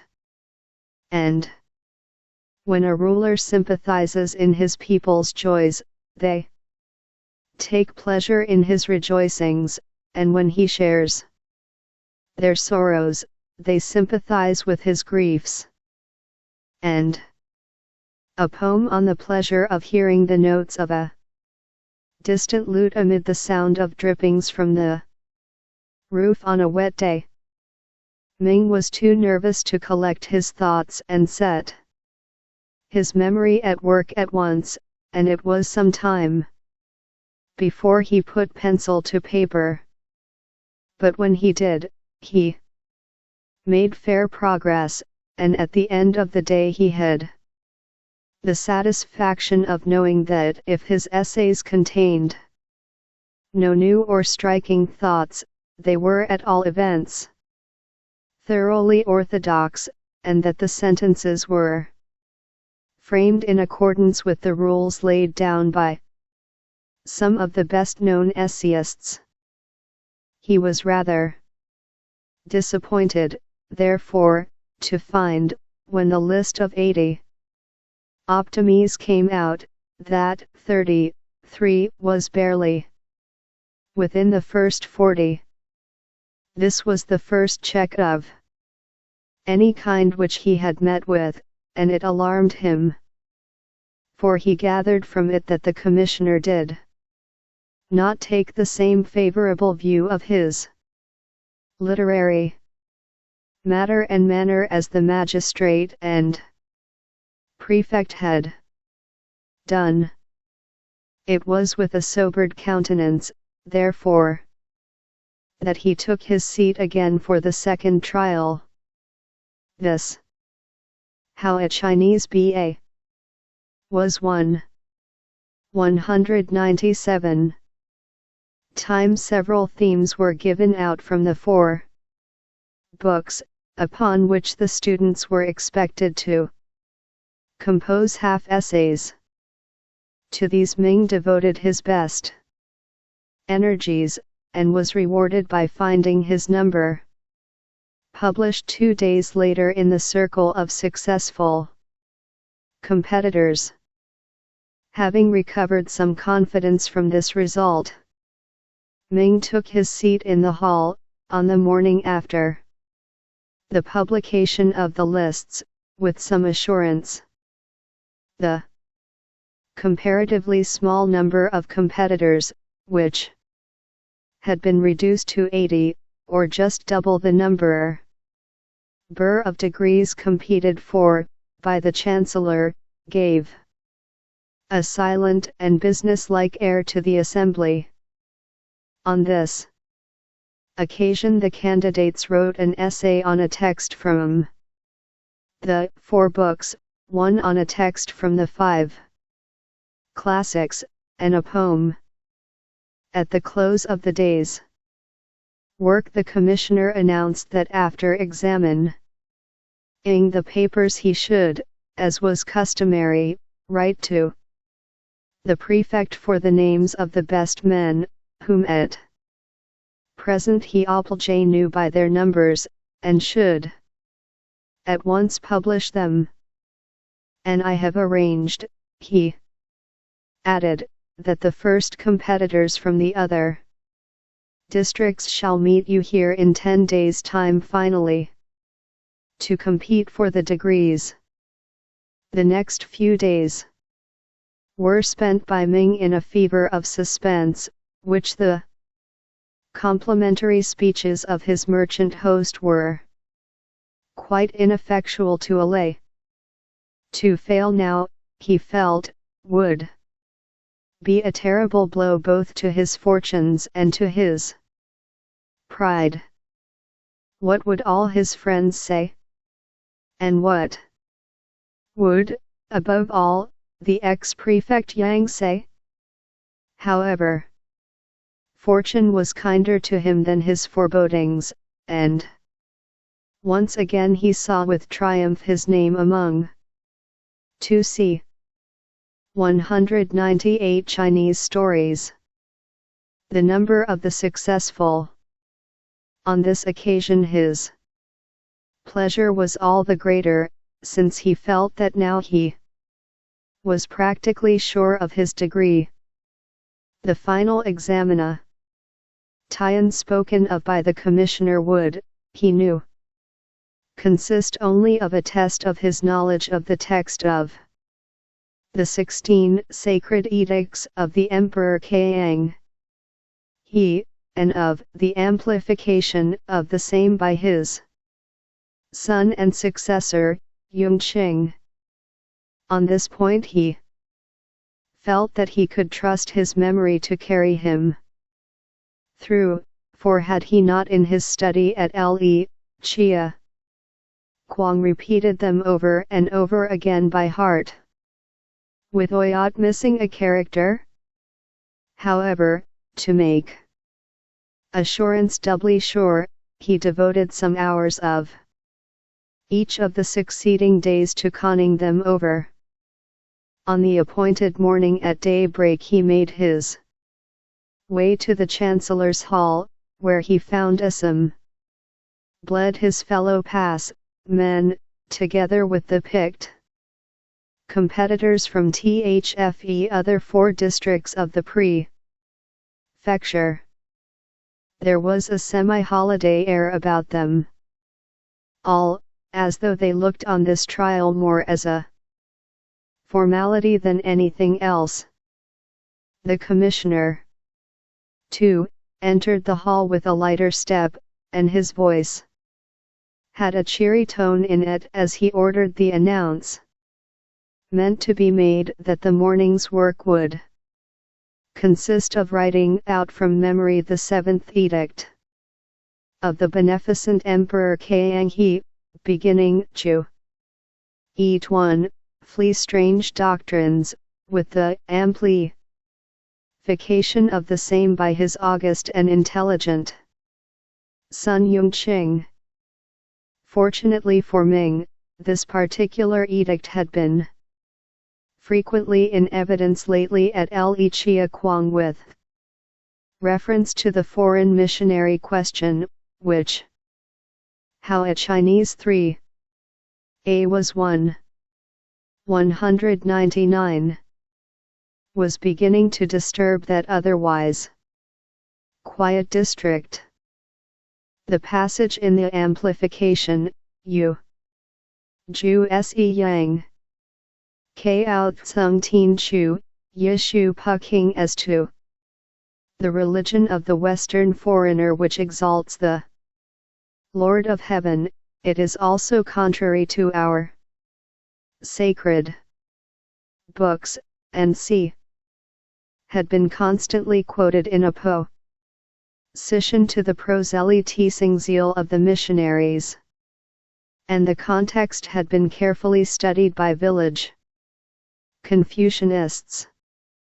His task was therefore a comparatively light one, and when he put down his pencil, he felt assured that he had not missed one of the 640 characters composing the extract.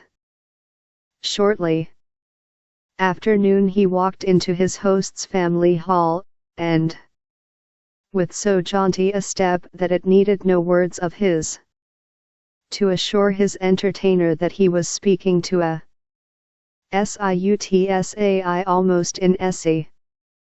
It now only remained for him to await the public notification of the final result of the series of examinations which he had gone through during the last 2 months. On the third day this was published, and the local world was made acquainted with the fact that Li Ming, together with 39 others from the same district, had obtained the degree of SIUTSAI. So soon as Ming had dispatched a letter with the news to his father, and received the congratulations of his merchant host, he hurried off to one of the first tailors in the city to order the canonicals belonging to his newly acquired honor. The next day, as in duty bound, the newly made SIUTSAs went at the recognized hour to pay their respects to the Chancellor, who received them graciously and entertained them on tea and sweets, while a band 200 Chinese stories in the courtyard enlivened the company with inspiriting music. Ming was not musical, but even he could not help recognizing that well-known and deservedly popular air, "The autumn tints stretch across the sky," and when the musicians struck up the first bars, I F E H asterisk equal P equal P F equal M equal E T asterisk equal T equal T T asterisk I H T equal Ist B EEIR equal asterisk equal G equal R P equal S I equal P equal 1 asterisk equal 1 equal it equal T senior W. He could not resist humming to himself the picturesque refrain. Yao Lo chapter Iu Tiung Gai Nan Chi Hui Sui Unke San Tiung Hao Chong Shu Ike Kung Quang Tian. There was one more prescribed ceremony to be gone through before he could return home. On the afternoon following the visit to the Chancellors, the same gay company went to worship at the temple of Confucius, where, after having prostrated themselves before the image of the sage, they partook of a feast spread in the courtyard at the expense of the city. Towards evening the scene became one of revelry, and the amount of wine consumed as forfeits in the game of Mora sent many of the guests to bed with how a Chinese BA was 201. Very red cheeks, to get up, very white in the morning. When Ming reached his hosts, he phoned. His canonicals had arrived from the tailors, and, tired though he was, he could not resist the pleasure of trying them on. Early dawn saw him again before the looking-glass, and after a hasty breakfast, he set off for Li Chia Kuang amid the congratulations and good wishes of the worthy merchant and his family. In the evening he reached his home, and when he walked into the family hall, bearing on his person the insignia of his success, his father fairly wept with delight. Nor were the other members of the family less demonstrative, as with one consent they offered their congratulations, and expressed their admiration of the becoming and dignified dress which it was now his right to wear. After his mother had carefully examined his silver-buttoned cap, surmounted by a silver bird, his robe of blue silk bordered with black, and his girdle with silver pendants, she whispered in his ear, "And now may I speak to the go-between?" "Yes, now," replied her son. 202. Le Ming's Makeyiage. It was about 6 weeks after Le Ming had achieved success in the examination halls that he was sitting one sultry evening in his garden study, composing couplets. Not a breath of wind stirred the lotus leaves which covered the pond in front of his windows. The air was laden with the scent of 100 flowers, which grew in profusion in pots and eccentrically shaped borders on all sides of the pavilion. For the moment he had put aside his tobacco pipe, and, yielding to the influences of a weary brain and the heat of the weather, was just dropping off into a state of dreamy drowsiness, when he was aroused by the sound of a footstep crossing the quaintly devised bridge which spanned the pond. Looking up, he saw his father's old body servant approaching. "Young sir," said the attendant, "the old master requests your presence in the reception hall." Uncertain as to what the business could be on which he was summoned, Le Ming followed the man to the hall, where he found his father and mother sitting in state, evidently prepared for the discussion. Le Ming's marriage. 203. Of some important family matter. Having made his obeisances, and having seated himself on a chair especially placed for him on his mother's right hand, his father thus addressed him: "Having now taken your degree, and having thus a prospect of soon gaining office and enjoying he sitting ill his garden study composing couplets, emolument, it is right and fitting that you should think of marrying. Remember, a man is accounted able to govern a district only when he has shown himself capable of ruling well a household, and how can you show that you can rule a household until you have one on which to try your hand? Besides, 204 Chinese stoies. Who knows what fate may be in store for you? Were you to visit the Yellow Springs before I depart from this life, who would offer the yearly sacrifices at my tomb?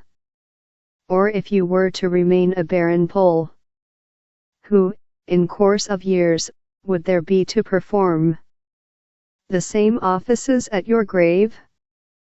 On all accounts, then, it is your duty to marry, and your mother will therefore, without loss of time, communicate with a go-between. To hear is to obey, as it always has been with me, replied Ming, but, at the same time, I should like to know something about the lady you may select as my wife before you exchange the wedding presents. I have heard it said that in some Western country's youths and maidens associate together, and choose their wives and husbands for themselves, and that even within the 18 provinces of China, there exist barbarians who exercise a similar freedom of choice. Now I have no wish, as you may imagine, so to outrage the rules of propriety laid down by the Master as to follow the example of such people, but I should like to know what my future wife is like. Whether she is as beautiful as Kinlean or as hideous as the old vegetable seller at the corner of the street. Whether she is good-tempered or a shrew. Whether she is of a complacent disposition, or jealous and revengeful. Marriages, my son, said his mother, are made in heaven, and you can no more break the heavenly cords which, unfelt but surely, bind your ankles to those of your future bride, than you can upset one Hades, a bachelor. S. Confucius. Le Ming's My Iage. 205. Any other decree of the gods. The family with which I purpose to desire the go-between to communicate in the first instance is that of the ex-prefect Yang. One have already spoken to you about his daughter Tsayen, the variegated swallow, who is, as I myself know, having seen her extremely pretty, with a beautiful complexion and a willow-like waist.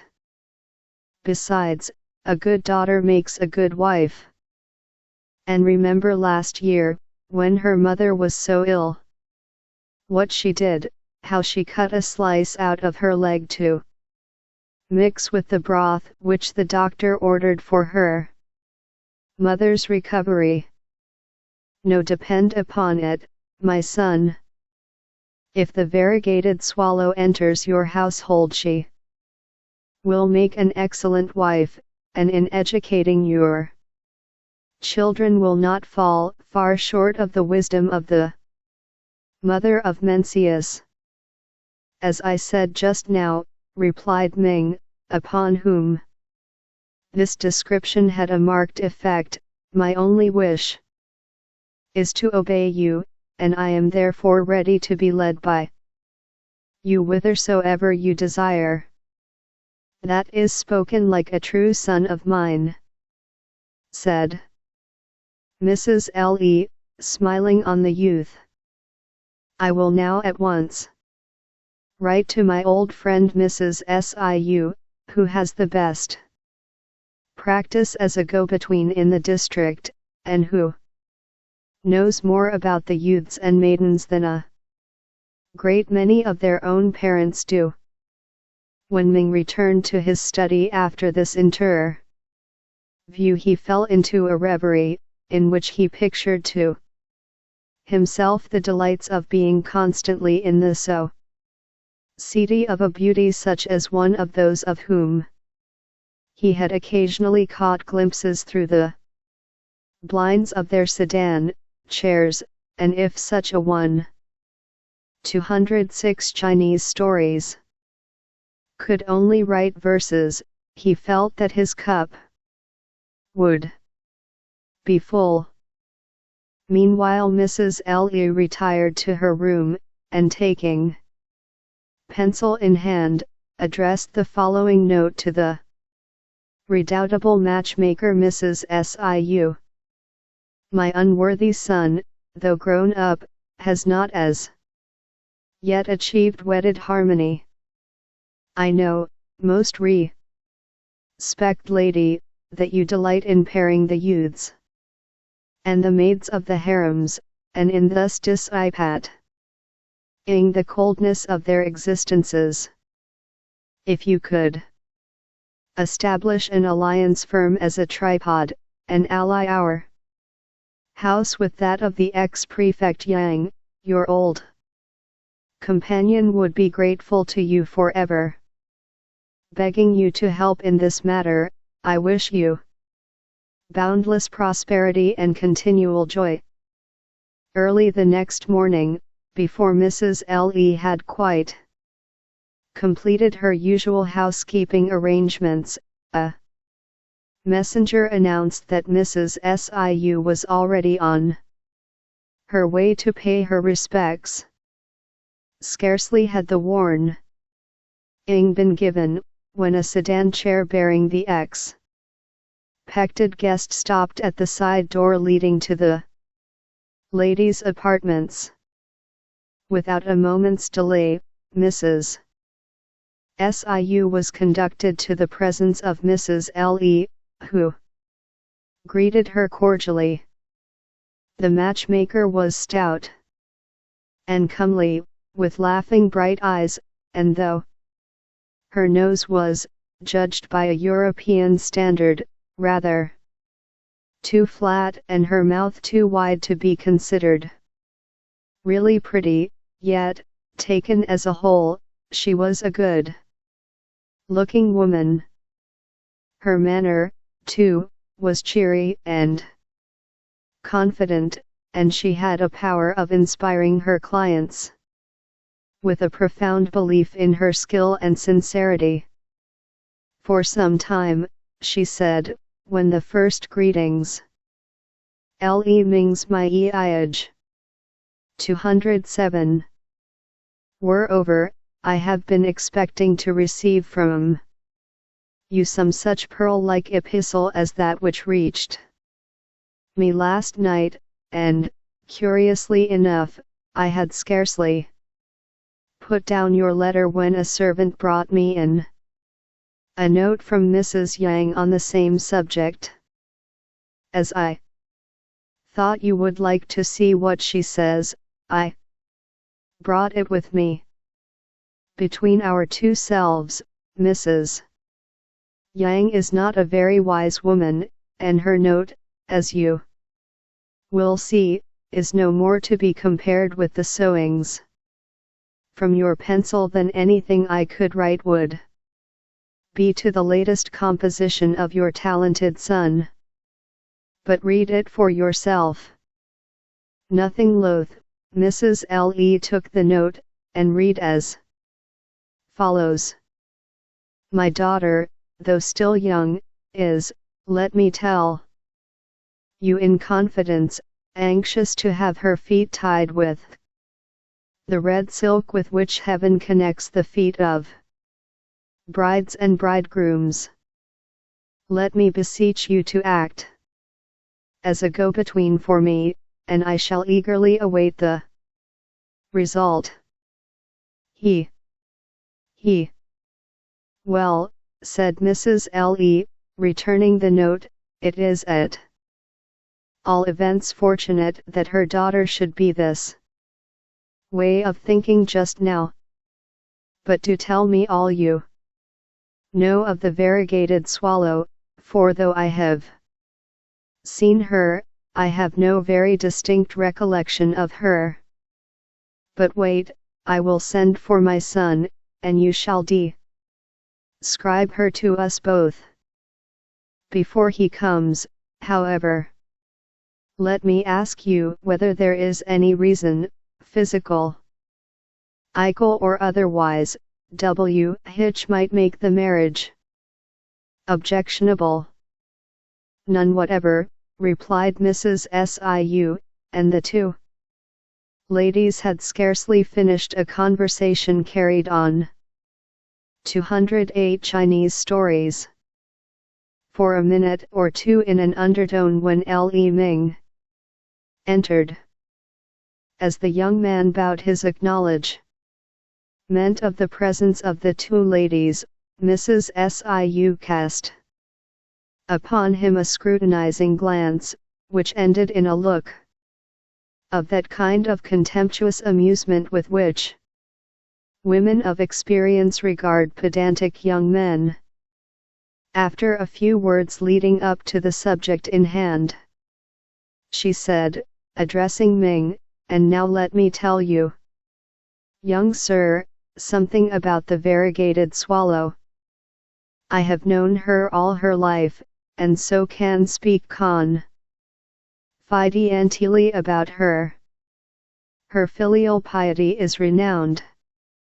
Throughout the prefecture, she attends upon her parents in complete fulfillment of the Book of Ites. And though so learned a scholar as yourself might not consider her deeply versed in literature, she is yet well read, and has an art of striking a copy of verses which is wonderful. Only last week I was remarking on the beauty of the view of the distant hills from their garden, and, quick as thought, she composed this couplet. See, floating clouds enshroud the distant hills, adown whose sides pour countless dazzling rills. Then her appearance is perfect. Her eyebrows are arched like the rainbow, her complexion is as the mingled white and pink of the apple blossom, her lips are red as roses, her feet are veritable golden lilies, and she sways as she walks like a willow branch swinging in the wind. In a word, she is perfection, and a marriage between so ripe a scholar as yourself and so accomplished a maiden would, in truth, be as the marriage of a pair of phoenixes. L.E. Ming's marriage. 209. It was impossible that Ming could be otherwise than moved by the description of such excellences. And the interview ended with a cordially expressed wish on his part that Mrs. Siu might be successful in her negotiations. Thus far all was well, and the matchmaker started in prosecution of her mission to the variegated swallow's parents in high spirits, which were by no means lessened when, on arriving, she found Mrs. Yang was already a keen partisan of young L.E. Ming. The variegated swallow also, who joined in their deliberations, and who, seen by the light of nature, and not through Mrs. Siu's rose-colored spectacles, or through the medium of Mrs. Li's doubtful recollection, appeared as a very ordinary-looking young woman, with a heavy expression of face and a somewhat stout unwieldy figure, as scented with alacrity to endow the young graduate with her abundant person. The only other member of the family concerned the ex-prefect. After some inquiries as to the probability of young Myug obtaining employment in the Mandarinate, and as to the provision which Mr. L.E. was willing to make for the young couple, on both of which points Mrs. Siu satisfied him by drawing on her sanguine imagination, solemnly gave his consent to the proposed alliance, and finally arranged with Mrs. Siu that on receiving notice from her at any time during the next few days, he would be ready to receive the messenger who, according to custom, should be the bearer of a formal proposal from Mr. L.E.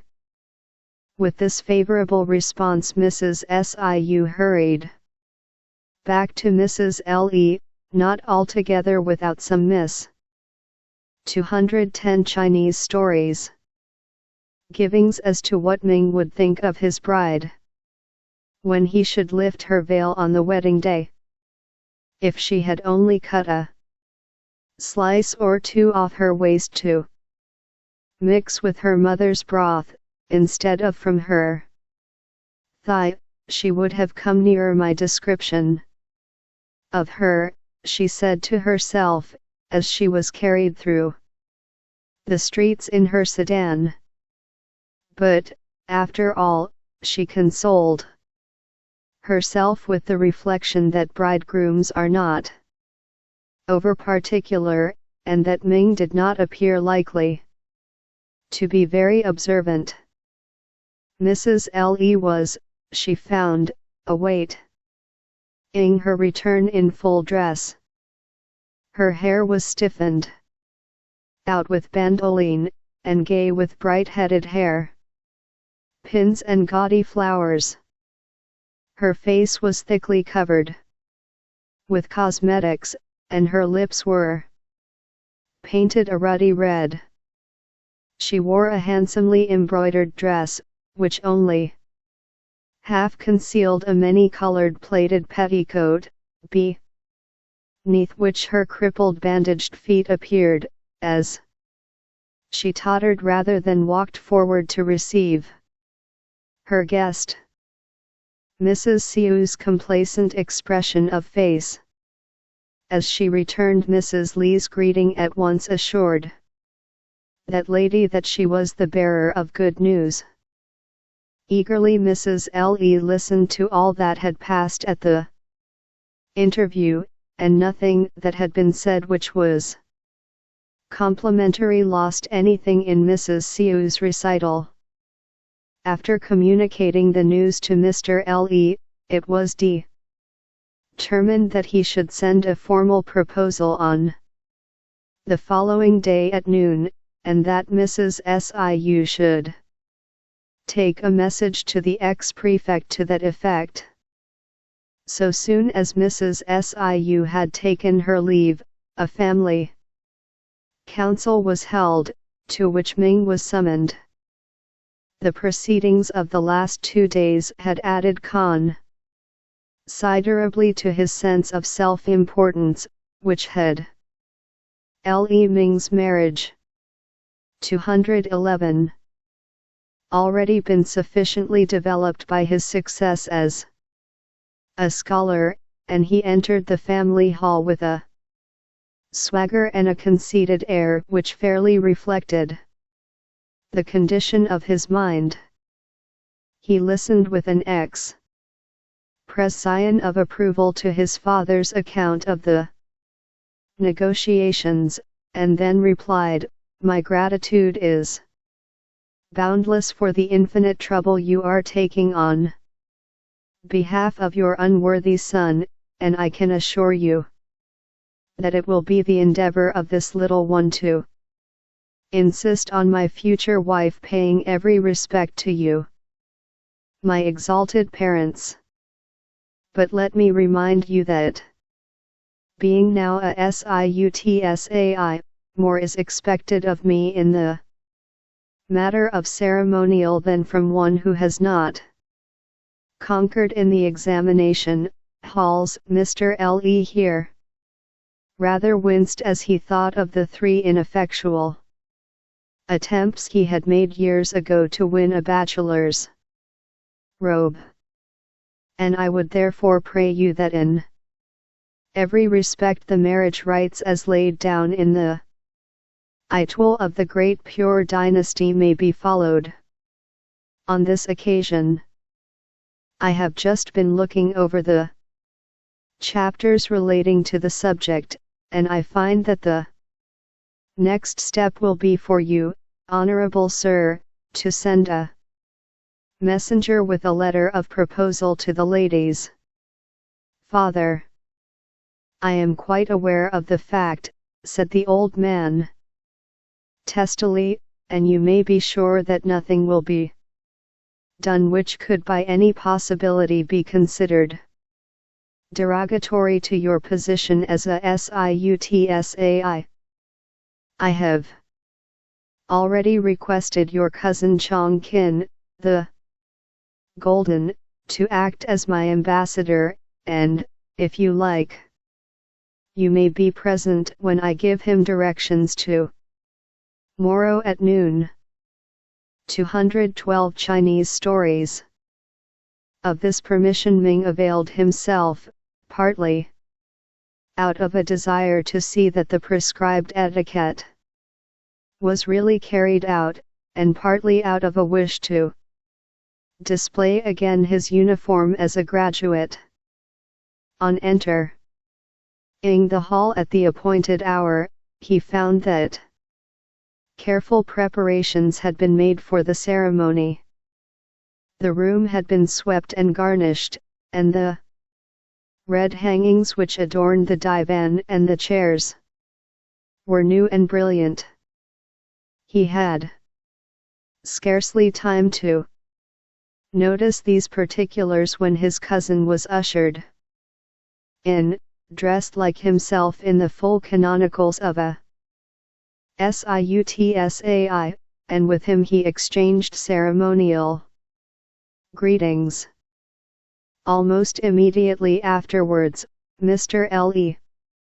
entered, attired in robes of the finest silks, but lacking those insignia of scholarship or of office which are so dear to the hearts of Chinamen. Having bowed to the young men, he advanced by slow Confucian steps to the east side of the hall, while young Chang, who had evidently been drilled for the Zion, took up a position on the west side, facing him. They then both advanced, and Mr. L.E., with an obeisance, gave a letter to his nephew, at the same time describing to him its contents, and requesting him to hand it to the ex-prefect Yang, together with the presents which he confided to his care. With many bows, Chang the Golden retired from the hall, and entering his sedan, was borne swiftly to his destination. Not so swiftly, however, but that a messenger had preceded him to announce his approach to the ex-prefect's aide-de-camp, who was awaiting his arrival in the outer courtyard. The instant the messenger L.E. Ming's marriage 213 came, word was sent in to the ex-prefect, who reached the front door just as Chang the Golden's sedan arrived in front of it. "Lie low.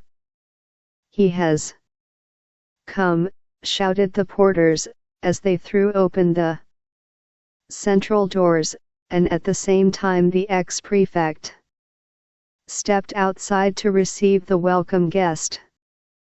A small knot of spectators, who, attracted by the evident preparations which had been made, had Colonel looked to see who the expected stranger could be, were greatly edified at the low bows which were exchanged by the host and his guest, and by the glimpse they caught of the easy courtesy with which Mr. Yang ushered young Chang through the outer courtyard, before the heavy doors were again swung back in their faces.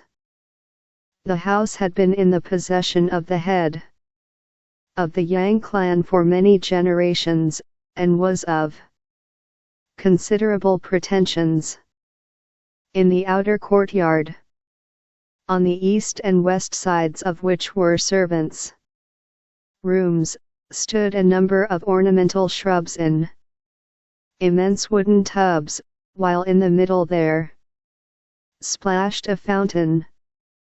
A passage through a hall at the northern end of this courtyard led into another, which was gay with flowers, and at the northern end of which was the hall to which Mr. Yang conducted his guest, followed by the aide-de-camp and 2 or 3 servants in full official livery. On reaching the middle of the hall, Chang the Golden, who had entered on the left of his host, faced eastwards and handed to him Li's letter, at the same time briefly describing its contents, while the servants spread the ceremonial gifts on a table especially prepared for 214 Chinese stories. The occasion. Mr. Yang, having made an obeisance northwards towards the family altar, took the letter with a deep reverence from Chang, who bowed and made as though he would retire, saying, "I will trouble you no further, but beg to be allowed to depart." The aide-de-camp, however, here stepped forward and invited him to a room at the side of the court yard, where he besought him to stay his footsteps for a few minutes. The young men were acquaintances of long standing, and the half-hour they now spent in each other's company passed quickly enough in conversation over the coming event, accompanied by sips of tea and whiffs of their tobacco pipes. Meanwhile Mr. Yang, having first laid the letter upon a table before the family altar, again raised it, and opening the envelope, read as follows: "My unworthy son's name is Ming, and, bowing his head, he pays his respects to you. Respectfully I beg that your excellency may deign to be kind, and not reject these cold and mean advances, but may listen to the proposal of the go-between, and be pleased to bestow your beloved daughter in marriage on the son of your servant. Let us, I beseech you, fulfill the ritual to the letter, and respectfully cast the horoscopes of your honor able daughter and my unworthy son, that by faithful attention to the wedding ceremonies we may weld together a compact which shall unite our families for a century to come.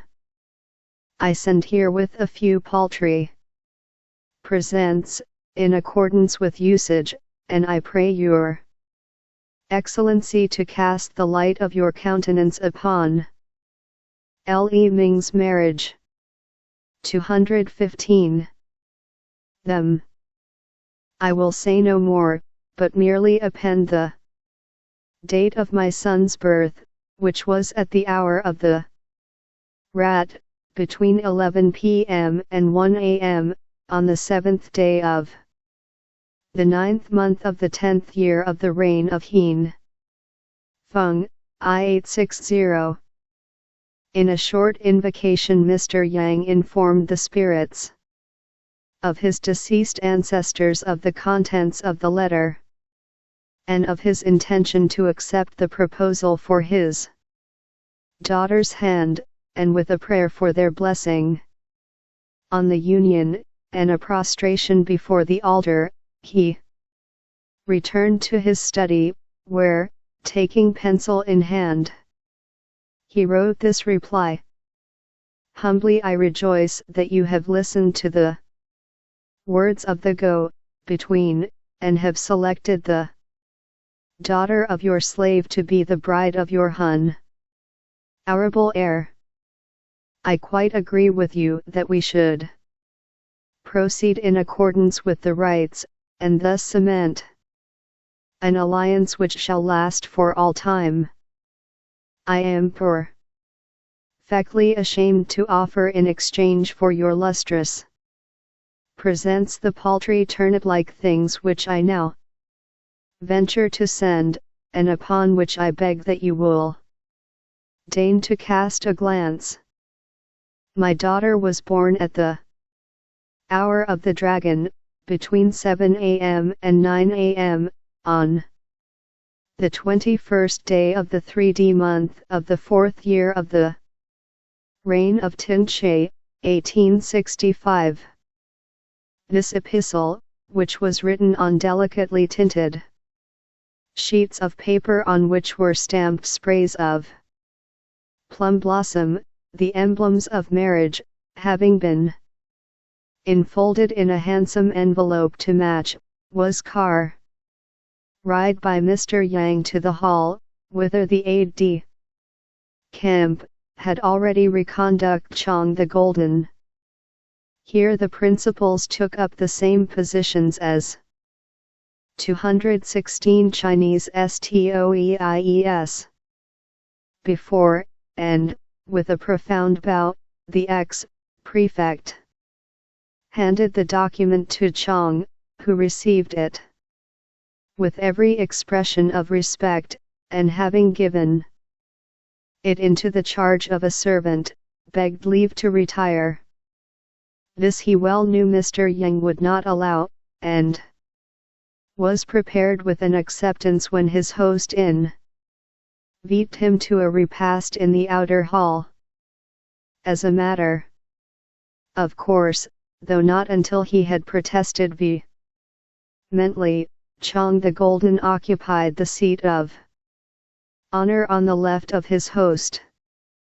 The sweetmeats and viands were all good, and the wine was excellent, so that, although Mr. Yang was not a man after the Golden One's heart, that worthy succeeded in enjoying himself.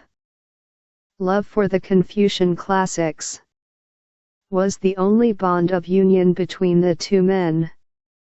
The one was by nature cold and austere, and having spent many years in official life, his natural reserve had grown upon him until he had become as uncommunicative a man as it was possible to meet with. Chang, on the other hand, was of a rollicking nature, and found an even greater delight in a convivial supper than in a chapter of the Confucian Analects.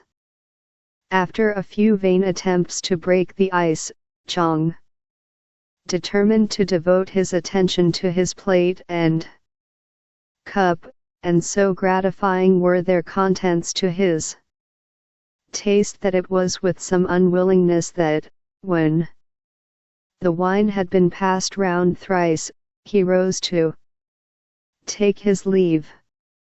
With much formality Mr. Yang conducted him to the door, and bade him adieu, with many bows, at the side of his sedan chair. Mr. Le was delighted with the account brought back by Chang of the reception he had met with. Le Ming's marriage. 217. From Mr. Yang, and having read that gentleman's answer, he spread it on the family altar for the information of those unseen but ever-present members of his household who, though dead, yet spake, and who were as real and living personages in the imagination of the worshipper as when they walked the halls of the family dwelling in corporeal form. An inward consciousness assured him that these guardians of his household approved of the proposed alliance, and he therefore at once sent for a Taoist priest to cast the horoscope of the youthful couple from their nativities. Mr. Yang also followed exactly the same course, and, as it happened, sent for another priest of Tao from the same temple. By a private understanding, these worthies, having extracted the largest possible amounts from their patrons by means of threatened difficulties, agreed to a favorable report on the destinies of the young people. They further earned an additional fee by choosing a lucky day for the interchange of a formal engagement.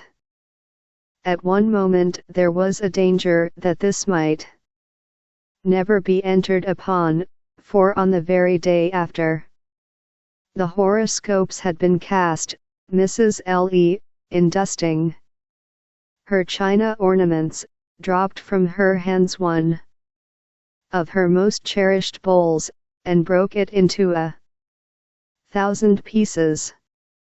Horror-stricken at the ill omen, she was at first inclined to forbid the banns, but in talking the matter over with her less superstitious husband, it was agreed between them that the marriage offered so many positive advantages that it would be a pity to break it off for an idea.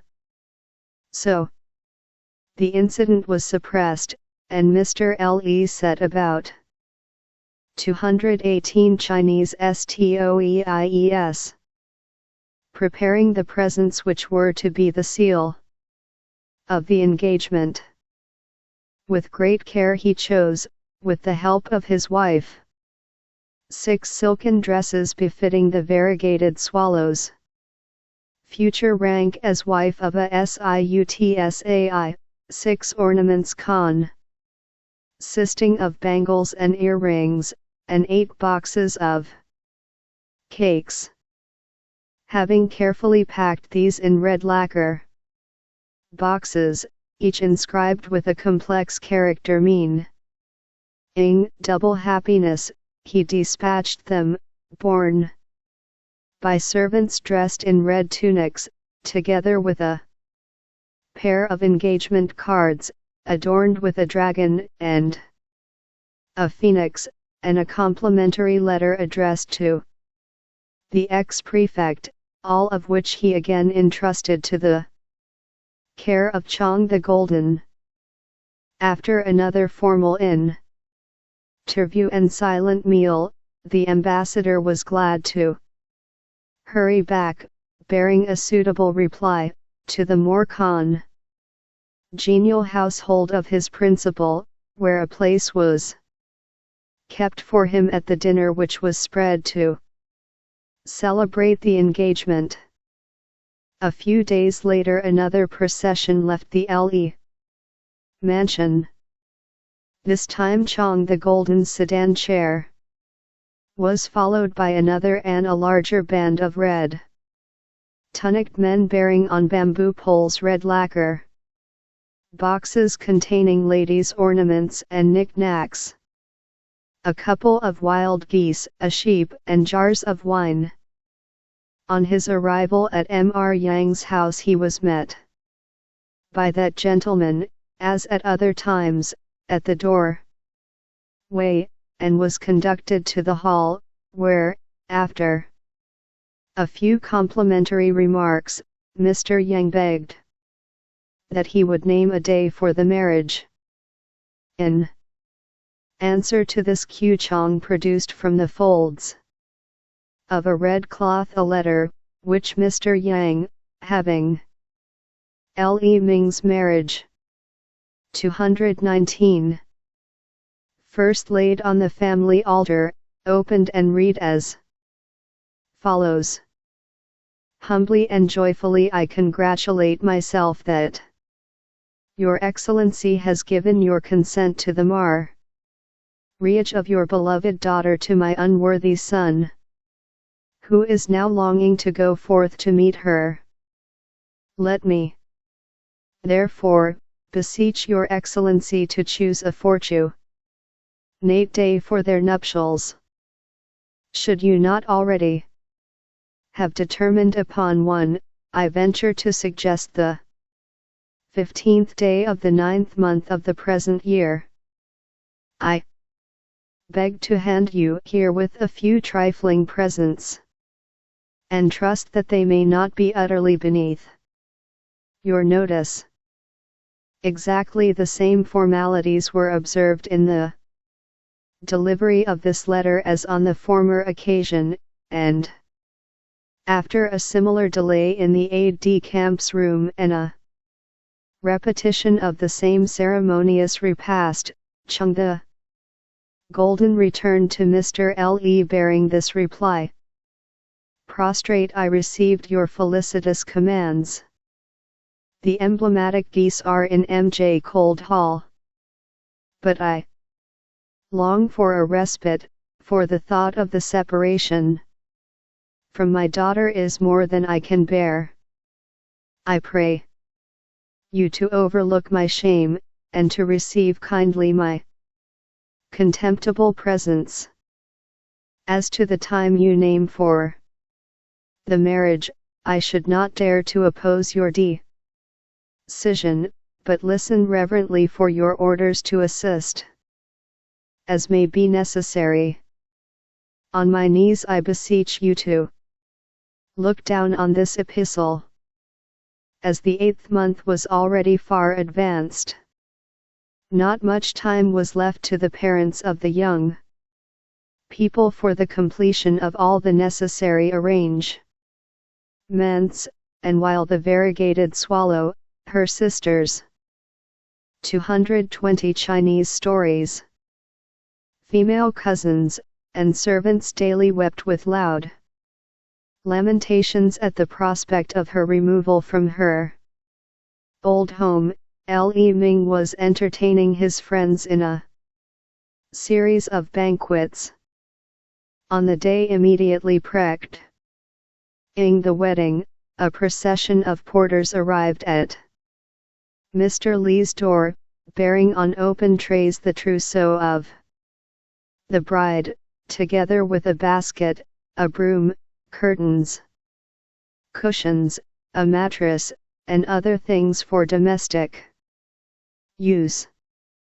These objects were both numerous and handsome, and as the procession had paraded the principal streets on its route, the people in the neighborhood had ample opportunities of admiring the liberality of Mr. Yang.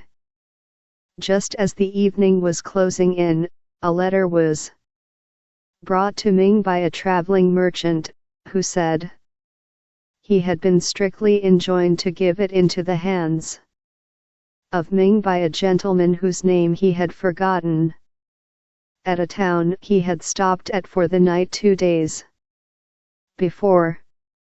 He added that he should be starting on his return by the same road the next morning, and that if Ming would send an answer to his inn, it should be faithfully delivered. Ming recognized the hand writing as that of his former companion and competitor in the examination halls, Wang, who, having failed to take his degree, had entered his uncle's bank in a neighboring prefecture as accountant. Glad to find that his friend had not forgotten him, Ming opened the envelope and read as follows: I rejoice that the male and female phoenixes sing in harmony, and that you are within reach of the feathery verdure of the matrimonial peach, and within sight of the river's banks. May every joy Le Ming's marriage 221 attend you. Let not any coldness or backwardness on your part mar your joys, and may heaven and earth combine to give you progeny. And now I pray that the heavenly chanticleer may delay his crowing, and that the river drum may not break in upon your slumbers.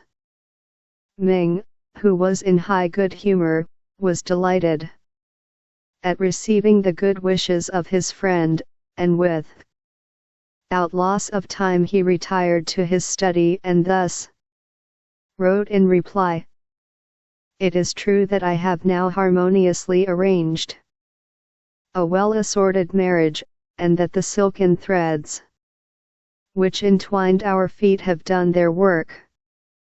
It now, therefore, only remains for me to hope that, as the ode says, the dawn may be darkened.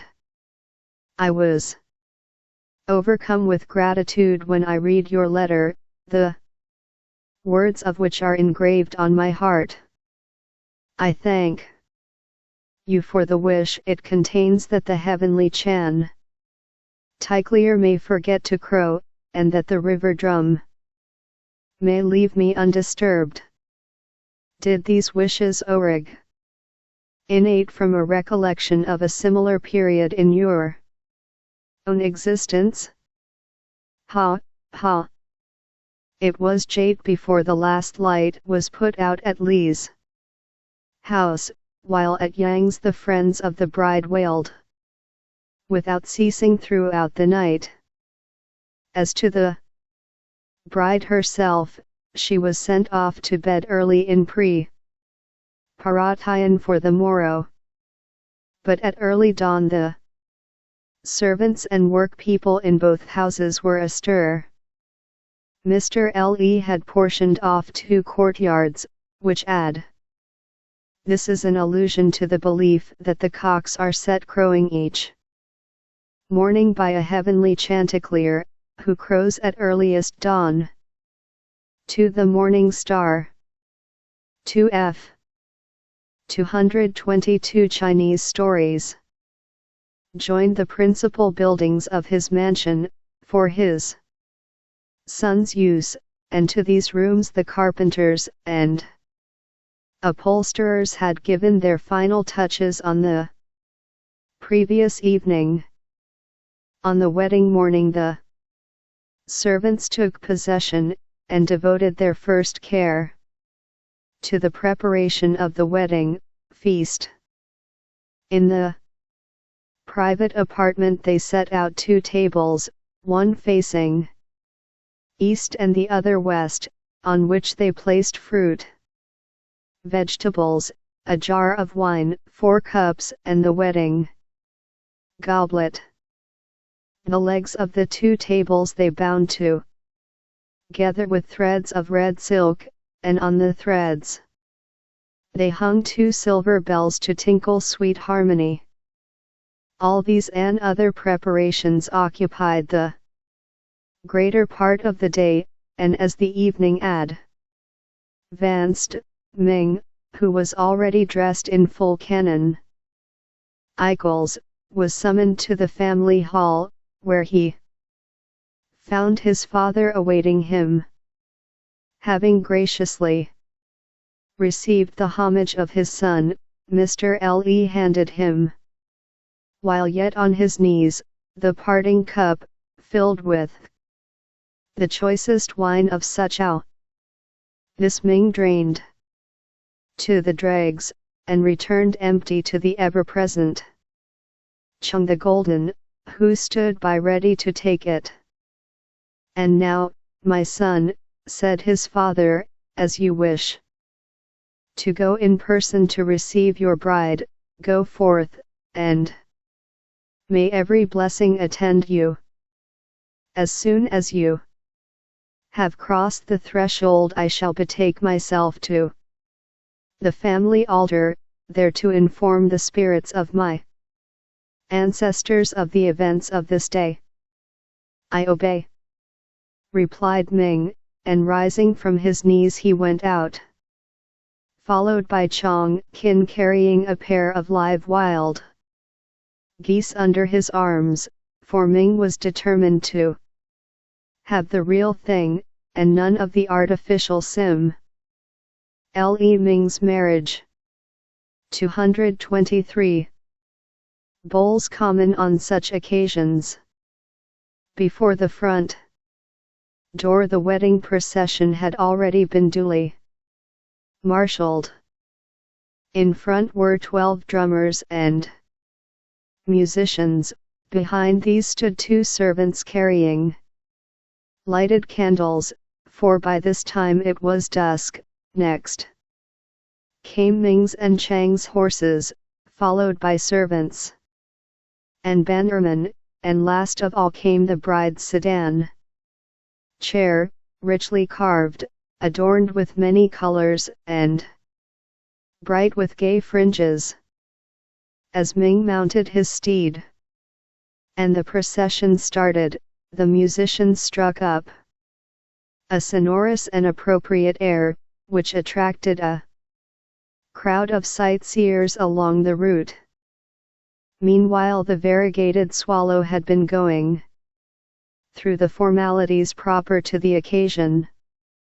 After having been attired in her wedding garments by the professional instructress of matrimony, who had been engaged for the occasion, she also went to receive a parting cup at the hand of her father, but, less fortunate than Ming, she was doomed to listen on her knees to a long lecture on the duties of her new position, in which implicit obedience to the orders of her husband and dutiful attention to her father and mother-in-law were duly insisted upon.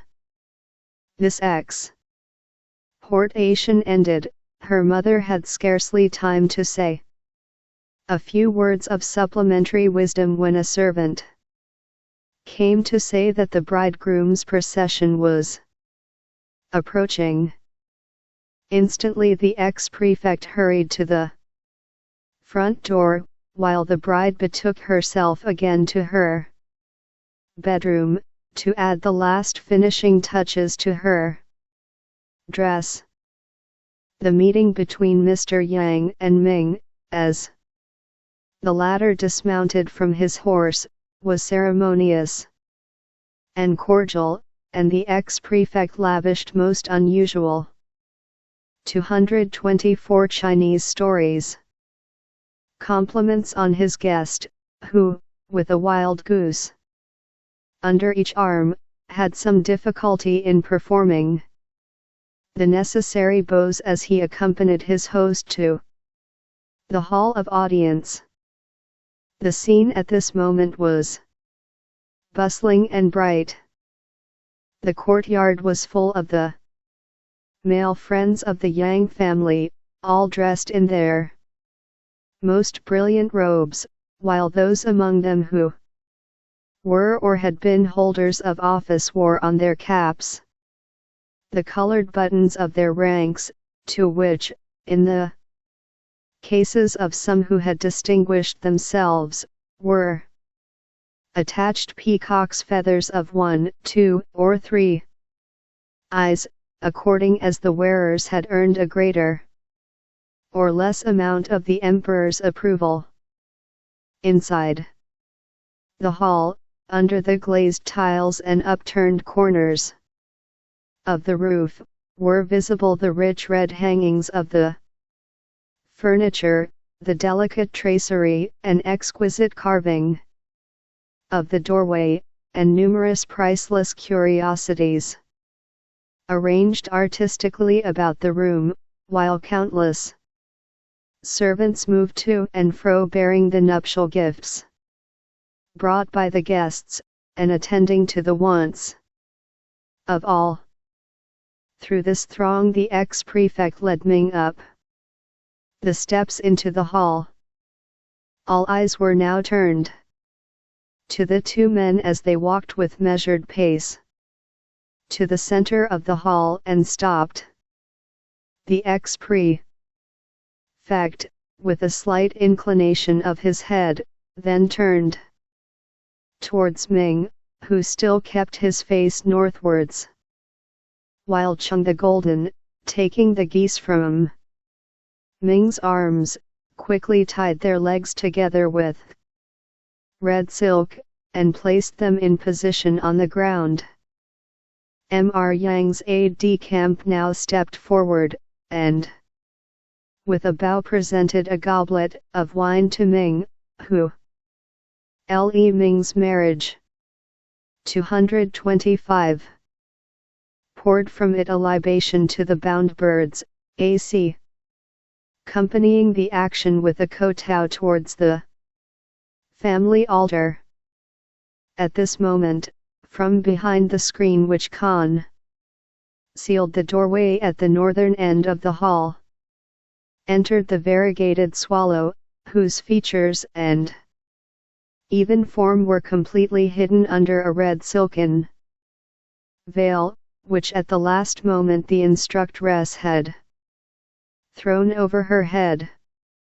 Tejia's veil made Ming as invisible to her as she was to him, and it was only therefore, by the guidance of her two attendants, who supported her one on each side, that she was able to advance and bow in the direction of the spot where her future husband stood.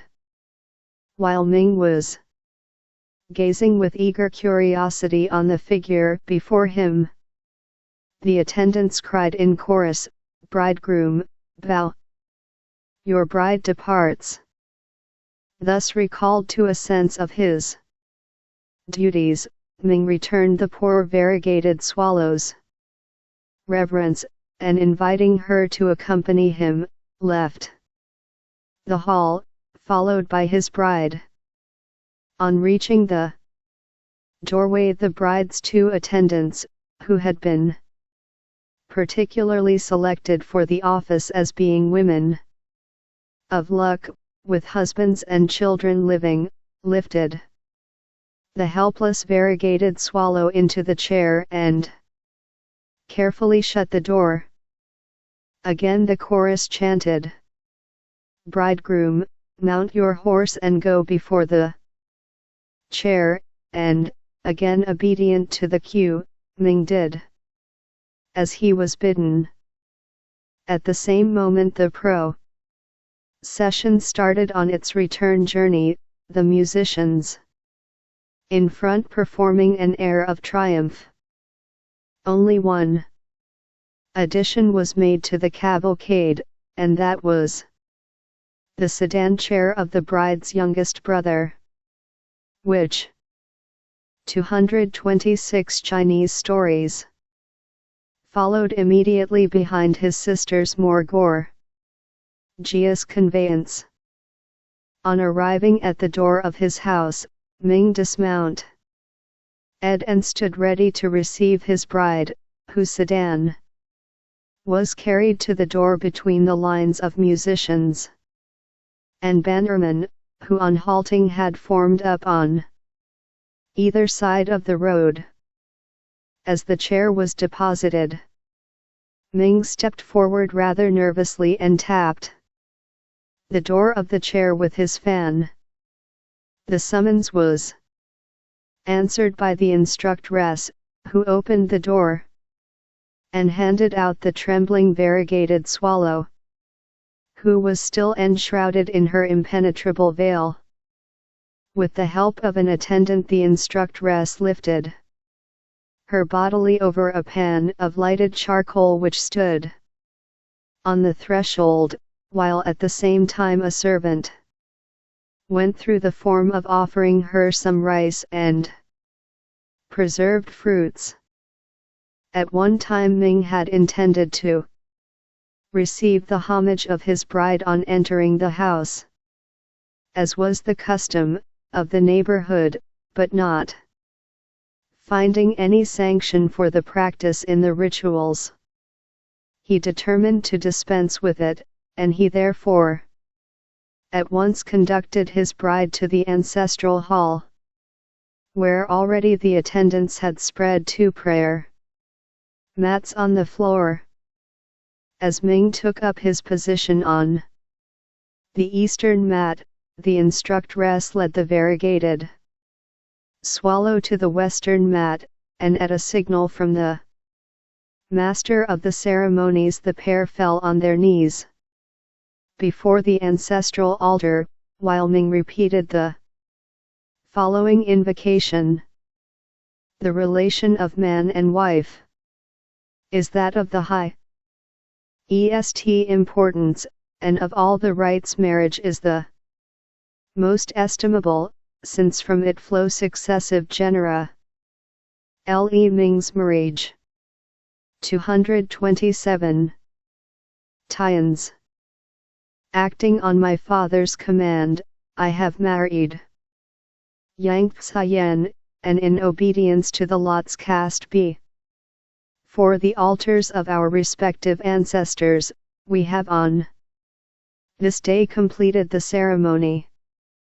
We now offer up this information to you, beseeching you, at the same time, to help, and bestow your gifts upon, this well-ordered house and harmonious family.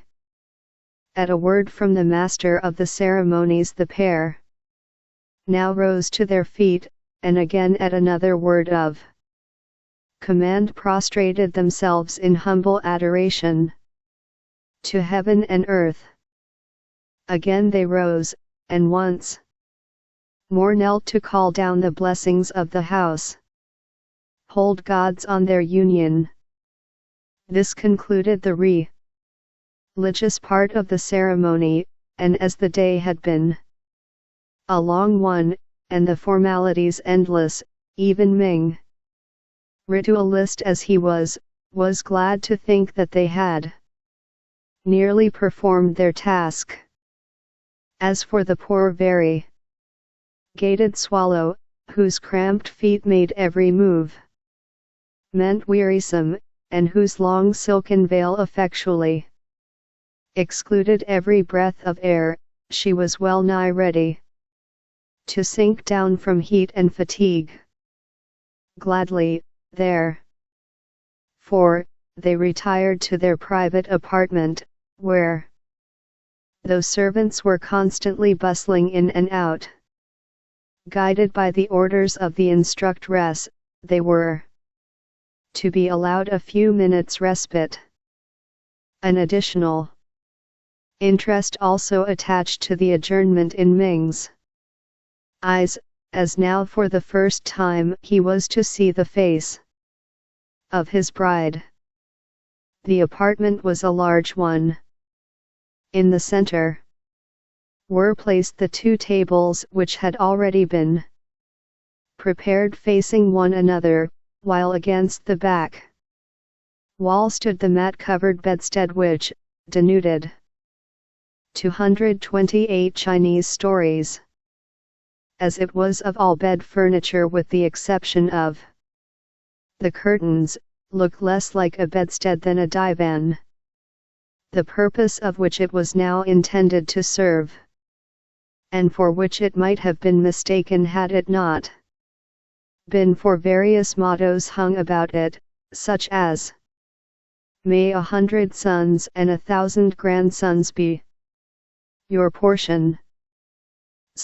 Too slowly for Ming's impatience, the instructress led the variegated swallow to the back of the tables, and slowly lifted the veil from her head, when she stood revealed before her husband.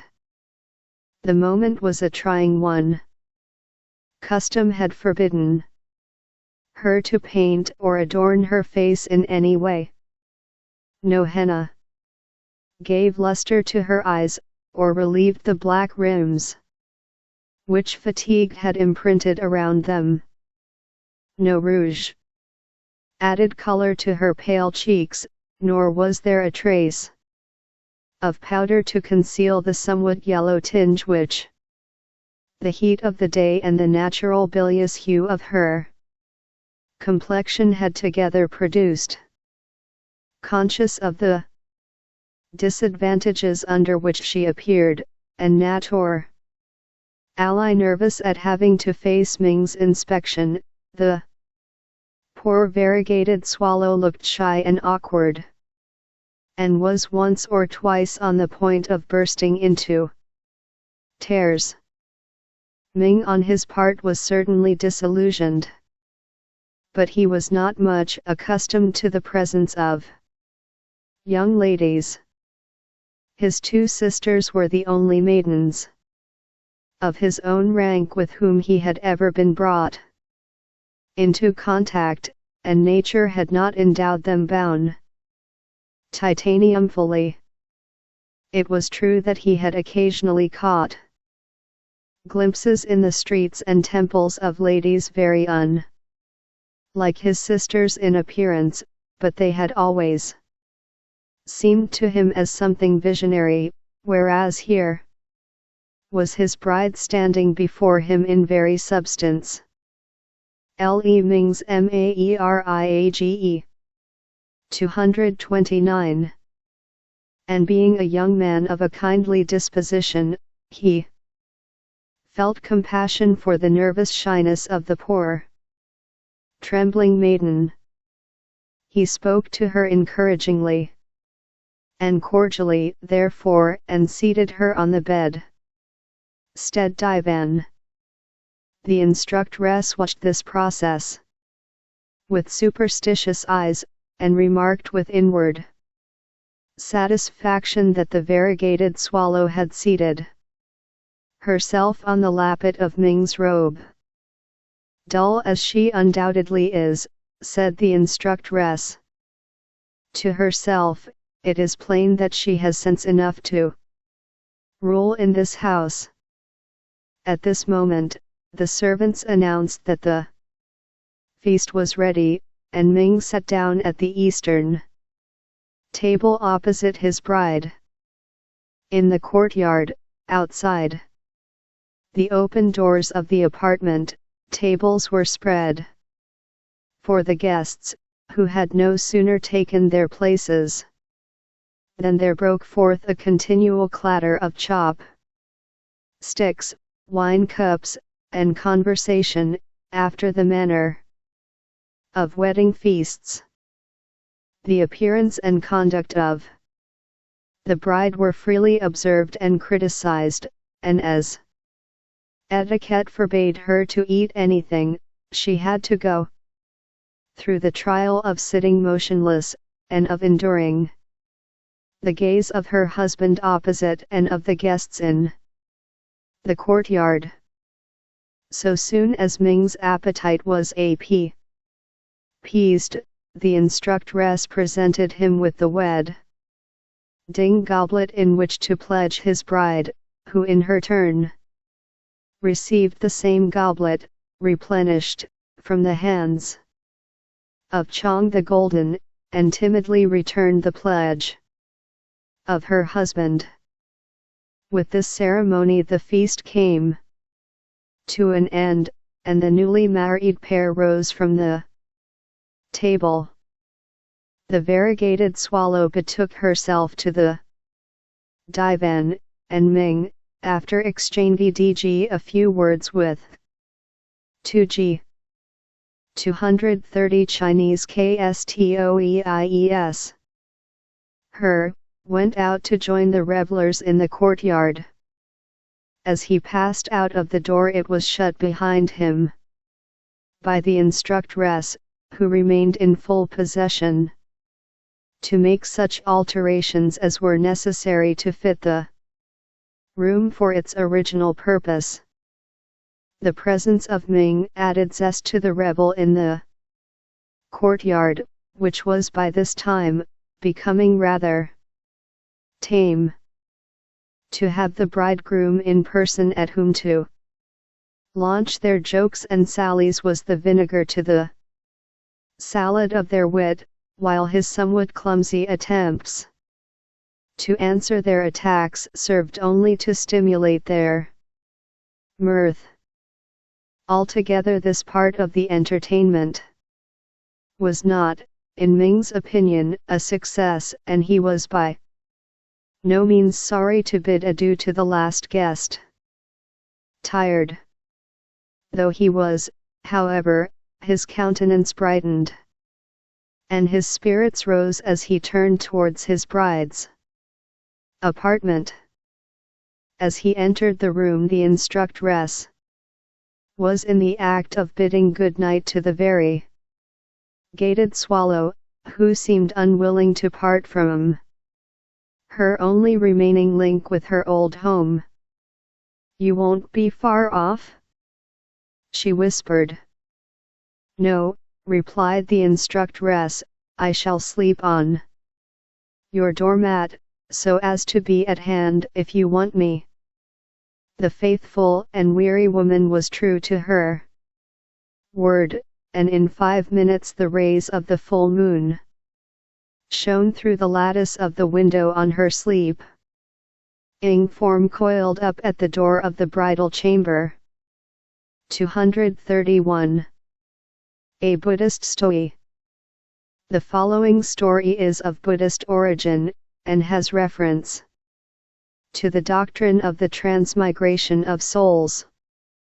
According to this tenet of the faith, every soul passes through a variety of existences, the conditions of the successive states of which depend on the amount of merit or demerit acquired in the previous life.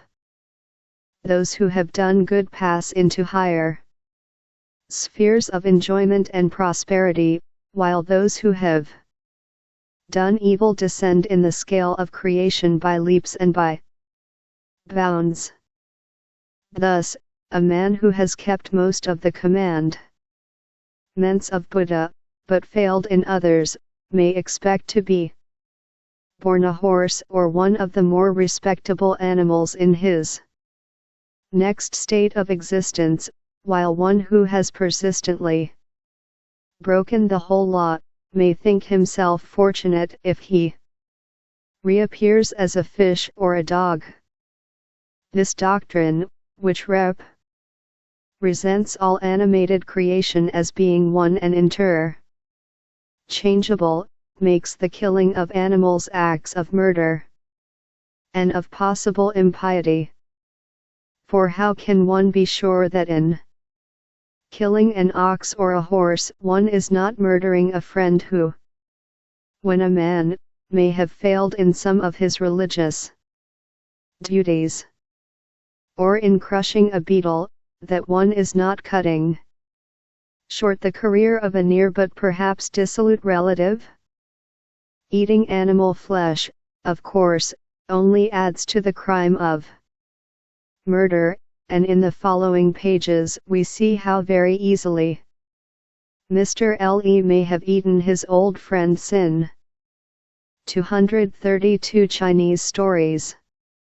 Some years ago there lived in the village of Everlasting Felicity, in the province of the Four Streams, two officials, who from different causes had been relieved from the necessity of serving their country and their emperor. Mr. Le, the elder of the two, was a somewhat heavy and morose man, one in whom it was difficult to say whether his appetite for his creature comforts or his indifference to the feelings and opinions of his fellow men predominated. In the last post which he had the honor to fill he had been charged, his friends said unjustly, with having inflicted on innocent poor sons illegal torture, some refinements of which had emanated from his not otherwise inventive brain, and of having levied blackmail with so greedy a hand that the people had been driven to the verge of rebellion. When the storm was about to break, Le wisely retired to the village of Everlasting Felicity, carrying with him quite a little fortune which he had neither inherited nor had saved out of his official income. Mr. Sin, the younger of the two, was of an impulsive and a rather erratic nature. As an official, his chief fault was the restlessness of his administration. He worried the people in his district, and when the infliction of constant worry is combined with an itching palm, even the sluggish Chinese nature will after a time turn on the worrier. And so it came about that he was recommended by his superiors to resign, and he also, having gathered together his ill-gotten goods, found his way to the same haven of rest to which Mr. Le had turned his footsteps. Abddhist story. 233. The similarity of their fates induced these two were these to set up house together. Both being rich, they surrounded themselves with every comfort, and spent their leisure in entertaining those of their neighbors who could entertain them in return, and in discussing the ineffable wisdom of the moral maxims of Confucius. While pursuing the even tenor of this most inestimable way, it chanced that Mr. Sin, having exposed his clean-shaven head unduly to the sun, fell sick of a fever.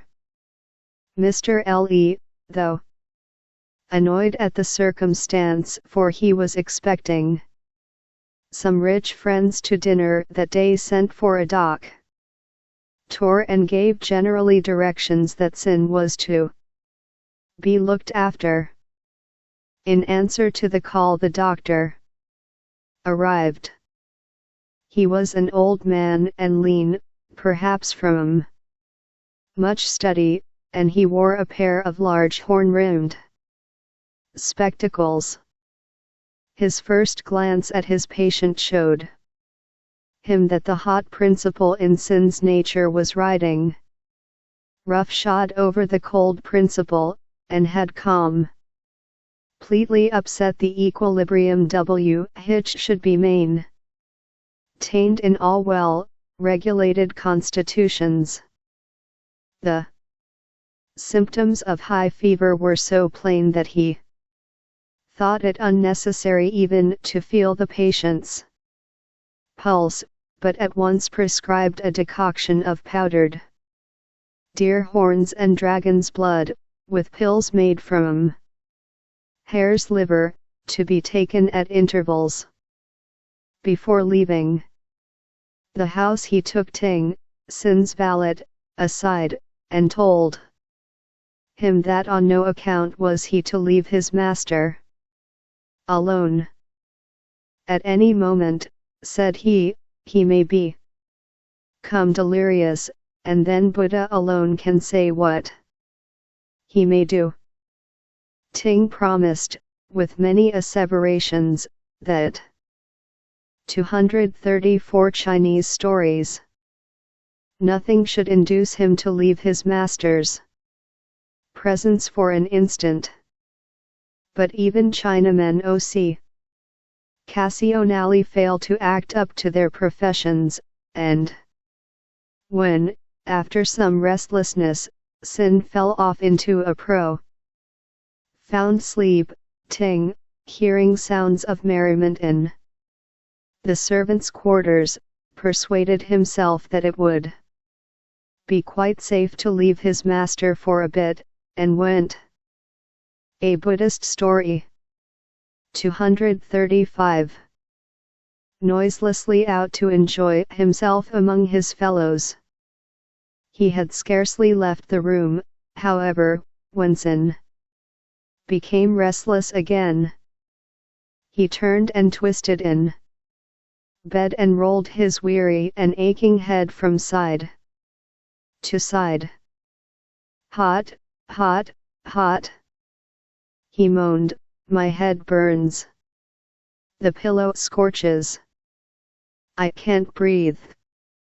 The room is suffocating me. Oh, for a breath of the fresh air of heaven in the fields and woods. Why should I not go and enjoy it? I will, he exclaimed, and in an instant he sprang out of bed, rushed out of the room, threw open the front door, and ran down the road into the neighboring meadows. Ah, he shouted as he threw himself on a bank. This is delicious. Now I can live and breathe. The air of heaven cools my throbbing head, and I am myself again. But presently the air again became oppressive. Shooting pains pierced his brain.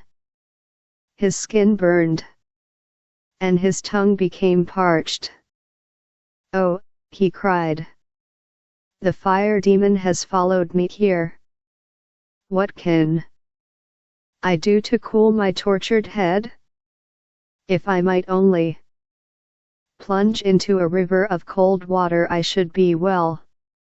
So saying, he rose from the bank and wandered on through woods and fields until, to his infinite delight, he saw before him a broad, cool, shining river. Now is my chance, he exclaimed, and without a moment's hesitation he plunged into the rolling tide. Being an expert swimmer, he dived to the bottom, then skimmed along the top, his cue looking like an eel floating behind him on the surface, and presently stretched himself out flat on the 236 Chinese stories. Water. Ah, he said, this is happiness. Who would live on land who can live in water? As he ceased speaking, he heard close to him a kind of gurgling chuckle, something between the noise made by a person choking, and by water poured out of a rushed out of the room, and ran down the road bottle, and turning round he saw a large tench which was staring at him with round eyes, and with a contort expression of mouth which Sin rightly interpreted to be the effect of laughter. What are you laughing at? He asked. A Buddhist story. 237. You, replied the fish. And what do you see in me to laugh at? He inquired, somewhat angrily. I heard what you said, answered the fish, and the idea of a man knowing what the delight of living in water is, was so ludicrous that it sent me into a fit of laughter which has made me feel very THOA, he cried. The fire demon has followed me here. Page 235. Uncomfortable, for I am not much accustomed to laugh. So I should imagine from the hideous noise you made, said Sin. But tell me, how can you enjoy the water more than I do? Why, you are a stranger and a foreigner to the element. For a few minutes you may enjoy swim. 2H. 238 Chinese stories. Ming and diving, but your limbs would soon tire. Those ugly limbs which make you look like a frog. Though frogs have the advantage over you of moving horizontally, while you by some perversion in your nature are born to walk upright, for all the world like trees moving. And then, when you are hungry, you have to seek your food on land, while we, as we glide swiftly through the rushing waters without fatigue, and almost without movement, find the means of our nourishment in the midst of our enjoyment. If this is really so, said Sin, I would give something to be like you. Do you mean that you would like to become a fish? Yes, I would give up all the money I squeezed out of the people when I was a magistrate to enjoy the river as you enjoy it. Come with me, then, said the fish, and turning round, he swam upstream at such a pace that Sin was obliged to call to him to stop. Ah! He said, in a tone of pitying contempt, I forgot you were a man. After going for a few minutes at a reduced speed, the fish led the way into a small bay in the bank, where, surrounded by attendant fishes, lay a huge carp whose size and gravity of deportment marked him out as a ruler of his kind. As Sin's guide approached the monarch, he indicated reverence and submission by wriggling towards him in the mud. "May it please your majesty," he began, "I have a Buddhist story. 239. Found a poor man who wants very much to become a fish. Knowing your infinite benevolence, I have ventured to bring him into your august presence."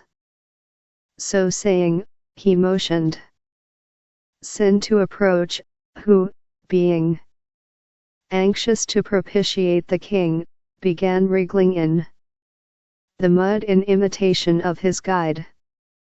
But in so doing, he made such a commotion in the water and stirred up so much dirt that the fishes all began to choke, and his own eyes were so completely blinded that he could not see where he was going. "Ah, one," said the carp, "I forego you were a man." "Stop!" shrieked the king. "What are you doing?" Sin was glad enough to obey, and when the water had cleared a little, he lay prone before the carp awaiting instructions. "Are you really desirous of becoming a fish?"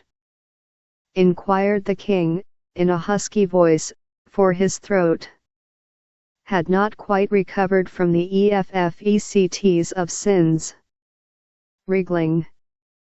"I am, your majesty," replied Sin.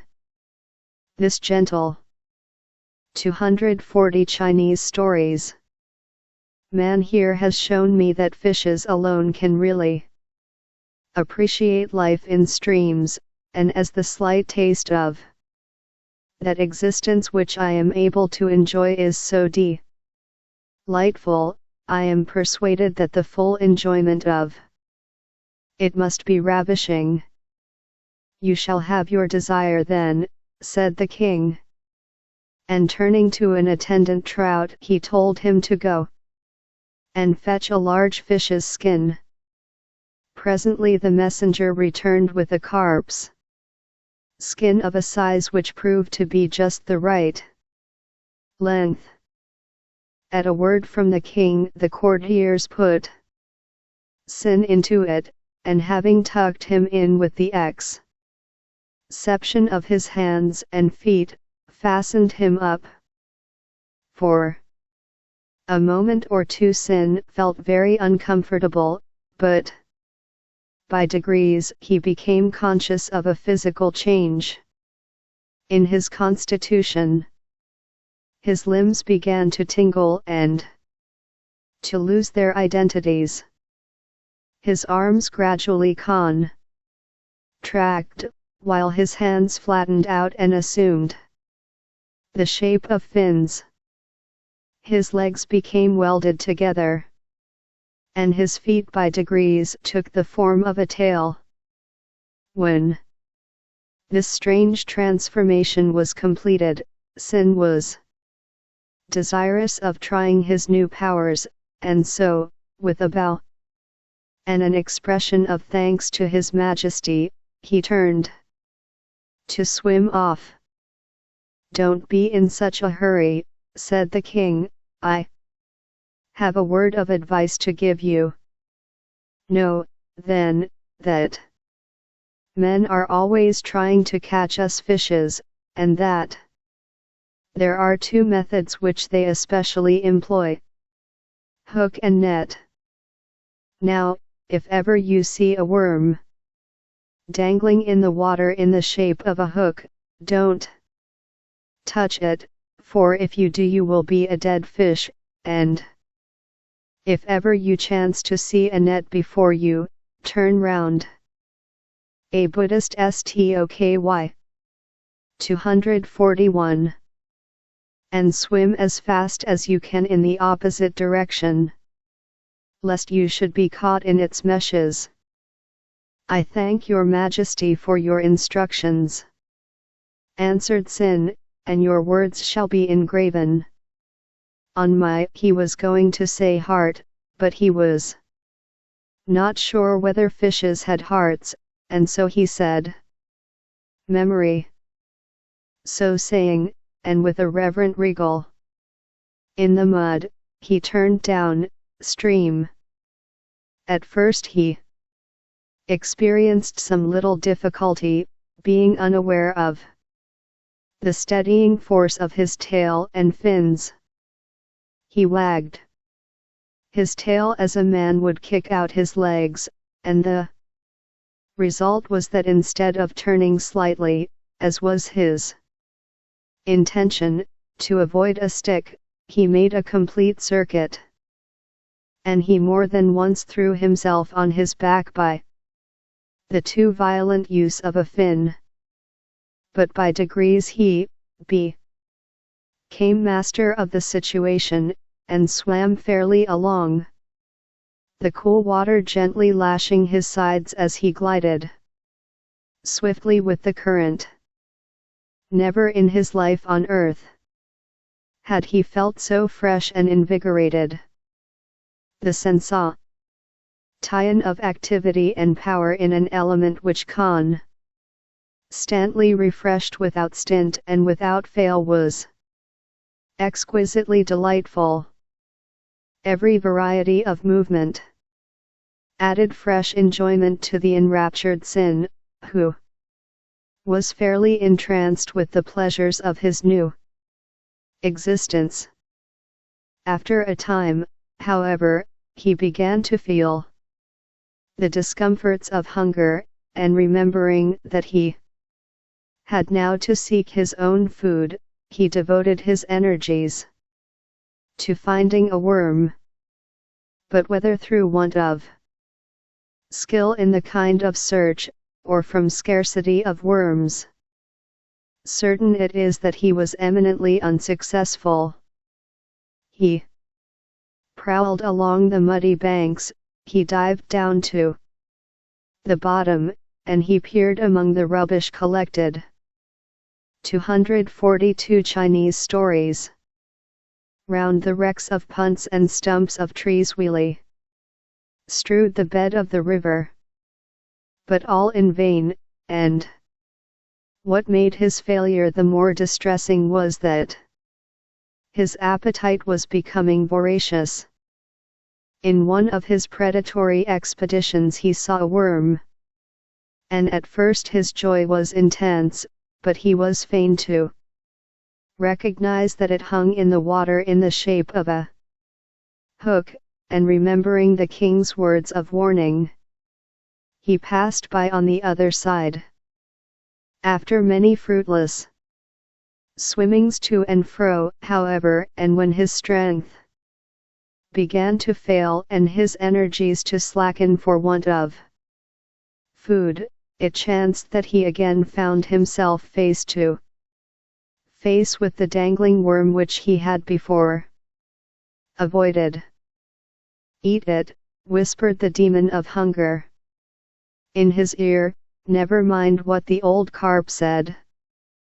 He is a fish of a past generation, and has not the knowledge and intelligence that we have. As to its shape, who ever saw a worm straight? And see, its tail is quite wagging with enjoyment or pain, sug. Jest Prudence." "Not a bit of it," answered the